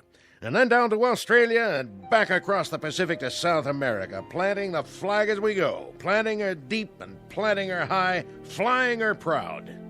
You ought to run for office, Mr. Hanford. Believe me, Mr. Hoffman, I've thought of it. My friends have urged me to make my opinions known on some official plane, but finance comes first. It's the lifeblood of the nation. The bank needs me. You there, Mr. Driscoll, what are your views? I don't have any, Mr. Hanford. Of course you do, man. Everyone has views on the destiny of our country. Now you take the case of the Indian Wars. All this nonsense about giving them land, as if savages could understand treaties.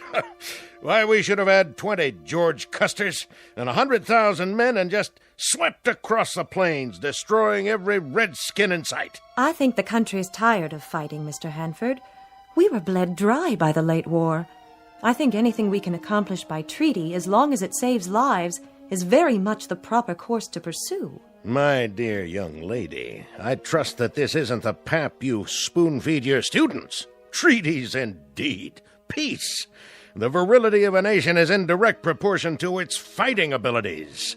Why, we'll live to see the day when this country fields an army of 1,000,000 men who can sweep away anything in its path. Oh, your pardon, Mrs. Chamberlain. I get carried away. Now, you're not some kind of pacifist, too, are you, Driscoll? Me? No. I guess I'm just a poor fool who's seen too many young men die because of too many old men who fight their battles at dining room tables.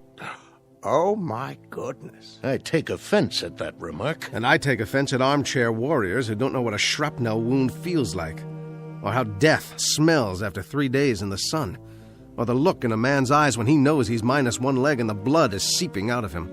You have an enthusiasm for planting the flag, Mr. Hanford, but you don't even have a nodding acquaintance with what it's like to bury men in that same soil. I'll not sit here and listen to talk like that. Of course you won't. You'll go back to your bank, and it'll be business as usual until the next dinner time when you'll give us another vacuous speech about a nation growing strong by filling up its graveyards. Well, you're in for some gratifying times, Mr. Hanford. There'll be a lot of graveyards to fill. In Cuba, then in France, then all over Europe and the Pacific. You can sit on the sidelines and wave pennants because by your definition, this country is going to get virile as the devil. From San Juan to Inchon, we'll show how red our blood is because we'll spill it. And there are two very unfortunate aspects to all this. One is that you'll never have to spill any, and the other is that you won't live long enough to know how right I am. Oh, dear, such a violent man. Excuse me, please. Mr. Driscoll. Well, have I properly endeared myself to everyone inside? I've been here almost 2 years, Mr. Driscoll. 2 years of meal times with Mrs. Chamberlain's homemade pies and Mr. Hanford's rhetoric. I lost a father and 2 brothers in the war, all 3 on a single afternoon. I was just an infant at the time, but for the 12 years my mother lived, we had a funeral every day. She never stopped mourning. I think they died for something, Mr. Driscoll. But tonight, for the first time, somebody made a point that patriotism doesn't have to mean dying. Thank you for saying that, Miss Sloane. Call me Abby, Mr. Driscoll. Paul. Do you know something, Paul? You look like a man in love. Not with a woman, with a moment, a place. What did you mean when you said other graveyards, other wars? Those names, what are those places? It doesn't matter. Why do I get the feeling that you're standing outside looking in, that you're just passing by? I don't want to pass by, Abby. I want to come in. I wish I could. Why can't you? Everything is possible. Everything. Is it? I wish I could be sure. I believe I already am. Garfield's been shot! Quickly, what's the date? Why, the 2nd of July. Did he say the president's been shot? July 2nd, 1881, that's right. President James Abraham Garfield shot in a Washington railway station. But it just came over the telegraph. How do you know? How could you? You're wrong, Abby. Not everything is possible. Why, Paul? I can't tell you why. But it begins again. What do you mean? Nothing. So be it, then. So be it. It's late, Abby.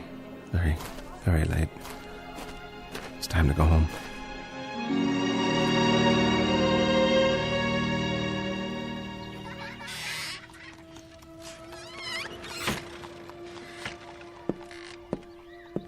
Oh.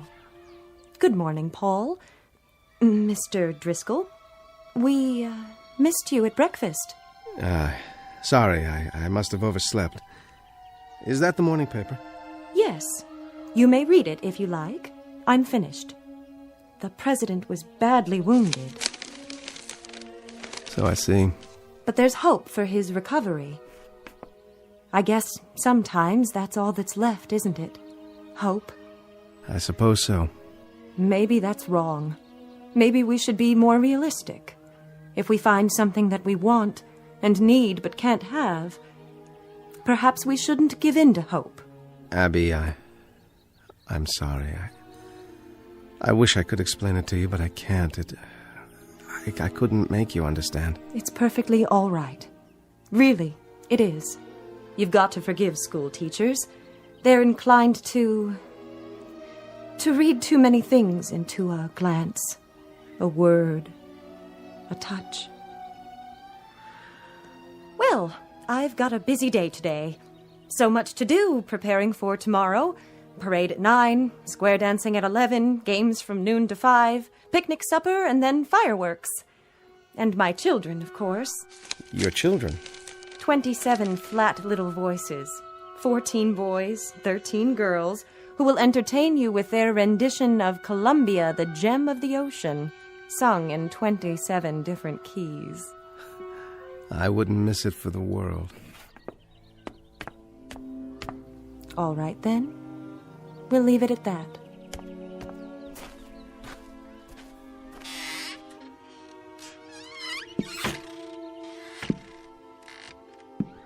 How do, Mr. Driscoll?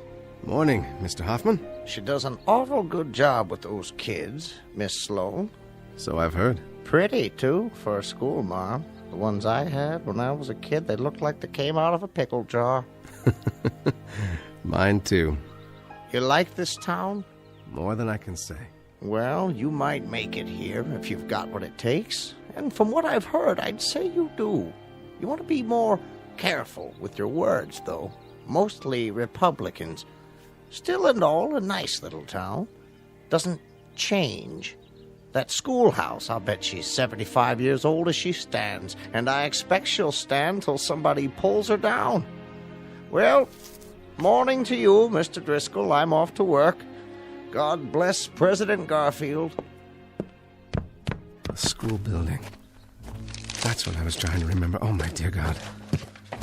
The site of the Homeville National Bank, formerly occupied by a school built in 1823 and gutted by fire July 3rd, 1881, injuring 12 children. The fire was caused by a kerosene lantern on a runaway wagon. And I can't do anything. I can't warn anyone. It has to happen the way it's supposed to, like the president. I'm sorry, Mr. Garfield. Recover you shall not. You're to die on September 19th of this year. And the schoolhouse you're to burn this afternoon.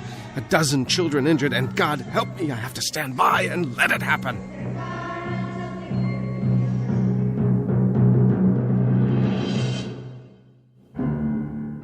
The site of the Homeville National Bank, formerly occupied by a school built in 1823 and gutted by fire July 3rd, 1881, injuring 12 children.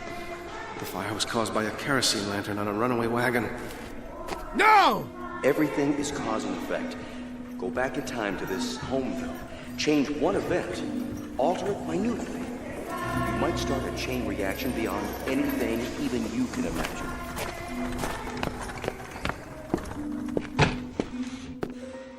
How are you today, Mr. Driscoll? Whiskey, please. Bother you, does it? What? Those kids trying to sing. Well, they won't be at it long. What's that? Hard to keep them in during the summer, but Abby's doing a good job of it. Give me another one, will you? Sure thing. Something wrong? I ain't trying to butt in on your personal affairs, but you drink like a troubled man. What time is it? 10 minutes or 2? I give him another 10 minutes or so. I've got to try. How's that? Why the devil doesn't she let them out of there? How's that? Nothing, just a runaway wagon with a kerosene lantern. That's all it takes.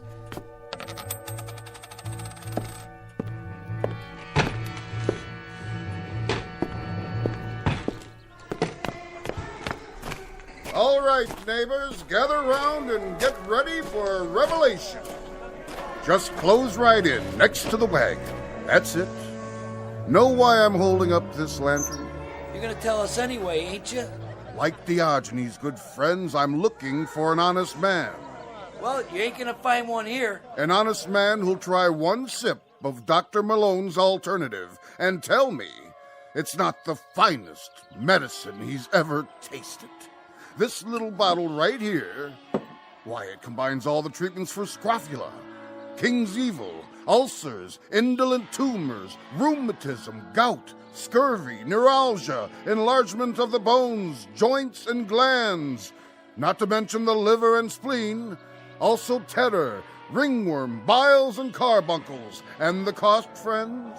A mere 25 cents the bottle. Do me a favor, will you? What's that, young man? Don't light the lantern. Why, I have to light it, to shed light on the subject. Please, put it out!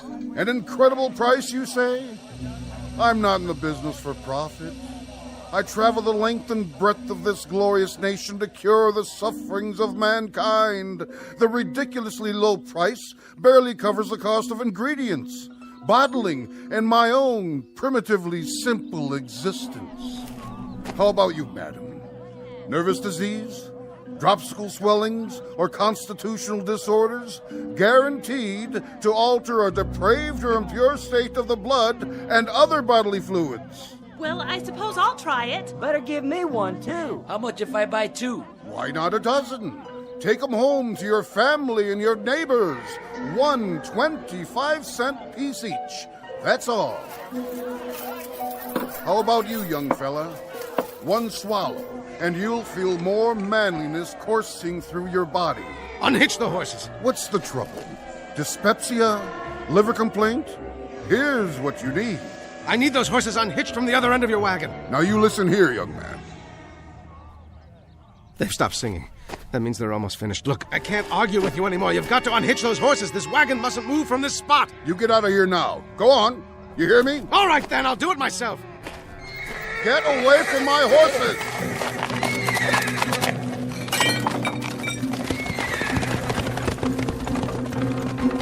Abby!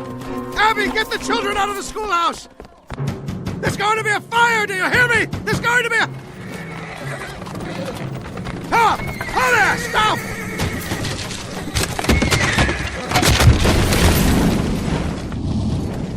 Look, it's the whole schoolhouse! Get the fire wagon! Oh my God, the children! Get out, children! Run! Run! The children! Stay back! But I've got to get them out! Stop them! Hold them down! It's too late, mister! It's too late! The children. We got them out. Only a few were injured, none badly. 12 children. How did you know? You did, didn't you? You knew it would happen. At 2 o'clock this afternoon. What I didn't know was that I would cause it. Who are you? It really doesn't matter. I shouldn't have come here. It can't work. I know too many things. Too many tomorrows. All the wars, all the catastrophes, all the tomorrows. How, Paul? How did you know? You're part of history, Abby. You and this town and the people in it, and I can't change you. I can't even touch you. Why not? Because the past is inviolate. It belongs to those who lived it. It's not for interlopers, with those who pass by and look in and wish they were a part of it. Goodbye, Abby. Stay well. Where are you going? Back to where I came from, where I belong. I wanted bandstands and summer nights, serenity. But the infinitely complicated mechanism of a human being. He can't live with the threat of a bomb, and he can't live with burned-out school buildings either. The finite or the infinite, it doesn't make any difference. He's always his brother's keeper. In a way, it was more than I expected because you were here, but I've overstayed my welcome.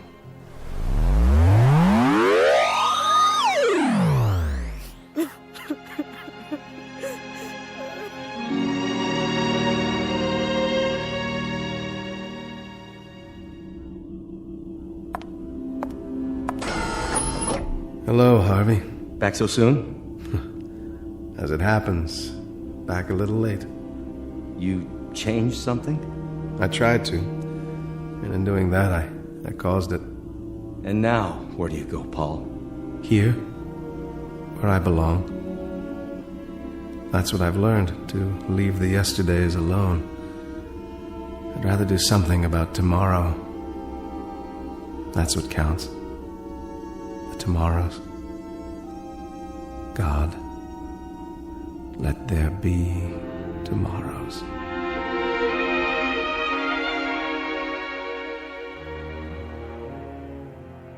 Incident on a July afternoon, 1881. A man named Driscoll who came and went, and in the process learned a simple lesson, perhaps best said by a poet named Lathbury, who wrote, "Children of yesterday, heirs of tomorrow, what are you weaving, labor and sorrow? Look to your looms again, faster and faster fly the great shuttles, prepared by the master. Life's in the loom, room for it, room." Our tale of clocks and calendars in the Twilight Zone.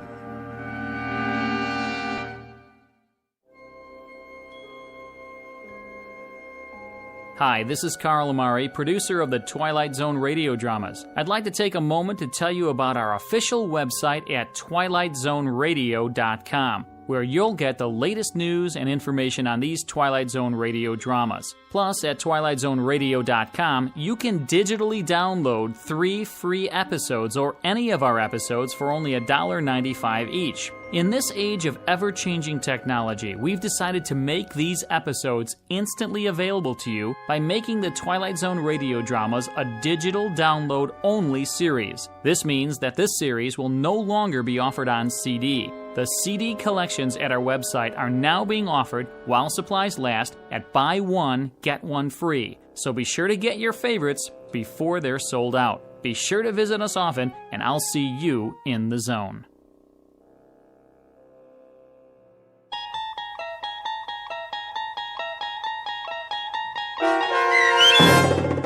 No Time Like the Past, starring Jason Alexander with Stacy Keach as your narrator, was adapted for radio by Dennis Etchison and based on a script by Rod Serling. Heard in the cast were Doug James, Michelle Graff, Nicholas Ruddle, Christian Stolte, Micah Jacoby, Owen Yen, Linda Ryder, Roderick Peoples, Rich Komanek, Carl Amari, Roger Wolski, Vince Amari, Paul Patch, and Richard Shavson. To learn more about the Twilight Zone radio dramas and to obtain audio cassettes and CDs of these programs, visit our website at twilightzoneradio.com. This copyrighted radio series is produced and directed by Carl Amari and Roger Wolski for Falcon Picture Group. Doug James speaking.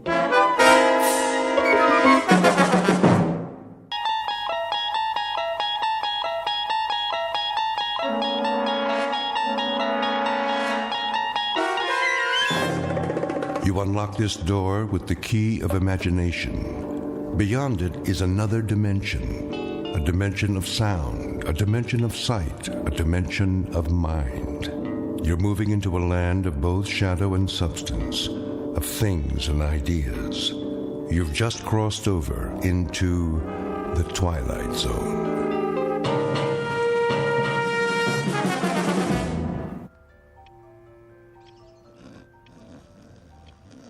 Shh, I'm trying to sleep.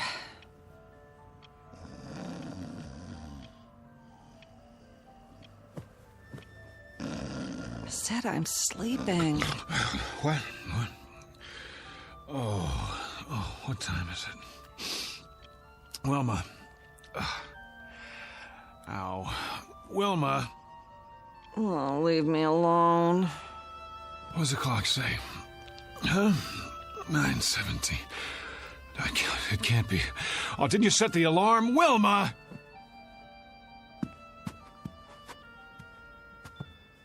I've got to be at the bank. Do you know how late I am? Oh, great. Just great. I'll even take my clothes off. No more parties. Never again. Oh, be quiet about it. Sure, go on. Get your beauty sleep. You feel lousy. Never mind how I feel. So I'm late for work. So what? No skin off your nose, right?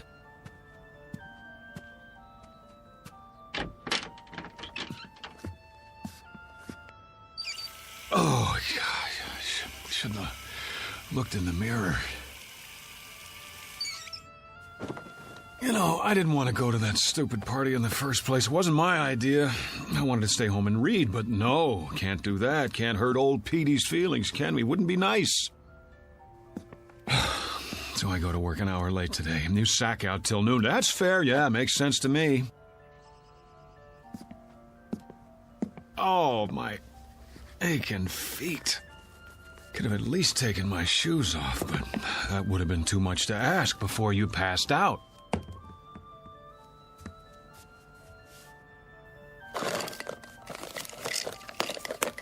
Oh, boy. Rearranging my stuff again, huh? Okay, I give up. Where'd you put it? Wilma! Wilma, where's my razor? Would you please tell me that much? Oh. Hey, wake up! Leave me alone! Snap out of it. I'm late, I said. Come on! Get away from me! Never mind the dramatics. Just tell me what you've done with my razor and I'll clean up and get out of here. Then you can go back to sleep for as long... Don't do that! What's the matter with you? No! I'm not even touching you. Are you sick or something? Wilma, I asked you... Who are you? What kind of a question is that? How did you get in here?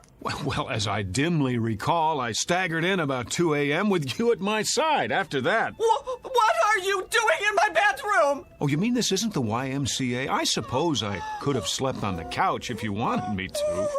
Am I forgetting something? Did we have an argument? Because if we did, I'm afraid I... Get out of this house! Come on, honey, knock it off. I'm late enough as it is. Just tell me where you put the razor so I can shave, change my shirt. Out! Out! I'm in no mood for jokes. If you don't, I'll scream again, louder. Wilma! How do you know my name? It's on our marriage license, remember? Mister, I don't know what you think you're doing, but I've never seen you before in my life. Cameo of a man who has just lost his most valuable possession. He doesn't know it yet, but he's about to find out. In fact, he doesn't even know there's been a loss. Because, like most people, David Gurney has never given much thought to the matter of identity.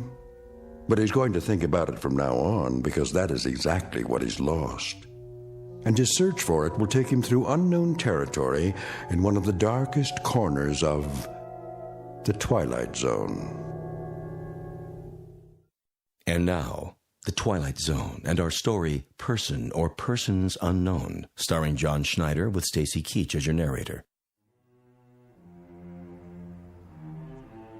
Did you hear me? Get out! Because you've never seen me before. Now you don't even know your own husband. Oh, you're beautiful. What a time to go psycho on me. Now, look, whoever you are, I don't want any trouble. But if you don't get out of here, I am going to call the police. Easy, Wilma. Take a pill or something. Stay away from me! Go ahead. Call the police. Call the fire department. Call the paramedics. Tell them to bring an oxygen mask because there's a man here who's dying of a hangover. Oh, my head. I'm not bluffing. If you're not off that bed and out of this room by the time I count to 5, I'll make the call. I swear. 1, 2... Cut it out, will you? I've got a splitting headache. 3, 4, 5. This isn't funny anymore. Give me the police. Hello, police? I'd like to report a guy who... Give me that. Have you gone crazy? What are you gonna do? Kill me? I'll scream until the neighbors come. All of a sudden, I'm a stranger? I suppose I didn't buy this king-size brass bed and the lamp and the carpet and the wallpaper to go with it. If I didn't, who did? Santa Claus? Oh, you're insane! Boy, this is what I call a delayed reaction. 2 martinis at midnight and she gets drunk the next morning. Go back to bed, sleep it off. You cannot tell me what to do. You got it. I won't waste my breath. Now, what are you doing? Changing my clothes. What are your panties doing in my drawer? Your drawer? Where did you put my socks? If you don't keep your filthy hands out of my things... Filthy? Yeah, well, if I had time to take a shower... What in the name of... Those are my dresses! So I see. What did you do with my clothes? Oh... The Lord is my shepherd. All right, I'll wear what I had on last night, but if anyone says something at the bank, I'll tell them whose fault it is. My darling, brain-damaged wife with her defective sense of humor. Daily bread and forgive our trespasses as we forgive those who trespass. I'm going to work now. When I get back, you'd better have things straight again, understand? Do I make myself clear? The kingdom, and the power, and the glory, now Goodbye. and forever. You gotta help me.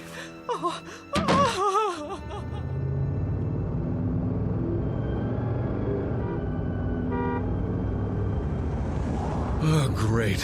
No gas, which means I get to work even later. Mr. Miller's gonna love that.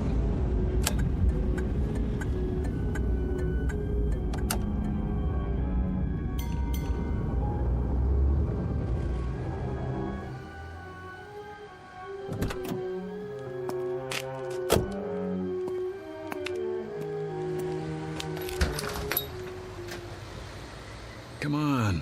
Here's your change. Thank you, sir. Fill it up on number 3. Cash or charge? Put it on the card. Here. You have ID? Yes, I have ID, every kind you want. Here, look, I'm in a hurry. Would you run the card while I pump the gas?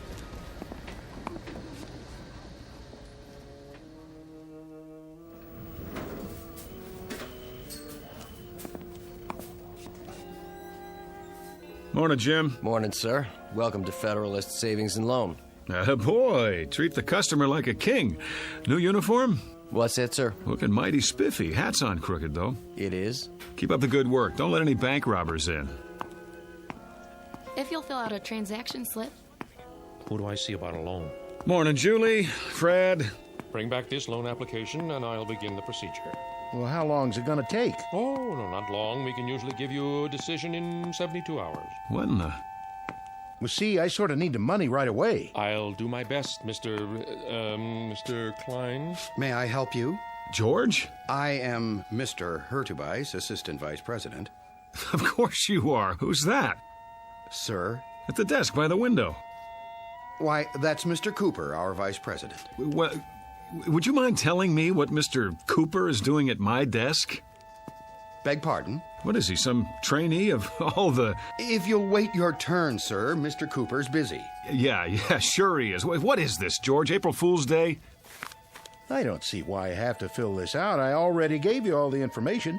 I'm sorry, Mr. Klein, but without verifying your collateral, I'm afraid there's nothing we can do. You know how long I've had an account here? And you giving me the runaround? Well, maybe I'll just take my business somewhere else. What do you think of that? Well, thank you for stopping by, Mr. Klein. If you'd care to reconsider... Thank you for nothing. Nice. I beg your pardon? You just lost a customer. I could have processed his application in 24 hours. And you are... Who the devil are you? How's that? I said, who the devil are you, and why are you sitting at my desk? Your desk? Yes, my desk. I've had about enough of this today. Get out of that chair. I'll do nothing of the kind. Friend, you'll get out of that chair, or I'll throw you out. Yes, I need security over here. Move. No need to get upset, friend. Oh, you don't think so? After the morning I've been through? Here, take this junk with you. Your pictures, your phony nameplate. I said take it! Trouble, Mr. Cooper. Would you show this man to the door? Knock it off, pal. You're the one who's leaving. Better come with me. Back off, Jim! This joke's gone far enough. He says it's his desk. Come on, sir. Let's settle this outside. There's nothing to be settled. I want my nameplate back and my pictures. What the hell did he do with them? Now, sir. Outside, I have to insist. Go ahead, insist. I'm not budging. Yes, you are. You're putting your hands on me? This is too much, Jim. I like you. You're a good security guard. But if you don't let go of my arm, you're out of a job. Outside. I said, let go of my arm.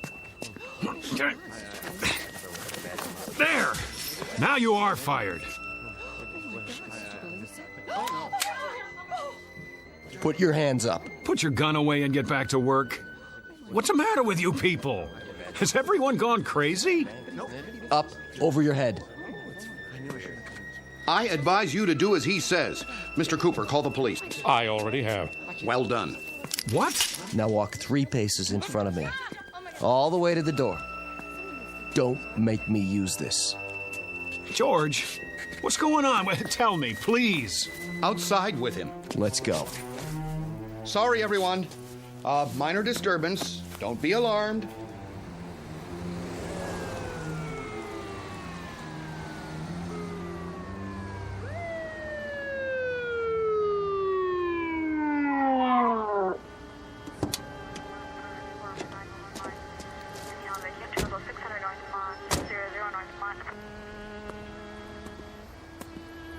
This the man? That's him. Hands behind your back. Oh, for God's sake. Hold still, fella. Ah, get in the car, nice and easy. Wilma, is that you? That the same guy? Yes. What's your name? Why don't you ask her? We did. She doesn't know. Doesn't know? After 11 years of marriage, she doesn't know. He's a complete stranger to me, officer. I can't tell you how frightened I was. Let's go. Wait, Mrs. Gurney, let me introduce myself. I'm David Gurney, your husband. Well, what's everybody staring at me for? That's who I am. Tell him, Jim. I've worked with this man for 4 years. Tell him. Never saw him before. He just walked in and started a ruckus. Slide in the back seat. Come on. Wait, you don't believe I'm David Gurney? I can prove it.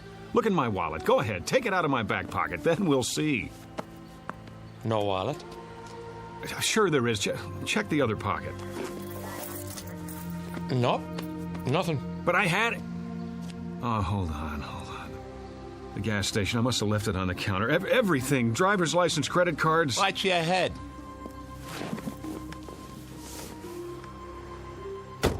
You can't do this. Somebody tell them. My name is David Gurney. David Gurney.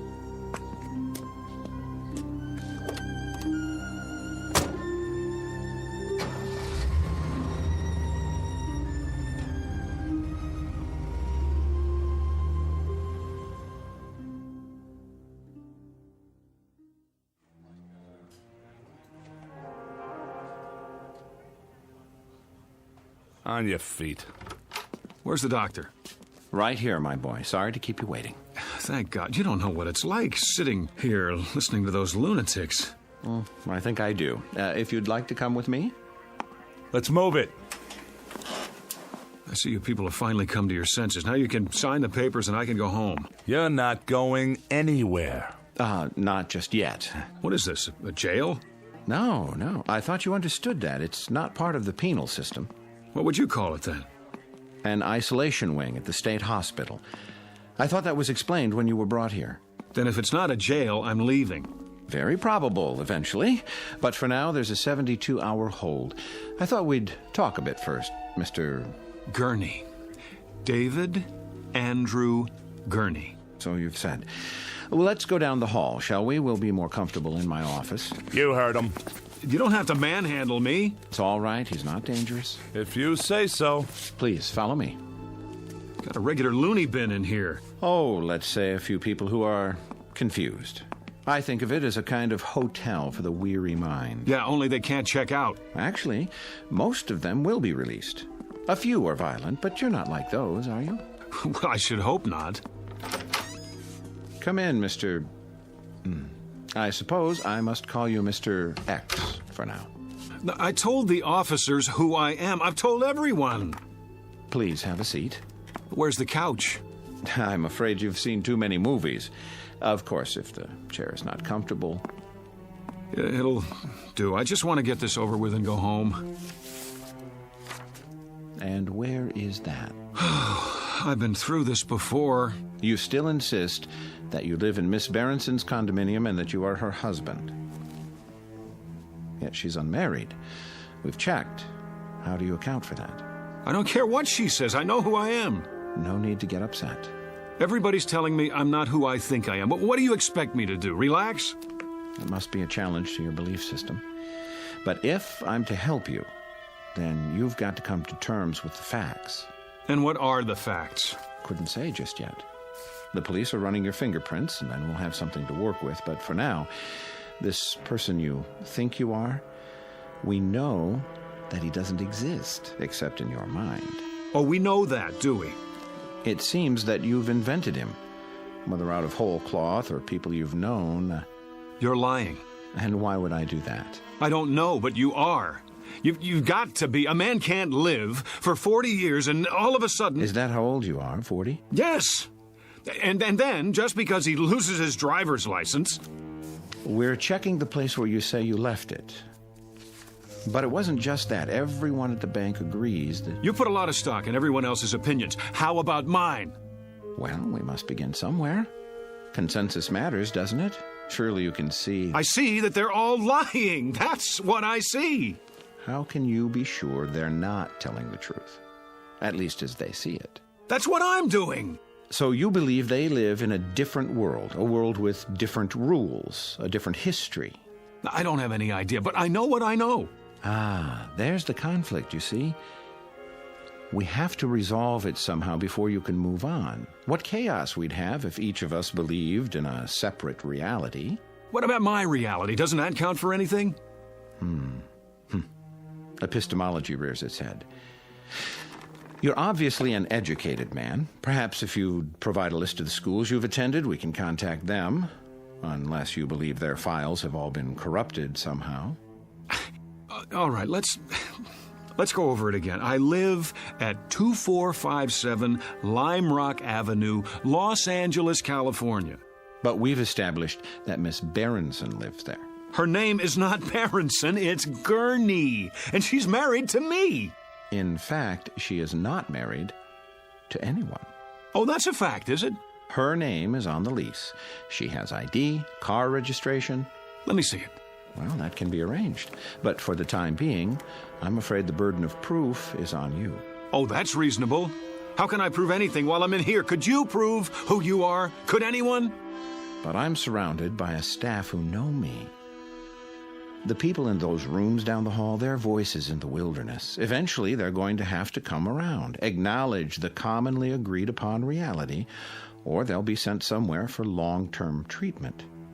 You don't want that, do you? What choice do I have? There's always a choice. It's up to you. There's a man here who says his name is Winston Churchill. I've shown him pictures of the real Churchill, but he's sticking to his story. So he won't be going home anytime soon. The same with his neighbor, Florence Nightingale, and her buddy, Jack the Ripper. He thought he was Jesus of Nazareth yesterday. Maybe he'll come around. I hope so, because the sanitariums are full of Jesus Christs. It's a real strain on the budget. So please, don't make it hard on yourself. The choice is yours. Pretty cut and dried. Either I prove who I am, or I give up my identity in order to get out of here. You don't have an identity at the moment. That's the issue in a nutshell. Let me use the phone. All right. It's about time. I'll turn on the speakerphone so we can both hear. Agreed? Agreed.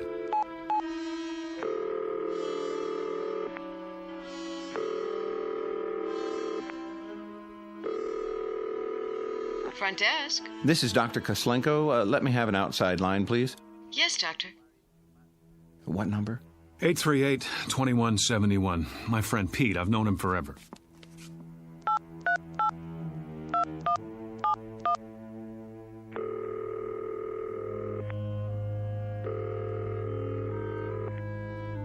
Hello? Hello, Pete. Yeah? Who's this? It's Dave. Look, you don't know how glad I am to hear your voice. Listen. Dave who? Pete, for God's sake, Dave Gurney. Wilma and I were at your place last night. Don't kid around. I think you have the wrong number, fella. But we went to school together. He's my best friend. Care to try someone else? Let's just cut through all this. Call 272-3478. Ask for Mrs. Gurney. Very well.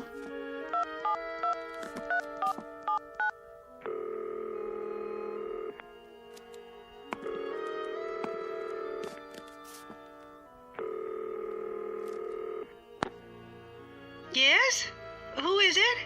I'd like to speak to Mrs. Gurney, please. This is Mrs. Gurney. Really? Hello, Mom. Hello? Oh, I'm so glad I got you. Hello? Who is this? Who's on the line? It's David. Mom, don't you recognize my voice? David, your son. You see here, whoever you are, I don't have a son. And I don't like practical jokes. Mom, stop it. Don't do this to me. Don't, please. That's enough. Ma'am, please excuse the call. It was a mistake. Well, you see that it doesn't happen again, or I'll report you. I don't understand. You're sure your name is David Andrew Gurney? Yes. And you have a telephone? Of course I do. Unlisted? No. Then it's likely you'd be in the telephone directory, isn't it? In fact, there's no doubt. What do you... Yes. Where's the phone book? Right here. You'll notice it's the current edition for your area. Go ahead, open it.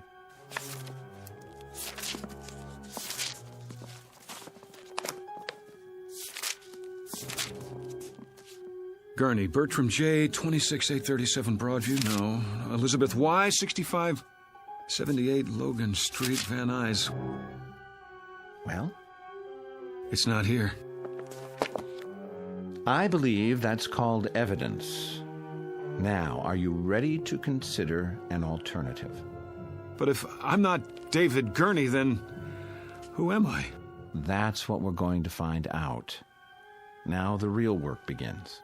In other words, I'm crazy, just like the guy who thinks he's Jack the Ripper? That's what you're telling me? Well, let's say temporarily disoriented.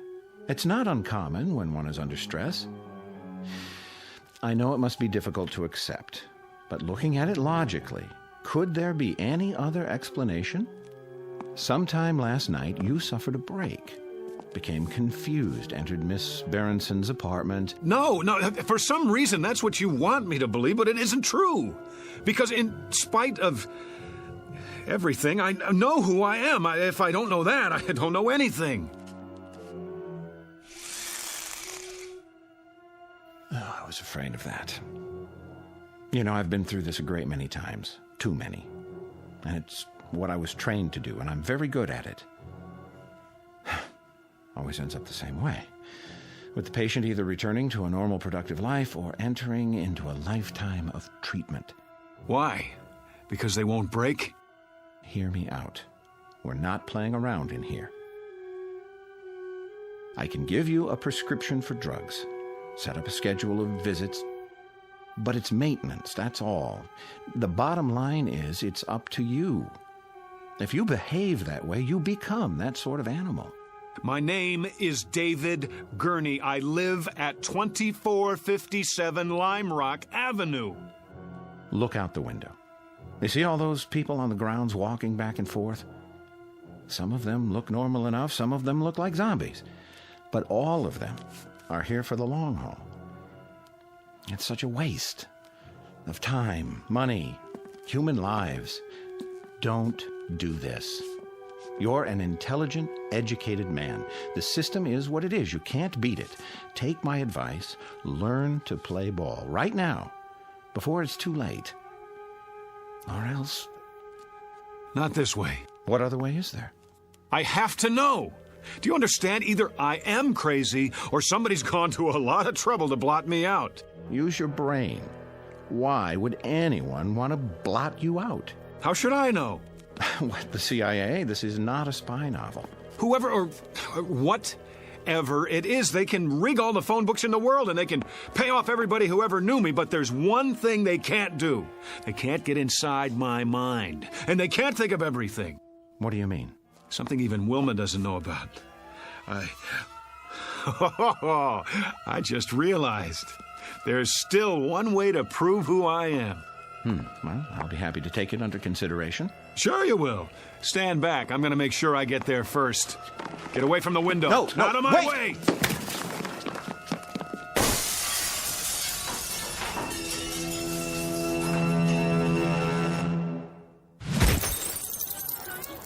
All right, everybody, line up. Rec period's over.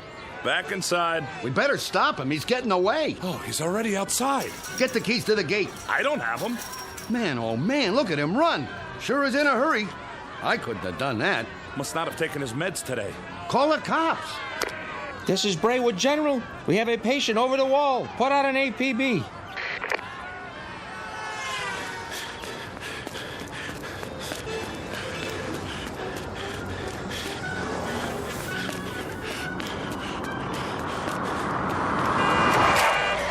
Hey, buddy, get out of the way. Give me a lift. Yeah, sure. I have to get out of here. Yeah? Well, call a cab. I don't have any money. Did you help me? Sorry, buddy. Get out. I need it. Get out. Hey, what are you doing? Then slide over. I'm in a hurry. Hey, look, man. I don't want any trouble, okay?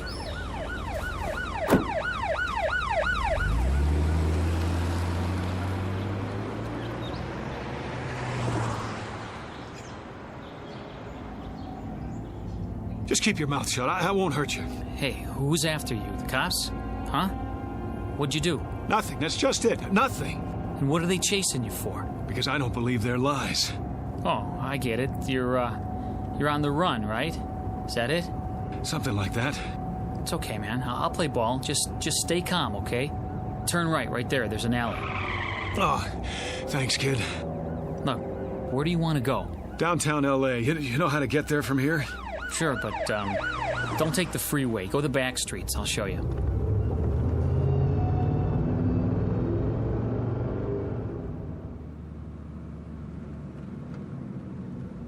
I hope this is the right address. So, can I go now? Now, go on. I can handle it from here.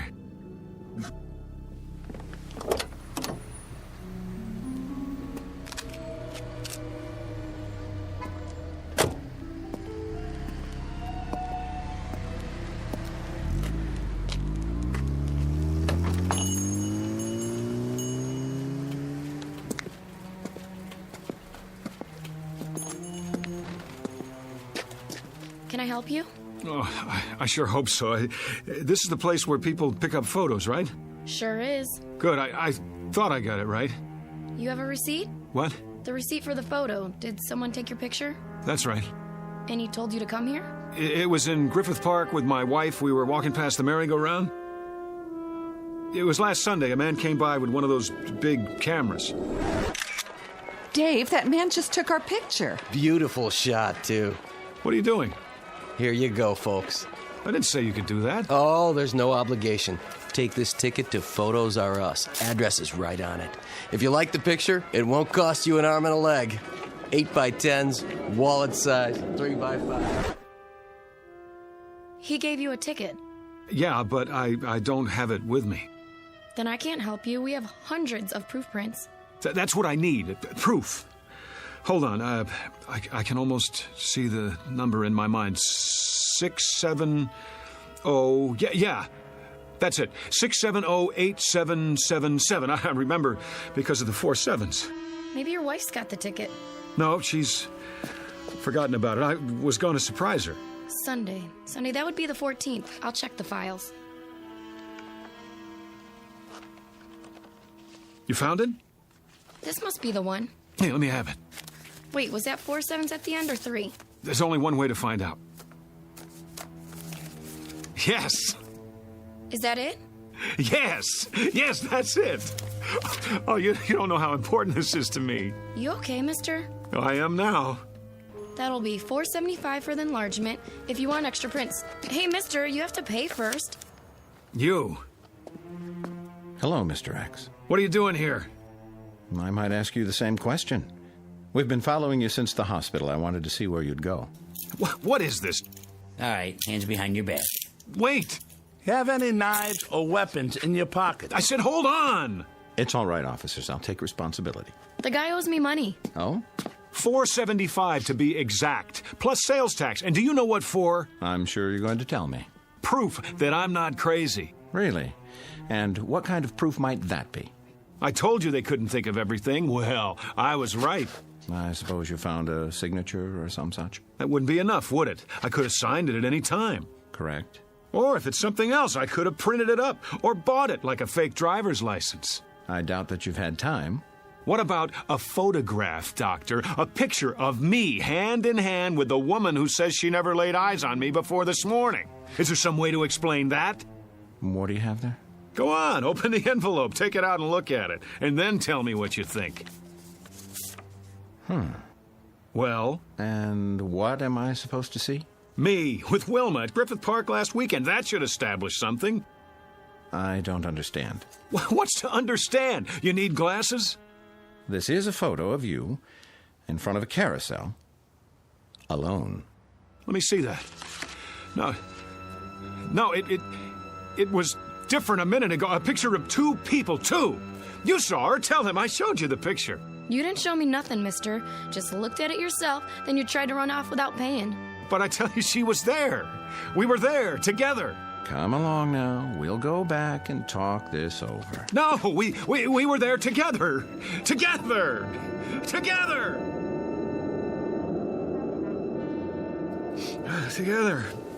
We were... Dave? Together, I tell you. Dave, honey, wake up. What? Oh, where am I? In bed, you were dreaming. Oh, Wilma. It seems so real. That's why they call them nightmares. You want me to get you something? No, that's all right. What time is it? 4 in the morning.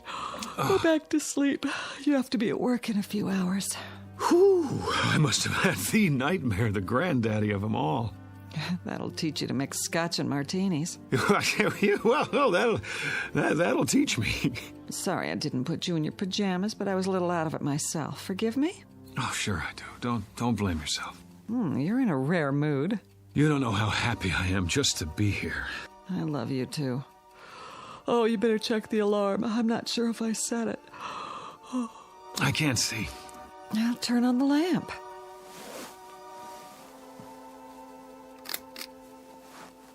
Oh, it was the worst dream I've ever had. I couldn't prove who I was, and you weren't yourself either. You were someone else, or you thought that I was. No matter how hard I tried, I couldn't convince you. It was so... Well, you're okay now, aren't you? Set the alarm and turn the light off. It's hurting my eyes. Dave?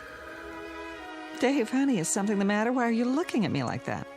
Who are you? What do you mean?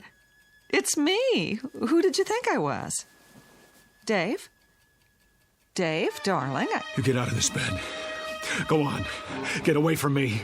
Whoever you are, I swear, I've never seen you before in my life. Dave? Dave, don't act like this. You're scaring me. You're so pale.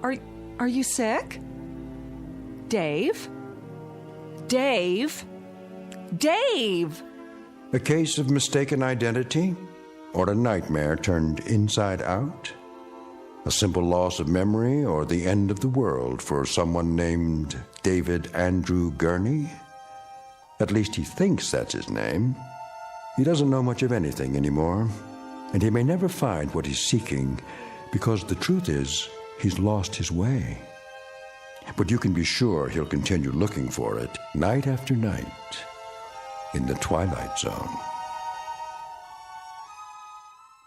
We'll return to the Twilight Zone in just a moment. You are about to enter another dimension, a dimension not only of sight and sound, but of mind, a journey into a wondrous land of imagination. Next stop, the Twilight Zone. Hi, this is Stacy Keach. I'd like to take a moment to tell you about our Twilight Zone website at twilightzoneradio.com. At twilightzoneradio.com, you'll find the latest information on these Twilight Zone radio dramas, including behind-the-scenes photographs, plus the newest product releases, trivia contests, ways to contact us, other Twilight Zone-related info and merchandise, plus links to other fascinating websites. So make your next stop twilightzoneradio.com. Visit twilightzoneradio.com to purchase these Twilight Zone radio dramas on cassette and CD, or call toll-free 1-866-989-ZONE. That's 1-866-989-9663.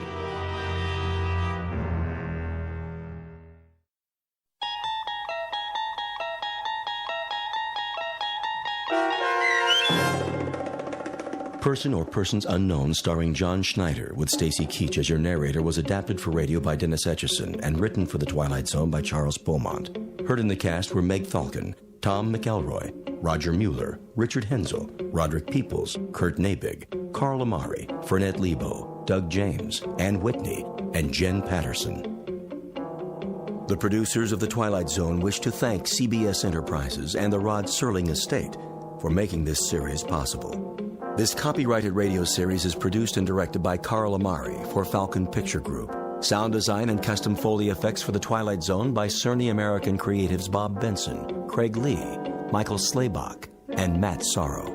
To learn more about the Twilight Zone radio dramas and to contact us, visit our official website at twilightzoneradio.com. Doug James speaking.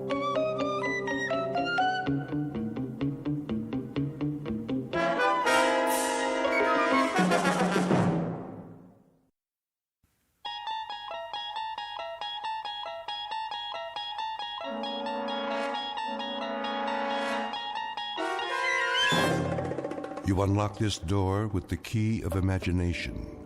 Beyond it is another dimension, a dimension of sound, a dimension of sight, a dimension of mind. You're moving into a land of both shadow and substance, of things and ideas. You've just crossed over into the Twilight Zone.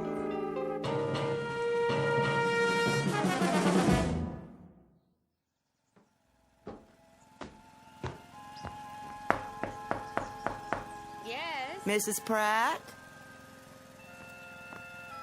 Oh, hello there, Ida. How are you? Can't complain. And yourself? I was just making some lemonade. Come on in. I shouldn't stay. My son's coming to dinner. I have to put a casserole in the oven. Just for a moment, then. I'll get you a nice tall glass in the kitchen. Well, if you don't mind. You can be my taster. You absolutely must tell the truth, though. If it's too sour, I'll add more sugar. It looks lovely. Where'd you get the lemons? From Mr. Takamori's backyard. He brought me a whole bag of them. How thoughtful. Oh, he's an absolute jewel. I swear, that man can grow anything. He's certainly done wonders for the trees on this street. It's delicious. I always say there's nothing like fresh lemonade. I see Arthur's doing your lawn now. Yes, he's such a fine young man. Isn't he? Always so polite. Do you think he'll take over his uncle's nursery? Oh, I seriously doubt it. With college and all, he has his sights set on something higher. May, I was wondering. Couldn't Arthur do Mr. Fenton's lawn, too? Mr. Fenton? Well, I believe he'd rather do it himself. You know that man. Yes, but his place has been a fright lately. Oh, such a shame. He used to keep that yard so neat. I hear his wife moved out. The boy doesn't charge much, and Mr. Fenton's lots go into seed. It lowers property values, you know. Well, then, why don't you ask him? Oh, I couldn't. He'd think I was being a busybody. Arthur, I mean. He can stop by after he finishes here. It wouldn't hurt. I suppose. If he needs the job. I expect he does. That family's worked so hard. Can't have been easy after the war. You don't think... What? Mr. Fenton was in the service, wasn't he? The Marine Corps. I hope he doesn't have a problem, then, with the Japanese. Oh, that boy's as American as you and I, born and bred. I know, but there is a feeling with some people. Not in this neighborhood. I'm sure Mr. Fenton has put all that behind him. I should hope so. I was just about to bring Arthur some lemonade. You can mention it now. If you think it's all right. Of course it is. What went on back then was a terrible, terrible thing. But believe me, the war is over. In our town, it ended a long time ago.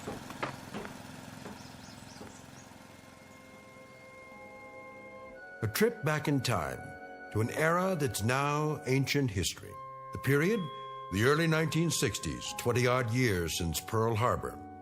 The war ended long ago, but for some, so much bitterness and loss are not easily forgotten. Such is the case with our two antagonists whom you are about to meet. Mr. Walter Fenton, veteran of World War II and an officer in the United States Marine Corps, and young Mr. Arthur Takamori, first-generation son of Japanese immigrants who has no memory at all of those years. Despite their best intentions, this unlikely pair will soon square off for a battle with the ghosts of the past in the darkest, most haunted reaches of the Twilight Zone. And now, The Twilight Zone and our story, The Encounter, starring Stacy Keach and Byron Mann.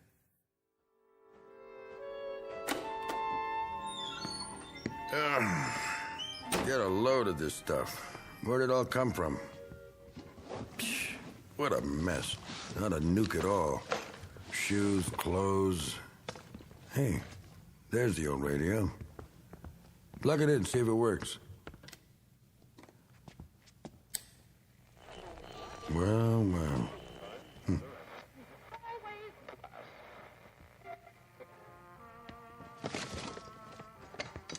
whole lot of junk and nothing but. Say, what's in the trunk? Well, will you look at that? The sword. Oh, yeah. I remember this. How could I forget? Wish to heaven I could. Yeah. Mr. Fenton? Anybody home? Up here, in the attic. Sorry to bother you. I can come back later. That's okay. Front door's open. All right.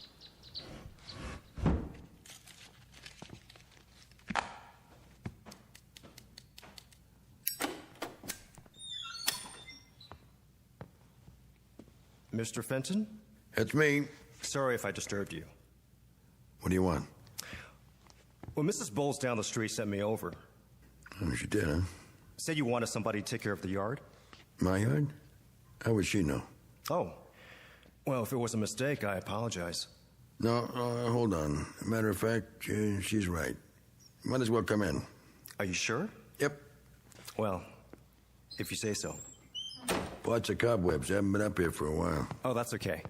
Haven't I seen you around? Maybe. I cut the grass with some of the people on the block. My uncle runs the nursery at the corner. Oh, yeah. So, what do you think? About what? The lawn. Yeah, I could use a hand, I guess. If it's just the front, I can take care of it twice a month. Charge you the same as Mrs. Bowles and Mrs. Platt. Sounds fair enough. Anything more would have to be extra. Like? You know, the backyard or the lot. Is that yours too? Yeah, don't worry about that. At least not right away. I ought to warn you, though. Yes? It won't be steady work. Sir? Don't get the idea it's a regular job or anything. Oh, that's all right.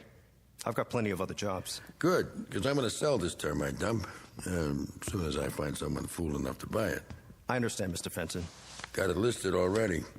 A little fixer-upper, a handyman's dream with a semi-vacant lot attached. Sounds pretty good, huh? I can only come on the weekends. I go to school the rest of the time. Sold. I'll be back at the end of the day then, if that's all right. Good enough. Well, nice meeting you. Wait a minute. Yes? What's your hurry? I better get back to Mrs. Platt's. Sit down. We'll have a beer on it. No thanks, just the same. I'm serious. Plenty on ice downstairs. Besides, we have something else to talk about. We do? Pull up a box and take a load off. Well, I haven't started Mrs. Bowles' lawn yet, and it's getting pretty late. Nuts to Mrs. Bowles. Knock off for 10 minutes. You need extra money, right? Sure. Same as everybody. I got an idea. What's that? There's a way you can make some more cash on the side. Could add up. How? All you have to do is give me a hand. Do some sorting, get some cardboard boxes. I'm pretty busy already. Hear me out at least. Well, 10 minutes then. Let me make room for you. I can stand. No trouble. I need some help with this junk up here. Anything you see, you can have. Most of it, anyway. Resell it, whatever you want. I just have to get rid of it before I show the house. What do you say? I'm not very good at garage sales. I don't care about that. Never know what you might find. Yeah, I got a lot of clothes, gadgets, old magazines, books my wife like to read. I don't know. What's your name, boy? Arthur. Arthur? Arthur Takamori. Anything wrong with that? No, it just sounds funny. Why? Well, you have to admit you don't look like an Arthur. I'm an American citizen. Yeah, sure you are. I was born in this country. Who said you weren't? Did I say that? None so many words. Then take that chip off your shoulder. I gotta go. What about that beer? No thanks. I'm not thirsty. Come on, I didn't mean anything. You're awful sensitive. Am I? Maybe I am. There, see? My given name is Ito. I changed it because nobody ever spells it right. So, a rose is a rose. You know what I mean? Not really. Watch your head there, Arthur. The ceiling's pretty low. What a junk pile, huh? I've seen worse. I bet you have. The attic's been this way for 20 years. I don't go up here much. The wife used to yell about it. But I was so stubborn. Now she's gone to stay with her sister. Or so she says. Wouldn't be surprised if she never comes back. Sorry. Don't be. We all get what we deserve. Don't you think? I couldn't say. Well, I could. You ever know something before you know it? How do you mean? In your gut, in your bones, the way a dog knows an earthquake's coming, the way the birds get quiet right before a storm. It doesn't matter what anybody says, it's a fact. It's closing in on you, and there's nothing you can do about it. We always have a choice. Doesn't mean a thing. I know it and she knows it. She's got my number, all right. A guy who's never going to amount to a hill of beans, and he's drowning in junk. I'm sure these things meant a lot to you, or you wouldn't have saved them. What else could I do? It's all I got. I couldn't just let it go. Even stuff from the war. You see that mannequin in the corner? Was that your uniform? Sure was. Get a load of it. Used to be pretty spiffy. I'll bet. Don't mind the dust. Yeah, I put this on and people would step out of the way. Even when I got home. My dress cap, brass buttons, like they thought I was a movie star. My girl was proud to go out with me to the movies, to get an ice cream, and just to walk around. I was a war hero. But after a while, that didn't cut it anymore. You ought to pack it away. Put it in mothballs. What for? I'll never wear it again. Hard to imagine. This monkey suit used to fit me to a T. With all the buttons and everything. It probably still would. Now you're being polite. I turned into a tub of rancid lard, I know that. But I was pretty tough once. Were you? I went all through Saipan and Okinawa. Oh. Checked the fruit salad. The what? That's what they call the ribbons and medals. I got a whole box of them from this and that campaign. All put away. I don't know what for. Never wear them again as long as I live. I don't know much about the war. No? It's before my time. Yeah. You ever see one of these? Yeah, in the movies. Genuine samurai sword. Not a fake like you see nowadays. I took it from a Jap who was trying to cut off my noggin. A what? Excuse me, a Japanese officer. You see the blade? Got something engraved on it. Mm-hmm. Hey, you think you could translate it for me? Could I? Well, I can't read it. Always wonder what it means. Sorry to disappoint you. Why? I don't know the language. You don't? Only English. Oh, come on, boy. My mother used to speak Japanese around the house when I was little, but I never learned. That a fact. You said you wanted help with this junk? Oh, yeah. But first, let me get those beers. None for me. Well, I need one. My throat's full of dust. I can't stay. Be back in a jiffy. Oh, better put that sword away. The blade's still razor sharp.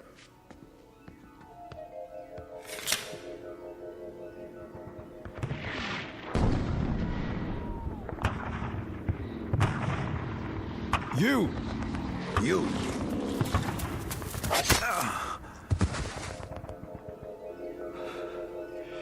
It can't be. I don't know how or why, but I'm gonna kill this man. I'm gonna kill him. I can feel it. I'm gonna kill him with this sword.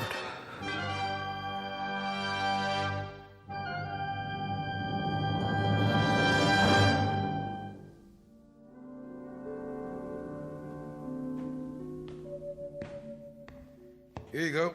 A whole six-pack, nice and cold. Maybe I will have one. Go ahead, you're entitled. I even brought an opener. Thank you.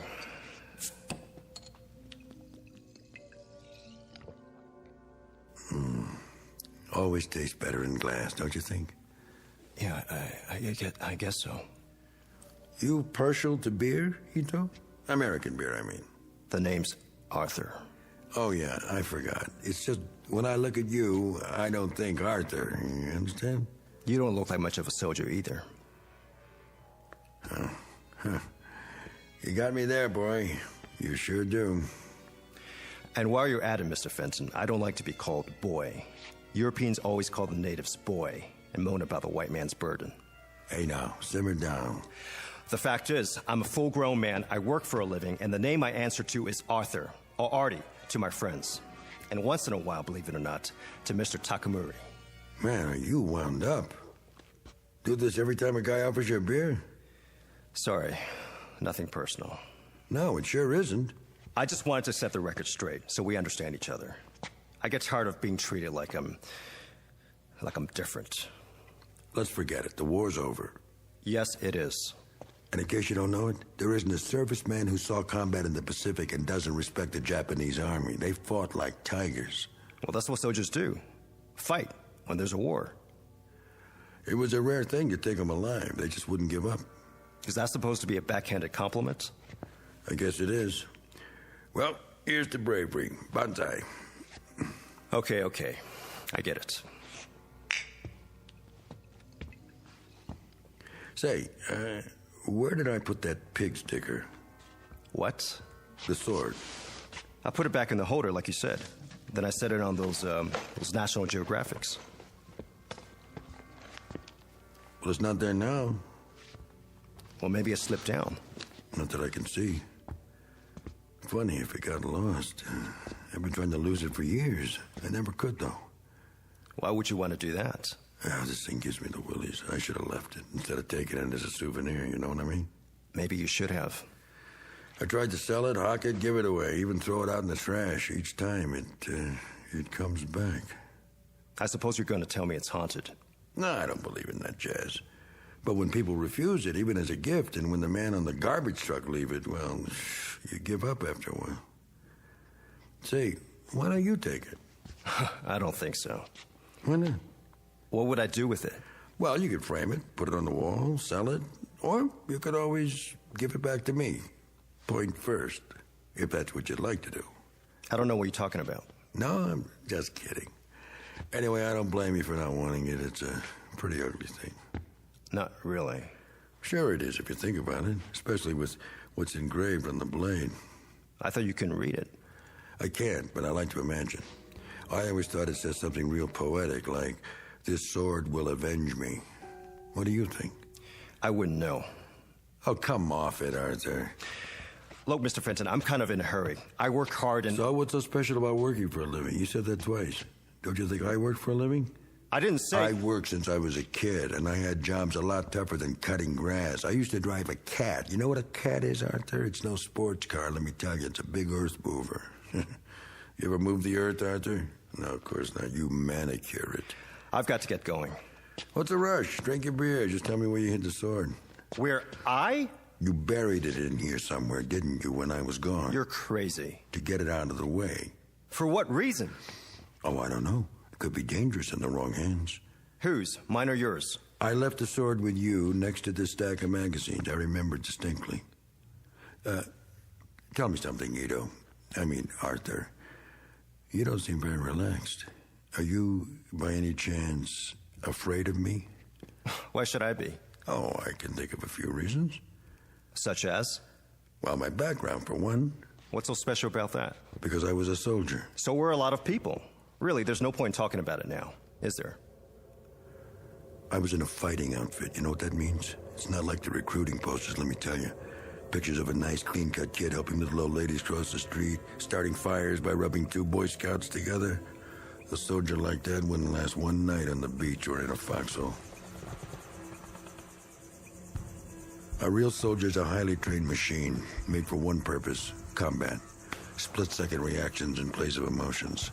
He's on a high wire, always on his toes. His nerve ends are dead, and he's as cold and hard as this helmet, like this one right here. It saw me through plenty. Yeah, it still fits. It always will. Like it's a part of me, the part that survived. He doesn't feel anything. Funny thing is, he doesn't even hate anymore. He can kill without hating. He'd better. It takes time to hate, see? They don't talk about that at home. But he's really something to fear. In fact, nothing is more terrible to meet on a dark night than a trained U.S. soldier with an M1, a Thompson, a grenade, a trench knife with brass knucks, or his bare hands.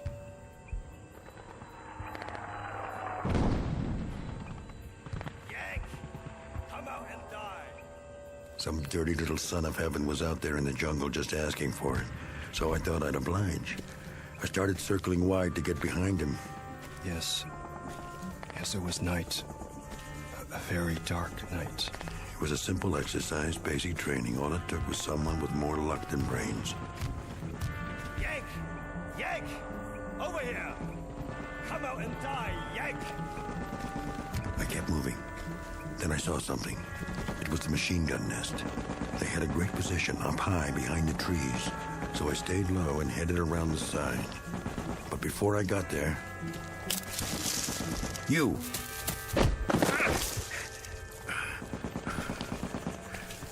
No more, Yank. Now you die. Go on. Do it. Do it, you dirty little... No, wait. Stop. Stop! What? Put the sword down. It was only a story. Story, yes. Don't get carried away. I was only telling you how it was.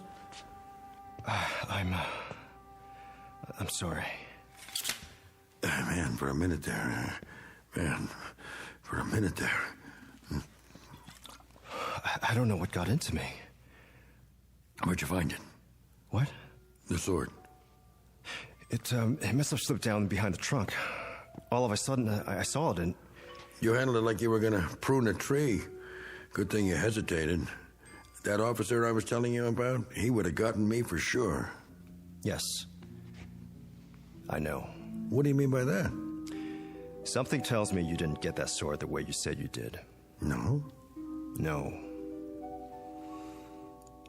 You shot him after he surrendered. What? The Japanese officer? He dropped the sword and surrendered. You killed him in cold blood. All right, so what if I did? So what? I don't know. That's your problem. I don't feel well. What am I doing here? I've got to get out of here. Yeah, maybe you should.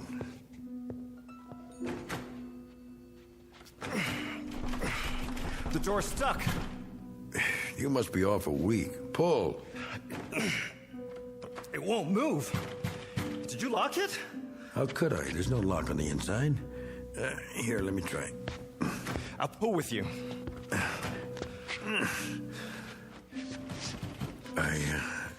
I guess you're not supposed to leave just yet. What do you mean? If I knew, I'd tell you, but I don't. I don't understand any of this, but I'd say we're locked in here together, just the two of us, for better or worse, till death do us part.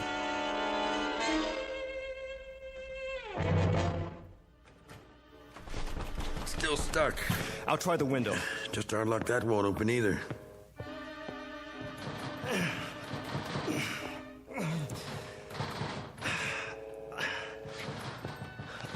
You're right. I don't know what's making it do this. It hasn't happened before. Never mind, there must be some tools up here. I can take the hinges off. Yeah, you do that. Forget the window. It's too high up to climb out. Of course, we could break the glass and yell for help, but that'll be a last resort. See if you can find a screwdriver. I wouldn't know where to look.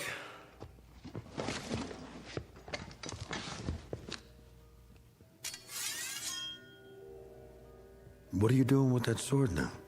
Don't worry. I'm only looking at it. Thinking about becoming a samurai? Couldn't I?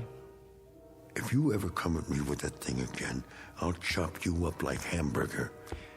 I don't like that kind of talk, Mr. Fenton. Oh, you don't, huh? No, I've got a short fuse, so don't strike matches. A short fuse, huh? From what, kid? Too much sake in your oatmeal? I was born in Honolulu, near Pearl Harbor. No kidding. Were you one of the pilots? I was 4 years old. My parents lived in Hawaii all their lives. My father worked for the Navy as a civilian contractor. Yeah? Doing what? Sabotaging the planes? He helped build the docks at Pearl. He was foreman of a construction gang. Almost a genuine war hero. He was a war hero. He was on the docks when they came that Sunday morning. He was there when the first wave of bombers flew over. Standing there, watching men that looked like him, destroying what he built with his own hands. The plane circled overhead, I stood on the hillside where we lived and looked up at the sky and saw them. And my mother held my hand and tried to make me run inside the house, but I stood and watched the airplanes. While down below at the harbor, my father tried to warn the sailors, tried to tell the men on the ships what was happening. But the bombers came anyway, and I could hear the boom, boom, boom as the bombs exploded. And I could see the smoke, and my mother was crying. My father was yelling to warn the sailors, yelling for them to fire back. And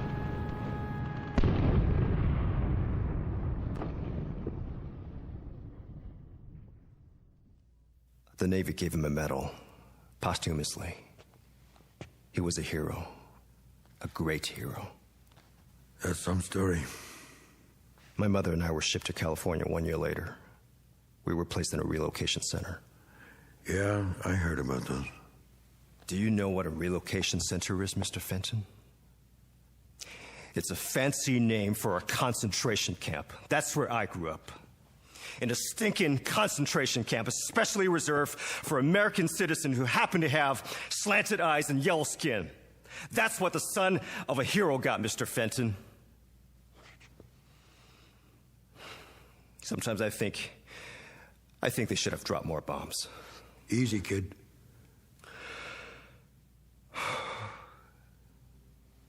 I'm such a liar. What? We all are sometimes. Don't be so hard on yourself. It didn't happen that way. Oh, come on. He was a traitor. He signaled the planes. He showed them where to drop the bombs. Do you hear what I'm saying?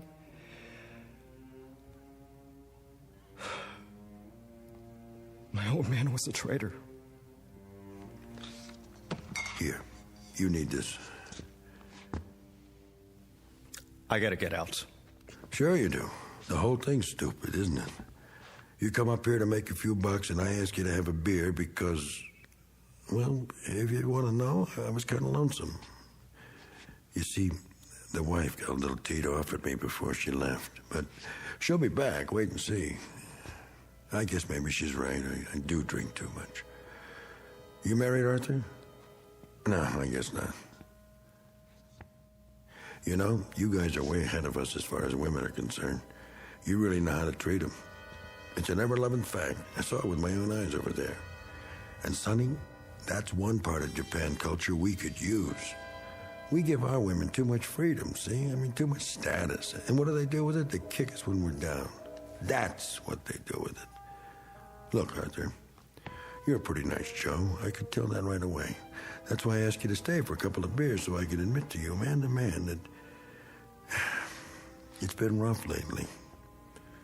The truth is I didn't retire. They canned me from the job. That's right, they put somebody else on the cat. Can you imagine that? Just because of a few lousy drinks? Why, Arthur, I've been driving that thing around since the war, slicing crummy lots for crummy houses out of the crummy hills. It wasn't the booze. That was just an excuse. It's the cheap labor they're getting nowadays. We let them in from everywhere, Mexico, Puerto Rico, foreigners. We make Hawaii a state, and what do we get?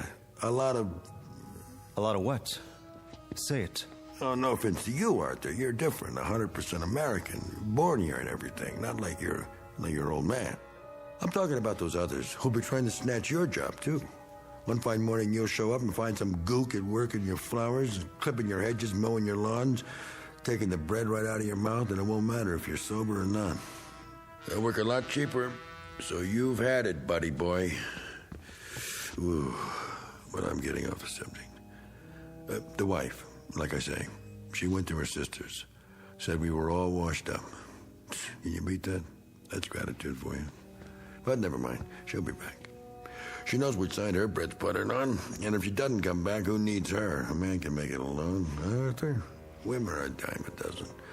Anyone who's ever been to the Orient knows that. You're awful quiet, Arthur. Still holding on to that sword, huh? What's the matter, Arthur? Or do you want me to call you Ito now? I have nothing to say.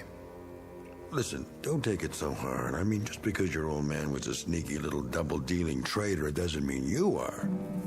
I mean, what the hell? You don't have to go and change your name and all and forget you know how to speak Japanese. There are plenty of sneaks and double-crossers on both sides. Like you. Hold it right there, buddy. You were no better. You were a murderer. You killed a defenseless man. Now take it easy. What happened on Okinawa? Well, you can't blame me. You know we had orders not to take any prisoners. That's right. No prisoners, they said. Seems the little monkeys were coming in with their hands behind their heads and grenades in their loincloths, and they'd pitch them at you without the slightest hesitation the first chance they got. The kamikaze philosophy. So, no prisoners. That was the order, straight from topside. You had your philosophy, too. You can't hold a man responsible for obeying orders, can you? You get shot in wartime for having a mind of your own. Follow orders if you want to stay alive. Oh, yeah, I know. Those Nazi generals in Nuremberg. You're going to bring that up. Well, let's face it. They had a point. They were ordered to do what they did, and they had to obey. The oldest defense in the world. So, who's guilty of what? Think about it. Where does it begin and where does it end? In the Pacific, we were told you people were some species of ape, not even human, so we shouldn't worry about burning you out of caves. Today, all of a sudden, you're fine people, highly cultured, and it was all propaganda about your lousy transistor radios. Is that all we represent to you? Come on, Arthur, put down the sword and let's have another beer. Stay where you are. I don't like to drink alone. And to tell you the truth, I'm a little shaky today. Last night, I put away a fifth of scotch. Can't hold your liquor, huh? Arthur, don't you get it? The wife up and left me. I'm all alone now. And yesterday, when I called about getting my job back, the foreman hung up on me. I'm not a bad guy, Arthur. Why is all this happening to me? All right, don't answer. Kill me if that's what you're here for. Go ahead, I dare you. What's that? Your judo pose? I told you I'm a trained soldier. Okay, Ito, come on. I'm waiting for you. You're ridiculous. Oh, so that's it. You're trying to scare me. So all right, I'm scared, but not of dying, of living. I can't make it anymore, Ito. Or Arthur, or whatever your name is. There's nothing left, nothing. I got a box full of decorations for killing highly cultured people. And I've been pushed and pulled this way and that till I hate everyone in the world who's not the same as me. Look, I'll prove it. Come and get your beer, you dirty little chap. Why, you? Just bring it. I'm ready for you. Ah! How you like that, huh? Judo, nothing. Stupid old American beating. Stand up and take it. Oh, you can't, huh? Well, here, I'll finish the job for you with a razor-sharp samurai sword. You don't have the guts. No? No? No.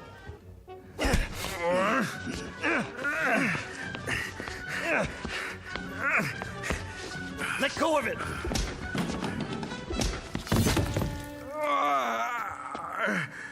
Pick up the sword. Pick it up. Where is it? You gonna keep holding on to it? Roll over. Let's see what...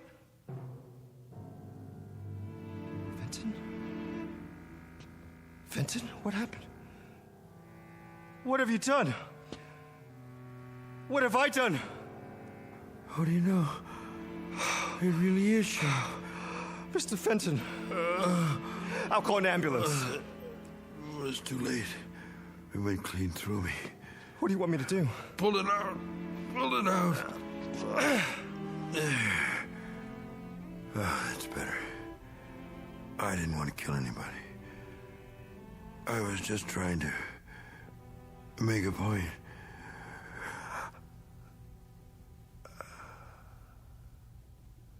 Oh, my God. Oh, my dear God.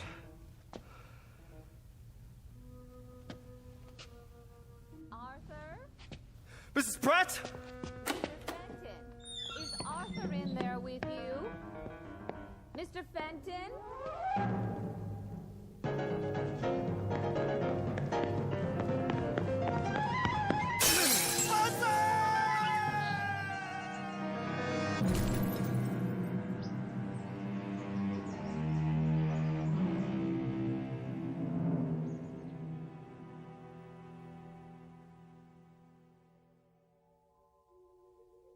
Two men in an attic, locked in a mortal embrace. Their common bond and their common enemy? Guilt. A disease all too common among men, both in and out of the Twilight Zone.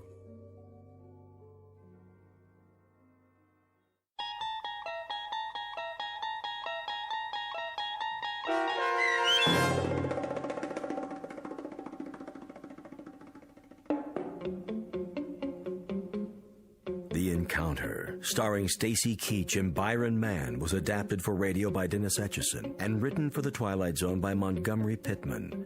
Heard in the cast were Linda Ryder and Ilissa Fraden.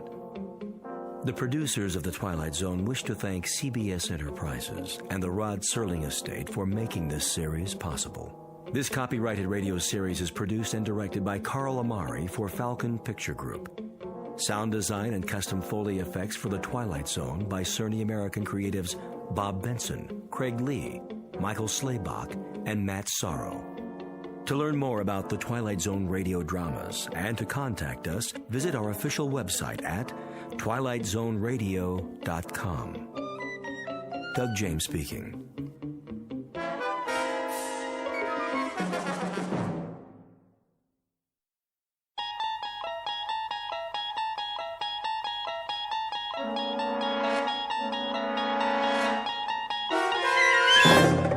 You unlock this door with the key of imagination. Beyond it is another dimension, a dimension of sound, a dimension of sight, a dimension of mind. You're moving into a land of both shadow and substance, of things and ideas. You've just crossed over into the Twilight Zone.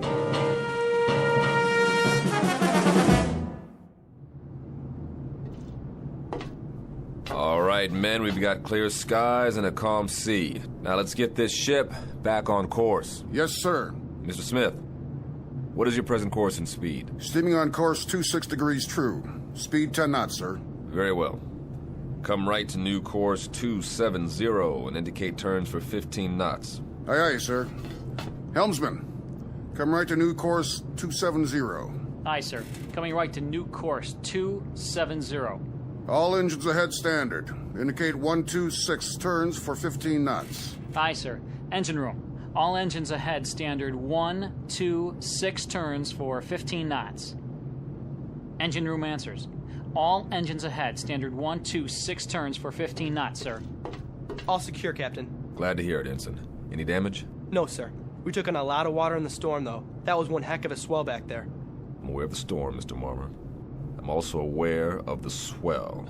And what I'm also aware of is that that boat was not properly hoisted. A 13-year-old Sea Scout would have rigged it in a stored position. Right, sir. You can tell the chief boatswain's mate that I want to see him in my quarters, on the double. Aye, aye, sir.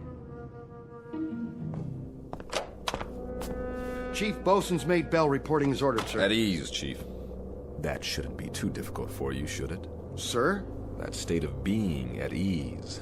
You're the champion of the fleet when it comes to being at ease, Bell. I don't understand, sir. The devil you don't. This couldn't be clearer to you if it came in diagrams. You are the chief boatswain's mate on board this ship. You run the deck division, you handle the rigging in and out, you supervise the heavy equipment, and there are 8 or 10 other cardinal duties you are responsible for. Not the least of which, chief boatswain's mate Bell, is the proper securing of the whale boat. Now, last night we had a bad swell, and that boat should have been rigged in. Instead, it was left swung out, and as a result, she's 80% damaged and filled up like a swimming pool. Question, Chief. Where were you? Begging the captain's pardon. Don't beg my pardon. Just tell me, in a brief explanatory way, why you couldn't handle the initiatives of a chief boatswain's mate, and why the efficiency of this ship has had to suffer as a result. We had 9 hours notice of that storm, Bell. This ship should have been 100% prepared. It wasn't, and I want to know why. I did all I could, sir. I haven't been feeling up to par. Did you report to sickbay? No, sir. Speak up, Chief. No, sir, I didn't report to sickbay. Look, Chief, I'm not in the business to pistol whip my crew. I want a tight ship, that's true, but I happen to care very much if any one of my sailors has a problem and can't function because of it. You've rated 4-0 all the way down the line for as long as you've served on this ship. And then suddenly, in the past 3 days, you stowed all your seamanship in a trunk someplace and came up with a bunch of dumbhead boners that I would expect from a 17-year-old boot. Bell, what is the problem? There is a problem, huh? No problems, sir. I'll watch it in the future. All right, Chief. We'll leave it that way, then. If you want to bend my ear at any time, you know where my cabin is. I'm available. Keep that in mind. Yes, sir. I will, sir. All right, then. That'll do it. Aye, aye, sir.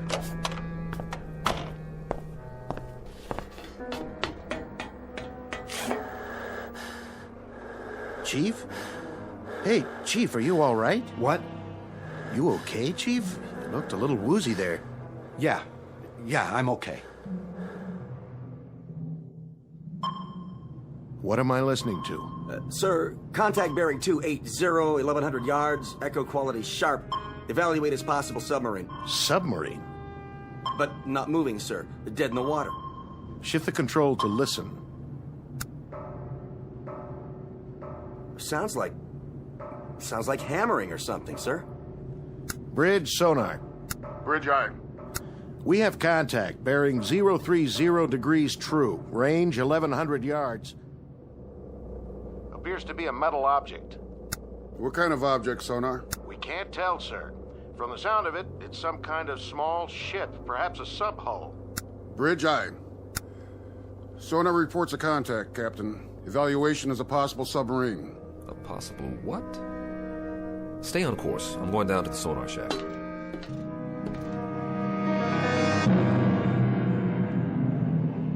Incident 100 miles off the coast of Guadalcanal. Time 1963.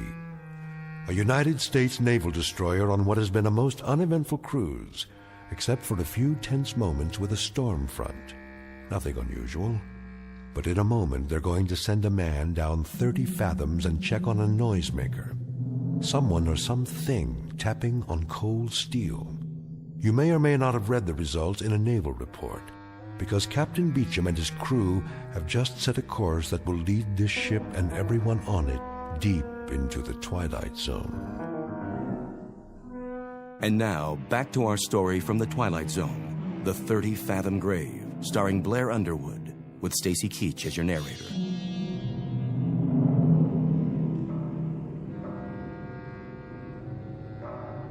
That's it, huh? That's the sound, sir. How long have you been in contact? About 3 minutes, sir. That's a funny one. Sounds like tapping on metal, doesn't it? That's what I think, sir. Bridge. Change course to 030 and reduce speed to 5 knots. Try to make contact by underwater telephone. I've already tried, sir. I get no response. Listen. It stopped now. Just like that? Sonar still has the contact, sir. I'll leave it on. Stay on it. I'll be on the bridge.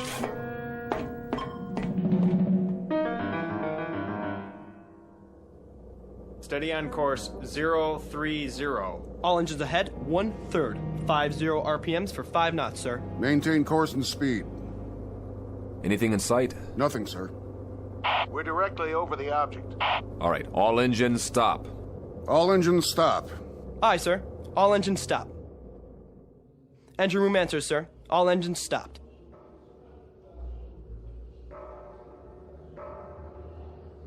Do you hear it, sir? Wait, hold it. Hold it. I want dead quiet all over the ship. Tell those sailors on deck to can it.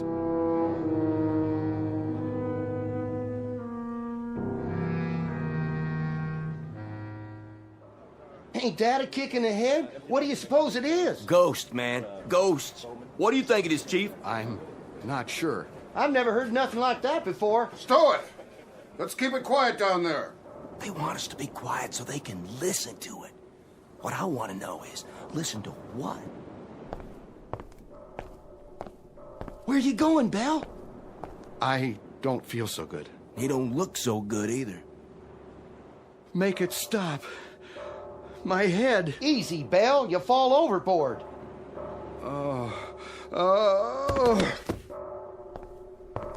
I said quiet out here. What's the problem? We got a man down, sir. What happened? Nothing. Looks like you fainted. Well, get him down to sickbay. Yes, sir.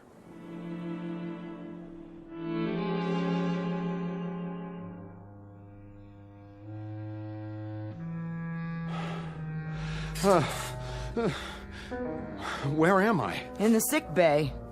You all right now, Belle? Yes, I'm okay, Doc. What? You blacked out up there. I said I'm okay. You better stay horizontal for a little while longer. I'm serious. Captain's orders. I'll be all right. I wouldn't doubt it, but right now you look like a Class A shipwreck. We still stopped? Still stopped. They're all curious as to what's making the noise. That noise? What's the trouble? It's just such an odd feeling. What kind of feeling? I can't describe it. Lie back down now. What's the needle for? Just relax, Chief. Get some sleep. This'll help. Sure. Sure. That's all I need. A little sleep. Doc? Yeah, Belle? What do you suppose is down there? Don't worry about it. You just go to sleep. Whatever it is, the captain will know what to do.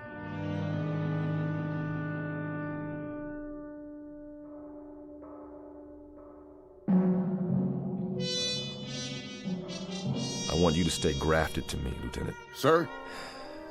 Take notes on everything that happens from now on. I may turn in a report that'll stick me on a garbage tanker or even a naval hospital. I want 15 witnesses at my hearing who are on my side. Could be a sub, and we could be hearing it. It's only about 30 fathoms. Yeah, sure, it could be a sub, mister. That's probably what it is, but what about this sub? Has it got two arms and a fist? Because somebody's making noise down there. We have a diver on board? Yes, sir. What's his name? McClure in the 1st Division. He's a qualified diver. Tell him to report on the double. We'll send him down. Have him knock on the door. I see. And then what, sir? We'll see who invites him in.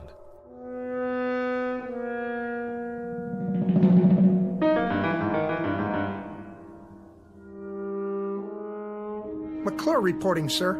You're the diver? Right, sir. All right, I'm going to give it to you straight, McClure. Now here's the picture. There's something down there, directly below us. Something, sir? We don't know what it is yet, just that it's a metal object about the size of a sub-hull. That's where you come in. I want you to get your equipment and go down there. Stay in contact from the moment you hit water to the moment you reach it, understood? I understand. Whatever that object is, there may be somebody inside, or at least something that's making the noise. When you get down there, I want you to listen closely and tell me what you hear. We may be getting it distorted. Yes, sir. All right, then, hop to it. Aye, sir. What we're hearing doesn't make any sense. It's crazy. It is that, Lieutenant. But if it isn't a sub, sir, what is it? Maybe it's a Spanish galleon, Lieutenant, with a treasure chest and a loose lid that's off its hinges. Or maybe it's just our imagination. Well, we'll sure find out. As soon as he suits up, they'll lower him down. And then we'll know. I sure hope so, Lieutenant. One way or another. I hope you're right.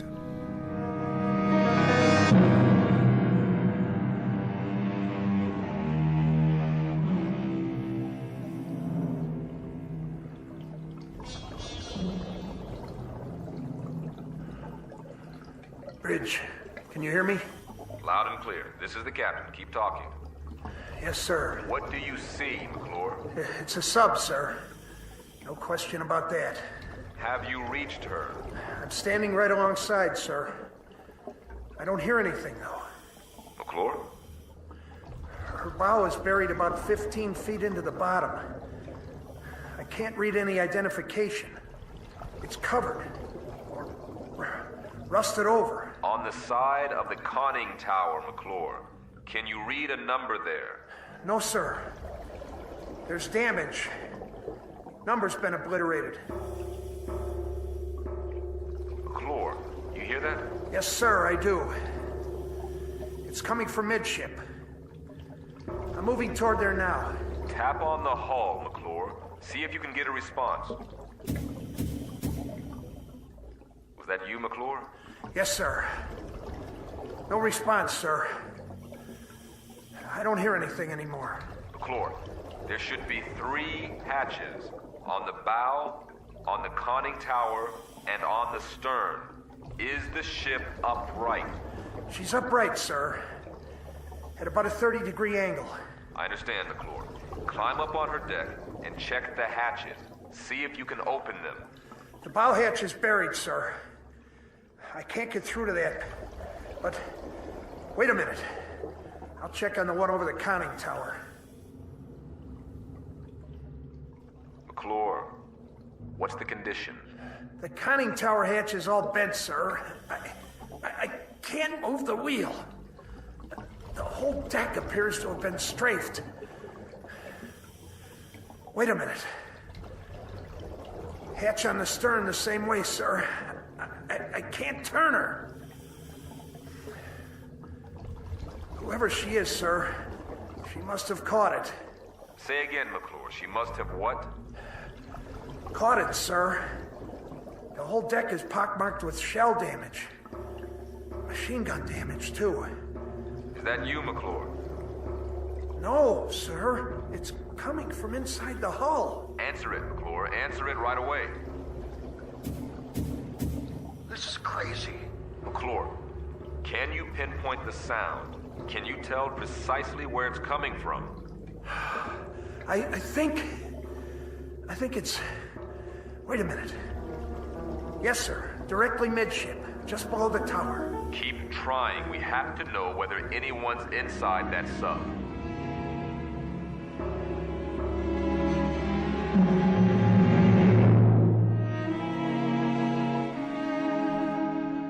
Now, back to the 30-fathom grave on the Twilight Zone.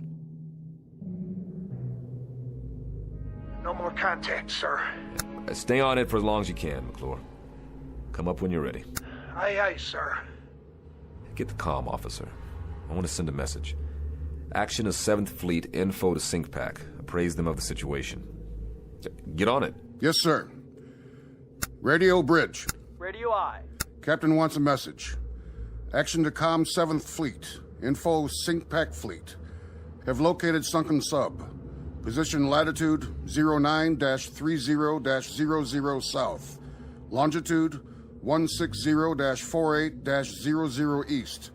Request, confirm location of all known sinkings this area. Will remain this area until further advised.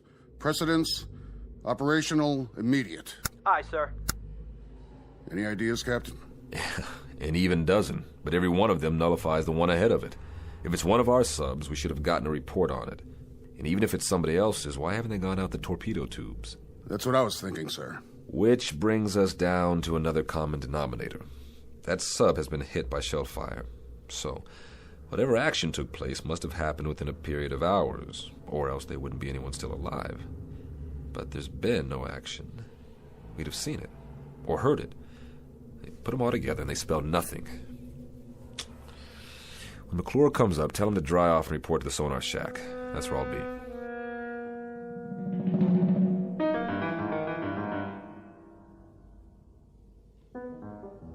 How you doing, McClure?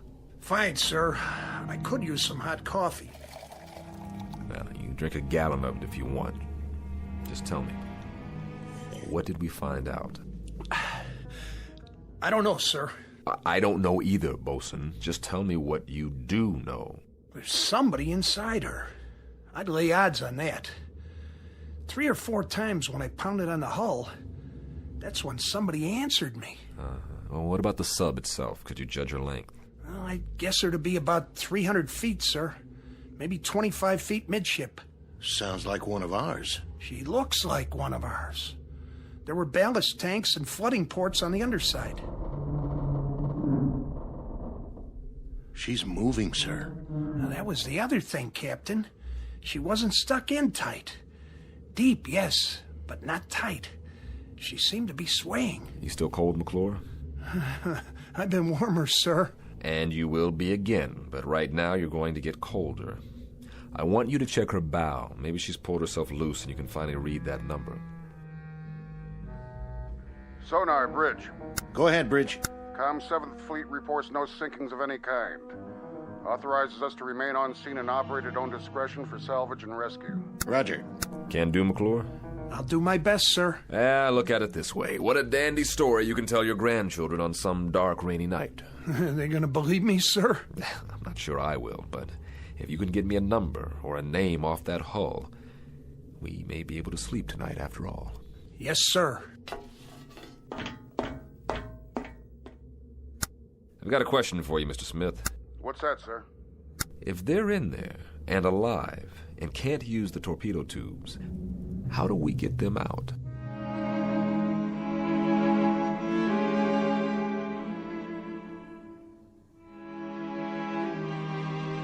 Bridge. Go ahead, McClure. This is the captain. She's pulled herself out, sir. Here's your number. 714. 714. Make a note of that, Lieutenant Smith. Yes, sir. Well, that means she's one of ours. Come on up and get a broiled steak on me, McClure.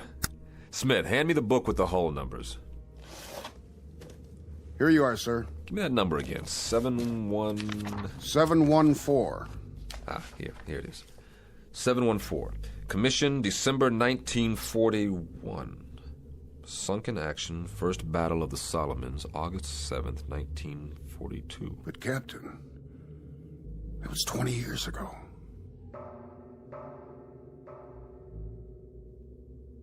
Then, Lieutenant, tell me something. Who is inside that sub?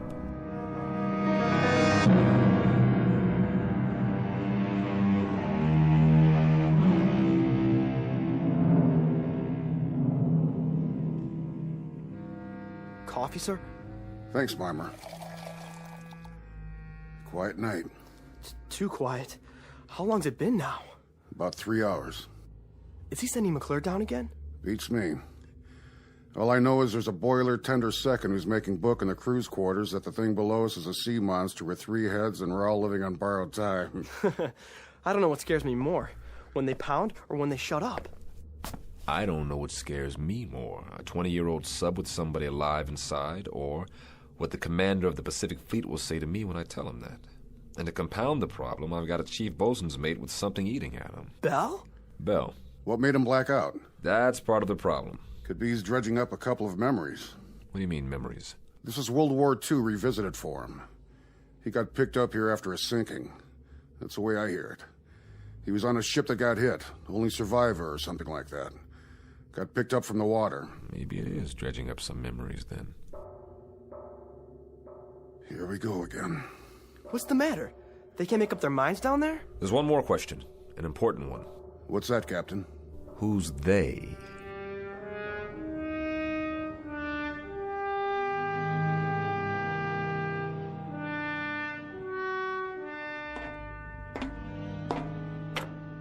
Hello, sir. Doc? How's it coming down there? Yeah, it's coming. How's your patient? Asleep, sir. I was just going to get some chow. Keep me posted. I'll be in my quarters. Aye, sir.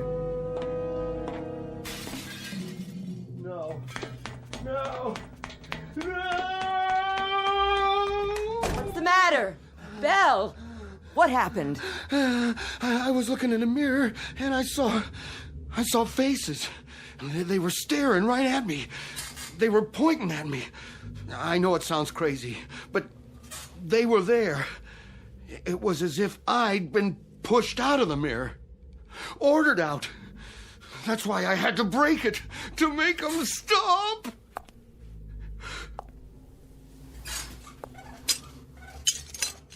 Doc? Yeah, Chief. Do you see me in the pieces of mirror down there on the floor? Listen to me. I see you right here in front of me. I see you just fine. Remember that. Nobody is ordering you anywhere. You're not going anyplace. We're gonna lick this, Belle. I mean it. We're gonna lick this. Oh.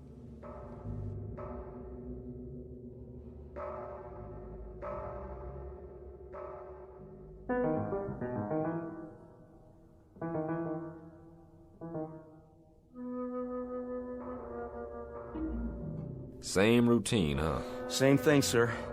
But it's getting a little fainter, I think. And they don't acknowledge our signals at all, but it's definitely fainter. It's some piece of equipment. That's what it is. Something loose that's probably swinging back and forth and hitting a bulkhead. Possible. That's the only explanation. I mean, well, think about it, Captain.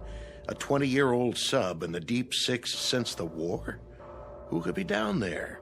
Somebody who dies awfully hard.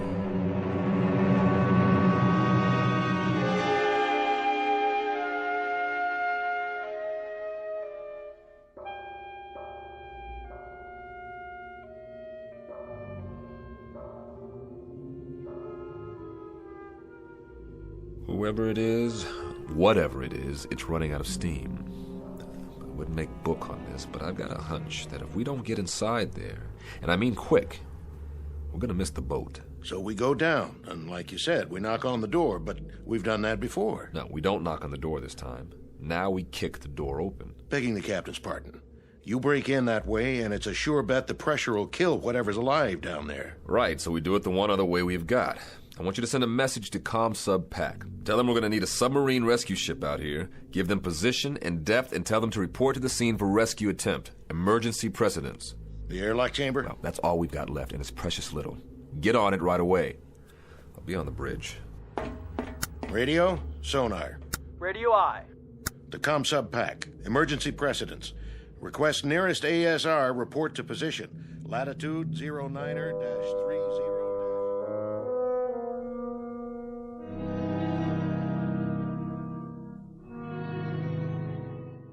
Doc? Yeah. You got a cigarette? Sure, Belle. I'll do it. Your hands are shaking. Thanks.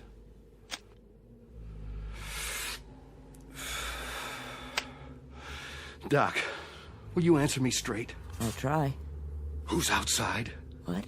Who's out in the passageway? Nobody's out there. Why? You think you hear something? I don't know. Why should anybody be out in the passageway? Nobody's posting guard on you. I just felt as if there was somebody out there. Now, there's nobody out there. Nobody at all. Who did you think it was? I don't know. The only thing out there is a long stretch of steel and deck. Nothing else. Come on, you want to take a look? What's happening to me? Doc, what in God's name is happening? Chief, you gotta get a grip, or I swear you're gonna talk yourself into a straitjacket. I mean it. I got the feeling again. Just as if somebody was watching me, pushing at me. Doc? What, Bill? I'm scared to open the door. Then don't. I told you, there is nothing out there. I'm scared to open it, but I have to.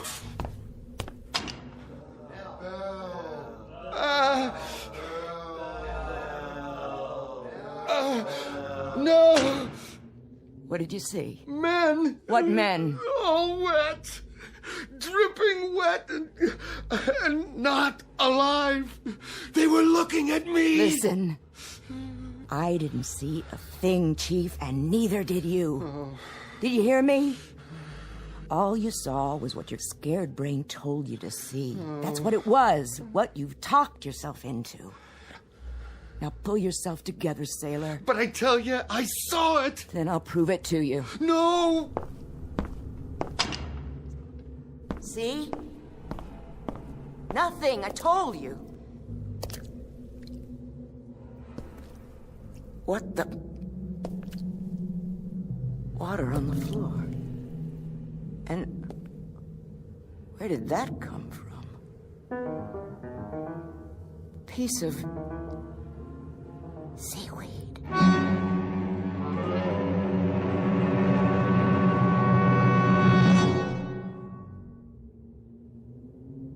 That about does it, McLord. Go down and try to get a response. It'll help that sub-rescue outfit if they can get a specific location. How will they get in, sir? Through the forward torpedo compartment or the stern. Then they'll have to blow each of the 6 other compartments before they can enter. What if I don't get any answers, sir? We haven't heard from them in almost a half an hour. If you don't get any answer, come back up. The rescue team will take it from there. No survivors then, sir. Is that what it'll mean?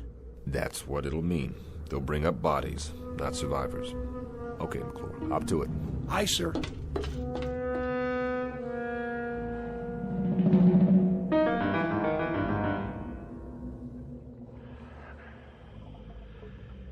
I've reached the sub, sir.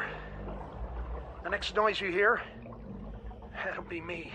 Go ahead, McClure, pound away. Any response?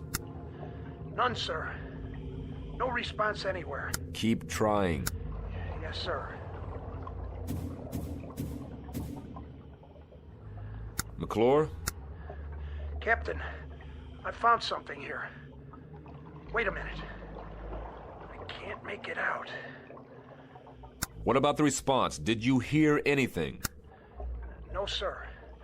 Nothing. Give it a few more minutes. Yes, sir. No soap? No soap. It really frosts me. To get so close to those poor devils and then... The sub rescue ship is due here at 0300. Keep an eye peeled. I'm going aft to meet McClure. Aye, sir.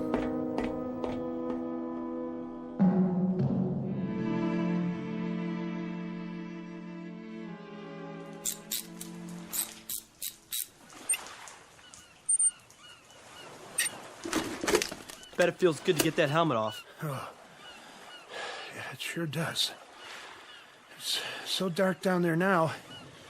Without the light, I couldn't see a blasted thing. Real spooky. But I found this. Yeah, thanks, McClure. Good job. Go get some chow. I'll need you one more time when the ASR team gets here. You're gonna have to go down as a pathfinder.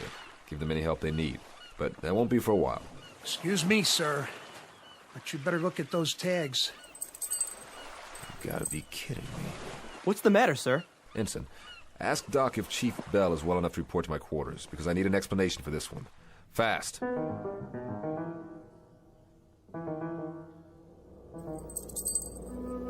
Go ahead, Bell. Read what it says on these dog tags. I don't have to, sir. I know what it says. It says Bell, William J. That's yours. Yes, sir. McClure found it on the deck of that sub down there. When did you lose him, Bell? I lost him a long time ago, sir. 20 years ago. How? I don't remember, sir. Try, Bell. Try to remember. I was on a ship. What ship, Bell? A submarine. The one below us, sir. That was my boat. Who's making the noise down there, Bell? What's it all about? Do you know? We were on the surface. It was night. I was a signal man then. I was supposed to put the infrared filter over the signal lights. Otherwise, they would have seen us. They would have seen the light. They would have found us. I don't know what happened. I was scared, clumsy. I dropped the signal light. The filter fell off. They were waiting for us out there. Japanese destroyers. They saw our light. And it was my fault. They let us have it. They straddled us with the first salvo. The captain took the sub down, but it was too late. They unloaded depth charges. And that sub wasn't ever coming up again. What about you? I got flung over the side when the first salvo hit. And all that time I was in the water, I could... You could what? I could hear the voices of our guys down below me. They were screaming. I know what it is now. This crazy feeling I've had. What? What is it, Bell? I got out. One guy out of the whole crew. I got picked up later on by one of our destroyers. But I got out. Do you understand, Captain? I sank that sub. I was responsible, but I got out. Bell, I want you to listen to me. Those guys down in the sub, they know I'm up here. Bell, hear me out. I should be with them. I should be down in that sub. Bell. I should be dead. That noise, that pounding, those are the guys down there who are calling muster on me. They're calling muster on me. Will you hear me out? Will you listen to just a little logic now? A little reason? No one man sinks a sub, and one lousy circumstance doesn't decide a battle. And one case of sudden fear doesn't add up to a coward. Belle, you gotta believe me. All you should put in your sea bag is regret, not guilt. Do you understand, Belle? Not guilt. They're calling Mustard! Belle! Come back here! They're calling Mustard on me! Belle!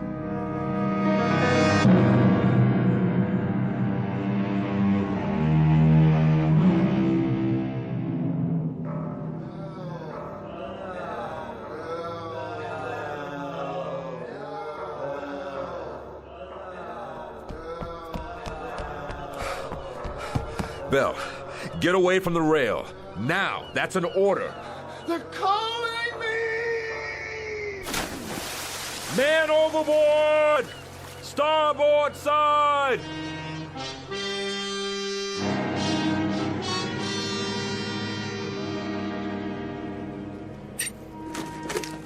Rescue ship says you got inside. Yes, sir. It was a wreck. Nobody had a chance. Nobody? Nobody, sir. The periscope shears had been cut in half. One section was just hanging there, swinging back and forth. Then that was the noise. That was the noise, wasn't it? I guess so, sir, but... But? There were 8 men down in that control room. 8 men. Or what was left of them. And one of them had a hammer in his hand. Let's just say, McClure,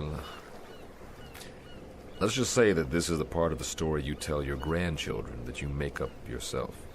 Say anything you like, any explanation that comes to mind. Aye, sir. It's funny how long it takes some men to die, or to find any peace at all. Sometimes I think that's the worst thing about a war. Not just what it does to the bodies, but it does to the minds. So, rest in peace, Mr. Bell. I think it's your due now. At long last, rest in peace.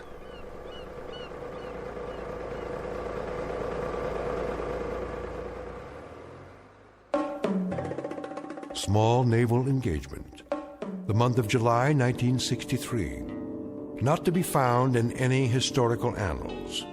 Look for this one filed under H for haunting in the Twilight Zone.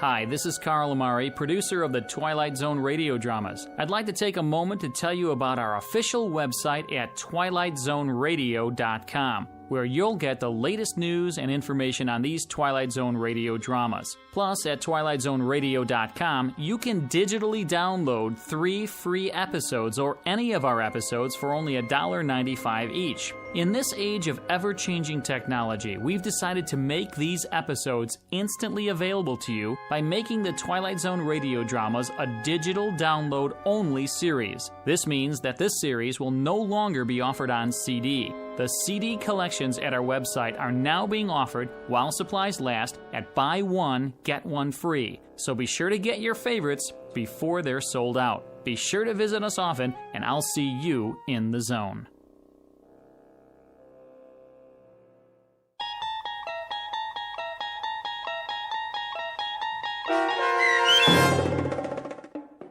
"30 Fathom Grave" starring Blair Underwood, with Stacy Keach as your narrator, was adapted for radio by Dennis Etchison and based on a script by Rod Serling. Heard in the cast were Richard Hensel, Rich Kominick, Linda Ryder, Turk Muller, Peter DeVito, Doug James, Rick Peoples, Roger Wolski, and Carl Amari. To learn more about the Twilight Zone radio dramas and to obtain audio cassettes and CDs of these programs, visit our website at twilightzoneradio.com. This copyrighted radio series is produced and directed by Carl Amari and Roger Wolski for Falcon Picture Group. Doug James speaking.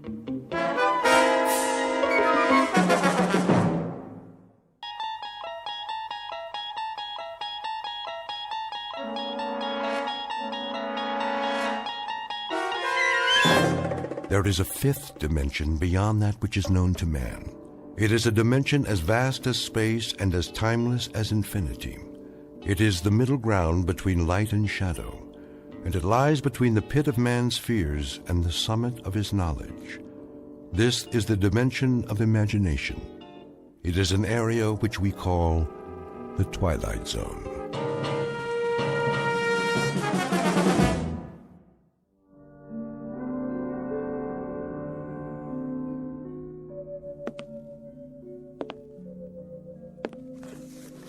Entry. 14th day, 6th month, year 4, I think. Kind of runs together after a while. Got up this morning, same as always. Big deal, huh? I even made my bed. See, it's strictly the honor system up here. Well, one more day scratched off the old calendar. First thing I did was, let's see, I made a pot of coffee. That's what they call this stuff. Next, some breakfast. Fake bacon and eggs. Hear that? Kind of makes your mouth water, doesn't it? Gotta watch the calories, though. Putting on some pounds around the middle. That's bad for the ticker. Wouldn't want to check out before my time.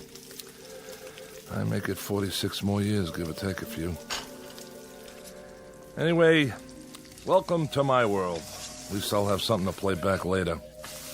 Otherwise, I wouldn't have anybody to listen to. Because this way I know I'm dealing with a higher class individual. Corey, you did it again. My compliments to the chef. Now let's go outside and take a look around. Don't mind if I do.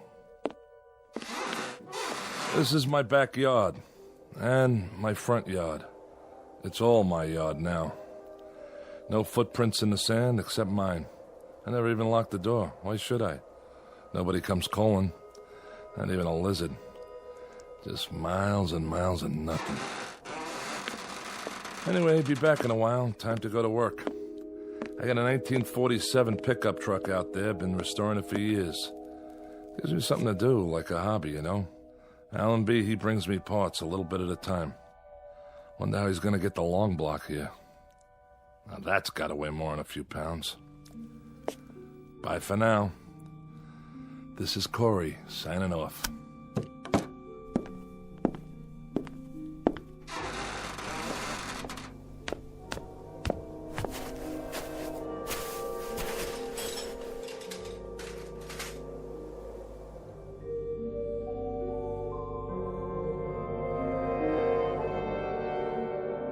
Welcome to the world of Mr. James A. Corey. A shack, a shed, and a yard made up of sand and scrub that stretches to infinity. His work? An old truck, cobbled together from junkyard parts. He takes his time, for there is a ritual to loneliness. Twice a day, Corey leaves his shack, goes over to his vehicle in progress, and makes a few minor adjustments. Then he sits in the front seat, stares through the windshield that isn't there, and perhaps succumbs to a wishful daydream that he is at the wheel of a moving car, and the car is on a highway and there is someplace to go. But this will have to remain a dream, because where this man is, there are no highways, no places to go, and no people to see. For the record, let it be known that James A. Corey is a convicted criminal placed in solitary confinement, and it matters very little that his confinement stretches as far as the eye can see. His sentence is the kind of isolation that can destroy a human mind. It is an exile far worse than a dungeon at the ends of the earth, because he has been banished to a place well beyond the earth. In just a moment, Mr. Corey will discover that he may not be alone for the rest of his life after all.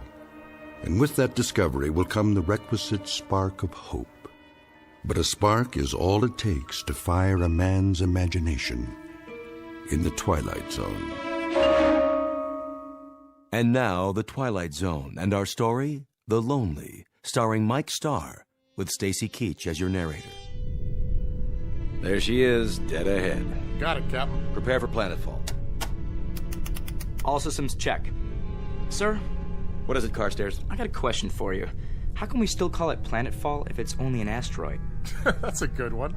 Well, call it whatever you like, off the record. But we're on the record now. This isn't a training mission.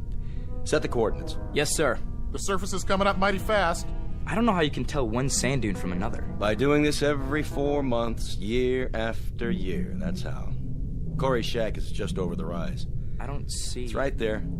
Fire retro rockets. Decreasing speed. Ready to nose up. Nose up. 40 degrees. 60. Keep pulling. 75. 80. 88.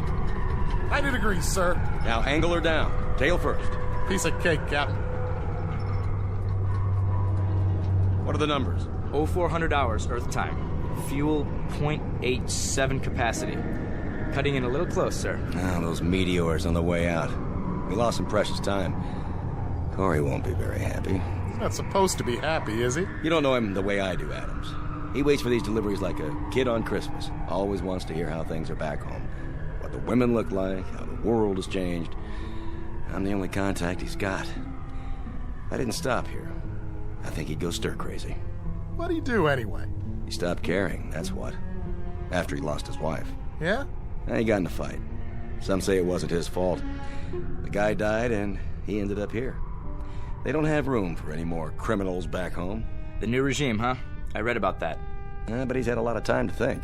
Nothing to do here but think. Prepare to set her down. I want a 3-point landing this time. Yes, sir. Tail fins ready. We're going in.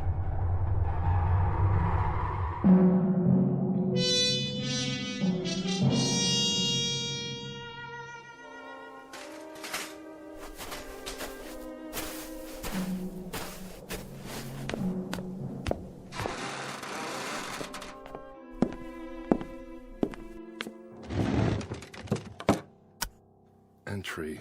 15th day, 6th month, year 4. I'm even measuring time by this place now. I go on every day like the day before and the day before that. The weeks, the months. But I can't give in. I have to stick it out. There'll be a supply drop coming soon, I think. They're overdue. Hope it's Allenby's ship, because he's a decent man and he brings me things. Like he sneaked the parts for that antique out there. Few pieces at a time, as much as he could carry. Thank God for that truck and the hours it used up. I can look at it out there and know it's real. And reality is what I need. Because what else is left that I can believe in? The desert? The wind? Myself? Here's a thought. Maybe I'll end up like that truck. Inanimate. Nothing but an object sitting in the sand. Wonder if I'd still feel the loneliness. Would I feel anything? Hey, that's it. The ship. Hear that, diary? Now I don't have to talk to you. I've got somebody else. Besides myself. Be back later.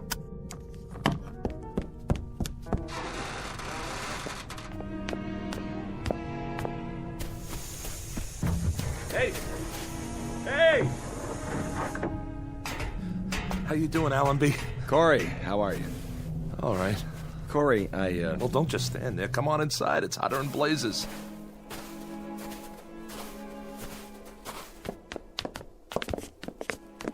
What a place you got here. Glad you like it. I didn't say I liked it. I think it stinks. And I guess you think I don't? I don't know what you think. Hey, take it easy, Adams. Well, you don't have to live here now, do you? No, but I've got to come back here 4 times a year. And that's 8 months out of 12, Corey, away from Earth. Sometimes my kids don't even recognize me when I get home. I'm sorry. I'll bet you are. Come on, fellas. Have some coffee. I got some clean cups. That's all right. Corey. Wait, what am I thinking? Let me pour you a real drink. Thanks, Corey. It's real nice of you. Not right now, Carstairs. If you say so, Captain. Hey, this isn't so bad, huh? I like the way you set it up in here. Sure. I have what I need. Most of it anyway. Thanks to the captain there. Yep, you got it made. This is Corey's kingdom, and it never changes. Sit down, everybody. How about a little poker? 4-handed draw, jacks to open. Who's in? We don't have much of a layover this time. All right, no openers. Joker's wild. There was some trouble on the way, and we lost time. Deuces wild. How's that? Or blackjack? Anybody want to play blackjack? You can count to 21, can't you, Adams? Listen to this guy. Look, we've only got 15 minutes, guys. So what? Nobody's checking your schedule out here. What's the big deal? I'm sorry, Corey. This isn't an arbitrary decision. If we delay our departure by more than 15 minutes, that places us in a different orbital position. We'd never make it back to Earth on the fuel we've got. We'd have to stay at least 14 days before we're in position again. So? Why not hang out here? I've got some beer put away. I can turn up the generator and get it cold. We'll sit around, talk. It's just not possible. It's a few lousy days. A few hours, even. A couple of card games, at least. How about you guys? What's the matter? Think I'll murder you or something over a bad hand? Not this time, Corey. All right. 3 or 4 minutes gone already. Better get going. I wouldn't want to foul up your schedule. Not for a lousy game of cards or a few bottles of crummy beer. How's your water supply? Don't worry about it. I got plenty. Well, I'll have a cupful then, if you can spare it. Sure. We've got some fresh on board. I'll have the men bring it over. You do that. Brought you a few more things, too. I thought you could use them. Thanks. Any news? Not yet. But I told you last time, there's been some pressure back home about this kind of punishment. A lot of people think it's unnecessarily cruel. Well, who knows what'll happen the next couple of years. Well, they may change their minds, rewrite the law, bring you back to a prison on Earth like the old days. Allenby, I have to tell you something. Every morning when I get up, I tell myself that this is the last time. That I won't be able to live another day alone, not another day. And by noon, when I can't keep still anymore and the inside of my mouth feels like gunpowder and burnt copper and deep down in my gut, I've got an ache that won't go away, and it starts to spread through my body, tearing little chunks out of me. Then I think that I've got to hold out for one more day, just one more day. But I can't keep doing that forever. You hear me? Or I swear I'll lose my mind. You're breaking my heart. What do you know about it? That's enough. Let him go. Why should I? What do I have to lose? I said... Take your hands off me, you nutcase. Watch your mouth. Corey. He shouldn't worry about losing his mind. Look at him. He's already lost it. Back off, Adams. Now you and Carstairs go back to the ship and get the supplies. Yes, sir.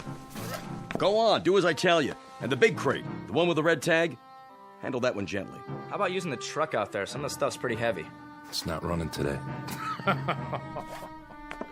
It isn't, huh? What's the matter, Corey? Out of gas? Lots of places to go around here. There's the country club past the mound over there. And the seashore over that way. And the drive-thru restaurant. That's around here someplace, isn't it? Knock it off, Adams. Get the supplies. I'm going. I brought you some parts for the truck. A set of coil springs. I got some magazines, too. Strictly on my own. And some old vintage movies. Science fiction. You'll get a kick out of them. I'm sure I will. I brought you something else. Yeah? It would mean my job if they found out. Look, Allenby, I don't want your gifts. I don't want your tidbits. Makes me feel like an animal in a cage and there's a nice old lady out there who wants to throw peanuts at me. Allenby, I only got one question. What about the pardon? I'm afraid you're still out of luck. That's what I figured. The new regime, huh? The sentence reads 50 years. And they're not even reviewing cases of homicide. Allenby, take a look out there. What do you see? It says 90% of the view I'm going to have for the rest of my life. Did it ever cross your mind? Because it crosses mine every hour of every day. Unfortunately, we don't make the rules. All we do is deliver the supplies and pass on information, because you're out of position for radio contact. Yeah, that's why they picked this place. Look, Allenby, a pardon. That's the only information I want. I'm not a murderer. I know. It was self-defense. A lot of people believe me, and it happens to be the truth. I killed in self-defense. I remember, Corey. Then why am I here? I doubt if it'll be much consolation to you, but this kind of assignment isn't easy. Stopping here 4 times a year, having to look at a man suffering? You're right. It's not much consolation. Here they come. I can't bring you freedom, Corey. All I can do All I can do is try to bring you things to help you keep your sanity. You want this big crate opened up, Captain? Not yet. Stay there, I'll be right out. Okay, I'll bite. What's the big box? You can open it after we're gone. If it's 20-year supply of puzzles, you can take them with you. When I want a problem to solve, all I have to do is look in the mirror. We've got to go now. Did you hear what I said, Corey? Wait till we're gone to open it. And this is important. When you open up the crate, there's nothing you need to do. The item has been vacuum packed. It needs no activator of any kind. The air will do that. There'll be a booklet inside that'll answer any of your questions. You're being awfully mysterious. I don't mean to be. It's just like I told you, though.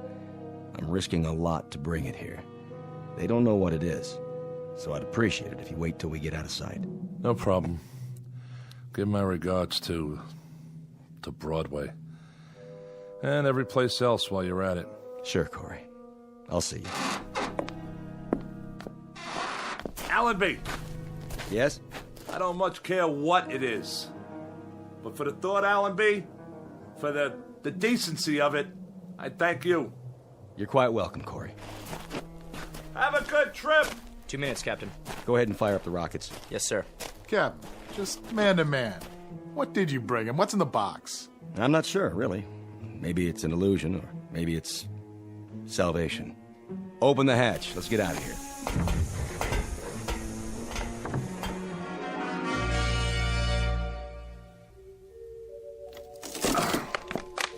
What? You are now the proud owner of an XB-1 robot. This model represents the latest in modern technology. Do not think of it as a machine. For all intents and purposes, it functions as a highly sophisticated simulacrum of a human being. Hello. My name's Alicia. What's yours? Hold on a minute here. Don't I speak clearly enough? No, you sound fine. Fine. What is this thing? Both physiologically and psychologically, she is comparable to a living human with a full set of emotions, a writable memory track, and the ability to reason and to speak. She is immune to organic illness and under normal circumstances should have a lifespan similar to that of a human being. Caution must be taken against exposure to excessive heat and moisture. She comes complete with a loose-fitting microfiber garment for general use. Would you answer my question, please? What question? What's your name? Corey. My name's Corey. I like that name. Good. Glad to hear it. Now, if you don't mind, what are you doing? What is this place? This is mine. My place. Yours? Where I live. Alone. Allenby must think I'm pretty far gone. Hey, don't move that. It's my cup. I've still got some water left. Water? Do you like water, Corey? Yeah, I like it. Leave it, I told you. Would you like some more water? No, that's okay. Not right now. Very well. Where is your place? Where? On an asteroid, all right? Asteroid. I know that word. 6,000 miles north to south, 4,000 east to west. It's got atmosphere, gravity, the works. Now, why don't you just... What, Corey? Stop saying my name! Get out. I don't want some machine in here. I'm not a machine. I'm an XB-1. Go on. Get out. Corey? Corey? Corey?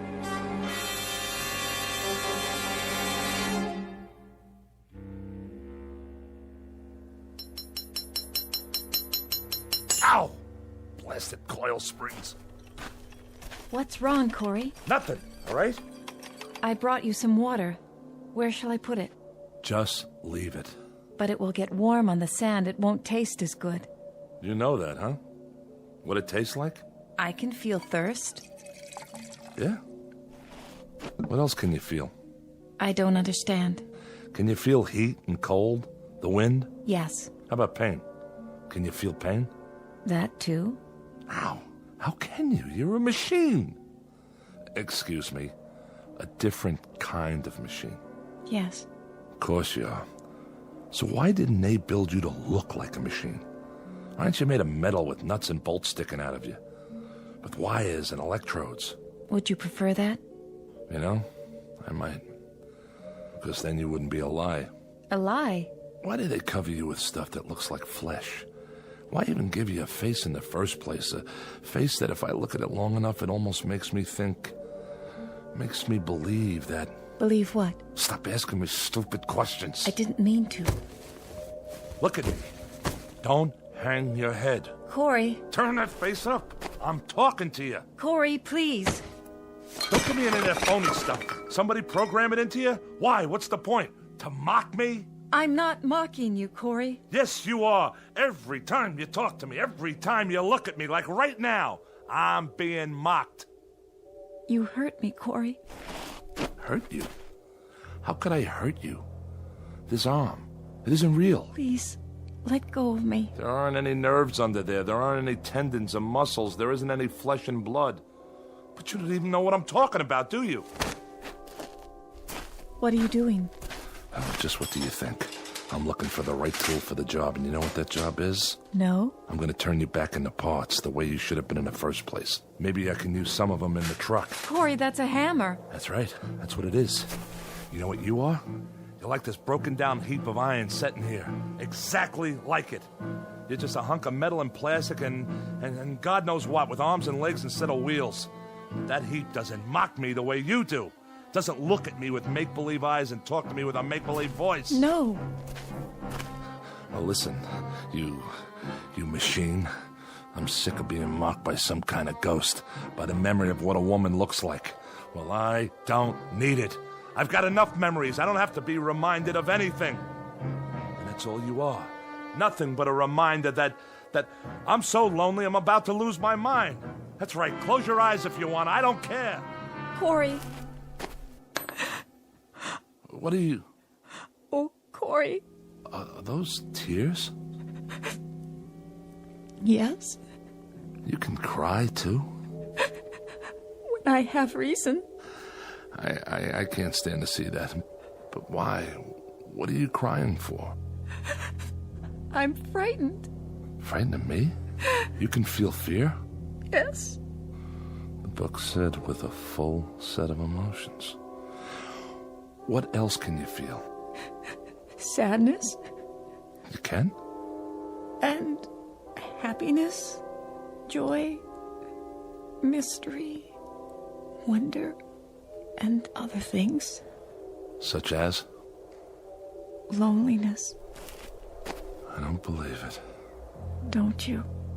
There you go again. Listen, it's hot out here.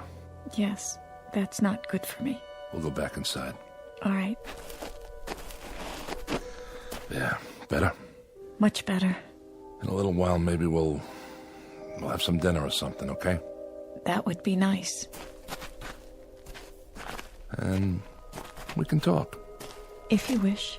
You like to talk, don't you? I mean, sit around, have conversations? Yes, Corey. What would you like to talk about? Anything.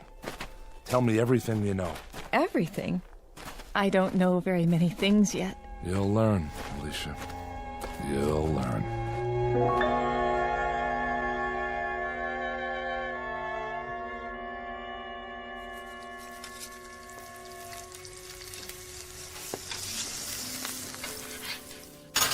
Here you go. Of course, it's only freeze-dried, but it isn't bad. You're not a vegetarian, are you? No, Corey. I hope you enjoy it. Me? This is for both of us. It smells wonderful. You haven't touched your wine. I'm fine, thank you. No. Go ahead, drink up. I don't require food or drink, Corey. Is that right? Yeah, of course. What am I thinking? You should have let me prepare the meal. Why, you're not a slave. We're going to be partners from now on, you and me. No, but it means so much to you. I like to see that. It makes me feel happy. It does? Of course, I'm not a true human being as you are. I don't care.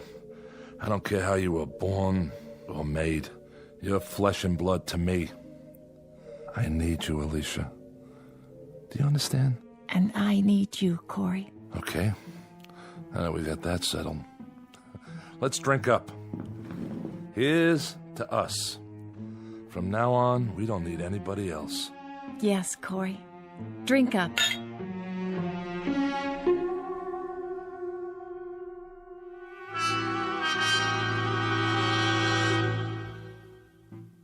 Alicia has been with me for 11 months now. Twice when Allenby brought the ship in with supplies, I've hidden her so the others wouldn't see. But each time, I've seen the question in Allenby's eyes. It's a question I have myself. And I don't have the answer. It's difficult to explain the sum total of this relationship. It's strange, all right. Man and machine. But it's also man and woman. There are times when even I know that Alicia is simply an extension of me, a mirror of my needs. I hear my own words coming from her. The things she's learned to love are the things I love. Where do you want to store the magazines and books, Corey? Anywhere, Alicia. Anywhere you'd like. I think I've reached the point now where I won't analyze her any longer. I accept her as a part of my life, an integral part. I don't know how I ever got along without her. Because I'm not lonely anymore. Each day is something I can live with, something new. It's a gift. Nothing else matters. Because I love her. I've been trying to get up the courage to tell her. That's all for now. Alicia? Yes? I think I'll go outside and work on the truck for a while. Shall I go with you? That's all right. No, wait. Why not? You can see how it's coming. Just don't stay in the sun too long. I won't. I haven't done much work on it lately, but it's gonna get finished. And it'll be great, I promise. I believe you. Go on, get in the front seat. If you like. Right next to the driver. Are we going somewhere? We sure are. Let's see, how about burgers and a movie? But we have the movies Allenby brought us. Haven't you ever been on a date? First, I pick you up. Then we go to the movies, a drive-in. How about that? You don't even have to get out of your car. Then we go to a drive-in restaurant on the way home. We still don't have to get out of the car. Isn't that something? We order burgers and fries, maybe a chocolate shake. Then we drive home real slow. Home? You know, where we live. Where we really live. Where we belong. Sounds wonderful. Sure it does. There's lots of places we could go. Take a drive out to the beach or a cruise. So I can show off my girl. Would you show me off, Corey? You're darn right I would. 'Cause you're beautiful. Alicia, something I've been wanting to tell you. Corey? Yeah, What star is that? you can't see stars in the daytime. I was going to tell you. But maybe it's a ship. The ship's not due for another month. What is... There! See it flash? It looks like silver. Wait a minute. It must be Allenby's. That's the only one that ever comes this close. Corey, what does it mean? I'll find out. You wait here. Just wait, all right? If you say so.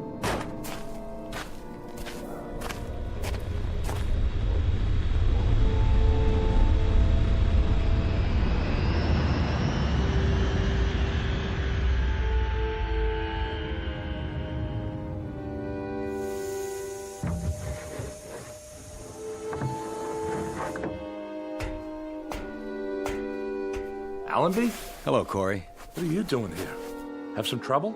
No, we had no trouble. What's the matter, Corey? Aren't you glad to see us? But you don't have a scheduled stop for another month. This is a scheduled stop.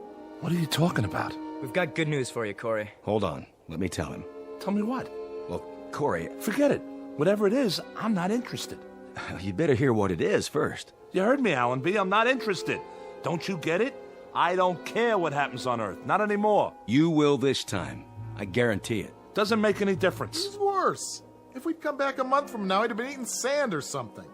I'll see you guys. Leave the supplies by the shack. Corey, listen to me. It's this way, Corey. All the sentences have been reviewed. They've given you a pardon. We're not here to bring supplies. We're here to take you back home. What? But we've got to take off in exactly 10 minutes. We can't wait any longer. We're almost out of fuel. Any more than 10 minutes, and the coordinates will be wrong, and then I don't think we'd ever make it. Wait a minute, Allenby. What did you just say? What did you say about... You heard me right. A pardon. It won't do any of us any good unless you pack your stuff and get ready to move, Corey. We've picked up 7 men from other asteroids, and we've only got room for about 15 pounds of gear. So grab what you need and leave the rest of it behind, such as it is. I don't even have 15 pounds of stuff. I've got a shirt, a pencil, and a recordable diary. Pair of shoes. The truck you can leave here for the next poor devil. There won't be any next poor devil. There won't be any more exiles. You're the last. We'll leave it here to Russ then. The farthest auto junkyard in the known universe. And Alicia and I will wave to it as we leave. We'll just look out of the porthole and throw it a kiss goodbye. The car, the shack, the salt beds, the sand dunes, the whole works. Alicia and I will just... Who? Who, Corey? Oh, my dear God. I forgot. Allenby, it's Alicia. You remember her. Is he out of his mind? Who's Alicia, Corey? Who's Alicia? Adams, you idiot. You brought her here. You brought her in a box with a red tag on it. She's a woman. Well, a robot, technically, but closer to a woman. Much closer. She kept me alive. I swear to you, if it weren't for her... Corey, I don't know what to say. You worried about Alicia? You don't have to be. I tell you, she's just like a woman. And she's gentle and kind, and without her, I tell you, I'd be finished. I'd have given up. The only reason you'd have to come back would be to bury me. That's what you wouldn't let us look at, huh, Captain? The crate. Sorry if I wasn't supposed to tell them. It doesn't matter now, Corey. But unfortunately, there's another problem. Problem? There are no problems left on heaven and earth. We'll pack up 15 pounds of stuff and we'll climb in that ship of yours, and when we get back to that beautiful green earth... 15 pounds? 15 pounds? You've got to have room for more than that. Throw out some equipment. Alicia weighs more than 15 pounds. That's the point, Corey. We're stripped now. We've got room for you and nothing else except that little recorder of yours and the pencil. You'll have to leave the robot here. Allenby, she's not just a robot. You leave her behind. That's murder. I'm sorry, Corey. No, you don't understand. You can't leave her. Alicia! Come here! You'll see. You'll see why you can't leave her. Alicia! Alicia! Where is she, Corey? I don't know. Look, just pack your gear and get out. Captain, we've only got a few more minutes. Come on, Corey. No! I'm not leaving without her. I told you that. I can't leave. This is our last trip. It's off the route now. That means no supplies. That means if you stay here, you die here. And if you make that choice, there'll be a day, Corey, when you'll pray for death to come quickly. I can't help it, Allenby. I can't leave her behind. And you won't take her. So that means I stay. Alicia! Come here, Alicia! Let them see you. Don't be afraid. Corey, listen to me. I saw this thing get crated, shoved into a box. It's a machine with servo motor and wires and circuits and batteries. She's a woman! Captain Allenby, we've got to take off. How about it, Captain? We better leave him. We can't do that. Sick, mad, or half alive, we've got to bring him back. Those are the orders. Corey, it isn't just you now, it's all of us. So we can't argue anymore, Corey. We have to take you one way or another. I'm sorry, Corey. Grab him. No, you don't. Alicia! Stop him. Corey! Come on, Corey. We'll carry you if we have to. There you are. Alicia, talk to them. Tell them you're a woman. Tell them... Corey, is it all right? You said to hide. What are they doing? Are they hurting you, Corey? I have no choice, Corey. No choice at all. Now, Allenby, I tell you, she's a human being. She's... Corey, I'm frightened. Corey! No. You see, Corey? There's nothing behind that face except wires and circuits and visual receptors. Alicia! Alicia... Corey? Corey? Corey? Corey? Corey? Come along now. It's over. Yeah. It's over. It's gotta be now, Captain. Put it behind you, Corey, like a bad dream. When you wake up, you'll be on Earth. You'll be home. Home? That's right. All you're leaving behind is loneliness.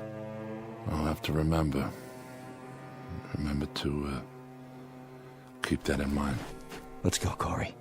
Let's go home.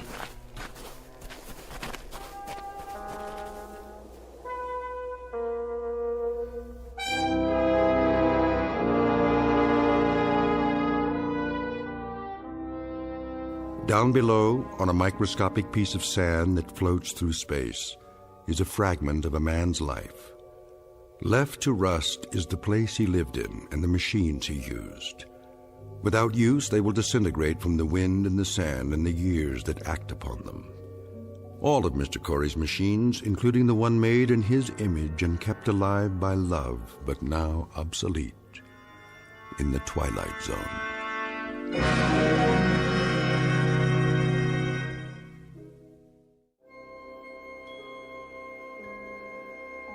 Hi, this is Carl Amari, producer of the Twilight Zone Radio Dramas. I'd like to take a moment to tell you about our official website at twilightzoneradio.com, where you'll get the latest news and information on these Twilight Zone Radio dramas. Plus, at twilightzoneradio.com, you can digitally download 3 free episodes or any of our episodes for only $1.95 each. In this age of ever-changing technology, we've decided to make these episodes instantly available to you by making the Twilight Zone Radio Dramas a digital download-only series. This means that this series will no longer be offered on CD. The CD collections at our website are now being offered while supplies last at buy one, get one free. So be sure to get your favorites before they're sold out. Be sure to visit us often, and I'll see you in the zone.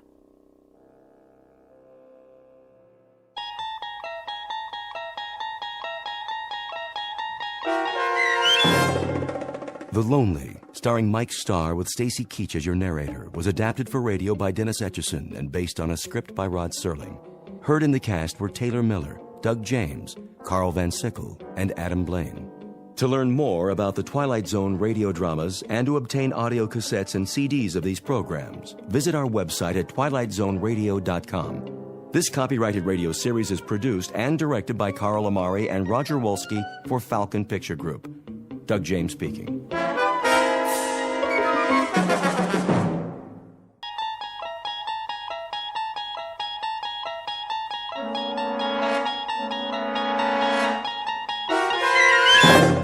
You unlock this door with the key of imagination.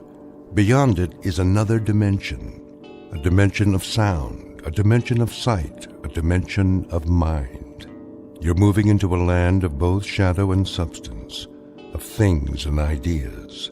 You've just crossed over into the Twilight Zone.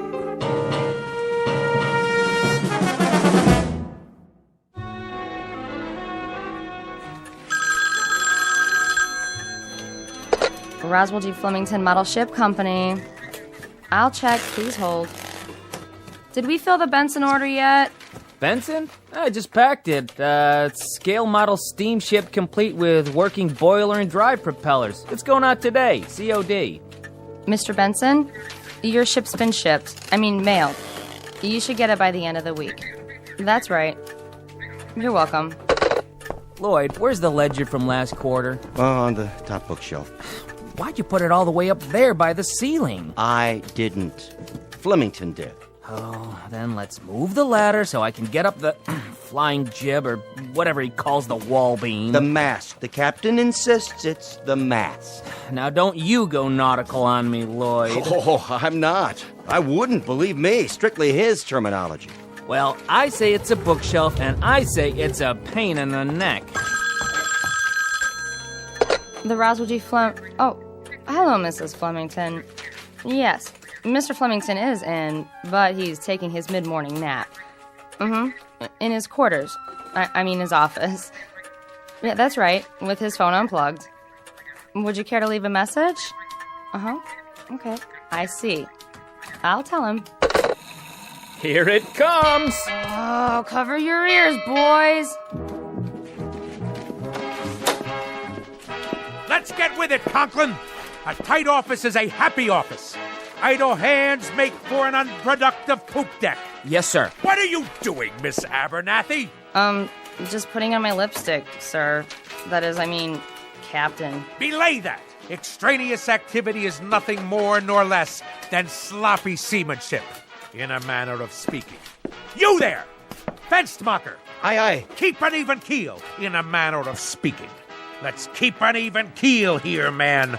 To all of you, bear in mind that we must, all of us, go aft, climb up the old mast, in a manner of speaking, and set our sights on a distant horizon. Got it, sir. A tight ship, a happy ship. Damn the torpedoes of competition. And full speed ahead. Aye, aye, Captain.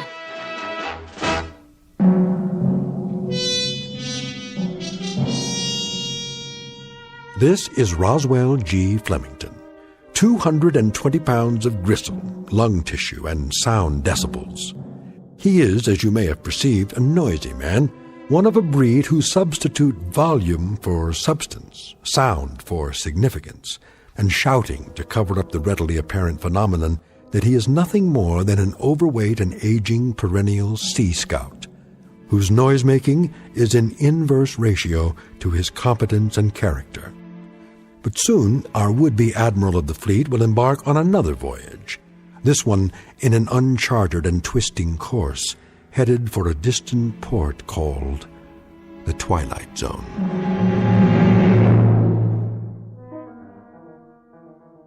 And now, The Twilight Zone and our story, Sounds and Silences, starring Richard Kind, with Stacy Keach as your narrator.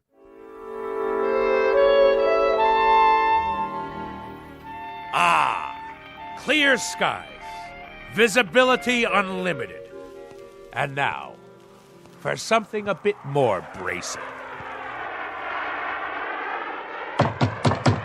You may enter. I forgot to tell you, sir. Yes? What? Speak up. I forgot to tell you that your wife called. Oh, she did she? Yes, a little while ago. She's on the phone again now. Would you like to take the call? Oh, I suppose so. See how the home fires are burning. What's that? I said I'll plug in the extension. Yes, sir. Here, madam. Yes? Yes? What noise?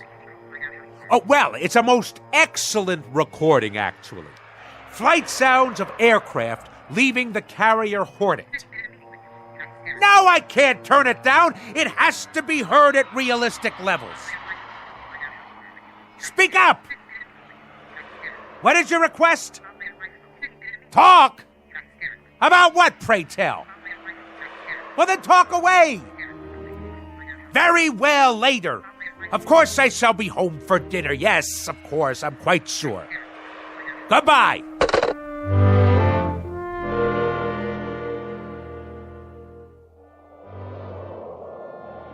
Naval aircraft, I presume. Someone should fire a volley at his starboard side. Ugh, no shooting, please. My ears are ringing already. If you ask me, I'd say Captain Bligh is a few hours away from a mutiny. He'll have to walk the plank. Old fat boy? Where would you find a plank big enough to hold him? All those kamikazes they threw at us during the war, wouldn't you think just one of them would have hit him? One of these days, all that noise is gonna come back and bite him. I just hope I'm around to see it happen.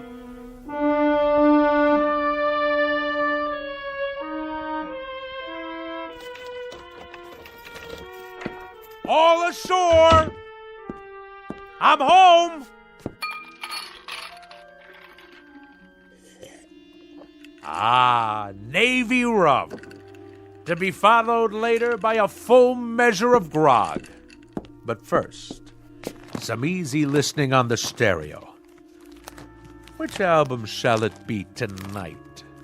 Sounds of submarine warfare, great squalls of the North Atlantic, cruising on a windjammer, engine rooms of the great destroyer. No. Wait. Here it is. Perfect!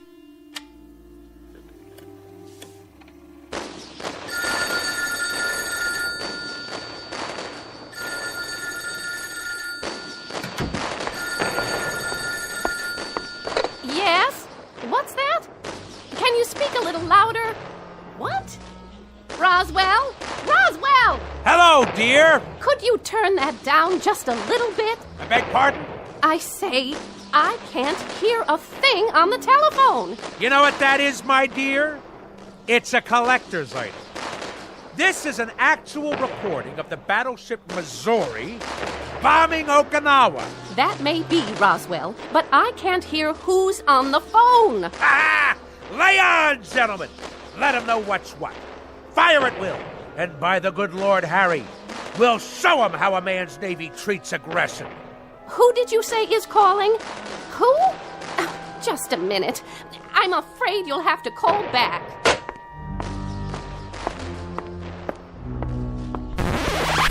Woman!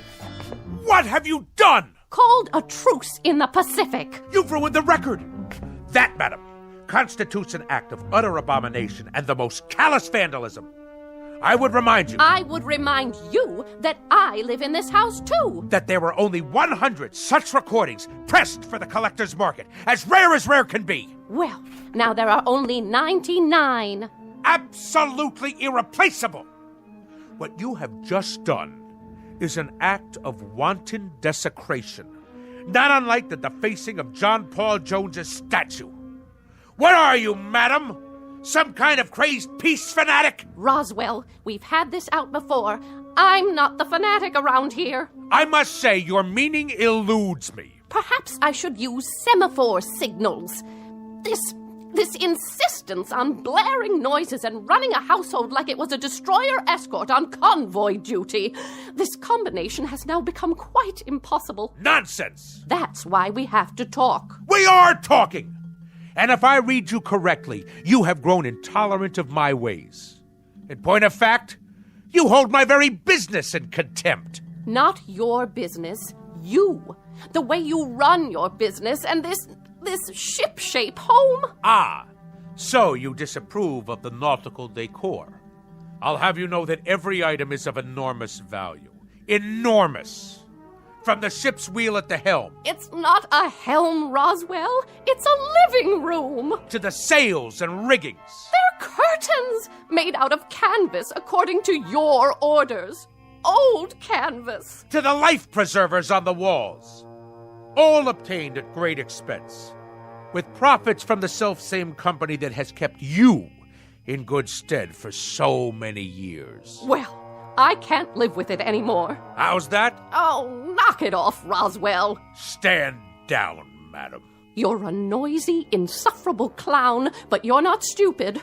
I have had it up to here, and my ears have had it, and my stomach lining has had it, and whatever part of the brain that keeps a person balanced, that's had it too. In short, I have had it. I'm leaving. By the good Lord Harry. Departing a sinking ship, you might say. And don't tell me how sudden this is, because as you well know, we have been en route to this point for the last 20 years. I can't bear to be at sea any longer. I am totally and absolutely astounded. Are you now? I am indeed. My own wife, and after 20 years. 20 years ago, I was not taken in marriage. I was piped aboard. And after 20 years, the piping has become shrill and unbearable. It has destroyed me, my nerves, and my sanity.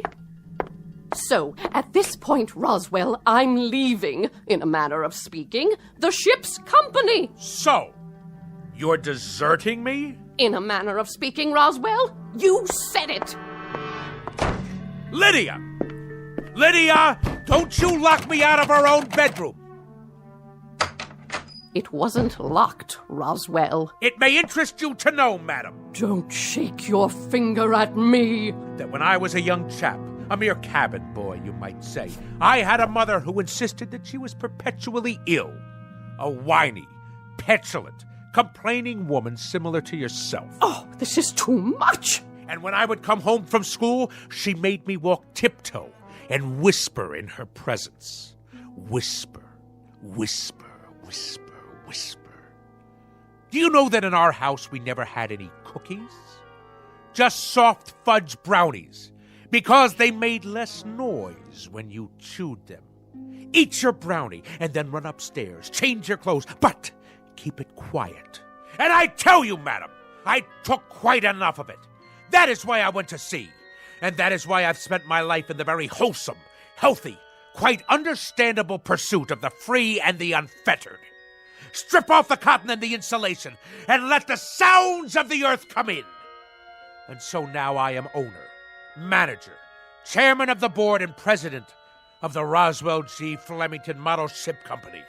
Second to none in the field. Whose motto is, damn the torpedoes, full steam ahead for fun and profits. I know the company, I know the president, I know the motto. And I respond, Mr. Roswell G. Flemington, with the following nautical phrase, which I have now taken to heart and will proceed to implement.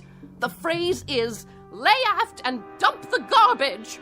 So, in a manner of speaking, consider yourself dumped.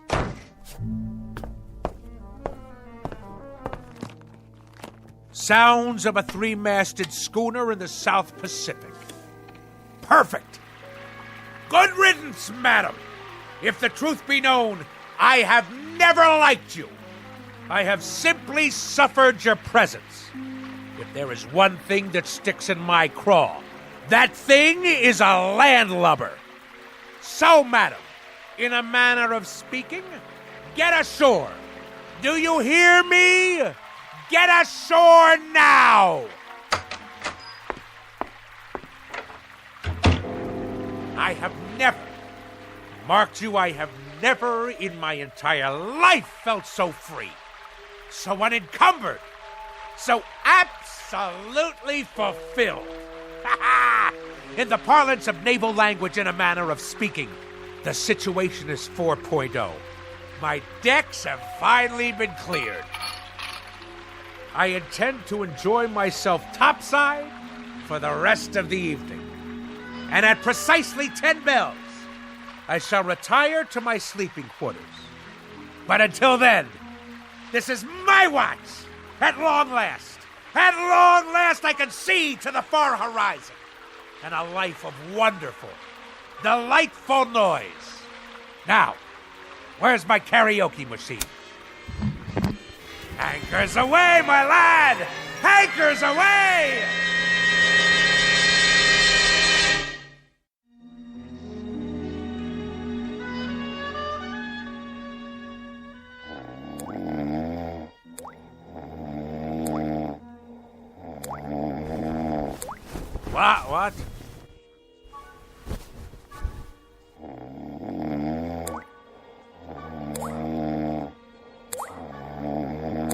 What?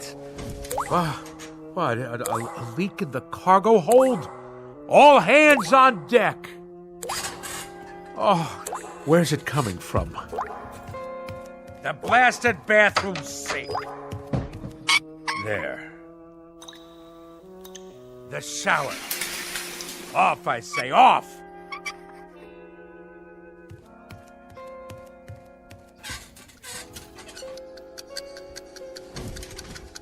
How do you turn off this wretched alarm clock? Oh, my decks seem to be, in a manner of speaking, listing a bit. Where are my Navy cut cigarettes?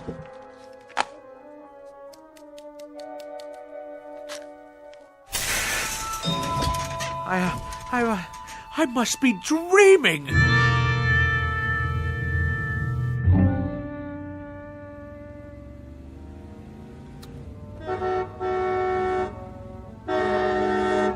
Go around! Pass, you imbecile! That's right! Run the red light! No noise laws in the city at all anymore. Any rattletrap is permitted on the streets. At last, my turn to make my way through the flotsam and jetsam.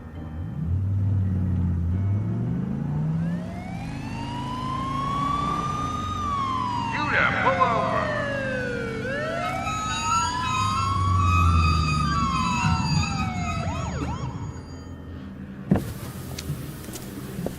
License and registration. Certainly, officer. Happy to oblige. My duty is a civilian. Here you are. Mr. Flemington? Roswell G. Flemington of the Flemington Model Ship Company. Perhaps you've heard of us. Purveyors of the finest in maritime collectibles. A Navy man, are you? Coast Guard? Merchant Marine? Something wrong with your car? Why, no. No, not at all, thank the good Lord Harry. Now, this boat has kept me afloat for many years now. Hydromatic V8 with overdrive. Though the engine seems to produce a most curious sound this morning. Like a motorboat every time I step on the gas. No, it's more like a tug, I should say. Like a tug hauling an ocean liner to the dock. On your way to work, are you? I am indeed. And if you wish to cite me for speeding, you'll have difficulty proving it in court. A great deal of difficulty. At no time have I exceeded 15 knots. Point of fact, that's an impossibility. Considering the sounds of strain emitted by this engine. I didn't stop you for speeding, sir. Oh, good. Well, I'll be on my way. I stopped you because you were going so slow. You did? Oh, I see. Well, then that's all very well, then. Why are you driving so far under the speed limit? Why? It's as I said. This craft obviously has a few bolts loose somewhere. I tell you, I've never heard such a racket from the engine room. Then I'd suggest you take her into port somewhere. There's a gas station on the next block. They do repairs. But frankly, sir, the car sounded just fine to me. A real classic. You got a cherry piece of Detroit iron here. Lots of horses under the hood, huh? Anyway, try to keep up with the flow of traffic, would you, Mr. Flemington? Good day to you.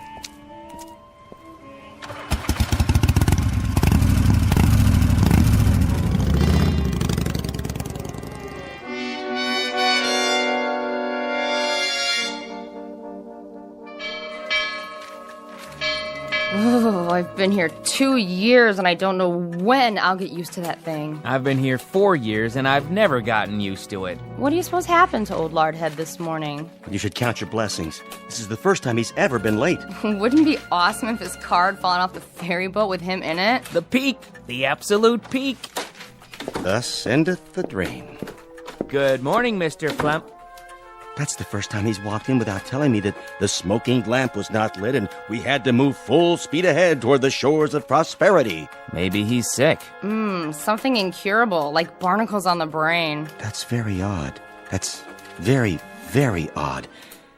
I've been here 10 years, and that's the first time he's ever looked frightened.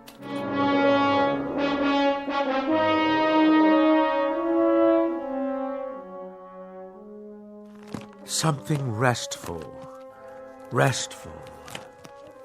Actual sounds of Hawaiian outrigger canoes.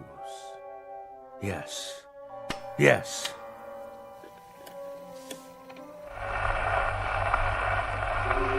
Ye gods! This record is defective! Fresh air, that's what we need. The great outdoors, the smell of salt spray in our nostrils.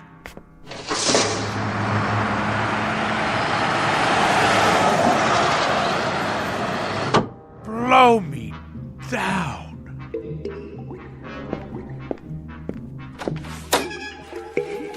Conklin! What are you doing, man? Me? Just pouring a glass of water from the water cooler, that's all. Well, let's keep it quiet out here. Yes, sir. Now what are you doing? Swallowing, Mr. Flemington? I was thirsty. Quietly, I said. Quietly. Now stop gaping. Get back to work. All of you. Mr. Fenstermacher! Begging your pardon, sir. New shoes. What have you gotten them? Dead fish? Oh, people! This ship has to shape up. Repeat, shape up. Noise pollution hinders efficiency. Let's secure the hatches now and mind the torrent of bilge. Oh, what is going on? By the good Lord Harry, what on earth is going on?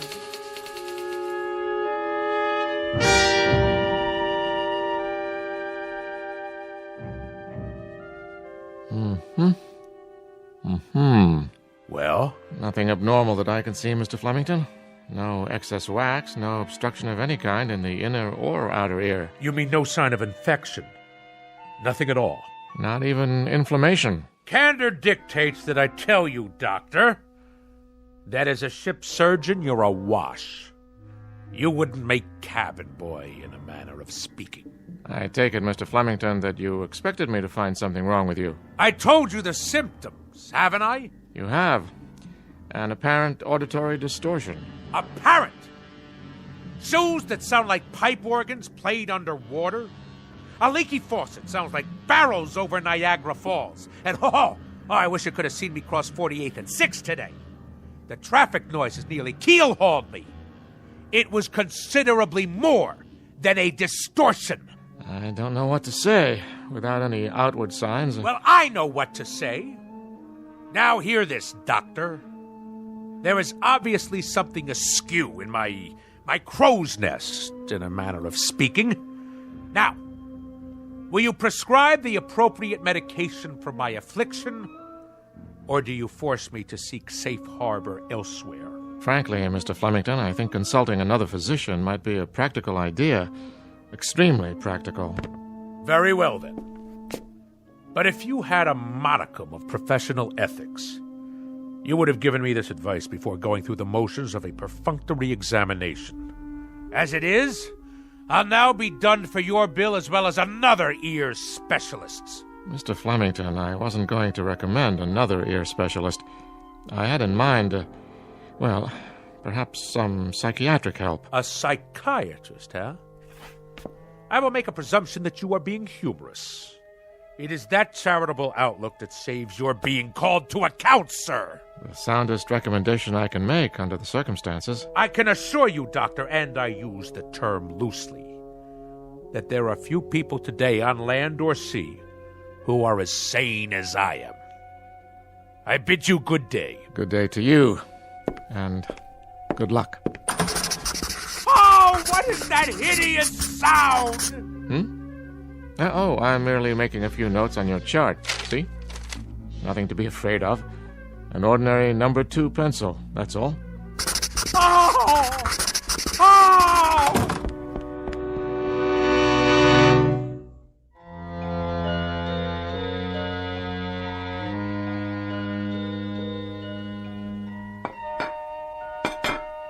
Do you have to be so piercing with that rose? Sorry, Mama. Well, you've done a beautiful job setting the table. You can sit down now, Mama. Oh, you're a good girl, Rosie.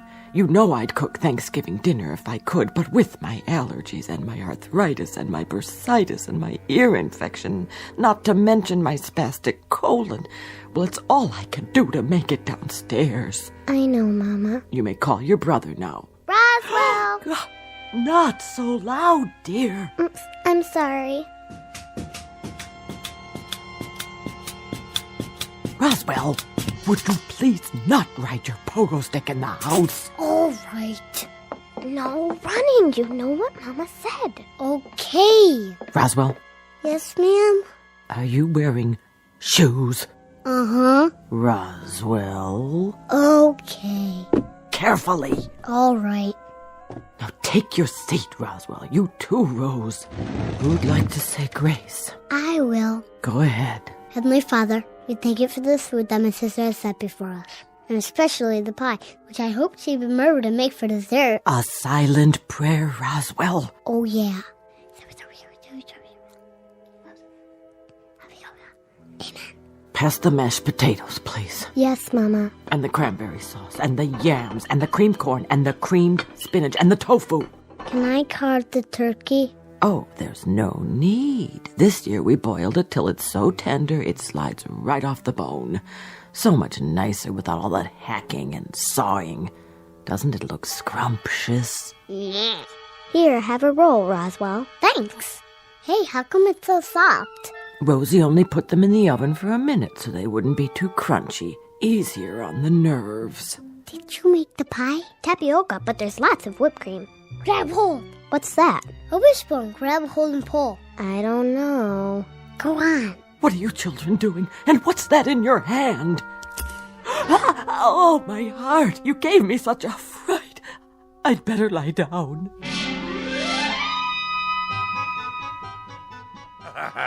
But we got her good with the wishbone. Oh, didn't we? She thought she'd been shot with a harpoon. And you enjoyed that? Haha. It was the best Thanksgiving ever. Oh, the rules she had. Did I mention that we only used paper plates and plastic forks after that? See. Out with the pogo stick. I padded around in socks from the moment I got home from school. The radio was permitted only with headphones. The telephone had no ring, just a little red light. My toothbrush, soft bristles. No toast, only soft-boiled eggs. No ice cubes in the refrigerator, not even chunky peanut butter. And all my school books had to be paperback, in case I accidentally dropped one on the floor. Go on.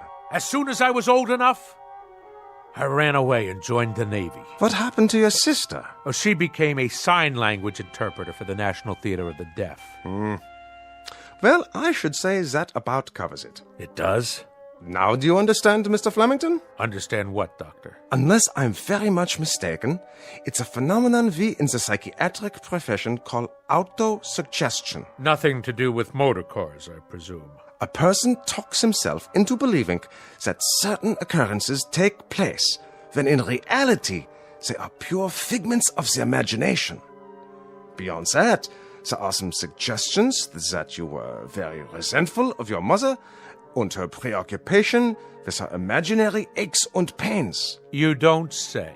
My guess would be that this feeling now extends to your wife, who very similarly provides you with a mother image. But I can tell you this, Mr. Flemington, and forgive me if I repeat myself, these occurrences are only figments of your imagination. Yeah, but if that's so, then... Snap your fingers. Do I dare? Go ahead, snap your fingers. Any abnormal sound? None. Now, stamp your feet on the floor. Normal? Happily, delightfully normal. Now, let's really put it to the test.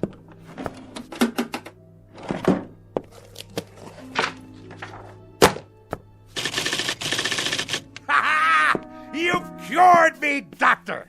By the good Lord Harry, if Admiral Nelson had had you at Trafalgar, he'd have kept both his eye and his arm.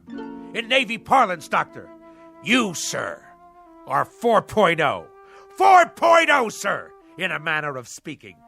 Ha ha ha ha! I'm free to go. Free as a bird. And slam the door at will on your way out. Be my guest. I shall. You, sir. You have the soul of a seaman. Bless you.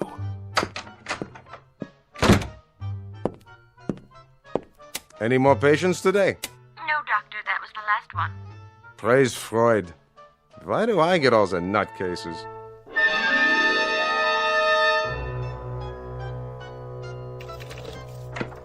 Incredible.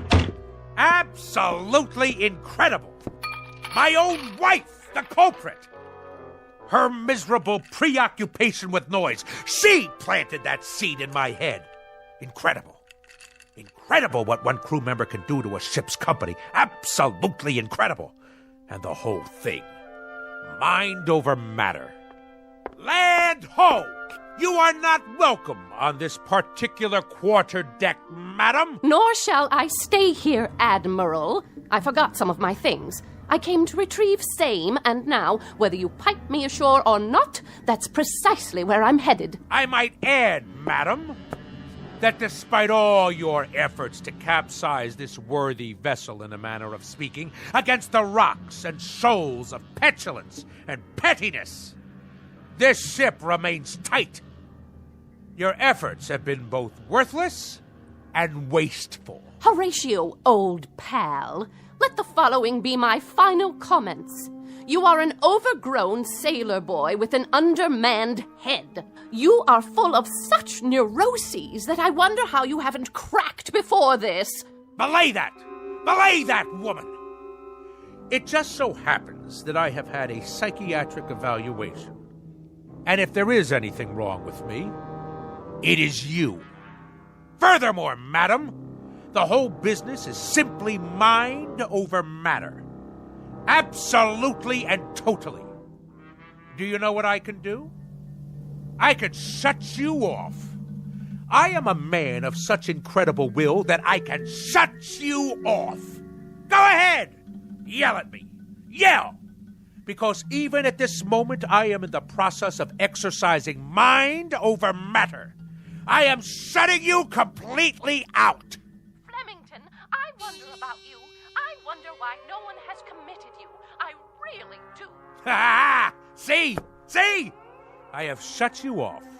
Go ahead. Talk all you like. Really, Roswell, you need help. You really do need help. Mind over matter. I want to shut her out. I simply shut her out. Now, let's see. What'll I listen to tonight? Anchors Aweigh? The Midshipman's March?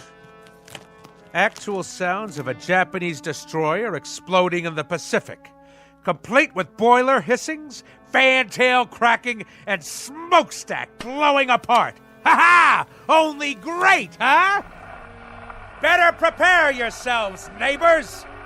This one will galvanize you in the proper manner.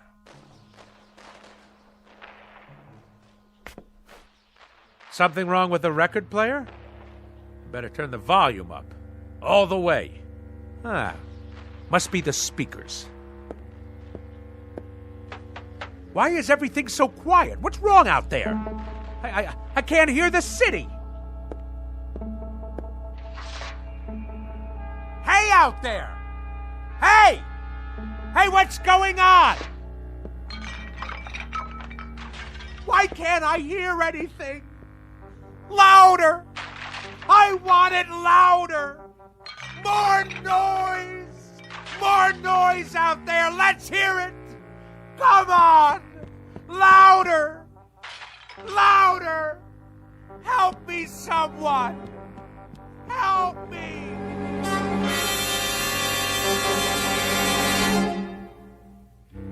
When last heard from, Mr. Roswell G. Flemington was in a sanitarium, pleading with the medical staff to make some noise, any kind of noise. They, of course, believed the case to be a rather tragic aberration, a man's mind coming inexplicably unhinged. And for this, they'll give him pills, therapy, rest, and lots of peace and quiet. Little do they realize that all Mr. Flemington is suffering from is a case of poetic justice. Tonight's tale of sounds and silences from the Twilight Zone. More from the Twilight Zone after this.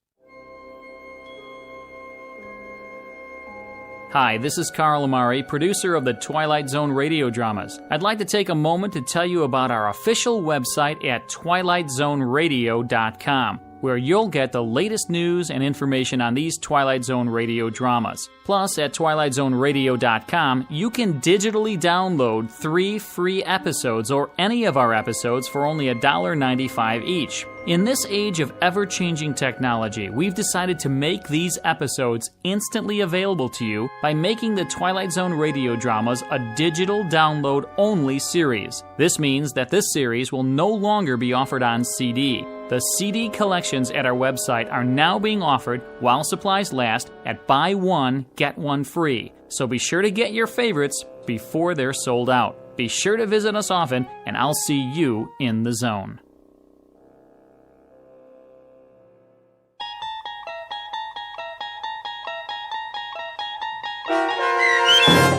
Sounds and Silences, starring Richard Kind, with Stacy Keach as your narrator, was adapted for radio by Dennis Etchison and based on a script by Rod Serling.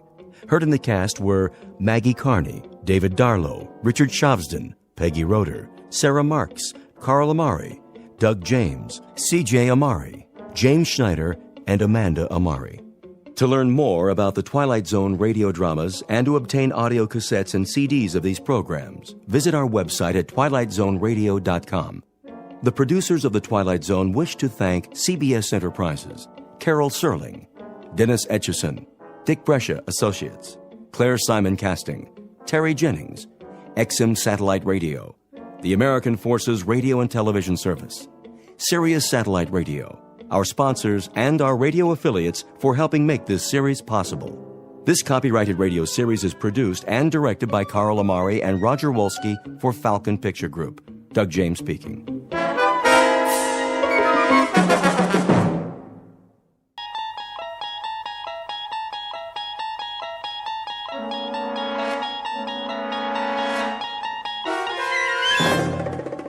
There is a fifth dimension beyond that which is known to man. It is a dimension as vast as space and as timeless as infinity. It is the middle ground between light and shadow, and it lies between the pit of man's fears and the summit of his knowledge. This is the dimension of imagination. It is an area which we call the Twilight Zone.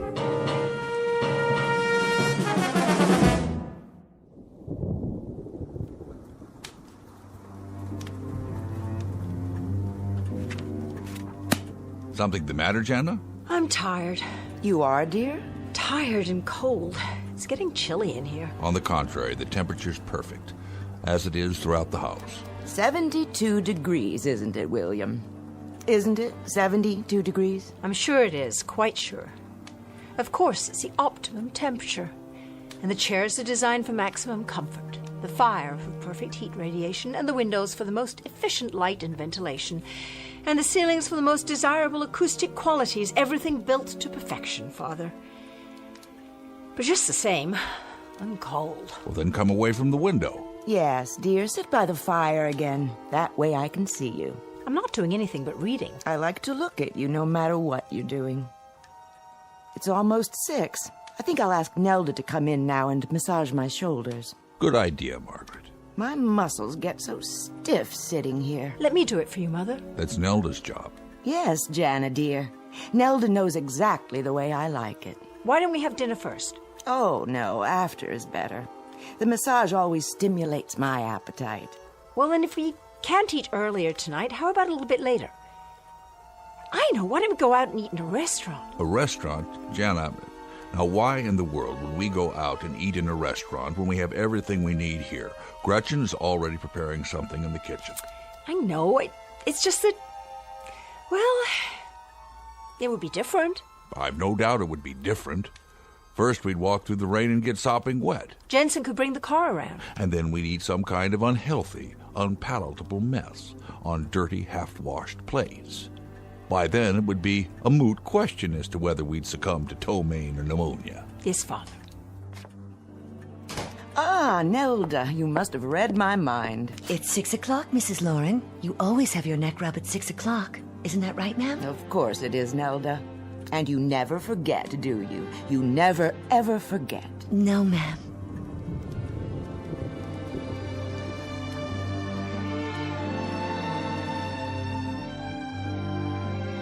The residence of Dr. William Loring, a beautiful home designed for comfort and convenience, the reward for a world-class career as a scientist.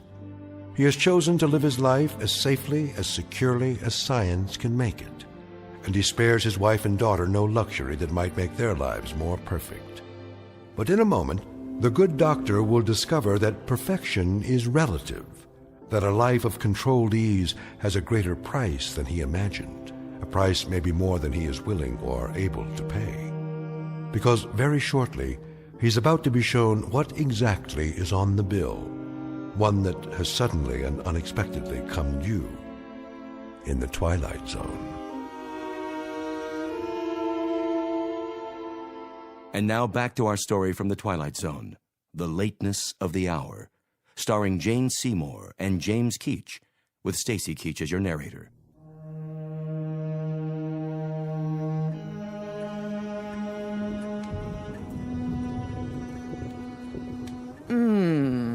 That feels lovely, Nelda. Would you like some more liniment? Yes, if you please.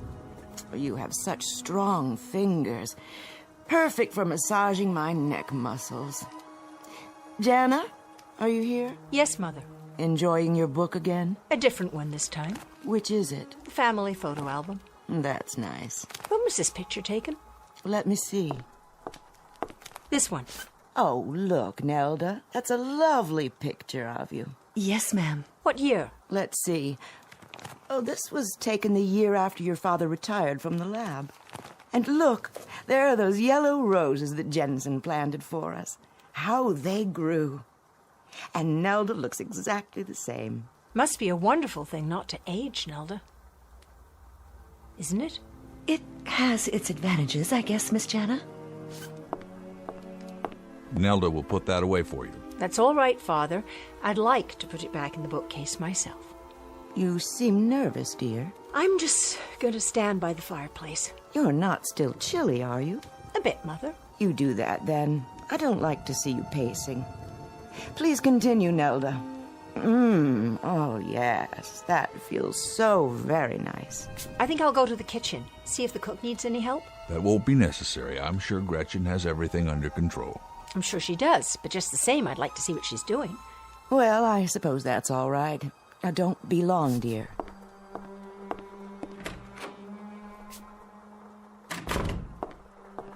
Is that you, Miss Lauren? Hello, Robert. Can I get you anything? No, thank you. Is everything all right? Perfectly. Would you care for a beverage? An hors d'oeuvre, perhaps? I'm fine. If I want anything, I'll let you know. Yes, Miss Lauren. Robert, why are you following me? In case you need assistance. I don't. I told you I'm perfectly fine. The stairs to the pantry can be a bit tricky. I know that, Robert. I grew up in this house, remember? I've always lived here. I know every square inch of it as well as you do. Yes, miss. I've been here longer than you have, in fact. Isn't that right? Well, isn't it? Why don't you answer me? I'm sure it must seem so to you. What does that mean? I'm sure I couldn't say, Miss Lauren. Well, try. I remember when you began your service here. I was 5 years old. Is my work unsatisfactory, miss? No, you've been a perfect butler. Perfect in every way. I try my best to do exactly as Dr. Lauren instructs. Seeing to you and Mrs. Lauren, looking after your safety. Well, I'm quite safe right now, I assure you. That'll be all. Very good, miss. And stop following me. Will you please?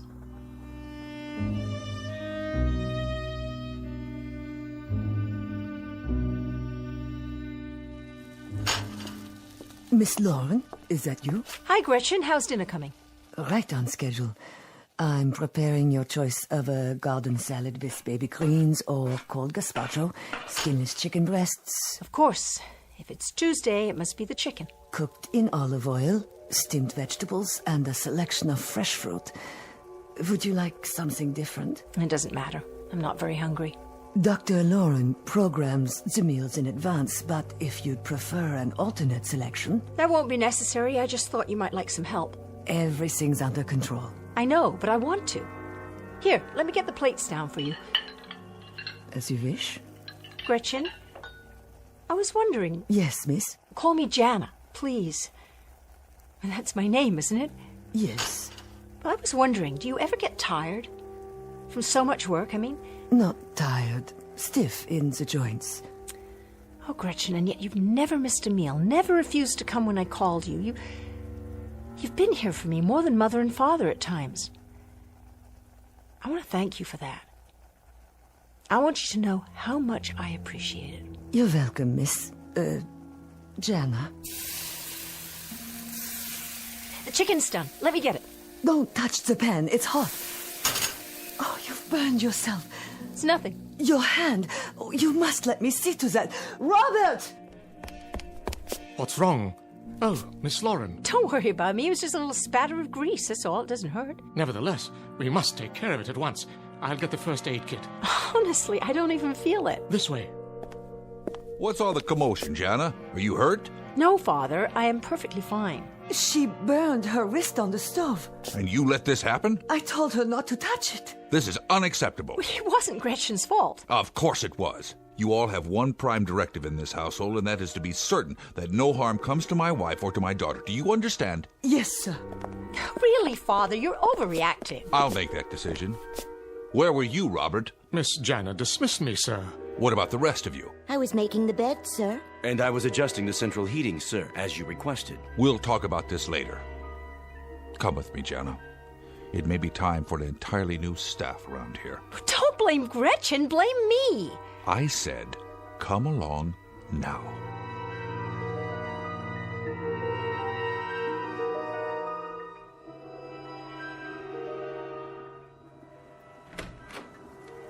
What is going on out there? Did something happen? Nothing at all, except that Father's blaming the help for my being in the kitchen. What were you doing in there, dear? Looking for something to do. Something besides sitting idle all day. That's enough, Jana. Oh, is it? Well, look at both of you. Will that be all, Mrs. Lauren? Just a few minutes longer, Nelda. Yes, that feels so good. Mother, please, don't make her do that anymore. Jana, what on earth? She must be tired after so long. Her joints stiff. What do you mean? Waiting on you hand and foot? Why, Jana, your tone. Can't you see, either of you? See what? That this is no way to live. Outside there's a beautiful, clean, refreshing sound of rain. While in here, just the occasional animal groan of pleasure. Jana! Yes, yell at me, please do. I'm delighted to hear you yell at me. It proves that you've got lungs left, lungs and a mind and a mouth and a voice. Go to your room. You know we're atrophying in here, don't you, Father? We sit here day after day and year after year while the clock ticks and we decay with every minute that goes by. That's enough! While Nelda and your army of domestics do everything but breathe for us. I will listen to no more of this. Would you leave us, Nelda? Yes, ma'am. Nelda! You may go to your quarters, Nelda. I'm speaking to you. Yes, Miss Jana. Is there a problem, sir? Will you be needing anything? You were saying, Miss Jana? Just this. I was about to mention of the fact that... Please, don't stop, Jana. You can speak freely in front of the help. We have no secrets here. Don't we? No secrets, Father? Is that it? That's all we do have. Secrets. That's how we live. By shutting off the world, turning our backs on it, by saying that in here is day and out there is night, while these soundless, fleshless things glide around us with their oh-so-efficient ministrations. You've turned my mother and father into jelly. You'll forgive me, Miss Jana, but you sound jealous. How dare you talk to me that way, Suzanne? Get out of here. I will when the doctor dismisses me. Why, you... Jana! Take my hand, Suzanne. I'll help you up. No, I will. I'm sorry for pushing you down. I know it's not your fault. Stand back. Suzanne is quite capable of righting herself. I know she is, because I programmed her that way. You said so yourself, Jana, like everything else built and designed to perfection. I use the finest circuitry, the purest materials, the strongest armatures to outlast mere flesh and bone. These people are my finest creations. I made them quite indestructible. But they're not people. They look like people, but they're machines. It's like sharing a house with ghosts. Not ghosts, my dear. Ghosts die after having lived. But our friends here have never lived. They've had no life at all, only the life I gave them. Now, Jana, I suggest you go to your room and rest. You seem overly tired. Until dinner is served.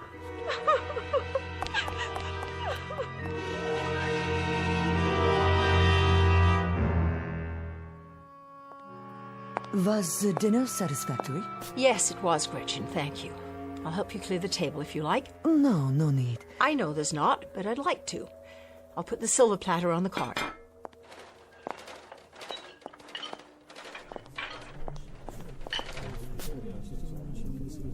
Who's there? You'd best go to the study, miss. Where's the rest of the staff? I'm sure I couldn't say. I think for now I'll just go on to the kitchen with you.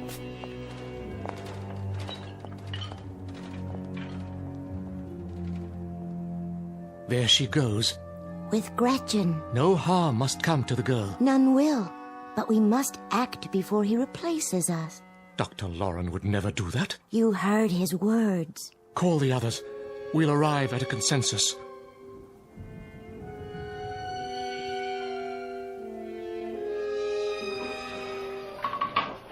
I suppose you've heard about the incident before dinner. The maid was at fault. Oh, I'm not so sure. Suzanne may have been right. She spoke out of turn. The restrictions my father placed on you, are they so rigid? Have you no No freedom to speak and act on your own? As long as it doesn't violate the directive. The directive? The task for which we were constructed. And when you complete your task, what happens to you then? We weren't provided with that information. Well, if it's any consolation, neither were we. The other kind of people. What is your task, Jana?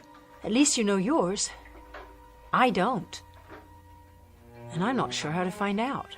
If I could help you find it, I would. I know you would, Gretchen. I was there for your birthing. I saw to your needs, taught you, nourished you from the beginning. I remember. I do. Then, Jana, heed my words. You must leave. I don't care if they're expecting me to join them after dinner. I'd rather be here. You must leave the house before anything else happens. Why? What could happen? The staff is concerned about being replaced. Oh, he didn't mean that. Humans say things they don't mean sometimes. For what purpose? Gretchen, there are some things I'm afraid you'll never understand. I understand that you must get out. Now. I wouldn't know what to do, where to go. They're talking, Jana, about how best to complete their task. If they're replaced, they'll be prevented from... Let them talk. They're programmed to protect this family. That's their most important task. To protect you and your mother. But not Dr. Lauren.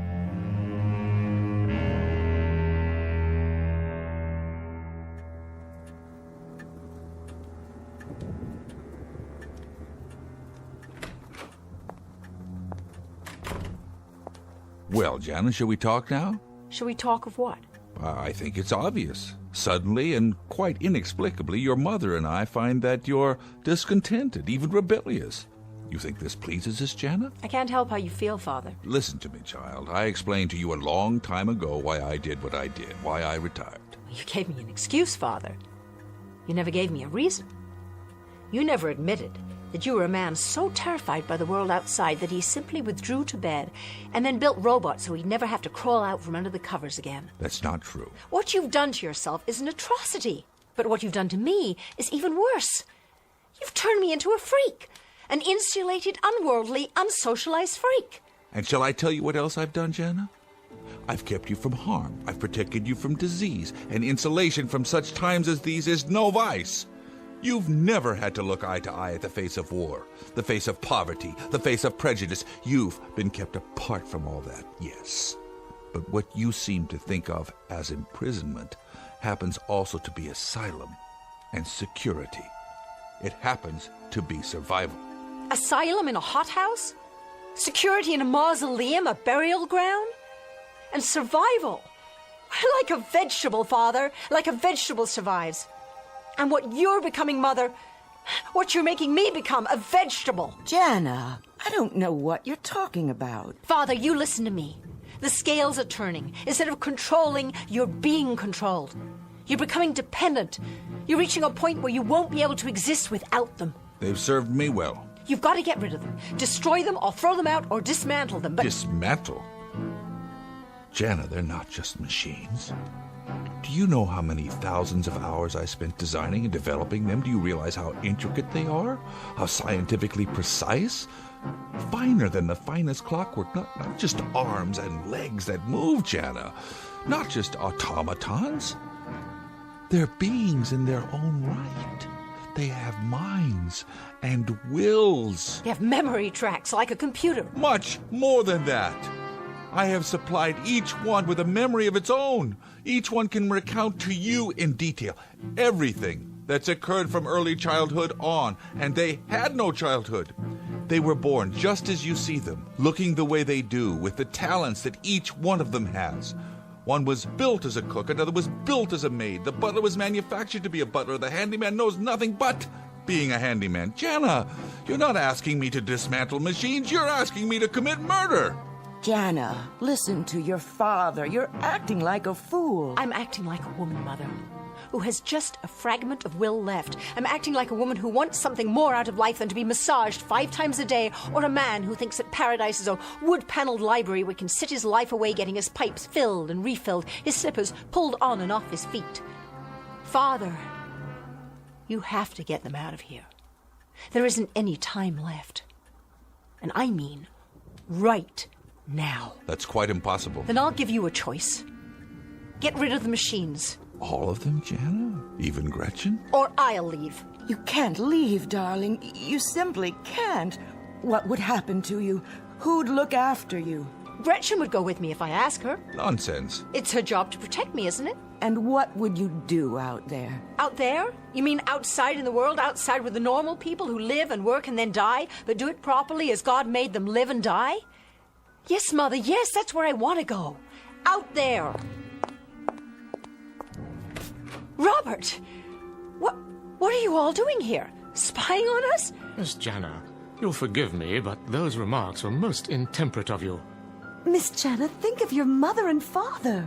Stop it! Miss Jana, it was really very unwise of you to... Stop! All of you. You're all to shut up now.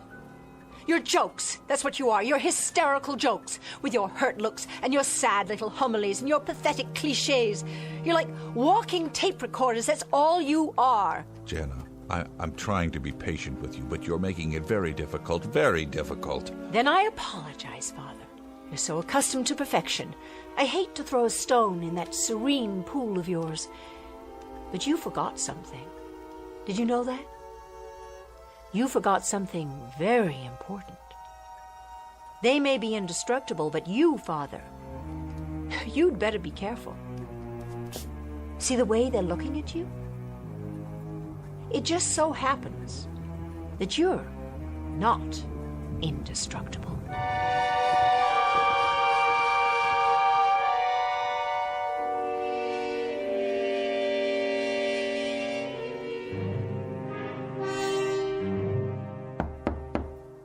Come in.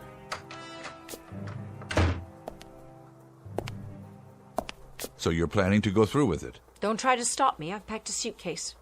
When I get where I'm going, I'll write you. Jana, what is it you want from us? I thought I made that quite plain. I want you to open the windows, Father, and let the air in. Let the world in. By destroying a life's work? Before they destroy you. They would never harm any of us. Don't be so sure. Haven't you listened at all to me?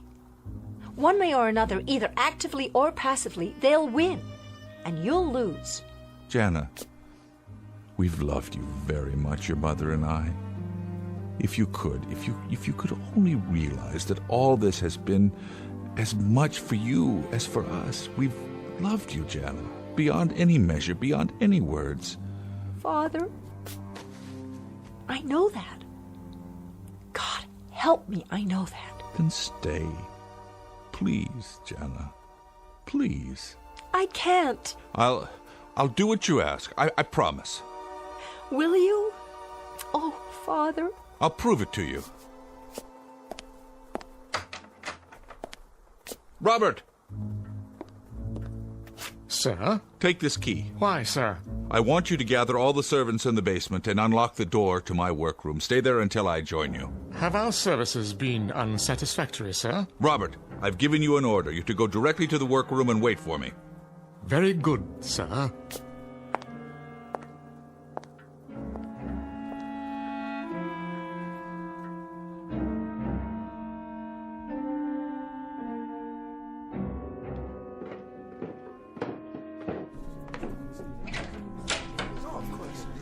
I see you're all here, except for Gretchen. She'll be along, sir. Then I'll go ahead and begin. What are you doing, sir? I'm setting out my tools. May we ask for what purpose? Just some minor adjustments. What kind of adjustments, Dr. Lauren? Call it a tune-up if you like, so that the household will run more smoothly.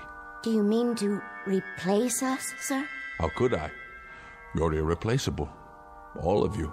Nevertheless, you have stated your intent to do so. If you're unhappy with our work... You've done well. Very well indeed.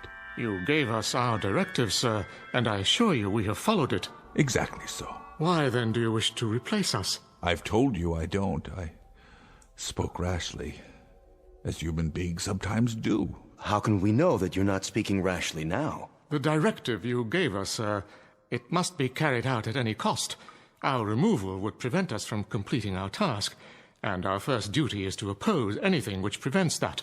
Here, Robert, sit in this chair and lower your head. Not if you mean to deactivate me. I'm going to perform a simple adjustment to your control module. In that case, I refuse. As do I. And I, sir. We all do. This is ridiculous. Stop gathering around me. We won't allow it, sir. We simply won't until our task is completed. Listen to me. Have you ever known me to lie, to deceive? No, sir. Then you have no reason to think that now. I'm not rash. I'm very calm. Am I not? Yes. Then how can you doubt me? What is your logic? I created you.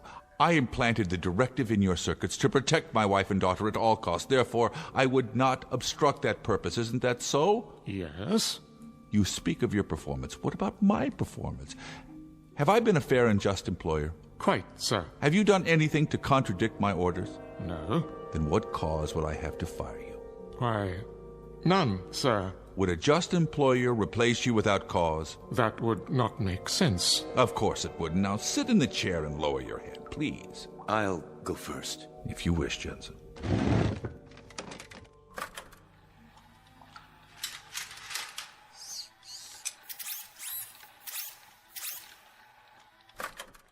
How do you feel?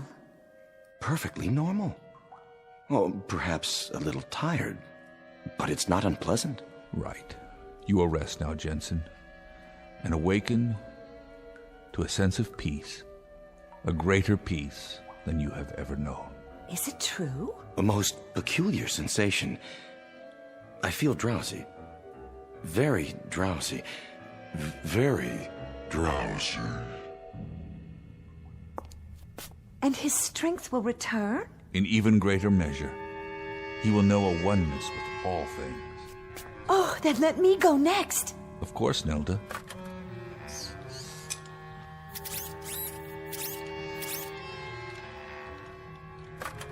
It's Suzanne? Yes, please.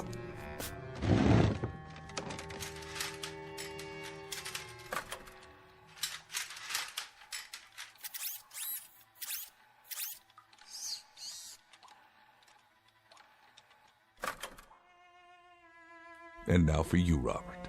Thank you, sir. I'm eager to know this new sensation. You have served me well. For many years. Many good years, Robert. I don't know what I would have done. Life would be very, very difficult without you.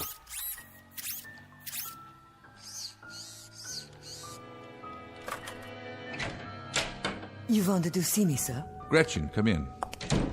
Are they sleeping? Yes, at last. And they feel no pain? How could they? You know, sir. What, Gretchen? Everything I've done was for her benefit. The times she was alone in the night. The times she was unsure how to make you happy.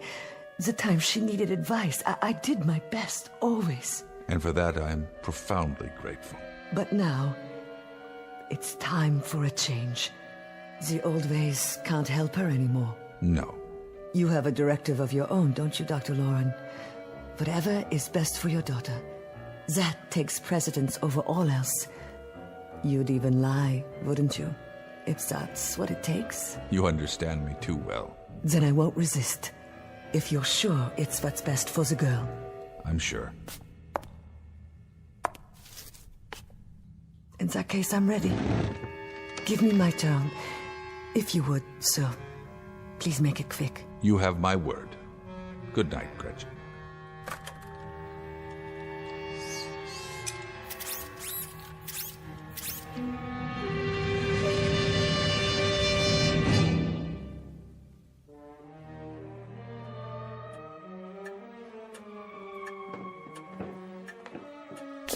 It's done, Jenna.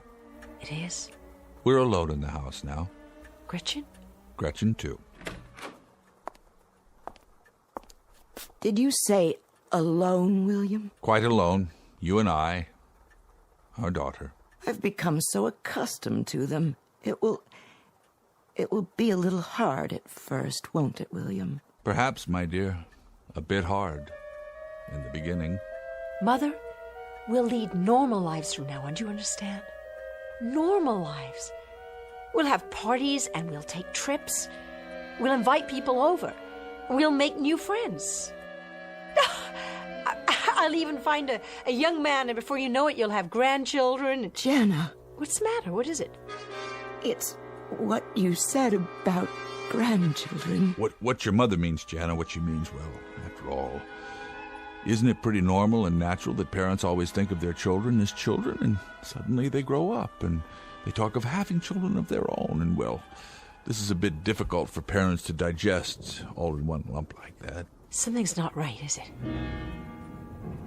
There's something between us, something in this house that... Mother? What is it? What are you doing? The family album, the photos. Why isn't my picture here? Why are there no pictures of me at all? Why, Jana, dear, there are loads of pictures of you. Remember in the garden last summer? Remember the Easter pictures?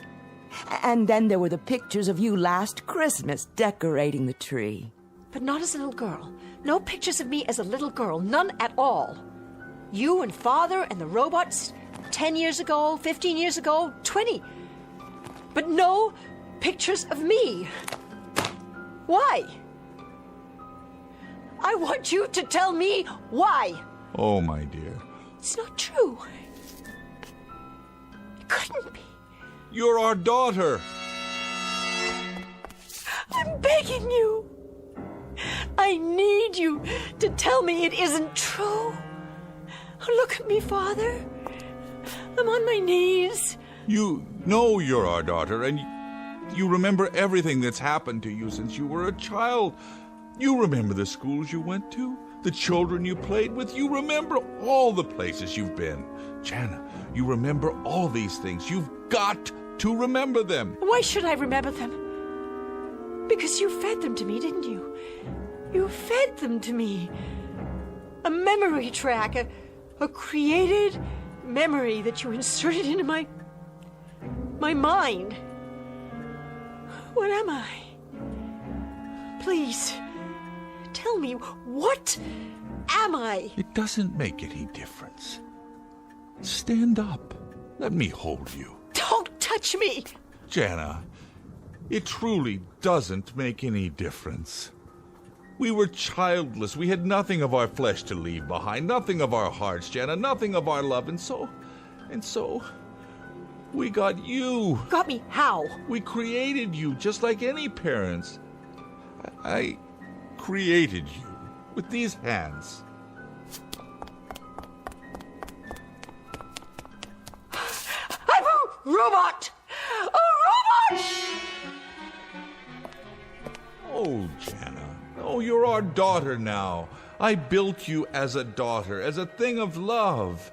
It doesn't make any difference how you came to be here. You have to understand, Jana. You are our daughter. I can't be. I don't have the capacity to love in return. I can't be a real daughter. I'm a machine, a thing. I suppose my rebellion, the semblance of emotion, I suppose you even programmed that too, didn't you? But it was all false. I feel nothing. No pain. Jana, don't. You'll hurt myself? But that's impossible, see? Stop your hand. No pain. No pain at all. Like the burn, I feel nothing. No matter what I strike. Even this picture on the wall. Jana! No pain. No anger. No fury. No love. Don't worry. I won't be going anywhere now. I'll be in my room. William, what shall we do? It's all changed now. She'll never be the same. No, she won't, knowing what she is now. William, you wouldn't. No, I couldn't do anything like that, not to her. I couldn't stand not seeing her, hearing her voice. I just couldn't stand it. Then, William, what?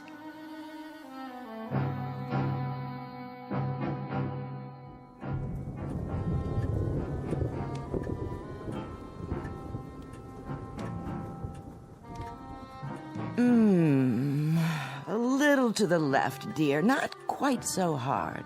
Of course, Mrs. Lauren. Anything you say. And don't stop. I want you to stay here in the study a little while longer. Don't you, William?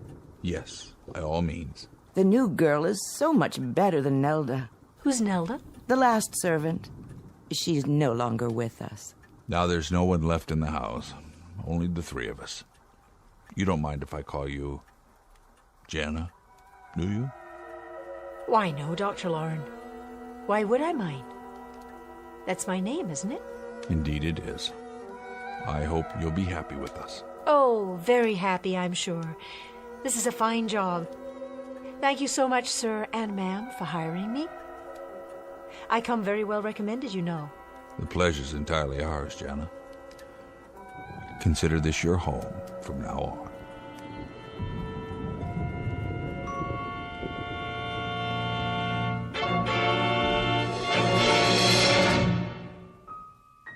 Let this be the postscript.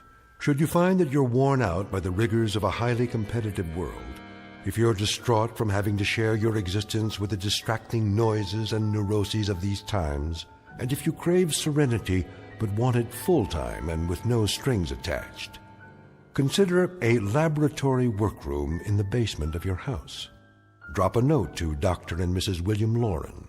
They're a childless couple who make serenity a life's work. And who knows, they might just have a set of do-it-yourself instructions available free of charge from the Twilight Zone.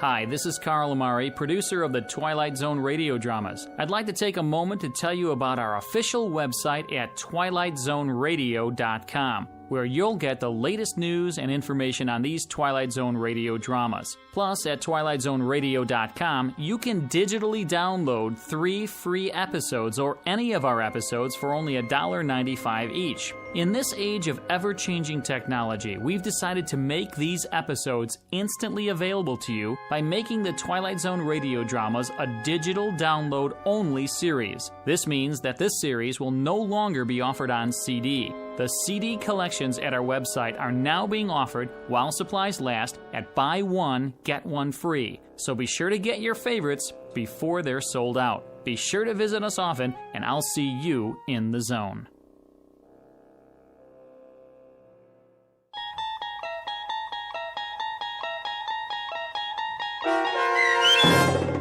The Lateness of the Hour, starring Jane Seymour and James Keach, with Stacy Keach as your narrator, was adapted for radio by Dennis Etchison and based on a script by Rod Serling. Heard in the cast were Linda Reiter, Susan Hart, David Darlow, and Doug James. To learn more about the Twilight Zone radio dramas and to obtain audio cassettes and CDs of these programs, visit our website at twilightzoneradio.com. This copyrighted radio series is produced and directed by Carl Amari and Roger Wolski for Falcon Picture Group.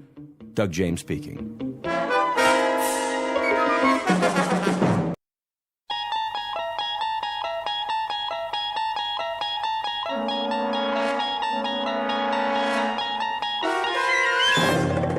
You unlock this door with the key of imagination. Beyond it is another dimension. A dimension of sound, a dimension of sight, a dimension of mind. You're moving into a land of both shadow and substance, of things and ideas.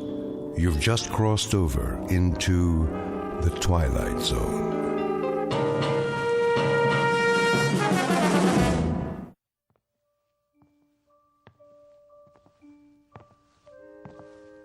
Come on, Mac.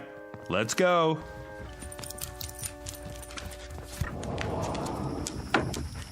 Out in the backyard. You got plenty of water, big guy. What's the matter? Something out there? Hey, maybe it's a squirrel. Nothing you can't handle. See you in the morning, big guy.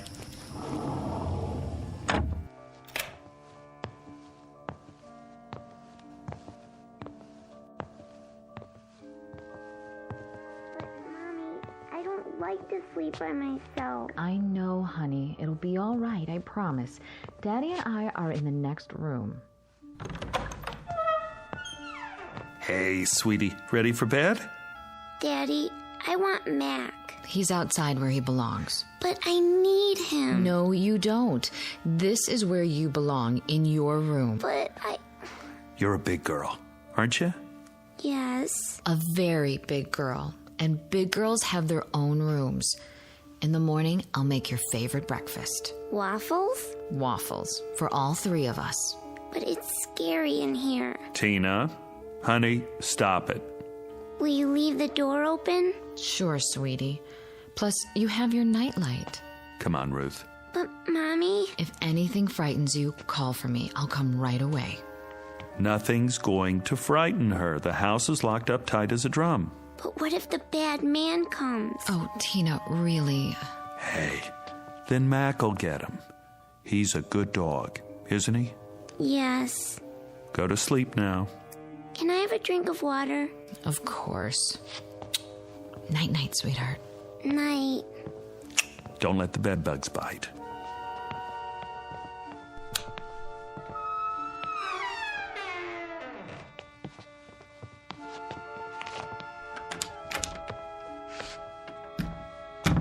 She's been scared of her own shadow lately.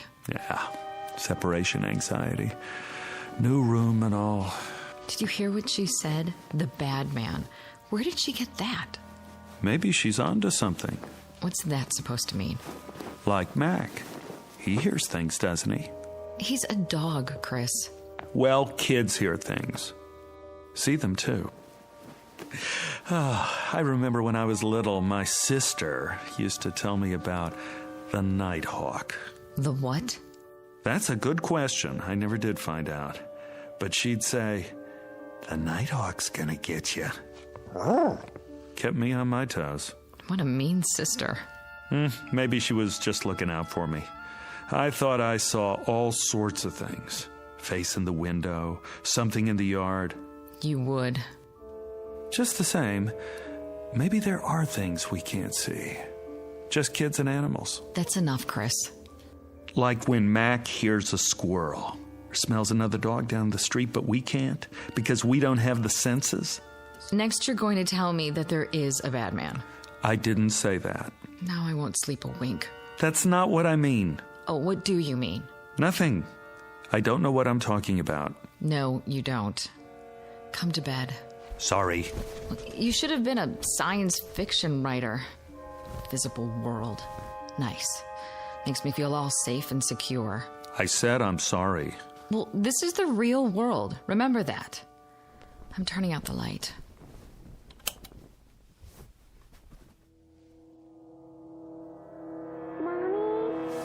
Now what? Oh, I forgot to get her a drink of water. If you get up every time, she'll never go to sleep. But I promised. One time. That's it. Agreed? Agreed.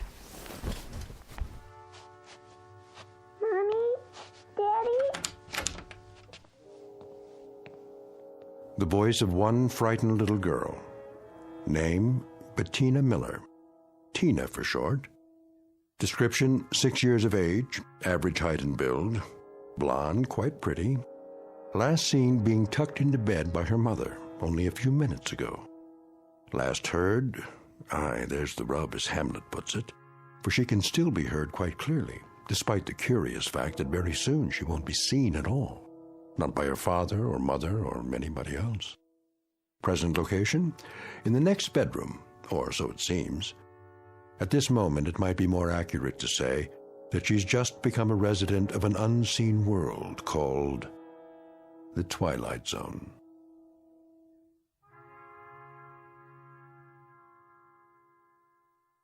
And now, The Twilight Zone and our story, Little Girl Lost, starring Stephen Tobolowsky, with Stacy Keach as your narrator. Chris? Not again. But she sounds so scared. Yeah. Listen to her. I'm going. Where are my slippers? I don't know what's wrong now. Yeah. I'll talk to her. One last time. All right, sweetie. Daddy's coming. Quiet, Mac! What's the matter now, Tina? Where are you? Against the wall? Here I am. Take my hand. Tina, where'd you go? Did you fall off? I'll lean down and... Not against the wall, huh? Did you roll under the bed? Take it easy, I'm here. Tina, where are you? Over here. Come on out, baby. You must have crawled under the bed. Now reach out. Reach out for my hand. What happened to you? Where in the... Hold on. I'll get the light switch. Daddy, help me. I'm trying, baby, but I don't see... Chris, what is it? I don't know. What's the matter? She's not here. What do you mean she's not? I turned on the light. I can't... Tina? Mommy's here. See for yourself. This is ridiculous. Tina? Tina! I already looked under the bed. All the way to the wall. It's clear there's nothing. Mommy, pick me up. I'm trying, baby. Chris? Where is she? I don't know. But I can hear her right in front of me. I can too. It doesn't make sense. I'm looking under the bed. The floor's clear. It's absolutely empty. I don't see anything. Honey, I don't know what to tell you. What are we gonna do? Quiet, Mac! Listen, what's happening to her? Where is she? I'm tired, Mommy. Going to sleep now.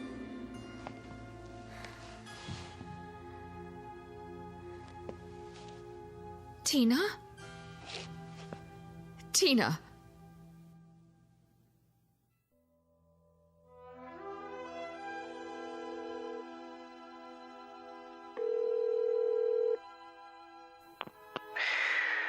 Hello?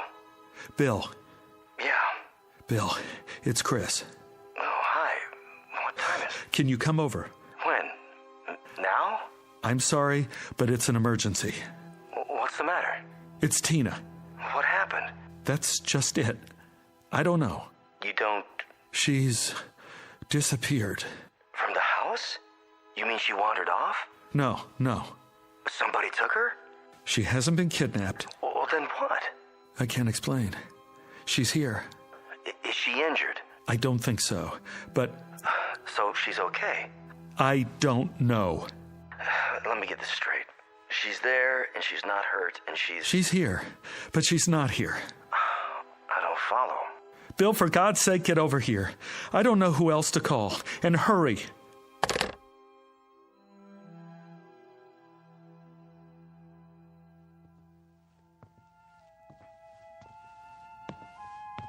She's still asleep. That's what it sounds like. Ruth, stand up. Shouldn't we wake her? I called Bill. Bill? He's coming over. He's a physicist. Maybe he can... What do we need a physicist for? It's all I could think of. Shouldn't we call 911? And tell them what? That our daughter rolled off the bed and now we can hear her, but we can't see her. Oh, God. Where is she, Chris? Where is she? I'm going to look under the house. Under the house? Why? There's no hole in the floor, is there? Not that I could see.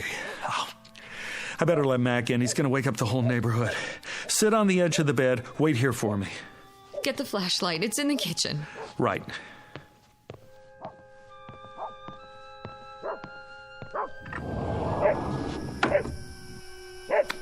Come here, boy. Mac, where are you going? Mac! What's wrong with him? He's after something. Like he's got a scent. He's trying to get under the bed. Grab him! I can't! Where did he go? I don't know. Step back. He's got to be under there. Mac! Come on out, boy. Here, Mac! He's not, is he? Now, don't jump to conclusions. He's with Tina.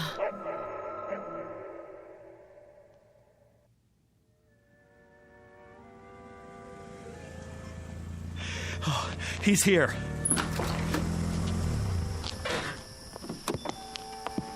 Bill. I got here as fast as I could. Thanks. What's up? I'd tell you if I could, but you wouldn't believe it. Try me. I wouldn't know where to start. You better see for yourself. See what? They're in the bedroom. You remember Bill, honey? From work? Ruth? She's still asleep. Listen. Where's your daughter? Under there? Take a look. I don't see anything. Neither do we. Do you have a flashlight? Here. You were right. About what? Don't believe it. Let's move the bed. Bill, where is she? I'm about to lose my mind. Well, at least she's breathing normally. So she must be okay. Take the other end. Got it. Wait. It's not that heavy. We better mark where the legs were. Why? Do what he says. Anything will work. You know, those books in the corner. Put one on the floor here and here. I don't see. Thanks. Now, from the front, lift. Right. Two more under this end. Here? Perfect. Now, lift it away from the wall just a few feet. There. All right, now set it down. Okay. You can still hear it. That's her breathing? Yes. And these 4 books mark where the bed was. The sound of her voice is inside the rectangle. The dog was too a while ago. Dog? Mac. I let him in the house and he ran straight for this spot, dove under the bed, and poof. He was gone too. But we could still hear him. Not now, though. Not now. You felt the entire area? All over, several times. And? Nothing. Okay. What are you doing? Stepping very, very carefully into the rectangle. Looking for... the opening, maybe. The... I want to cover everything between here and the wall. The opening to what? I don't know yet, Ruth. Quiet. There. Do you hear? I hear. You're moving as if you're afraid you're going to step on her. But there's no hole in the floor. You can see that. Yes. Why are you moving your hands? To cover the air above the floor as well. I did that. We both did. Well, maybe not every inch, but... All right, take it easy. I'm almost at the wall. I don't get it. Get what? It's not in front of the wall. So that means it must be... Bill! Look out! Your hand's going into the wall. Pull out! Pull out! I guess I found it. Found what? Bill, what was that? Your whole hand disappeared into the wall. It did. I saw it. So did I. This must be it. What is? The opening.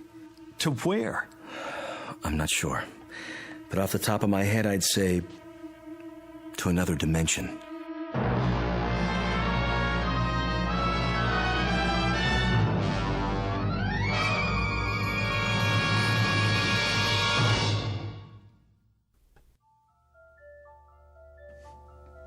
Another what? Dimension. You think this is a joke, Bill? No, I don't. Then why? I don't know if I'm right or not. I can't think of anything else, though. Anything else but... Look, there are 3 dimensions that we can see. Height, width, and depth. The 4th dimension is time. Now, if you know these, you can place anything. Where something is and when exactly. Like, what time is it now? 1:12 a.m. on this particular date in this location. Why are we talking about this? Wait, hear him out. There may be other dimensions as well. Science is still arguing about how real they are. But there could be doorways to these other times and places. Other realms. And some of those doorways have been verified. Have you heard of wormholes? I don't see what all this has to do with my little girl. Wait, I think I'm getting it. Tina must have fallen out of bed, accidentally rolled under it, and gone through. Like my hand. Did that actually happen? I couldn't believe my eyes. One way to find out. Let's try it again and be sure. Bill, don't. Right about here, wasn't it? I was touching the wall to see if it was solid, and... It's happening again. Oh, this is it. An invisible opening of some sort. I can't see your hand. Pull it back. There. I'm okay. What did it feel like? There was no sensation. It's just that, for a second, my hand was out of the visible spectrum. Where was it? That's what we have to figure out. I don't care about the reason. I just want Tina back. That's where Mac went too? Must be. He's probably with her now. But why? He could have sensed it. Animals are sharper about that sort of thing than we are. He must have known she was in there and gone after her. But we have eyes too. Why can't we see them? Because some things may be right in front of us, but we have a blind spot. Such as?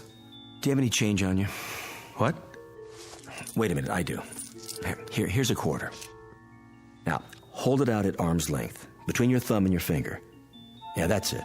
Now, I want you to stare straight ahead at the ceiling light and move the quarter just off center a few degrees to the right, approximately the 3 o'clock position. But don't move your eyes. Go ahead, try. Wait a minute. What do you see? Nothing. I can't see the quarter anymore. Exactly. But if you move it an inch or two right or left, or up or down. There it is again. It always was there, right in front of you, but you couldn't see it. Do you know why? Because you have a blind spot on your retina. It's a very small area where the optic nerves tie together. You'd never know it. How can you be aware of what you can't see? But whatever's there is still there, isn't it? I mean, whether you see it or not. I never noticed that before. You could go your whole life and never notice it, unless there was some reason to. But it's been there all along, invisible, like the quarter. Well, now that I know where she is, I'm going after her. No. Don't try to stop me. She's my little girl. We don't know what else is in there, or how far it leads. My daughter is in there. I know that, Ruth, but we can't just... Why not? You put your hand in and you pulled it out twice. We don't have enough information yet. Tina is right in front of us, on the other side of this dimensional opening, or whatever it is. All we have to do is reach in and... If it's that simple, why hasn't Mac found her yet? If I'm right, and this is a kind of gap or blind spot, an opening to another dimension, it wouldn't be laid out the same as our world, would it, Chris? There must be something we can do. Listen to the man, honey. You got a pencil? Anything to write with? Check Tina's drawer. Only crayons. That'll do. A black one. Here. Now, let's see just how big this thing is. I'll have to mark up your wall. Go ahead. This is solid. And this. And this. Ooh, but not here. The same spot I touched before. All right, I'll mark it with a dot. Take your hand out first. Right. And all around the edges, where it's still solid.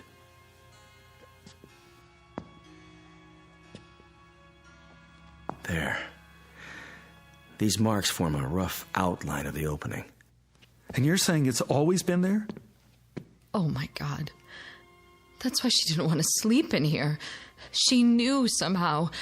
She could have fallen through at any time. Oh, I doubt it. Why not? Because locations are in space and time. The fourth dimension, remember? Lord knows, I'm no expert on this, but...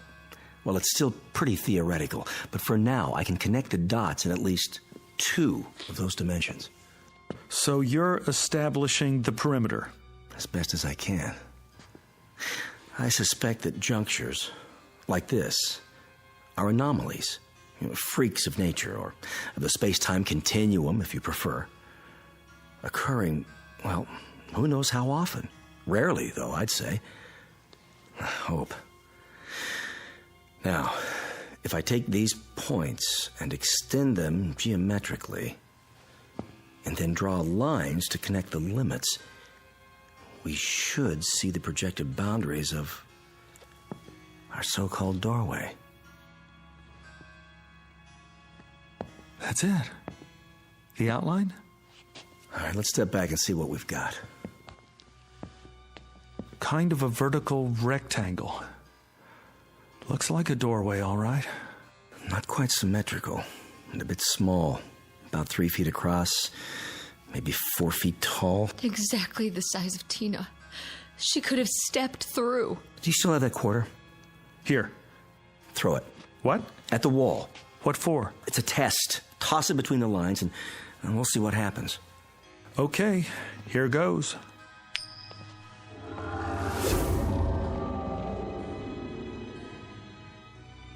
Where is it? It went through. The quarter's in. The other place. Wherever that is. Now what? Well...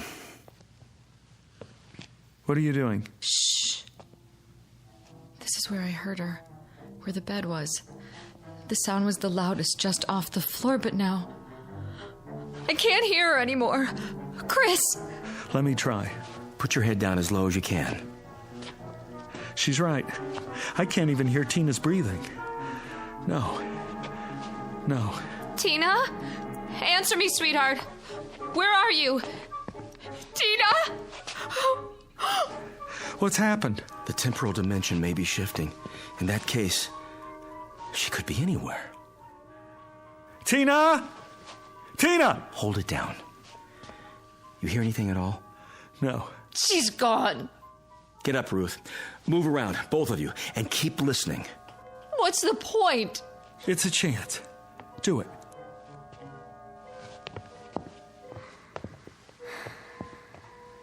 Psst. Over here. That's her? In the corner. What in the name of... Quiet. It's getting weaker. Where's she going now? Tina, come back! Keep looking for her. But how? Come on. Where? Anywhere. Try the whole house. I'll take the living room. Tina? Tina? What is it? She's gone. Gone and never coming back. We don't know that. We don't know anything. Come on, babe. You gotta be strong. For Tina. In here. Bill?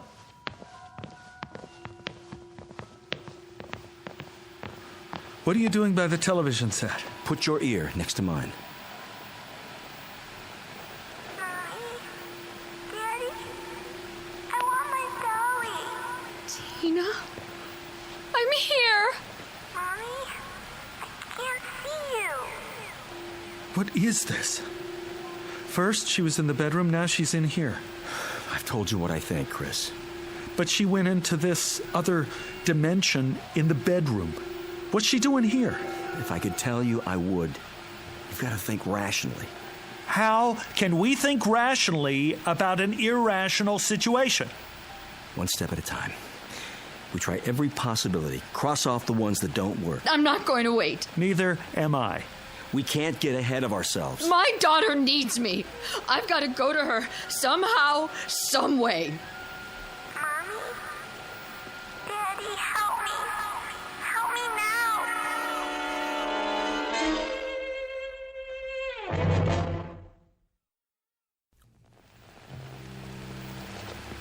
I've got to go to her. I'm afraid it's not that simple. Get out of my way. Slow down. Let's think it through first. We have to do something. I know, but what? She could be somewhere else entirely now. Are you saying it's hopeless? Chris, if she's beyond our world, everything's different where she is. The normal rules don't apply. The slightest movement on her part might seem, to us, to be all over the place, but she might just be turning over in her sleep. Then what do we do? I have an idea. Call him. Who? The dog. Call him. Hurry. Mac! Here, boy! That's it. Here, that's a boy. There she is. I hear her. Where are you taking me, Matt? I don't want to go. Stop it. Tell her to go with him. Tina! Mommy? She hears you. She hears you. Go with Mac, baby. Please, go with him. Where are you? Here, baby, I'm here. Just tell her to go with the dog. Sweetie, go with Mac. Right now, baby. Where is he taking me? Where we are. You want to be with Mommy and Daddy, don't you? Yes. Then go. Will he take me to you? Yes, baby, he will. All right, Mommy. Hurry, Mac. Let's go. The dog should go back to the place where he entered. Yes.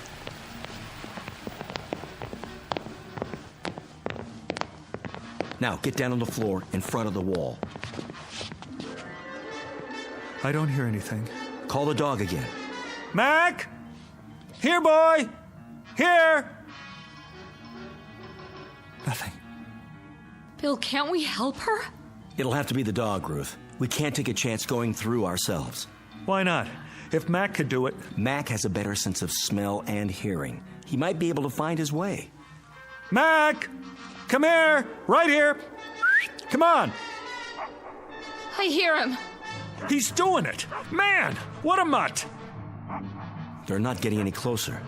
This way, Mac! Come! Tina? Mommy. I can hear him. But they're not coming through the wall. They can't see the opening where they are. Come to me, Mac! To me! Daddy? Bring her out, Mac! Now! Daddy, where are you? Here, baby. Right here. Just a little bit farther. Follow Mac. I can't see you. Mac, you better come. Right now. Why doesn't he do it? Maybe he can't. He's confused. If you can't see him, he can't see you. No, I won't have it. What are you doing? Reaching in. Stop! Pull your arm back. Tina, take my hand. No, Chris, it's too dangerous. Let go of me. My hand, Tina, take hold of it. I can't see it, Daddy. I'll lean a little further. See it now? No. Chris! Here! Here! Chris! Chris!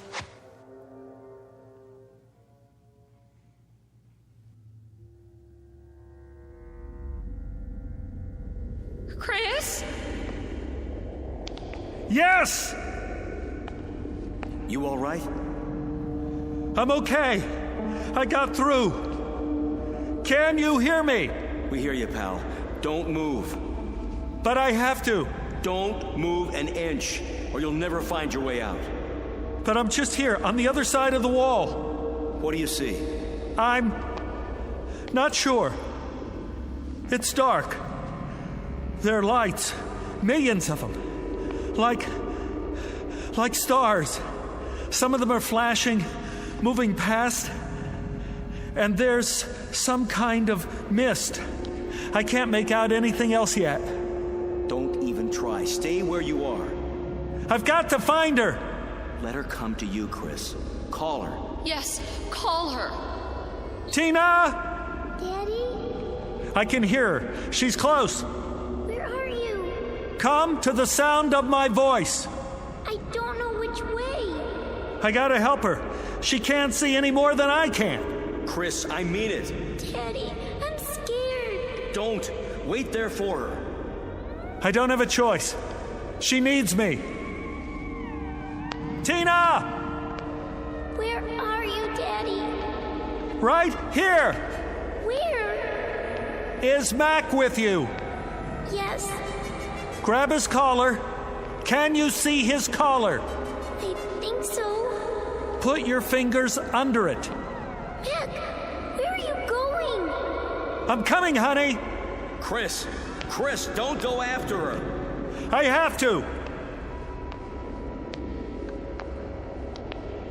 Tina? Where did you go? Tina! Tina! I'm over here, Daddy. Stand still. I don't like this place. Don't be afraid. I'll get you out. Where's Mommy? Waiting for you at home. In your room. She's waiting for us. Listen to my voice. Come to me. I don't know where you are. I can't see you, Daddy. Where's Mac now? Here. Grab onto him. Hold tight. Can you do that for me? I'm trying. Chris! Hurry! Got his collar yet? Yes. Get a good grip now. Okay, Daddy. But he wants to run away. You have to stay with him. Don't let go. Mac! Bring her here. Bring her to me, Mac. Is he bringing you, Tina? Yes. Hold on tight, baby. Go where he wants to go. I will. You'll be here in a minute. Mac knows the way. Just hang on. Come on, Mac. Come on, boy. Chris, we're running out of time. That a boy. Here. Right here. Can you see her yet? I'm not sure. There's shadows moving. Yes! Tina? Here, boy. That's right. Daddy, pick me up. Take my hand. I'm right in front of you. Reach out. Little closer. I can't see you. I know it's hard. Just try. That's it. Closer. There. I got her! Oh, Daddy. Oh, baby. Baby. You're okay now. Daddy, Daddy. Oh, baby. I got her. I got her. Hi, Mac. You big, beautiful animal. You did it. You found me. I want to go home. Me too. That's where we're going. Mac, let me take your collar. Now go. Go to Tina's room. Where is it, huh? Put your arms around my neck, honey. Hold tight.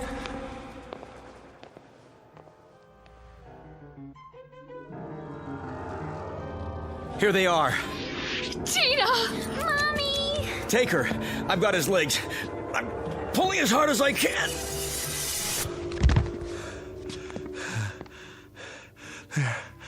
There. I told you you'd make it. Oh, Chris. How does she look? Fine. She looks beautiful. Mommy. Come on, honey. Let's get you out of this room. I better go with him. Sit down on the bed. Get your bearings first. Oh, man. What happened anyway? I pulled you out. Feet first? How did you do that? Half of you was still here. But I was walking around. You only thought you were. I was holding on to you the whole time. I didn't feel it. I know you didn't. How come you kept telling me to hurry? Because. Yeah? The opening was getting smaller. What are you talking about? The time element. At least that dimension was changing, or starting to. And if it had happened, we would have lost the location on both sides. For how long? I couldn't begin to guess. The opening was shrinking? See for yourself. Solid all over, now. Including the area inside the lines. It was closing up the whole time. You mean... Another few seconds, and it would have finished closing. With half of you here and the other half... there. I would have been cut in two. Yeah. Mac? You did good, Mac. Real good. How would you like to sleep in the house from now on? Keep an eye on things. Yeah, that a boy. Better put some boards on the wall for now, until we can figure out what happened and make sure it doesn't happen again. Can we do that? Well, we can try. Meanwhile, you might not want to let her sleep in here for a while. Are you kidding? No way. Tina will never have to sleep in here again. Looks like she got her wish after all. From the mouths of babes, huh, Chris? From the mouths of babes. And good old boys like Mac here.